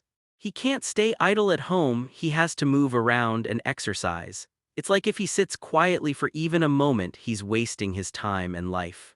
"When he came back yesterday," Li Yi casually helped straighten Keek's clothes. "Was he uninjured? Was there anything unusual?" Keek shook her head. "No, he was fine. Not even a little injured." "Then I wouldn't know." Keek hesitated slightly. "Even if he was injured, he would never let others know. Probably trained himself to be very tolerant of pain." "What kind of disaster beast is he?" Li Yi complained internally, then thought about Peony saying she couldn't see Jiang Si and sighed inwardly. It's really hard not to be suspicious. Then she asked, "When did he start liking exercise so much?" "Since childhood." "Since childhood?" Li Yi listened somewhat dumbfounded. "Since when?" "When he was little. BH City didn't have disaster beasts yet, right?" "Yeah, BH City only started having disaster beasts 3 years ago." Keek hugged her legs, hair falling over her knees. "But from when I started remembering things, he's always been like that, never changed. He'd go out for morning runs after waking up, exercise in the yard after coming home, every single day like this. When I was little and afraid to sleep alone, I slept with my parents. On their days off, they'd squeeze into the blanket with me and watch Jiang Si exercising outside the window. He never stopped, whether it was windy or rainy. Dad often worried about what he'd do if Jiang Si rebelled later and he couldn't beat him. Mom said compared to that, what was most worrying was if Jiang Si didn't grow tall and no girls liked him." As she chattered on, she mentioned many things from the past. Then Keek tidied her hair, pinned it with a hair clip, and smiled, somewhat embarrassed. "Sorry, Captain, I ended up talking a lot about my own things again." "It's nothing, we're companions, friends, we should confide in each other anyway." Rubbing Keek's head, Li Yi then smiled. "If you have any worries, just tell me. Also, usually just call me Yi." "Yes, Captain." Only after Li Yi pinched her cheeks did Keek laugh and correct herself. "Got it, Yi. Yi won't call you Captain anymore. That's more like it." After Keek changed how she addressed her, Li Yi released her grip, then said quietly, "The other members in the Magical Girl combat team are all older than me. Although they're very good to me too, it's hard to become friends, they treat me more like looking after a junior." And even if they don't say it, I actually know some people in their hearts still want Senior Hyacinth to return more. Keek was somewhat surprised. Really, I saw everyone seems to follow your orders very well. Of course. I've been working hard to grow up. In the Disaster Control Bureau's records, I'm the fastest magical girl to become a seedling. Although I haven't beaten Dandelion, I have beaten other magical girls from the Azure Cloud sect. As long as I work hard enough and become stronger, everyone will naturally acknowledge me. Lee said matter-of-factly, with Senior Hyacinth setting the precedent before. If I were them, I wouldn't easily accept a new captain either. If you want to be recognized, you have to work hard yourself. Keek immediately sat up straight, clapped earnestly, and praised seriously, as expected of the captain. If it were me, I'd definitely feel excluded and secretly sad. So you see, I'm a very mature adult. Lee laughed somewhat proudly, then said quietly again, so, actually when I found Keek I was especially happy, finally a junior younger than me. So I thought I must become good friends with Keek, that way I'm not just a captain in the Disaster Control Bureau. Yes, Captain. I said no calling me Captain. Lee went over again to pull at Keek's soft little cheeks. Keek laughed and begged for mercy. After the two girls roughhoused for a while, Keek said, then I want to know about Yi and your sister too. It's not fair if only I talk. I want to learn about Yi as well. There's not much to say about me. My sister is called Li Qi. Silver Lotus at the Disaster Control Bureau is the magical girl codename my sister gave me when we were little. She gave herself the codename Silver Lotus too. Li leaned against the sofa, glanced at her phone. There was still plenty of time, no need to hurry, so she said leisurely, then I'll start from when I was little. Don't find it annoying. Mama. Seeing Keek's expectant eyes, Li began recalling, my sister and I have had a good relationship since childhood. Since we were little, my sister has taken care of me. My parents actually didn't like me much because when I was born, it happened to be when the family's finances were most difficult, making the family's situation worse. And since I was little, I was often sick, frequently needing hospital treatment. There was a time when the family was so poor they could barely put food on the table. When Keek heard that Li had a good relationship with her sister since childhood, she showed an envious expression. But hearing that her parents disliked her, she also felt somewhat sorry for her. At that time, there was a particularly wealthy family. Oh right, do you know Senior Bingtang? Keek was momentarily stunned, haven't heard of her. Wow, Li seemed somewhat incredulous. Senior Bingtang has been Jiang Si's deskmate for 2 years. He wouldn't talk about such things. All right, coughing slightly, Li continued. Anyway, Senior Bingtang's family has a big company. A general manager from her family's company used to often take walks in a park near my home. I don't know how my dad found out, but he'd go chat and get friendly occasionally. Sometimes my sister and I were taken along to play too. That manager uncle was very wealthy but had no children at home, always wanting a child. That uncle took a liking to me at first sight, really wanted to take me home and raise me as his own child. Li bragged without blushing or heart racing because I was super cute when I was little. Captain Yi is super cute now too. I'm mature now. After refuting, Leah continued. Although I don't know exactly how much money was offered, my sister said it was enough for the family to buy a house in the city center. That was a huge amount of money back then. Both mom and dad were very tempted, always wanting me to go to the uncle's house. Speaking up to this point, the usually bright sparkle in Leah's eyes dimmed somewhat. The money offered was really too much. They didn't want me, but I didn't want to leave home to become someone else's daughter. I kept crying and crying. Then when that uncle tried to carry me away, my sister suddenly rushed over, grabbed me and ran out of the house. Although we were caught and brought back later, my sister kept holding me tightly, not letting go no matter how they hit her, and even bit the uncle. Finally, that uncle thought forcibly separating us sisters was too pitiful and gave up. My sister was just starting middle school back then, but in my heart she was like a mountain. Leaning on her, I wasn't afraid of anything. Keek said softly beside her, "That's really nice." Yeah, I've liked my sister the most since I was little. When Li said this, there was even some pride in her voice. Because my parents failed to sell me and lost a huge sum of money, they were really angry. Later, they always felt I blocked their path to wealth, treating me like an enemy. But every time they wanted to hit me, my sister would stand in front of me. Although my parents didn't like me, they valued my sister greatly.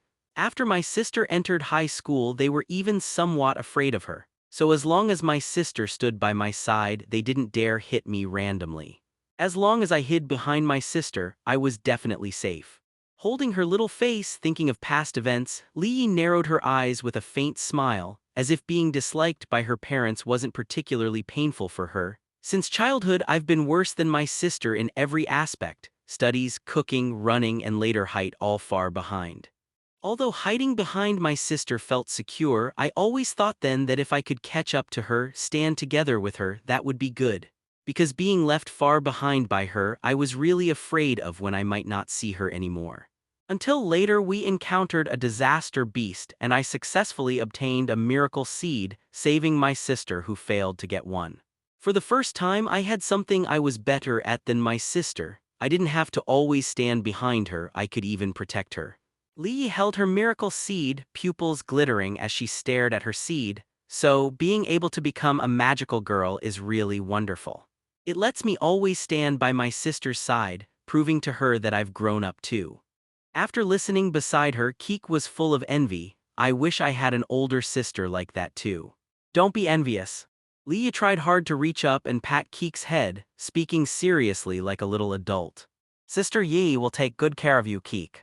Jiang Keek couldn't help it, PFFT, she laughed out loud. What are you laughing at? What's so funny? Looking at the puffed-up Li Yi, Keek shook her head. Sorry, it's mainly because when Captain Yi gets serious and mature, it's just especially. I'm wrong, don't pull my face. Rubbing, pulling, and pinching Keek's little cheeks, Li Yi said fiercely, laugh again and I'll deduct your salary, my power as captain is unlimited.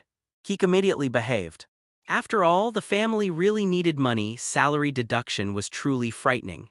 Only then did Li Yi release her grip, stood up, and stood on tiptoe to make herself appear taller. She had actually been hesitating whether to tell Keek about the suspicions regarding Jiang Si's identity. Previously, she thought it would make Keek worry, but now she felt it might not be necessary. Anyway, I'll take on the responsibility of an older sister and take good care of Keek, so you don't need to feel too sad about Jiang Si's matters. I'm not sad, Keek muttered, got used to it and think it's quite fine. Since he doesn't control me, I'm free and without pressure or burdens. Then, Lee paused. If, say, your brother seems involved with an illegal magical girl organization and the Disaster Control Bureau plans to monitor him long-term, what would you do? Keek stared at her blankly for a long time. Sect Master Lady Bingtang, you know, my original family was really miserable, beaten by my parents since childhood, scared from being hit, they never gave me money to spend. Since I was little, I picked through trash in parks, never ate well, never drank well. Other people's children had parents who loved them, but I was like an orphan. No, even orphans weren't as miserable as me since orphans don't have parents hitting them. Azure Cloud Sect, Illusory Moon Cavern Dwelling. A girl in green clothes whose ear was being twisted by Bingtang cried miserably. I worked like an ox for my parents since childhood, finally managed to join the Azure Cloud Sect and get a proper job. I'm scared of being poor, Lady Bingtang, I'm really poor, couldn't resist. Bingtang twisted her ear, holding her phone. This month you hunted only one disaster beast total, skipped all other work, took the 30,000 base salary and spent it all on gacha in the Magical Girl Idol project. This is your scared of being poor, King Hua. It's not that, it's just. Since I had no money growing up, when I got money as an adult, I couldn't resist.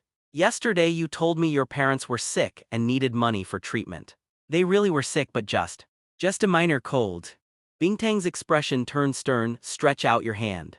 King Hua immediately looked woeful. No way, I was really wrong, Lady Bingtang, ouch. Saying this, she still obediently stretched out her hand and got hit with a stick by Bingtang. Just as Bingtang was about to swing the stick again, Jiang Si spoke up from the side. All right, let's get to the main business. Punishing a bit is enough. The previously woeful King Hua immediately looked at Jiang Si with moved expression. Sect Master, I'll always respect and love you. But then Bingtang hit her hand with the stick again, wiping the smile off King Hua's face. I said before, don't spend money recklessly. Giving you high salaries is for you to live well later, not for you to indulge and waste. Bingtang's face was cold as frost. The Azure Cloud sect hates extravagance and debauchery the most. Even the sect master lives frugally, yet you're enjoying yourself. Not spending money recklessly is clearly written in the sect rules. You're still young, don't have a basic understanding of money. If you spend lavishly now, you won't be able to change later. What if you lose your miracle seed someday? How will you return to normal life? King Hua immediately hung her head, saying quietly, "Sorry, I really know I was wrong, Lady Bingtang. Reflect properly. 1 week confinement, no internet." King Hua looked utterly miserable but still nodded obediently. Beside them, 4-Leaf, 6-Leaf, and Yumo, 3 girls, were so scared they didn't dare breathe loudly, sitting in their seats, eyes fixed on their noses, motionless, bodies stiff. Although the highest position in the Azure Cloud sect was the sect master, and Bingtang usually obeyed the sect master dutifully. But if you asked which person the Azure Cloud sect disciples feared most daily, it was definitely Bingtang. The Azure Cloud sect's base salary was set quite high. To ensure the children wouldn't lose themselves because of money and spend recklessly, Bingtang managed their monthly salaries for them, transferring money when needed. For those from poorer families like Yumo, the salary earned was basically used to repay debts. The money didn't even pass through Yumo's hands, Bingtang directly helped repay for her. The Azure Cloud sect had good benefits, but correspondingly its rules were the strictest. And the person strictly enforcing sect rules and punishing violators was Bingtang. You can't maintain an organization with just nice people. You need good treatment, generous rewards, but also strict punishment for violations. Bingtang never minded offending disciples. If anyone dared violate rules, she would definitely pursue it to the end. Because during the Azure Cloud sect's early days, all the disciples' salaries came from her family funds. Usually, any difficulties were mostly handled by Bingtang too. Combining kindness with authority was why the disciples both respected and feared Bingtang so much. Whereas the sect master was comparatively easier to talk to. After King Hua obediently admitted her mistake, Bingtang took the phone, glanced at the game. "What did you pull that costs so much?" "The latest swimsuit Kingfisher and the new ranking event. If you make top 3, you can commission them to make a specific magical girl figure," King Hua said resentfully. "It's all the Disaster Control Bureau's scheme." Damn Disaster Control Bureau made me unable to resist. The stick tapped her forehead again, though less harshly this time. Bingtang said sharply, "Reflect on yourself." "Oh." If strictly pursued, this could count as aiding the enemy. The Magical Girl Idol project was a rhythm game jointly developed by the Disaster Control Bureau headquarters and a mobile game company. Its biggest feature was official Magical Girl authorization. All Magical Girl models in the game were directly sourced from reality. The majority of profits went to the Disaster Control Bureau. Heard it's been getting more popular in recent years, even becoming one of the pillars of the Disaster Control Bureau's funding. King Hua spending money on gacha equated to giving money to the Disaster Control Bureau. But actually Bingtang had previously considered, if their magical girl band here did well and gained fame, she planned to discuss collaboration for cross-promotion. So she didn't intend to pursue this aspect too much. Putting down the phone, Bingtang then turned to look at Jiang Si, somewhat apologetically saying, "Sorry, this matter must be dealt with strictly." Meh. Jiang Si didn't mind either. Bingtang's management had always been quite professional. He, an amateur, shouldn't interfere. So what message did Susan send earlier? Bingtang took a deep breath. Susan said, "After discussion, the Disaster Control Bureau plans to conduct long-term tracking and observation on you." Currently, Susan is still trying to take over the tracking surveillance task, but it seems difficult. Not just Silver Lotus, but others don't really agree either. Slightly surprised that the Disaster Control Bureau made a decision so quickly. Their efficiency wasn't this high before. Jiang Si immediately shook his head. "No, long-term tracking observation is too restrictive for me. Not only would I be unable to come to the Azure Cloud sect to train, but even transforming would be limited." "Yes, and they plan to dispatch magical girls for tracking." Bingtang said gravely, "We can only execute the plan we discussed before. As long as they know that Shen contacted you for Keek's sake and planted a barrier leaf on you, we can clear you of suspicion." Beside them, King Hua immediately raised her hand. "Sect Master, I have a better idea." Bingtang glanced at her. Qinghua immediately shrunk her neck. What idea? Speak. The previously timid Qinghua revealed an evil smile. If we make them misunderstand that Lady Shin and the sect master are in a romantic relationship, the Disaster Control Bureau definitely won't dare investigate the sect master anymore. The illusory moon cavern dwelling instantly fell into deathly silence. Six-Leaf's eyes sparkled. That sounds really fun, sis. Four-Leaf pulled her, don't talk nonsense. Yumo hugged her rabbit covering half her face, and not a good idea, right? Bingtang kept a straight face, turned to look at Jiang Si and whispered, makes a lot of sense, sect master. How about we do this? Jiang Si tilted his head saying seriously, I just want the fastest result, don't hinder my training. Bingtang immediately showed a smile, then Qinghua quickly create Shin, this time it must be perfect. If there are any mistakes, I'll deduct 2 months of your salary. Guaranteed to complete the mission. If you want to improve your strength, the best daily training method is controlling the form of your magical energy. Hyacinth sat elegantly on the stone bench as Kian Academy appeared tranquil under the setting sun. She still wore that pitch-black sailor uniform which stood out conspicuously in the courtyard surrounded by lush green vegetation. Her headphones hung around her neck and she held a thick book, though its contents weren't related to college entrance exams. Instead, it contained research materials on magical girls' magical energy. I see, how did Senior Hyacinth train before? Sitting opposite her, Li Yi and Jiang Keek were as obedient as elementary school students. Li Yi was the one asking, I heard from other members of the magical combat team that they never had specialized training before. Indeed, when it comes to dealing with disaster beasts, a magical girl's power doesn't require too many changes in magical energy form. Hyacinth's tone was gentle. As long as you release enough destructive power, you can kill disaster beasts. As for magical energy quantity, magical girls have no way to train it. So far, no stable method to increase it has been found. It can only surge from the intense emotions magical girls experience when facing difficult situations. Jiang Keek raised her hand and asked, then, Senior, I heard the Disaster Control Bureau has blooming tier miracle seeds. When encountering disaster beasts they can't handle, they can use blooming tier miracle seeds to transform into blooming magical girls. Does that mean predecessors' magical energy can actually be passed down? Excellent question. Hyacinth closed her book, her vacant gaze falling on Keek's face. Keek is much smarter than Yi. You'll need to take good care of her from now on. I actually thought of that too, Senior Hyacinth, Li Yi immediately argued, I just said it slower. With a gentle smile the black magical girl nodded, Yi just thinks slowly, she's not stupid. My thinking isn't that slow either, Li Yi muttered quietly, ultimately not continuing to argue. Hyacinth then continued leisurely, using magical energy transfer to increase a magical girl's power. That's certainly been attempted. Keek, come here, take out your seed. Jiang Keek moved closer and took out her red seed. Since her outburst yesterday, the red color of her miracle seed had become increasingly intense, and Keek could feel the power within it growing. When Hyacinth saw her seed, she slightly started, examining Keek. You haven't been a magical girl for long, have you? Only about 2 or 3 days. 2 or 3 days, Hyacinth murmured, then took her miracle seed.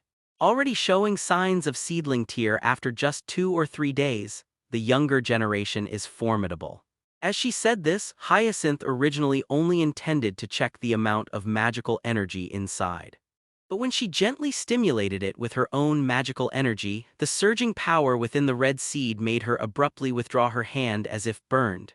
Jiang Keek beside her hurriedly caught the miracle seed that was nearly dropped, looking somewhat bewildered at this black-clad senior. Sorry. Hyacinth's 2 pale fingers were slightly reddened. She brought them to her mouth and blew on them. Your flames remind me of some unpleasant memories. It's fine, it's fine. Looking at the flustered Jiang Keek, she couldn't help but sigh. She put her fingers in her mouth to cool them, that purple magical girl's aura. She was all too familiar with that magical girl's flames, scorching, stinging, viscous, exactly the same. Even the resentment and frustration from her defeat back then came flooding back. Senior Hyacinth, Senior. Li called out twice from beside her before Hyacinth came back to her senses and smiled. It's nothing, I just spaced out for a moment. Keek's flames are quite special, somewhat familiar, reminding me of an old acquaintance. Li Yi immediately exchanged a glance with Keek. Actually, both of them knew about this matter.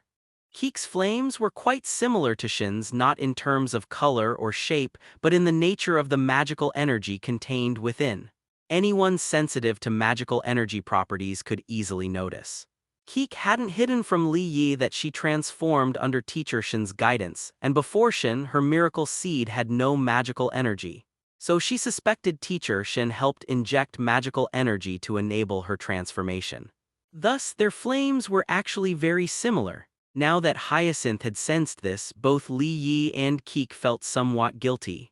After all, it was public knowledge within the Disaster Control Bureau that Hyacinth was forced into retirement by Shin.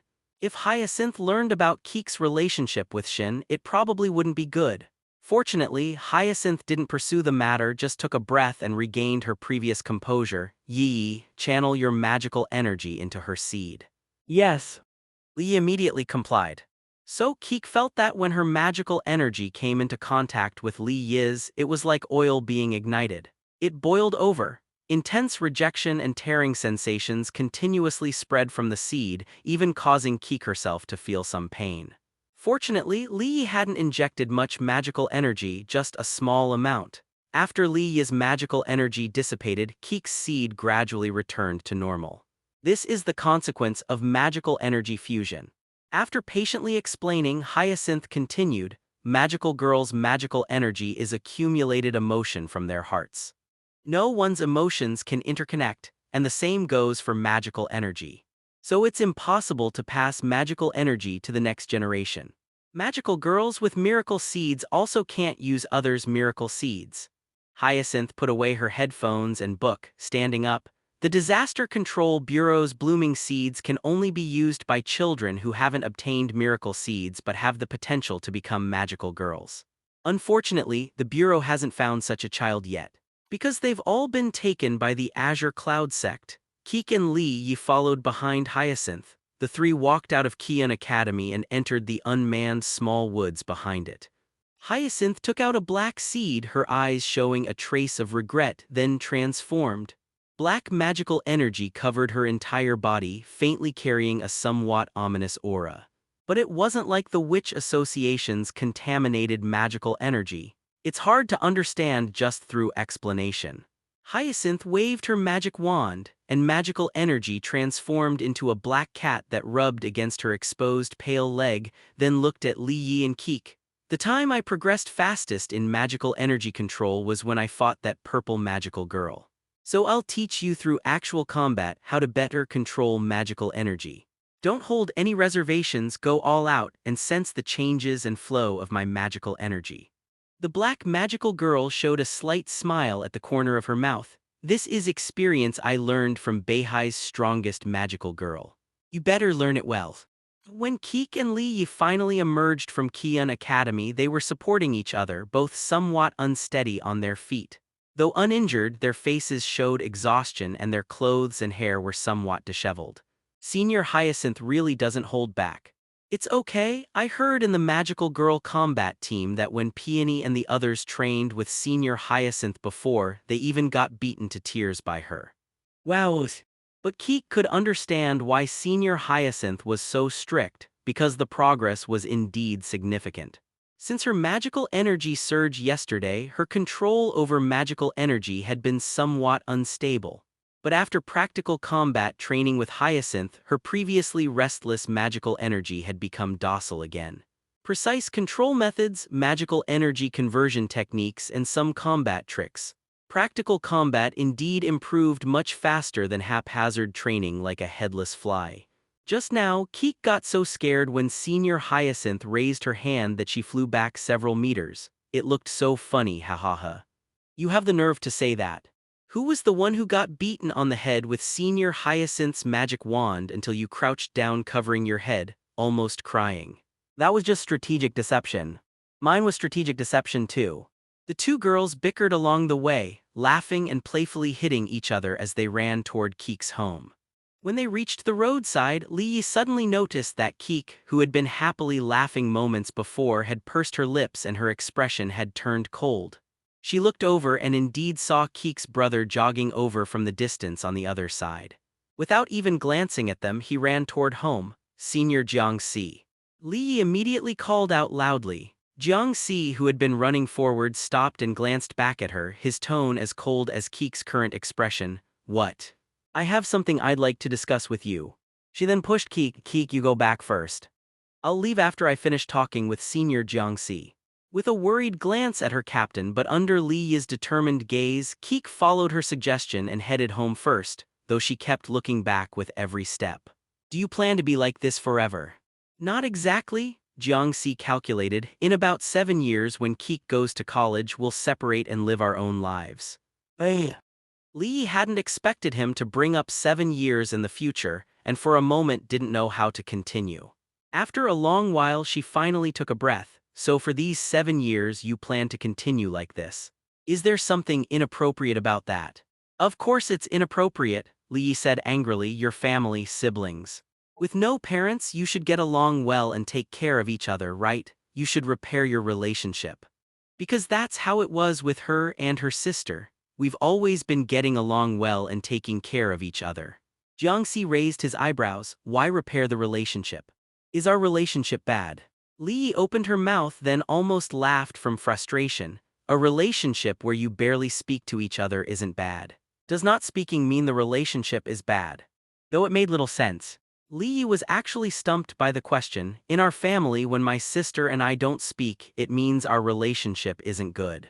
That's your family. Jiang Si interrupted her. Every family is different, Captain Silver Lotus. If you're worried about Keek, you can take better care of her. There's no need for you to concern yourself with our family matters. Because I need to take care of her, Keek is my good friend, so I can't help but worry about her family situation. Li said firmly, as her brother you should properly take care of her. Keek is clearly a very good, well-behaved girl. Because of you she's always quiet, doesn't like to talk, has no friends at school. That's just her personality. For the first time, Li wanted to transform and beat up an ordinary person. Because when she got angry and wanted to take action, she suddenly realized that without transforming, she might not even be able to defeat him. Even Cripple, enhanced by a grief seed, had been beaten to a pulp by him. With just a bit of magical energy, her outcome probably wouldn't be much better than Cripple's, this monster. But professional ethics prevented her from transforming to bully an ordinary person, leaving her feeling somewhat wronged for a moment.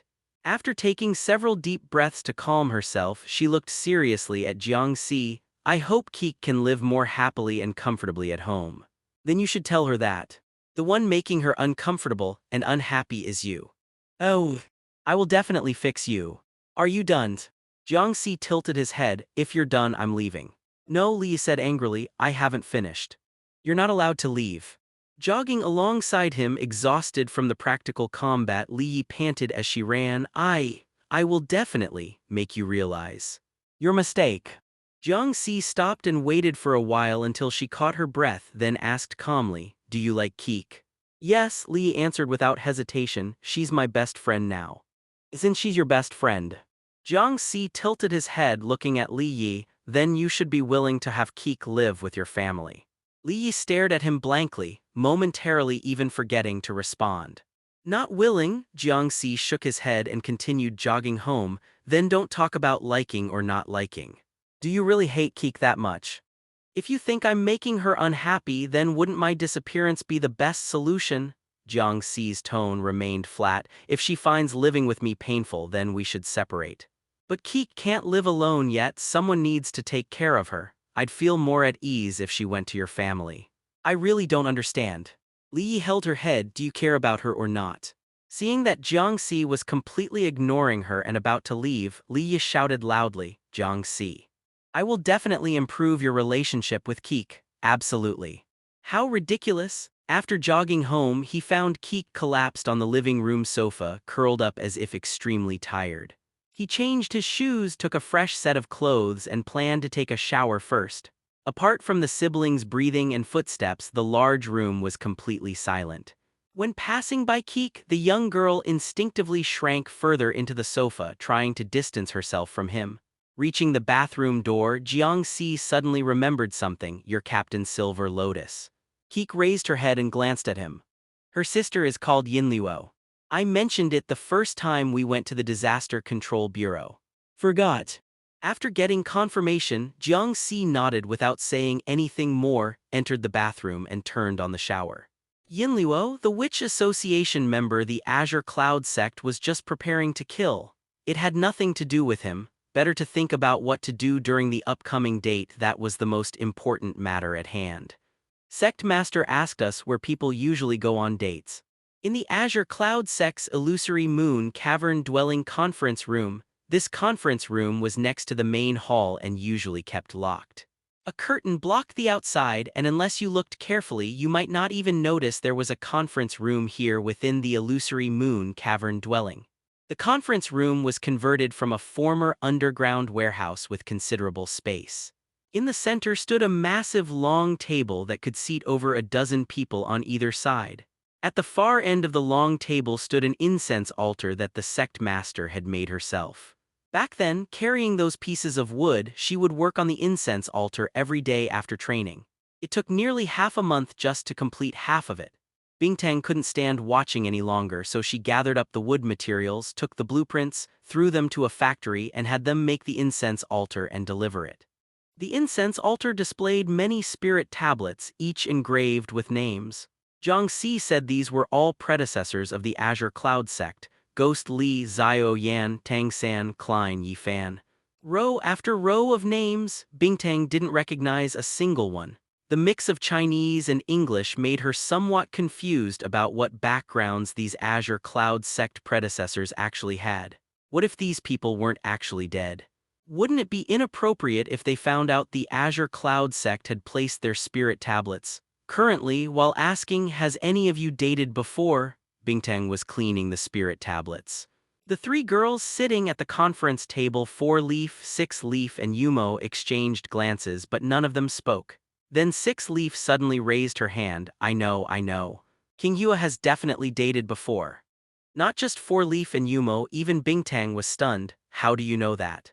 She told me lots of dating stories before, 6-Leaf said triumphantly. She said she's dated several people, been to amusement parks, coffee shops, and also aquariums, zoos.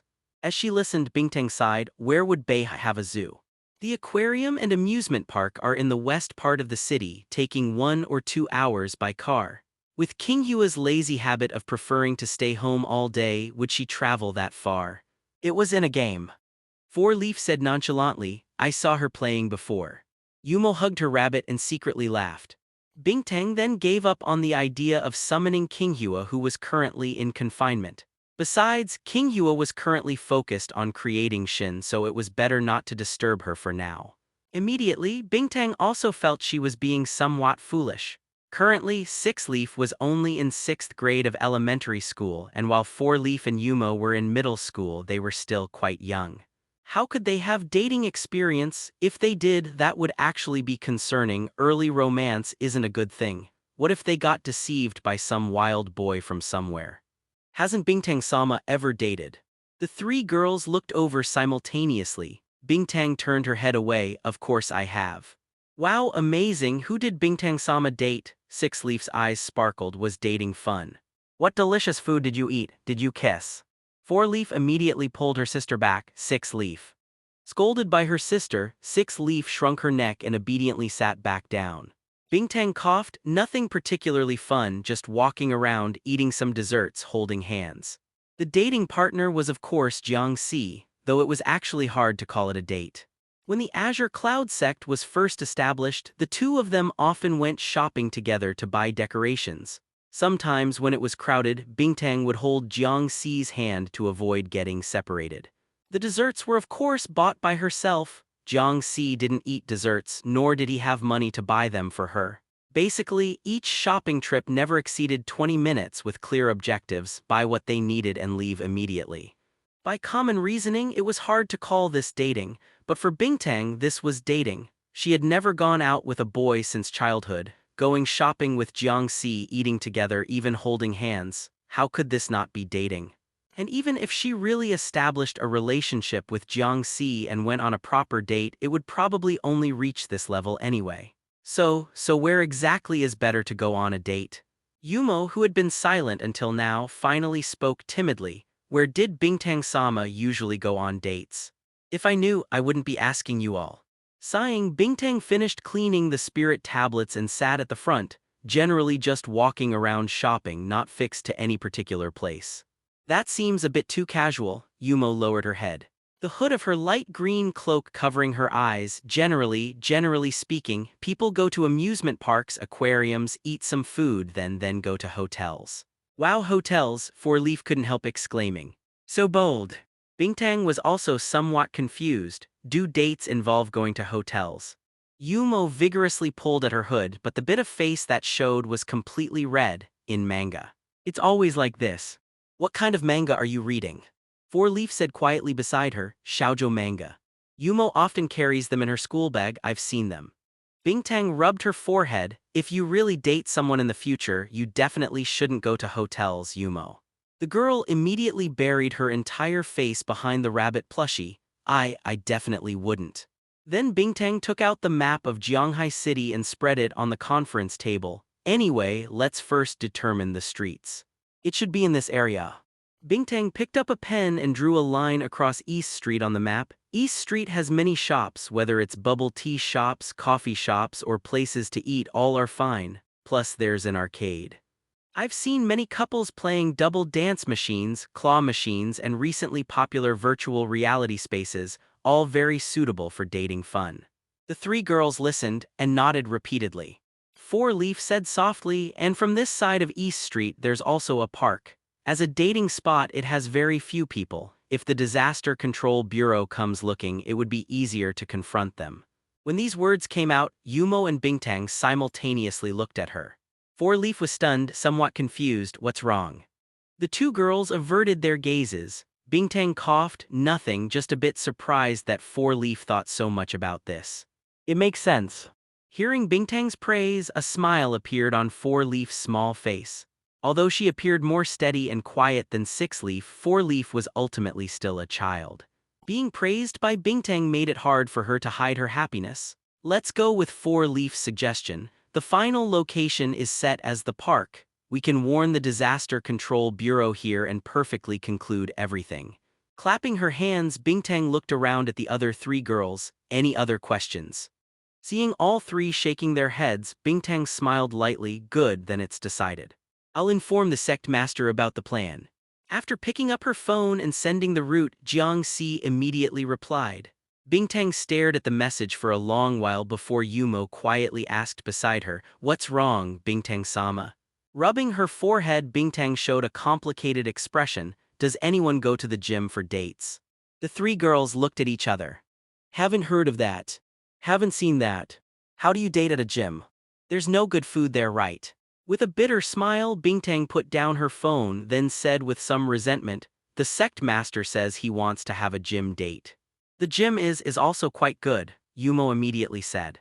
It's lively. The sect master is truly unconventional, Four Leaf sighed, but if it's the sect master dating, it's indeed appropriate to choose such a place to avoid raising the Disaster Control Bureau's suspicions. Hearing Four Leaf's words, Yumo immediately nodded. Although somewhat reluctant, Bingtang still added a gym to the route. Then that's settled. After King Hua finishes creating Shin, I'll go ahead to check the situation and confirm if there are any issues with the route. I'll also get used to King Hua's puppet. Actually, Bingtang had wanted King Hua to make one for a long time. Although King Hua's ability wasn't very useful in combat, she could usually use other magical girls' magic power to create identical puppets, which was quite useful. However, to make it perfect required a large amount of the other person's magic power to fill in details. Even if a perfect puppet was made, over time, the puppet would gradually deteriorate. The longest maintenance time was about 76 hours, but this was under ideal conditions without any movement. Once it starts moving, the magic collapse speed accelerates, and it would be good if the puppet could last a day without disappearing. So although Bingtang really wanted King Hua to make one, she knew it was somewhat meaningless.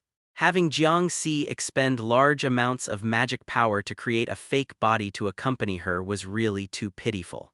But since there's a legitimate reason this time, she couldn't miss the opportunity. Plus she could use Shin's puppet body to date Jiang Si. Wait a moment, Bingtang-sama. Unexpectedly, Yumo suddenly looked up, stopping her, and stood up. The sect master never said that Bingtang-sama would be using the puppet, right? The conference room suddenly fell silent for a moment. Bingtang narrowed her eyes. Oh. Do you have an opinion, Yumo? Although filled with pressure, if it were the usual Yumo, she would have shrunk into a ball by now. But currently, with courage from who knows where, she hugged the rabbit plushie tightly, closed her eyes firmly. Not daring to look at Bingtang, I also want to use the puppet to date the sect master. Before Bingtang could reply, Six Leaf suddenly jumped up, raising her hand. Me too, me too. Four Leaf sharply knocked her sister's forehead, making Six Leaf tearful, then pulled her back and pressed her to sit down. Don't cause trouble. She didn't want to bring trouble upon herself. Bingtang looked at Yumo, whose whole body was trembling slightly but still unwilling to back down, and smiled slightly. Fine, then we'll compete fairly. Sect rules: for any disputes, choose one of the 100 cultivation arts to determine victory. Thinking for a moment, Bingtang pointed to the somewhat dilapidated small pond outside, where some malnourished small fish swam, fishing for fortune in the fortune pond. Whoever catches one first wins. How about that? Yumo immediately breathed a sigh of relief, secretly opened her eyes to glance at Bingtang, confirming that Bingtang-sama wasn't angry, then said with determined expression, I will definitely win. In the dark night in the woods of BH City's North Street, a not particularly huge disaster beast had its body pierced through, its grief seed forcibly pulled out. It now lay on the ground, its body gradually dissipating. Jiang Si was washing his hands in a small stream nearby. Now, when dealing with these small D-class disaster beasts, transformation was basically unnecessary. Just borrowing a bit of magic power to break through the defense, then pulling out the grief seed could solve it. Actually, even without borrowing magic power, he could suppress these low-level disaster beasts, but without magic power, it was too difficult to break through their defenses. He had tried before, pummeling a C-class disaster beast for a full 6 hours, until Jiang Si himself became somewhat exhausted and even started to be counter-suppressed by the disaster beast, yet that disaster beast showed no signs of dying. Only by using magic power to break through the defense could the disaster beast be completely killed. No matter what, beings composed of magic power ultimately cannot be killed by physical bodies alone. Even heavy firepower couldn't kill disaster beasts, otherwise there wouldn't be a need to specifically have magical girls handle them. After washing his hands, he looked at the grief seed pulled from the disaster beast. The magic power was very minimal, but he hadn't come looking for disaster beasts with abundant magic power anyway. Even in the middle of the night, if large disaster beasts appeared, whether from the Disaster Control Bureau or the Azure Cloud Sect's magical girls, they would quickly arrive at the scene to handle it. At that point, it would be difficult to handle without transformation. Using the Miracle Seed's magic power, he drew out the contaminated magic power from the grief seed, then permeated it into his skin. He closed his eyes, recalling that Witch Association member Duan. She had permeated magic power into her flesh and blood, and very clearly used contaminated magic power to enhance her physical qualities, even gaining the ability to fly. This meant that using contaminated magic power to strengthen the physical body was also a feasible path. Previously, Witch Association members were either ordinary people beginning to disaster beast eyes or some fallen magical girls. This was the first time he had seen a Witch Association member using their physical body to manipulate contaminated magic power. Although it was clear there were various limitations and their actual strength wasn't particularly strong, far inferior to the magical girl form. But Jiang Si only needed this possibility. The contaminated magic power moved around his finger as he tried, like Duan, to permeate the magic power into flesh, blood, even bone marrow and nerves. However, his entire finger quickly began to mutate. First swelling, then the flesh twisting in the contaminated magic power, the fingernail constantly being pried up by the magic power, torn open, ripping the flesh. Purple flames instantly engulfed the entire finger. After the flames dissipated, the entire finger was somewhat mangled, but the mutation had finally stopped. Then he took out gauze from his pocket and wrapped the injured finger. Very regrettable, it seemed using disaster beast magic power to strengthen the physical body wasn't such a simple matter. But this wasn't the first or second time. He had experimented many times before and already knew the feasibility wasn't high. This time, having seen the Witch Association's success, he became interested and came out to find a low-level disaster beast to experiment again. Unfortunately, relying solely on his own wisdom, he couldn't successfully find a path of body tempering using contaminated magic power. But it didn't matter. Jiang Si deeply understood that there were countless paths in this world, each vastly different, with mysteries and wonders that couldn't be easily comprehended in a short time. One must know that even the naturally gifted protagonists in web novels, whether in formations, alchemy, beast taming, or talismans, these many side paths, all needed opportunities to obtain techniques or teacher guidance to comprehend and enter the door. It was rare to achieve understanding through self-enlightenment, and the Witch Association was his great opportunity, capable of guiding him to comprehend how to use contaminated magic power. Throwing away the grief seed that had shattered due to magic conflict, Jiang Si headed home. Tomorrow he still needed to control the Shen puppet to fake a date. Even for him, he needed some rest and preparation to divide his attention. Otherwise, it would be easy for the Disaster Control Bureau to notice something suspicious. Susan munched on a piece of bread while glancing at her colleague beside her. "Didn't expect you'd be the one assigned to do surveillance with me." Peony, who had changed into casual clothes, yawned loudly. "Can't help it, right now I'm the only magical girl at Disaster Control Bureau with nothing to do. Silver Lotus had class today, so I had to come. What, you not satisfied with me?" "No, it's just a bit surprising. Isn't today Monday, shouldn't you also have class?" "Of course I took the day off, the Bureau arranged paid leave for me," Peony said proudly, her face full of youthful vigor like a college student. When it was time to work, though, she looked like someone almost 30. "Work ages you," Susan sighed inwardly. She reached up and touched her face. Lately she felt the same way every morning in the mirror, wondering if she'd aged a little more. She used to refuse cosmetics outright, but she couldn't help applying makeup this morning to hide dark circles and some rough skin. Susan's workload at the Bureau and the arrangements regarding Azure Cloud Sect actually far exceeded Peony's. Especially recently, because of the miracle seed issue, she had been searching for a witch mole inside the Bureau, tangled up with Yinluo, and had no shortage of problems. Peony tapped Susan, who had zoned out. "You look beat, Susan." "You okay? Just watching you makes me tired." "I'm fine." Susan finished her bread and clapped her hands. She had rushed out early and skipped breakfast, so a random bread would do. She glanced at Jiang Si, who was stepping out ahead, and said, "This period will pass." The two chatted as they followed Jiang Si from a distance. "Yesterday we had planned to have Silver Lotus do the surveillance, but you insisted on taking the job," Peony continued. "I mean, even if someone's shady, Silver Lotus wouldn't cover for members of an illegal organization, right? Captain hates Azure Cloud Sect and the Witch Association." Silver Lotus and Yinluo already made guarantees for Jiang Si. Susan's face remained expressionless. Whether or not they would cover for him, it's safer for both of them to avoid suspicion.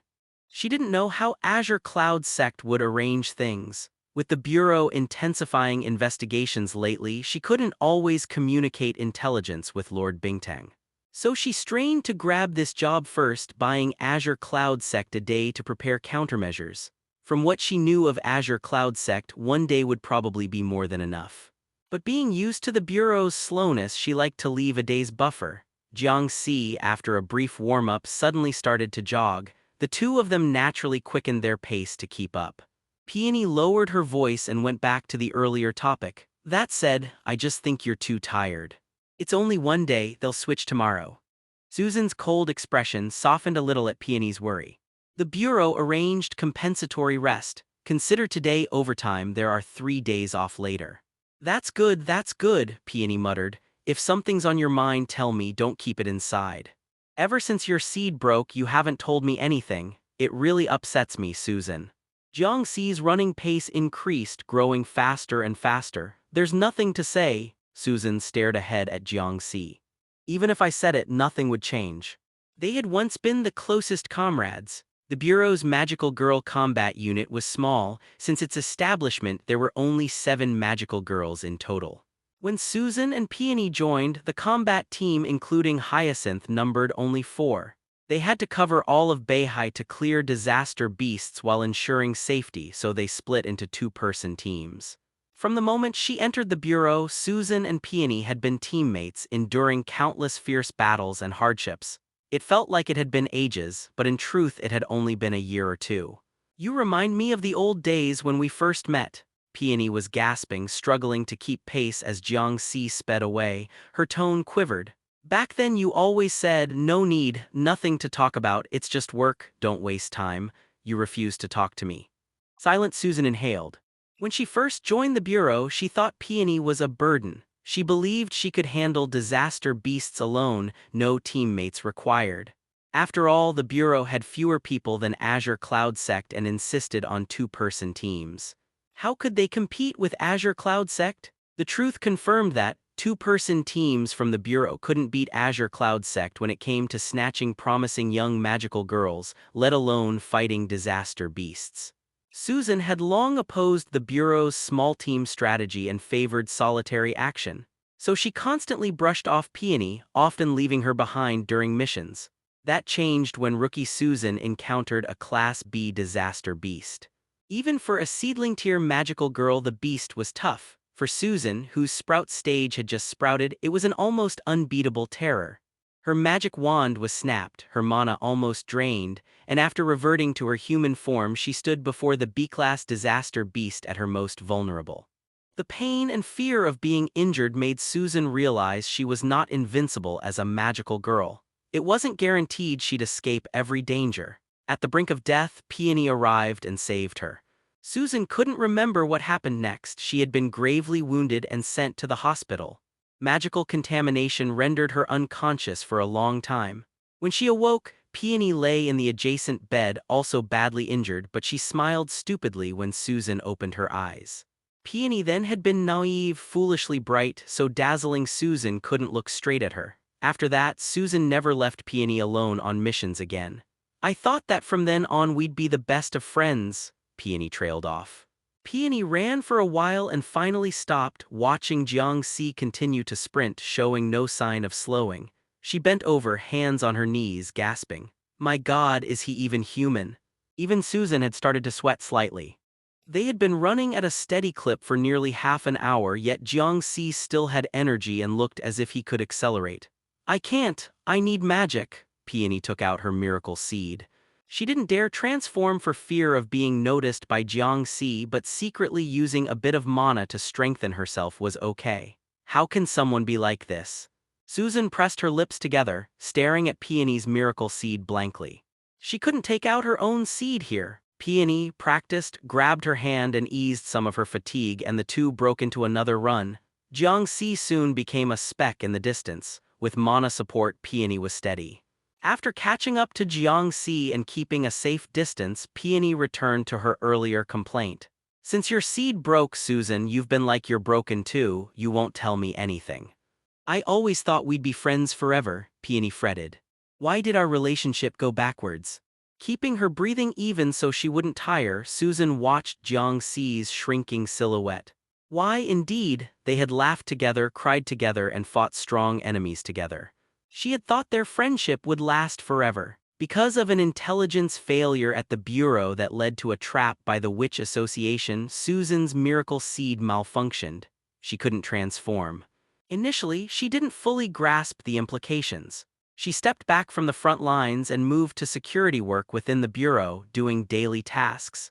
Day after day, the accumulation of small incidents began to expose what losing the ability to transform really meant. When disaster beasts attacked and she could no longer transform, she was forced to flee like an ordinary person, waiting for other magical girls to rescue her, when even a D-class disaster beast could nearly kill her. When she couldn't fight alongside her comrades and could only watch them shed blood while she stayed behind. When she showed up on the battlefield and only became a burden, scorned and criticized by former friends, attitudes and treatment shifted. Everything she had taken for granted as a magical girl vanished, replaced by pity, ridicule, and sympathy she had always rejected. Even the best friend, Peony, couldn't always be by her side. They were no longer comrades in the same way. Peony had new teammates and often went out to clear disaster beasts without her. Even though Peony tried to preserve the friendship, distance and time quietly eroded much, including a friendship Susan had thought immutable. Watching Peony no longer have room for her, watching comrades laugh and fight shoulder to shoulder while Susan handled logistics in the rear and only exchanged hurried greetings, she couldn't find meaning in that life. It wasn't a sudden catastrophe that broke her. Susan wasn't that fragile. It was the daily drip of small hurts like water torture that crumbled her in a long, slow despair. Nothing lasts forever, Peony. She responded like that, and at last Jiang Si stopped running. The two women halted as well. Peony let go of Susan's hand and noticed the miracle seed had drained a good deal of mana, enough to kill a D-class disaster beast. She looked back up at Jiang Si, who showed no flush, no breathlessness, merely doing some light stretches as energetic as ever. Even knowing his physicality was exceptional, Peony couldn't help feeling stunned. What a freak. Seeing Jiang Si standing at the street, waiting in place and not about to move again soon, Peony exhaled in relief. Chasing him was more exhausting than fighting a disaster beast. After catching her breath, she handed a wet wipe to Susan, whose cheeks were flushed and forehead damp with sweat. "So, if you have something on your mind, why can't you tell me?" Susan turned her head to look at Jiang Si, who stood like a statue, motionless. She heard Peony's words and tilted her head. What would she say? That she wanted him to take her into battle with him, that she wanted him to stay away from the front lines, that she wanted him to stop transforming. The things she couldn't voice became silence. Some things couldn't be said. Their relationship was no longer at a stage where she could share everything. Susan couldn't accept the part of herself that couldn't transform. To regain the power of transformation, she had been secretly hunting disaster beasts alone at night, taking a seed that no longer responded and clashing with beasts, calling for miracles with the most desperate hope. But without her magical girl powers, miracles stopped answering. The beasts ravaged her body, pain seeped from her soul, consuming flesh and blood. She thought she would die, and she accepted death. The magical girl called Susan had already died with the loss of transformation. Then the purple-haired girl appeared. Terrifying power washed over the beast and Susan like a towering tsunami. She felt like a fragile boat about to capsize, fighting to survive. The purple magical girl reached out and pulled her free. "Why didn't you transform?" Susan still remembered the scene. Bright white moonlight and hazy purple flames burning, the girl bathed in that light standing over Susan, who sat collapsed. Her eyes were colder and more beautiful than moonlight as she stared and commanded, "Transform." And then the miracle came. No, miracle had already arrived when Shin appeared before her. Fortune had favored her. When Susan followed Shin's instructions, her depleted miracle seed ignited. She failed to complete the transformation then, and later Shin took her back to Azure Cloud Sect and handed her off to Bingtang. Under Bingtang's tutelage, she slowly relearned her seed, and after 2 more days she succeeded in transforming again. She had cried then, worse than she'd ever cried in her life. Those who hadn't experienced it wouldn't understand how it feels to recover something more precious than life. Only those who had been through it know. No one can fully empathize. Shin and Lord Bingtang gave her a second life, especially Shin. For Susan, when the sect master gave her a second life, she decided to live for Azure Cloud Sect. She strove in her work and missions to earn the opportunity to meet Shin again and express her gratitude. As for the Bureau, she no longer cared. "Do your job well, we don't get many chances to cooperate on a mission, so don't mess it up." Such a cold dismissal made Peony's face fall. She looked dejected and lowered her head. Susan, ignoring her former friend's feelings, frowned at Jiang Si sitting casually on the curb.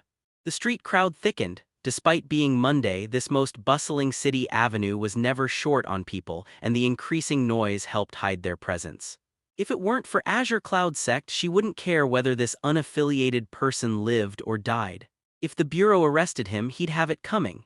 Besides that strange physical power, neither fully human nor ghost, he had taken half of Azure Cloud Sect's pay while contributing nothing. Treating sect work like a side job purely for money made Susan unable to tolerate him. How could Shin and Lord Bingtang agree to let such a man join Azure Cloud Sect? She had to go through grueling tests to merely become an outer disciple, unable to touch the sect's core. Who did he think he was, strolling around with Shin? Just then, the noisy street seemed to drop in volume by a decibel. The change was so obvious that even Peony noticed. Jiang Si, who had been sitting on the curb, stood up, facing him in casual clothes but still with that icy expression that drew many glances and turned heads, was Shin, showing a faint smile only when she saw Jiang Si. Susan's eyes widened, then she immediately glanced at Peony. Peony gaped in disbelief. Everyone knew Jiang Si might be connected to Azure Cloud sect, but who would have guessed he'd be involved directly with the sect master? This, Peony stammered. Is that Shin? It looks like her, though maybe a bit taller. Her face matches the bureau photos. Why is she here? Of course it was Shin, that perfect face, those beautiful eyes.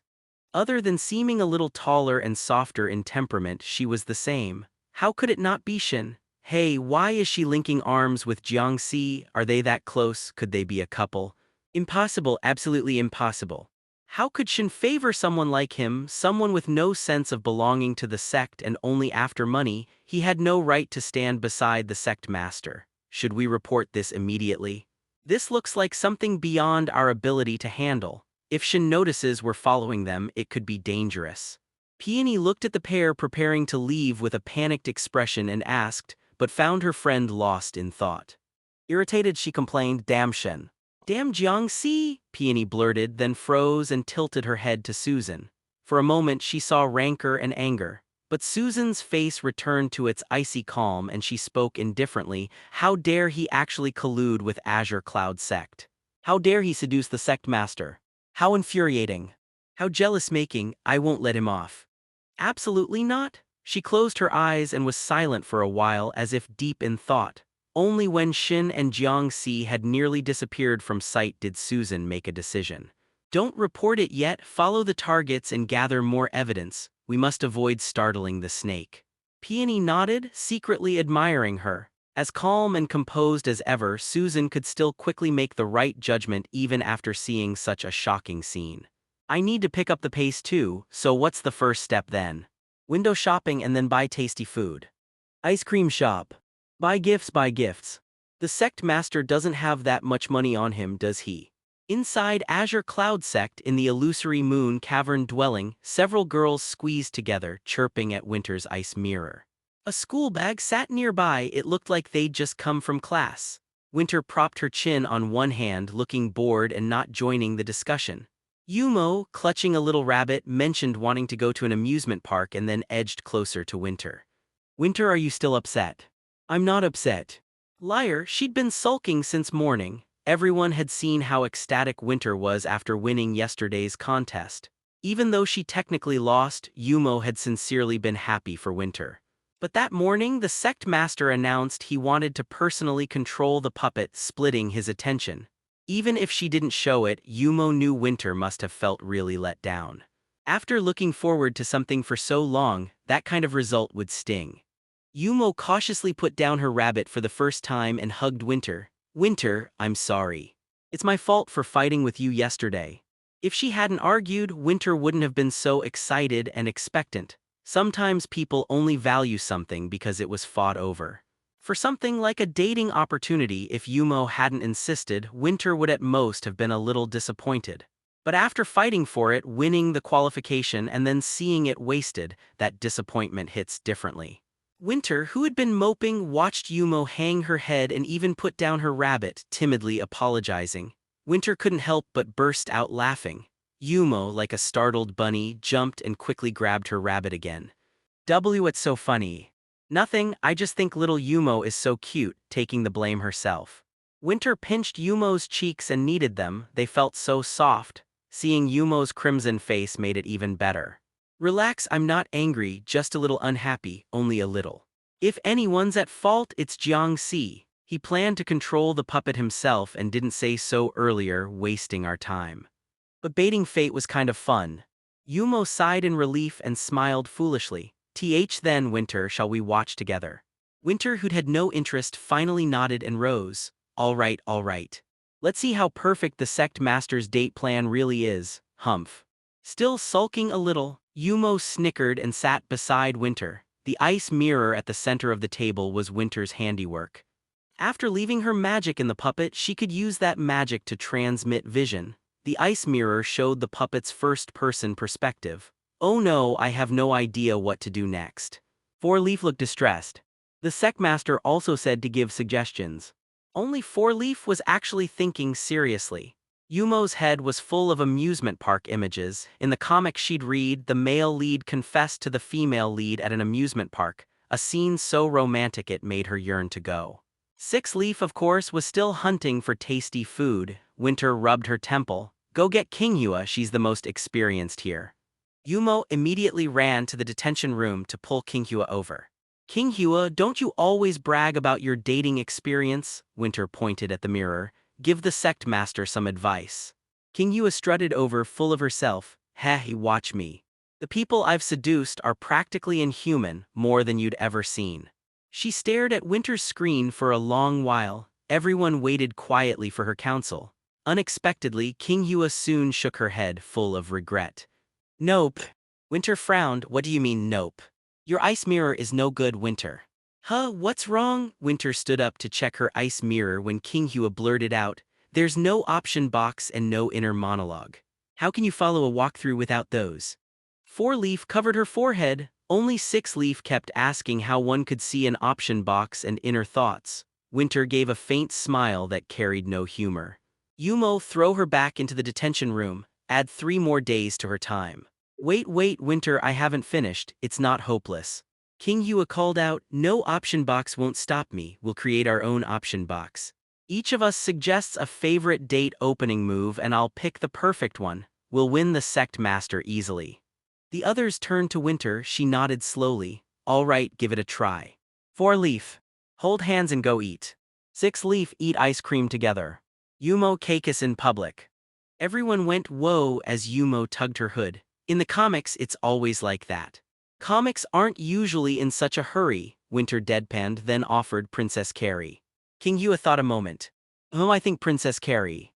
Kinghua just wants to butter you up to shorten her sentence. Picking the last option straight away is too obvious. I agree. Kinghua bristled, then which would you pick? Mine is absolutely perfect.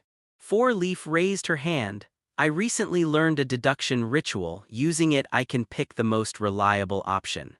Winter nodded. Four Leaf opened a small box from her bag. It was engraved with ancient mystical patterns like a cultivation artifact. She took out 2 10-sided dice, spirits of heaven, spirits of earth. Four Leaf chanted and shook the dice, tossing them into the artifact. 130 pick 1, 31 60 pick 2, 61 90 pick 3, 91 100 pick 4. Incantation, 1d100 dice spirit, make your turn. She glanced down. It's 98, just as I thought. Winter's option is the most reliable. The others had nothing to say. Winter gave a victorious smile. All right, let's tell the sect master right away. The puppet has its own legs, no need.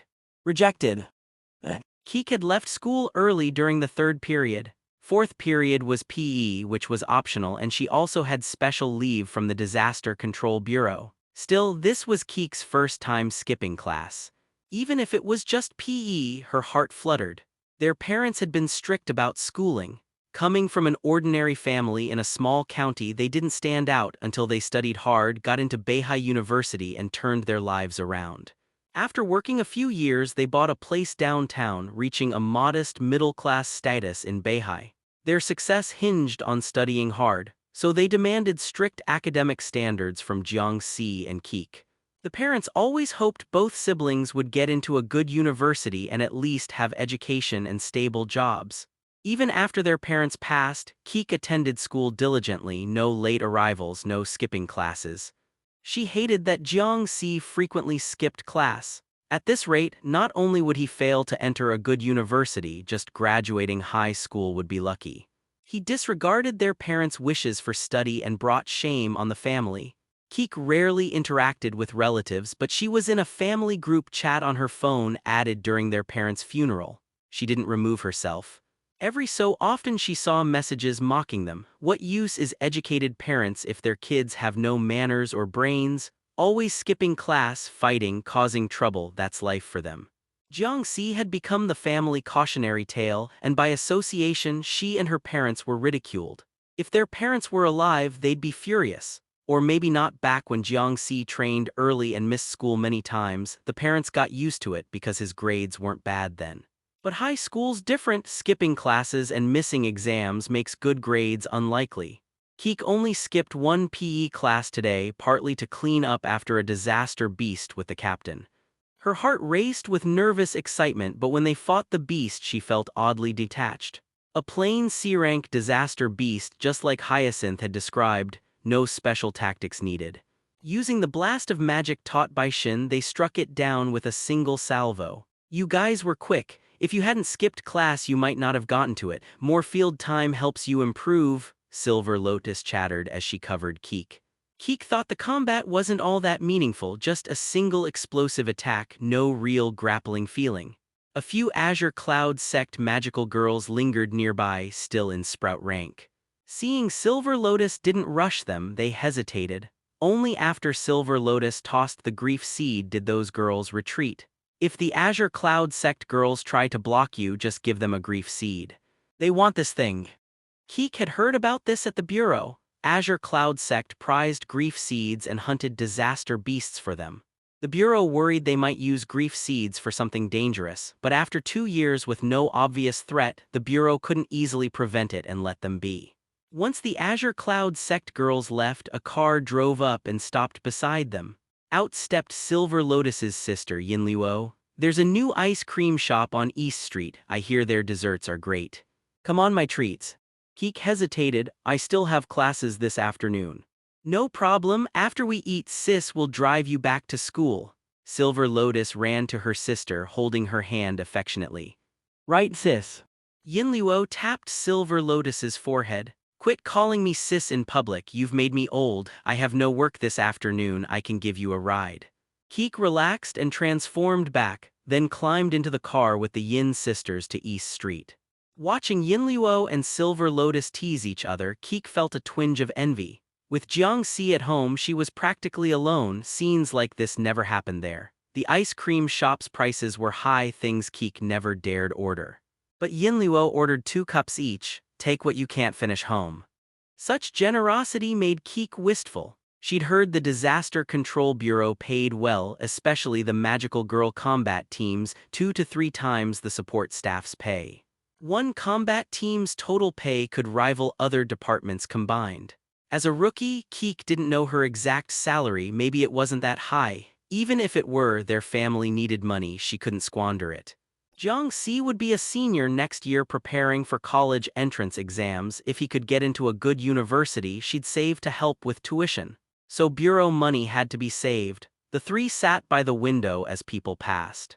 Yinluo and Silver Lotus chatted about everything from family matters to the bureau sisters with endless conversation. Keek listened quietly, chiming in occasionally. Then Yinluo turned to talk about Shin. As the leader of Azure Cloud sect, she runs wild and disrupts order. If not for her and her sect, the Bureau would have taken control of Beihai and dismantled the Witch Association long ago. Yinluo's hatred for Shin was clear, and Silver Lotus nodded in agreement. We'll catch her someday. But, at the sisters' criticism, Keek couldn't hold back. Her voice rose slightly, interrupting them. But teacher Shin hasn't really done anything bad, has she? Silver Lotus glanced at her sister. Yinluo adjusted her glasses, already understanding Keek's train of thought. Of course, that's why the Bureau isn't actively hunting her. Still, even if she hasn't committed crimes, disrupting order is dangerous for Beihai. The stronger the power, the more it needs restraint, otherwise it becomes a disaster for everyone. It's like how you dislike your brother. Your brother didn't actually do anything wrong, right? Yinluo's words stumped Keek. Sensing the mood stiffen, Silver Lotus quickly pulled Keek up. Come on, let's order more food. Don't order too much you can't eat, yay. We can always take leftovers home, Silver Lotus whispered to Keek. On account of my sister paying, don't be mad. As they walked to the counter, Keek couldn't help smiling. I wouldn't be mad. You look like you're about to cry. I am not. With Silver Lotus teasing, Keek relaxed.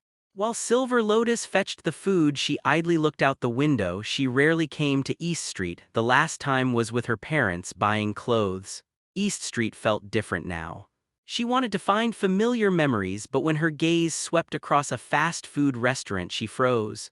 By the window sat a couple close together, sharing the same combo meal. The girl on the right with purple hair and matching purple eyes, her strikingly beautiful face stood out so much Keek couldn't miss her. She wasn't in her familiar magical girl combat outfit but casual clothes. A fitted ribbed sweater and flowing wide-leg trousers, not as flashy as a battle suit but appealing in its own way. Seeing a different side of Teacher Shin should have made her happy. If only the person next to her wasn't Jiang Si. "What's wrong?" Silver Lotus returned with the food and asked, then followed Keek's blank stare. She nearly dropped her tray. "Jiang Si." "Shen." Before Silver Lotus could shout, Keek pulled her back to the table where Yinluo sat. "Wait, what's going on? Why are they sitting together? Let's go ask." Yinluo looked puzzled. Who did you say?" "Jiang Si," Silver Lotus faltered. "Jiang Si and Shen sitting together like that there." Silver Lotus took a deep breath to steady herself and noticed her sister's expression had darkened. Keek sat frozen, expression blank, and then she began to cry. Hello, everyone. As we wrap up this video, I want to share a quick note. I have a Patreon account. If you'd like to support me and enjoy on-demand audiobooks, you can become a Patreon member.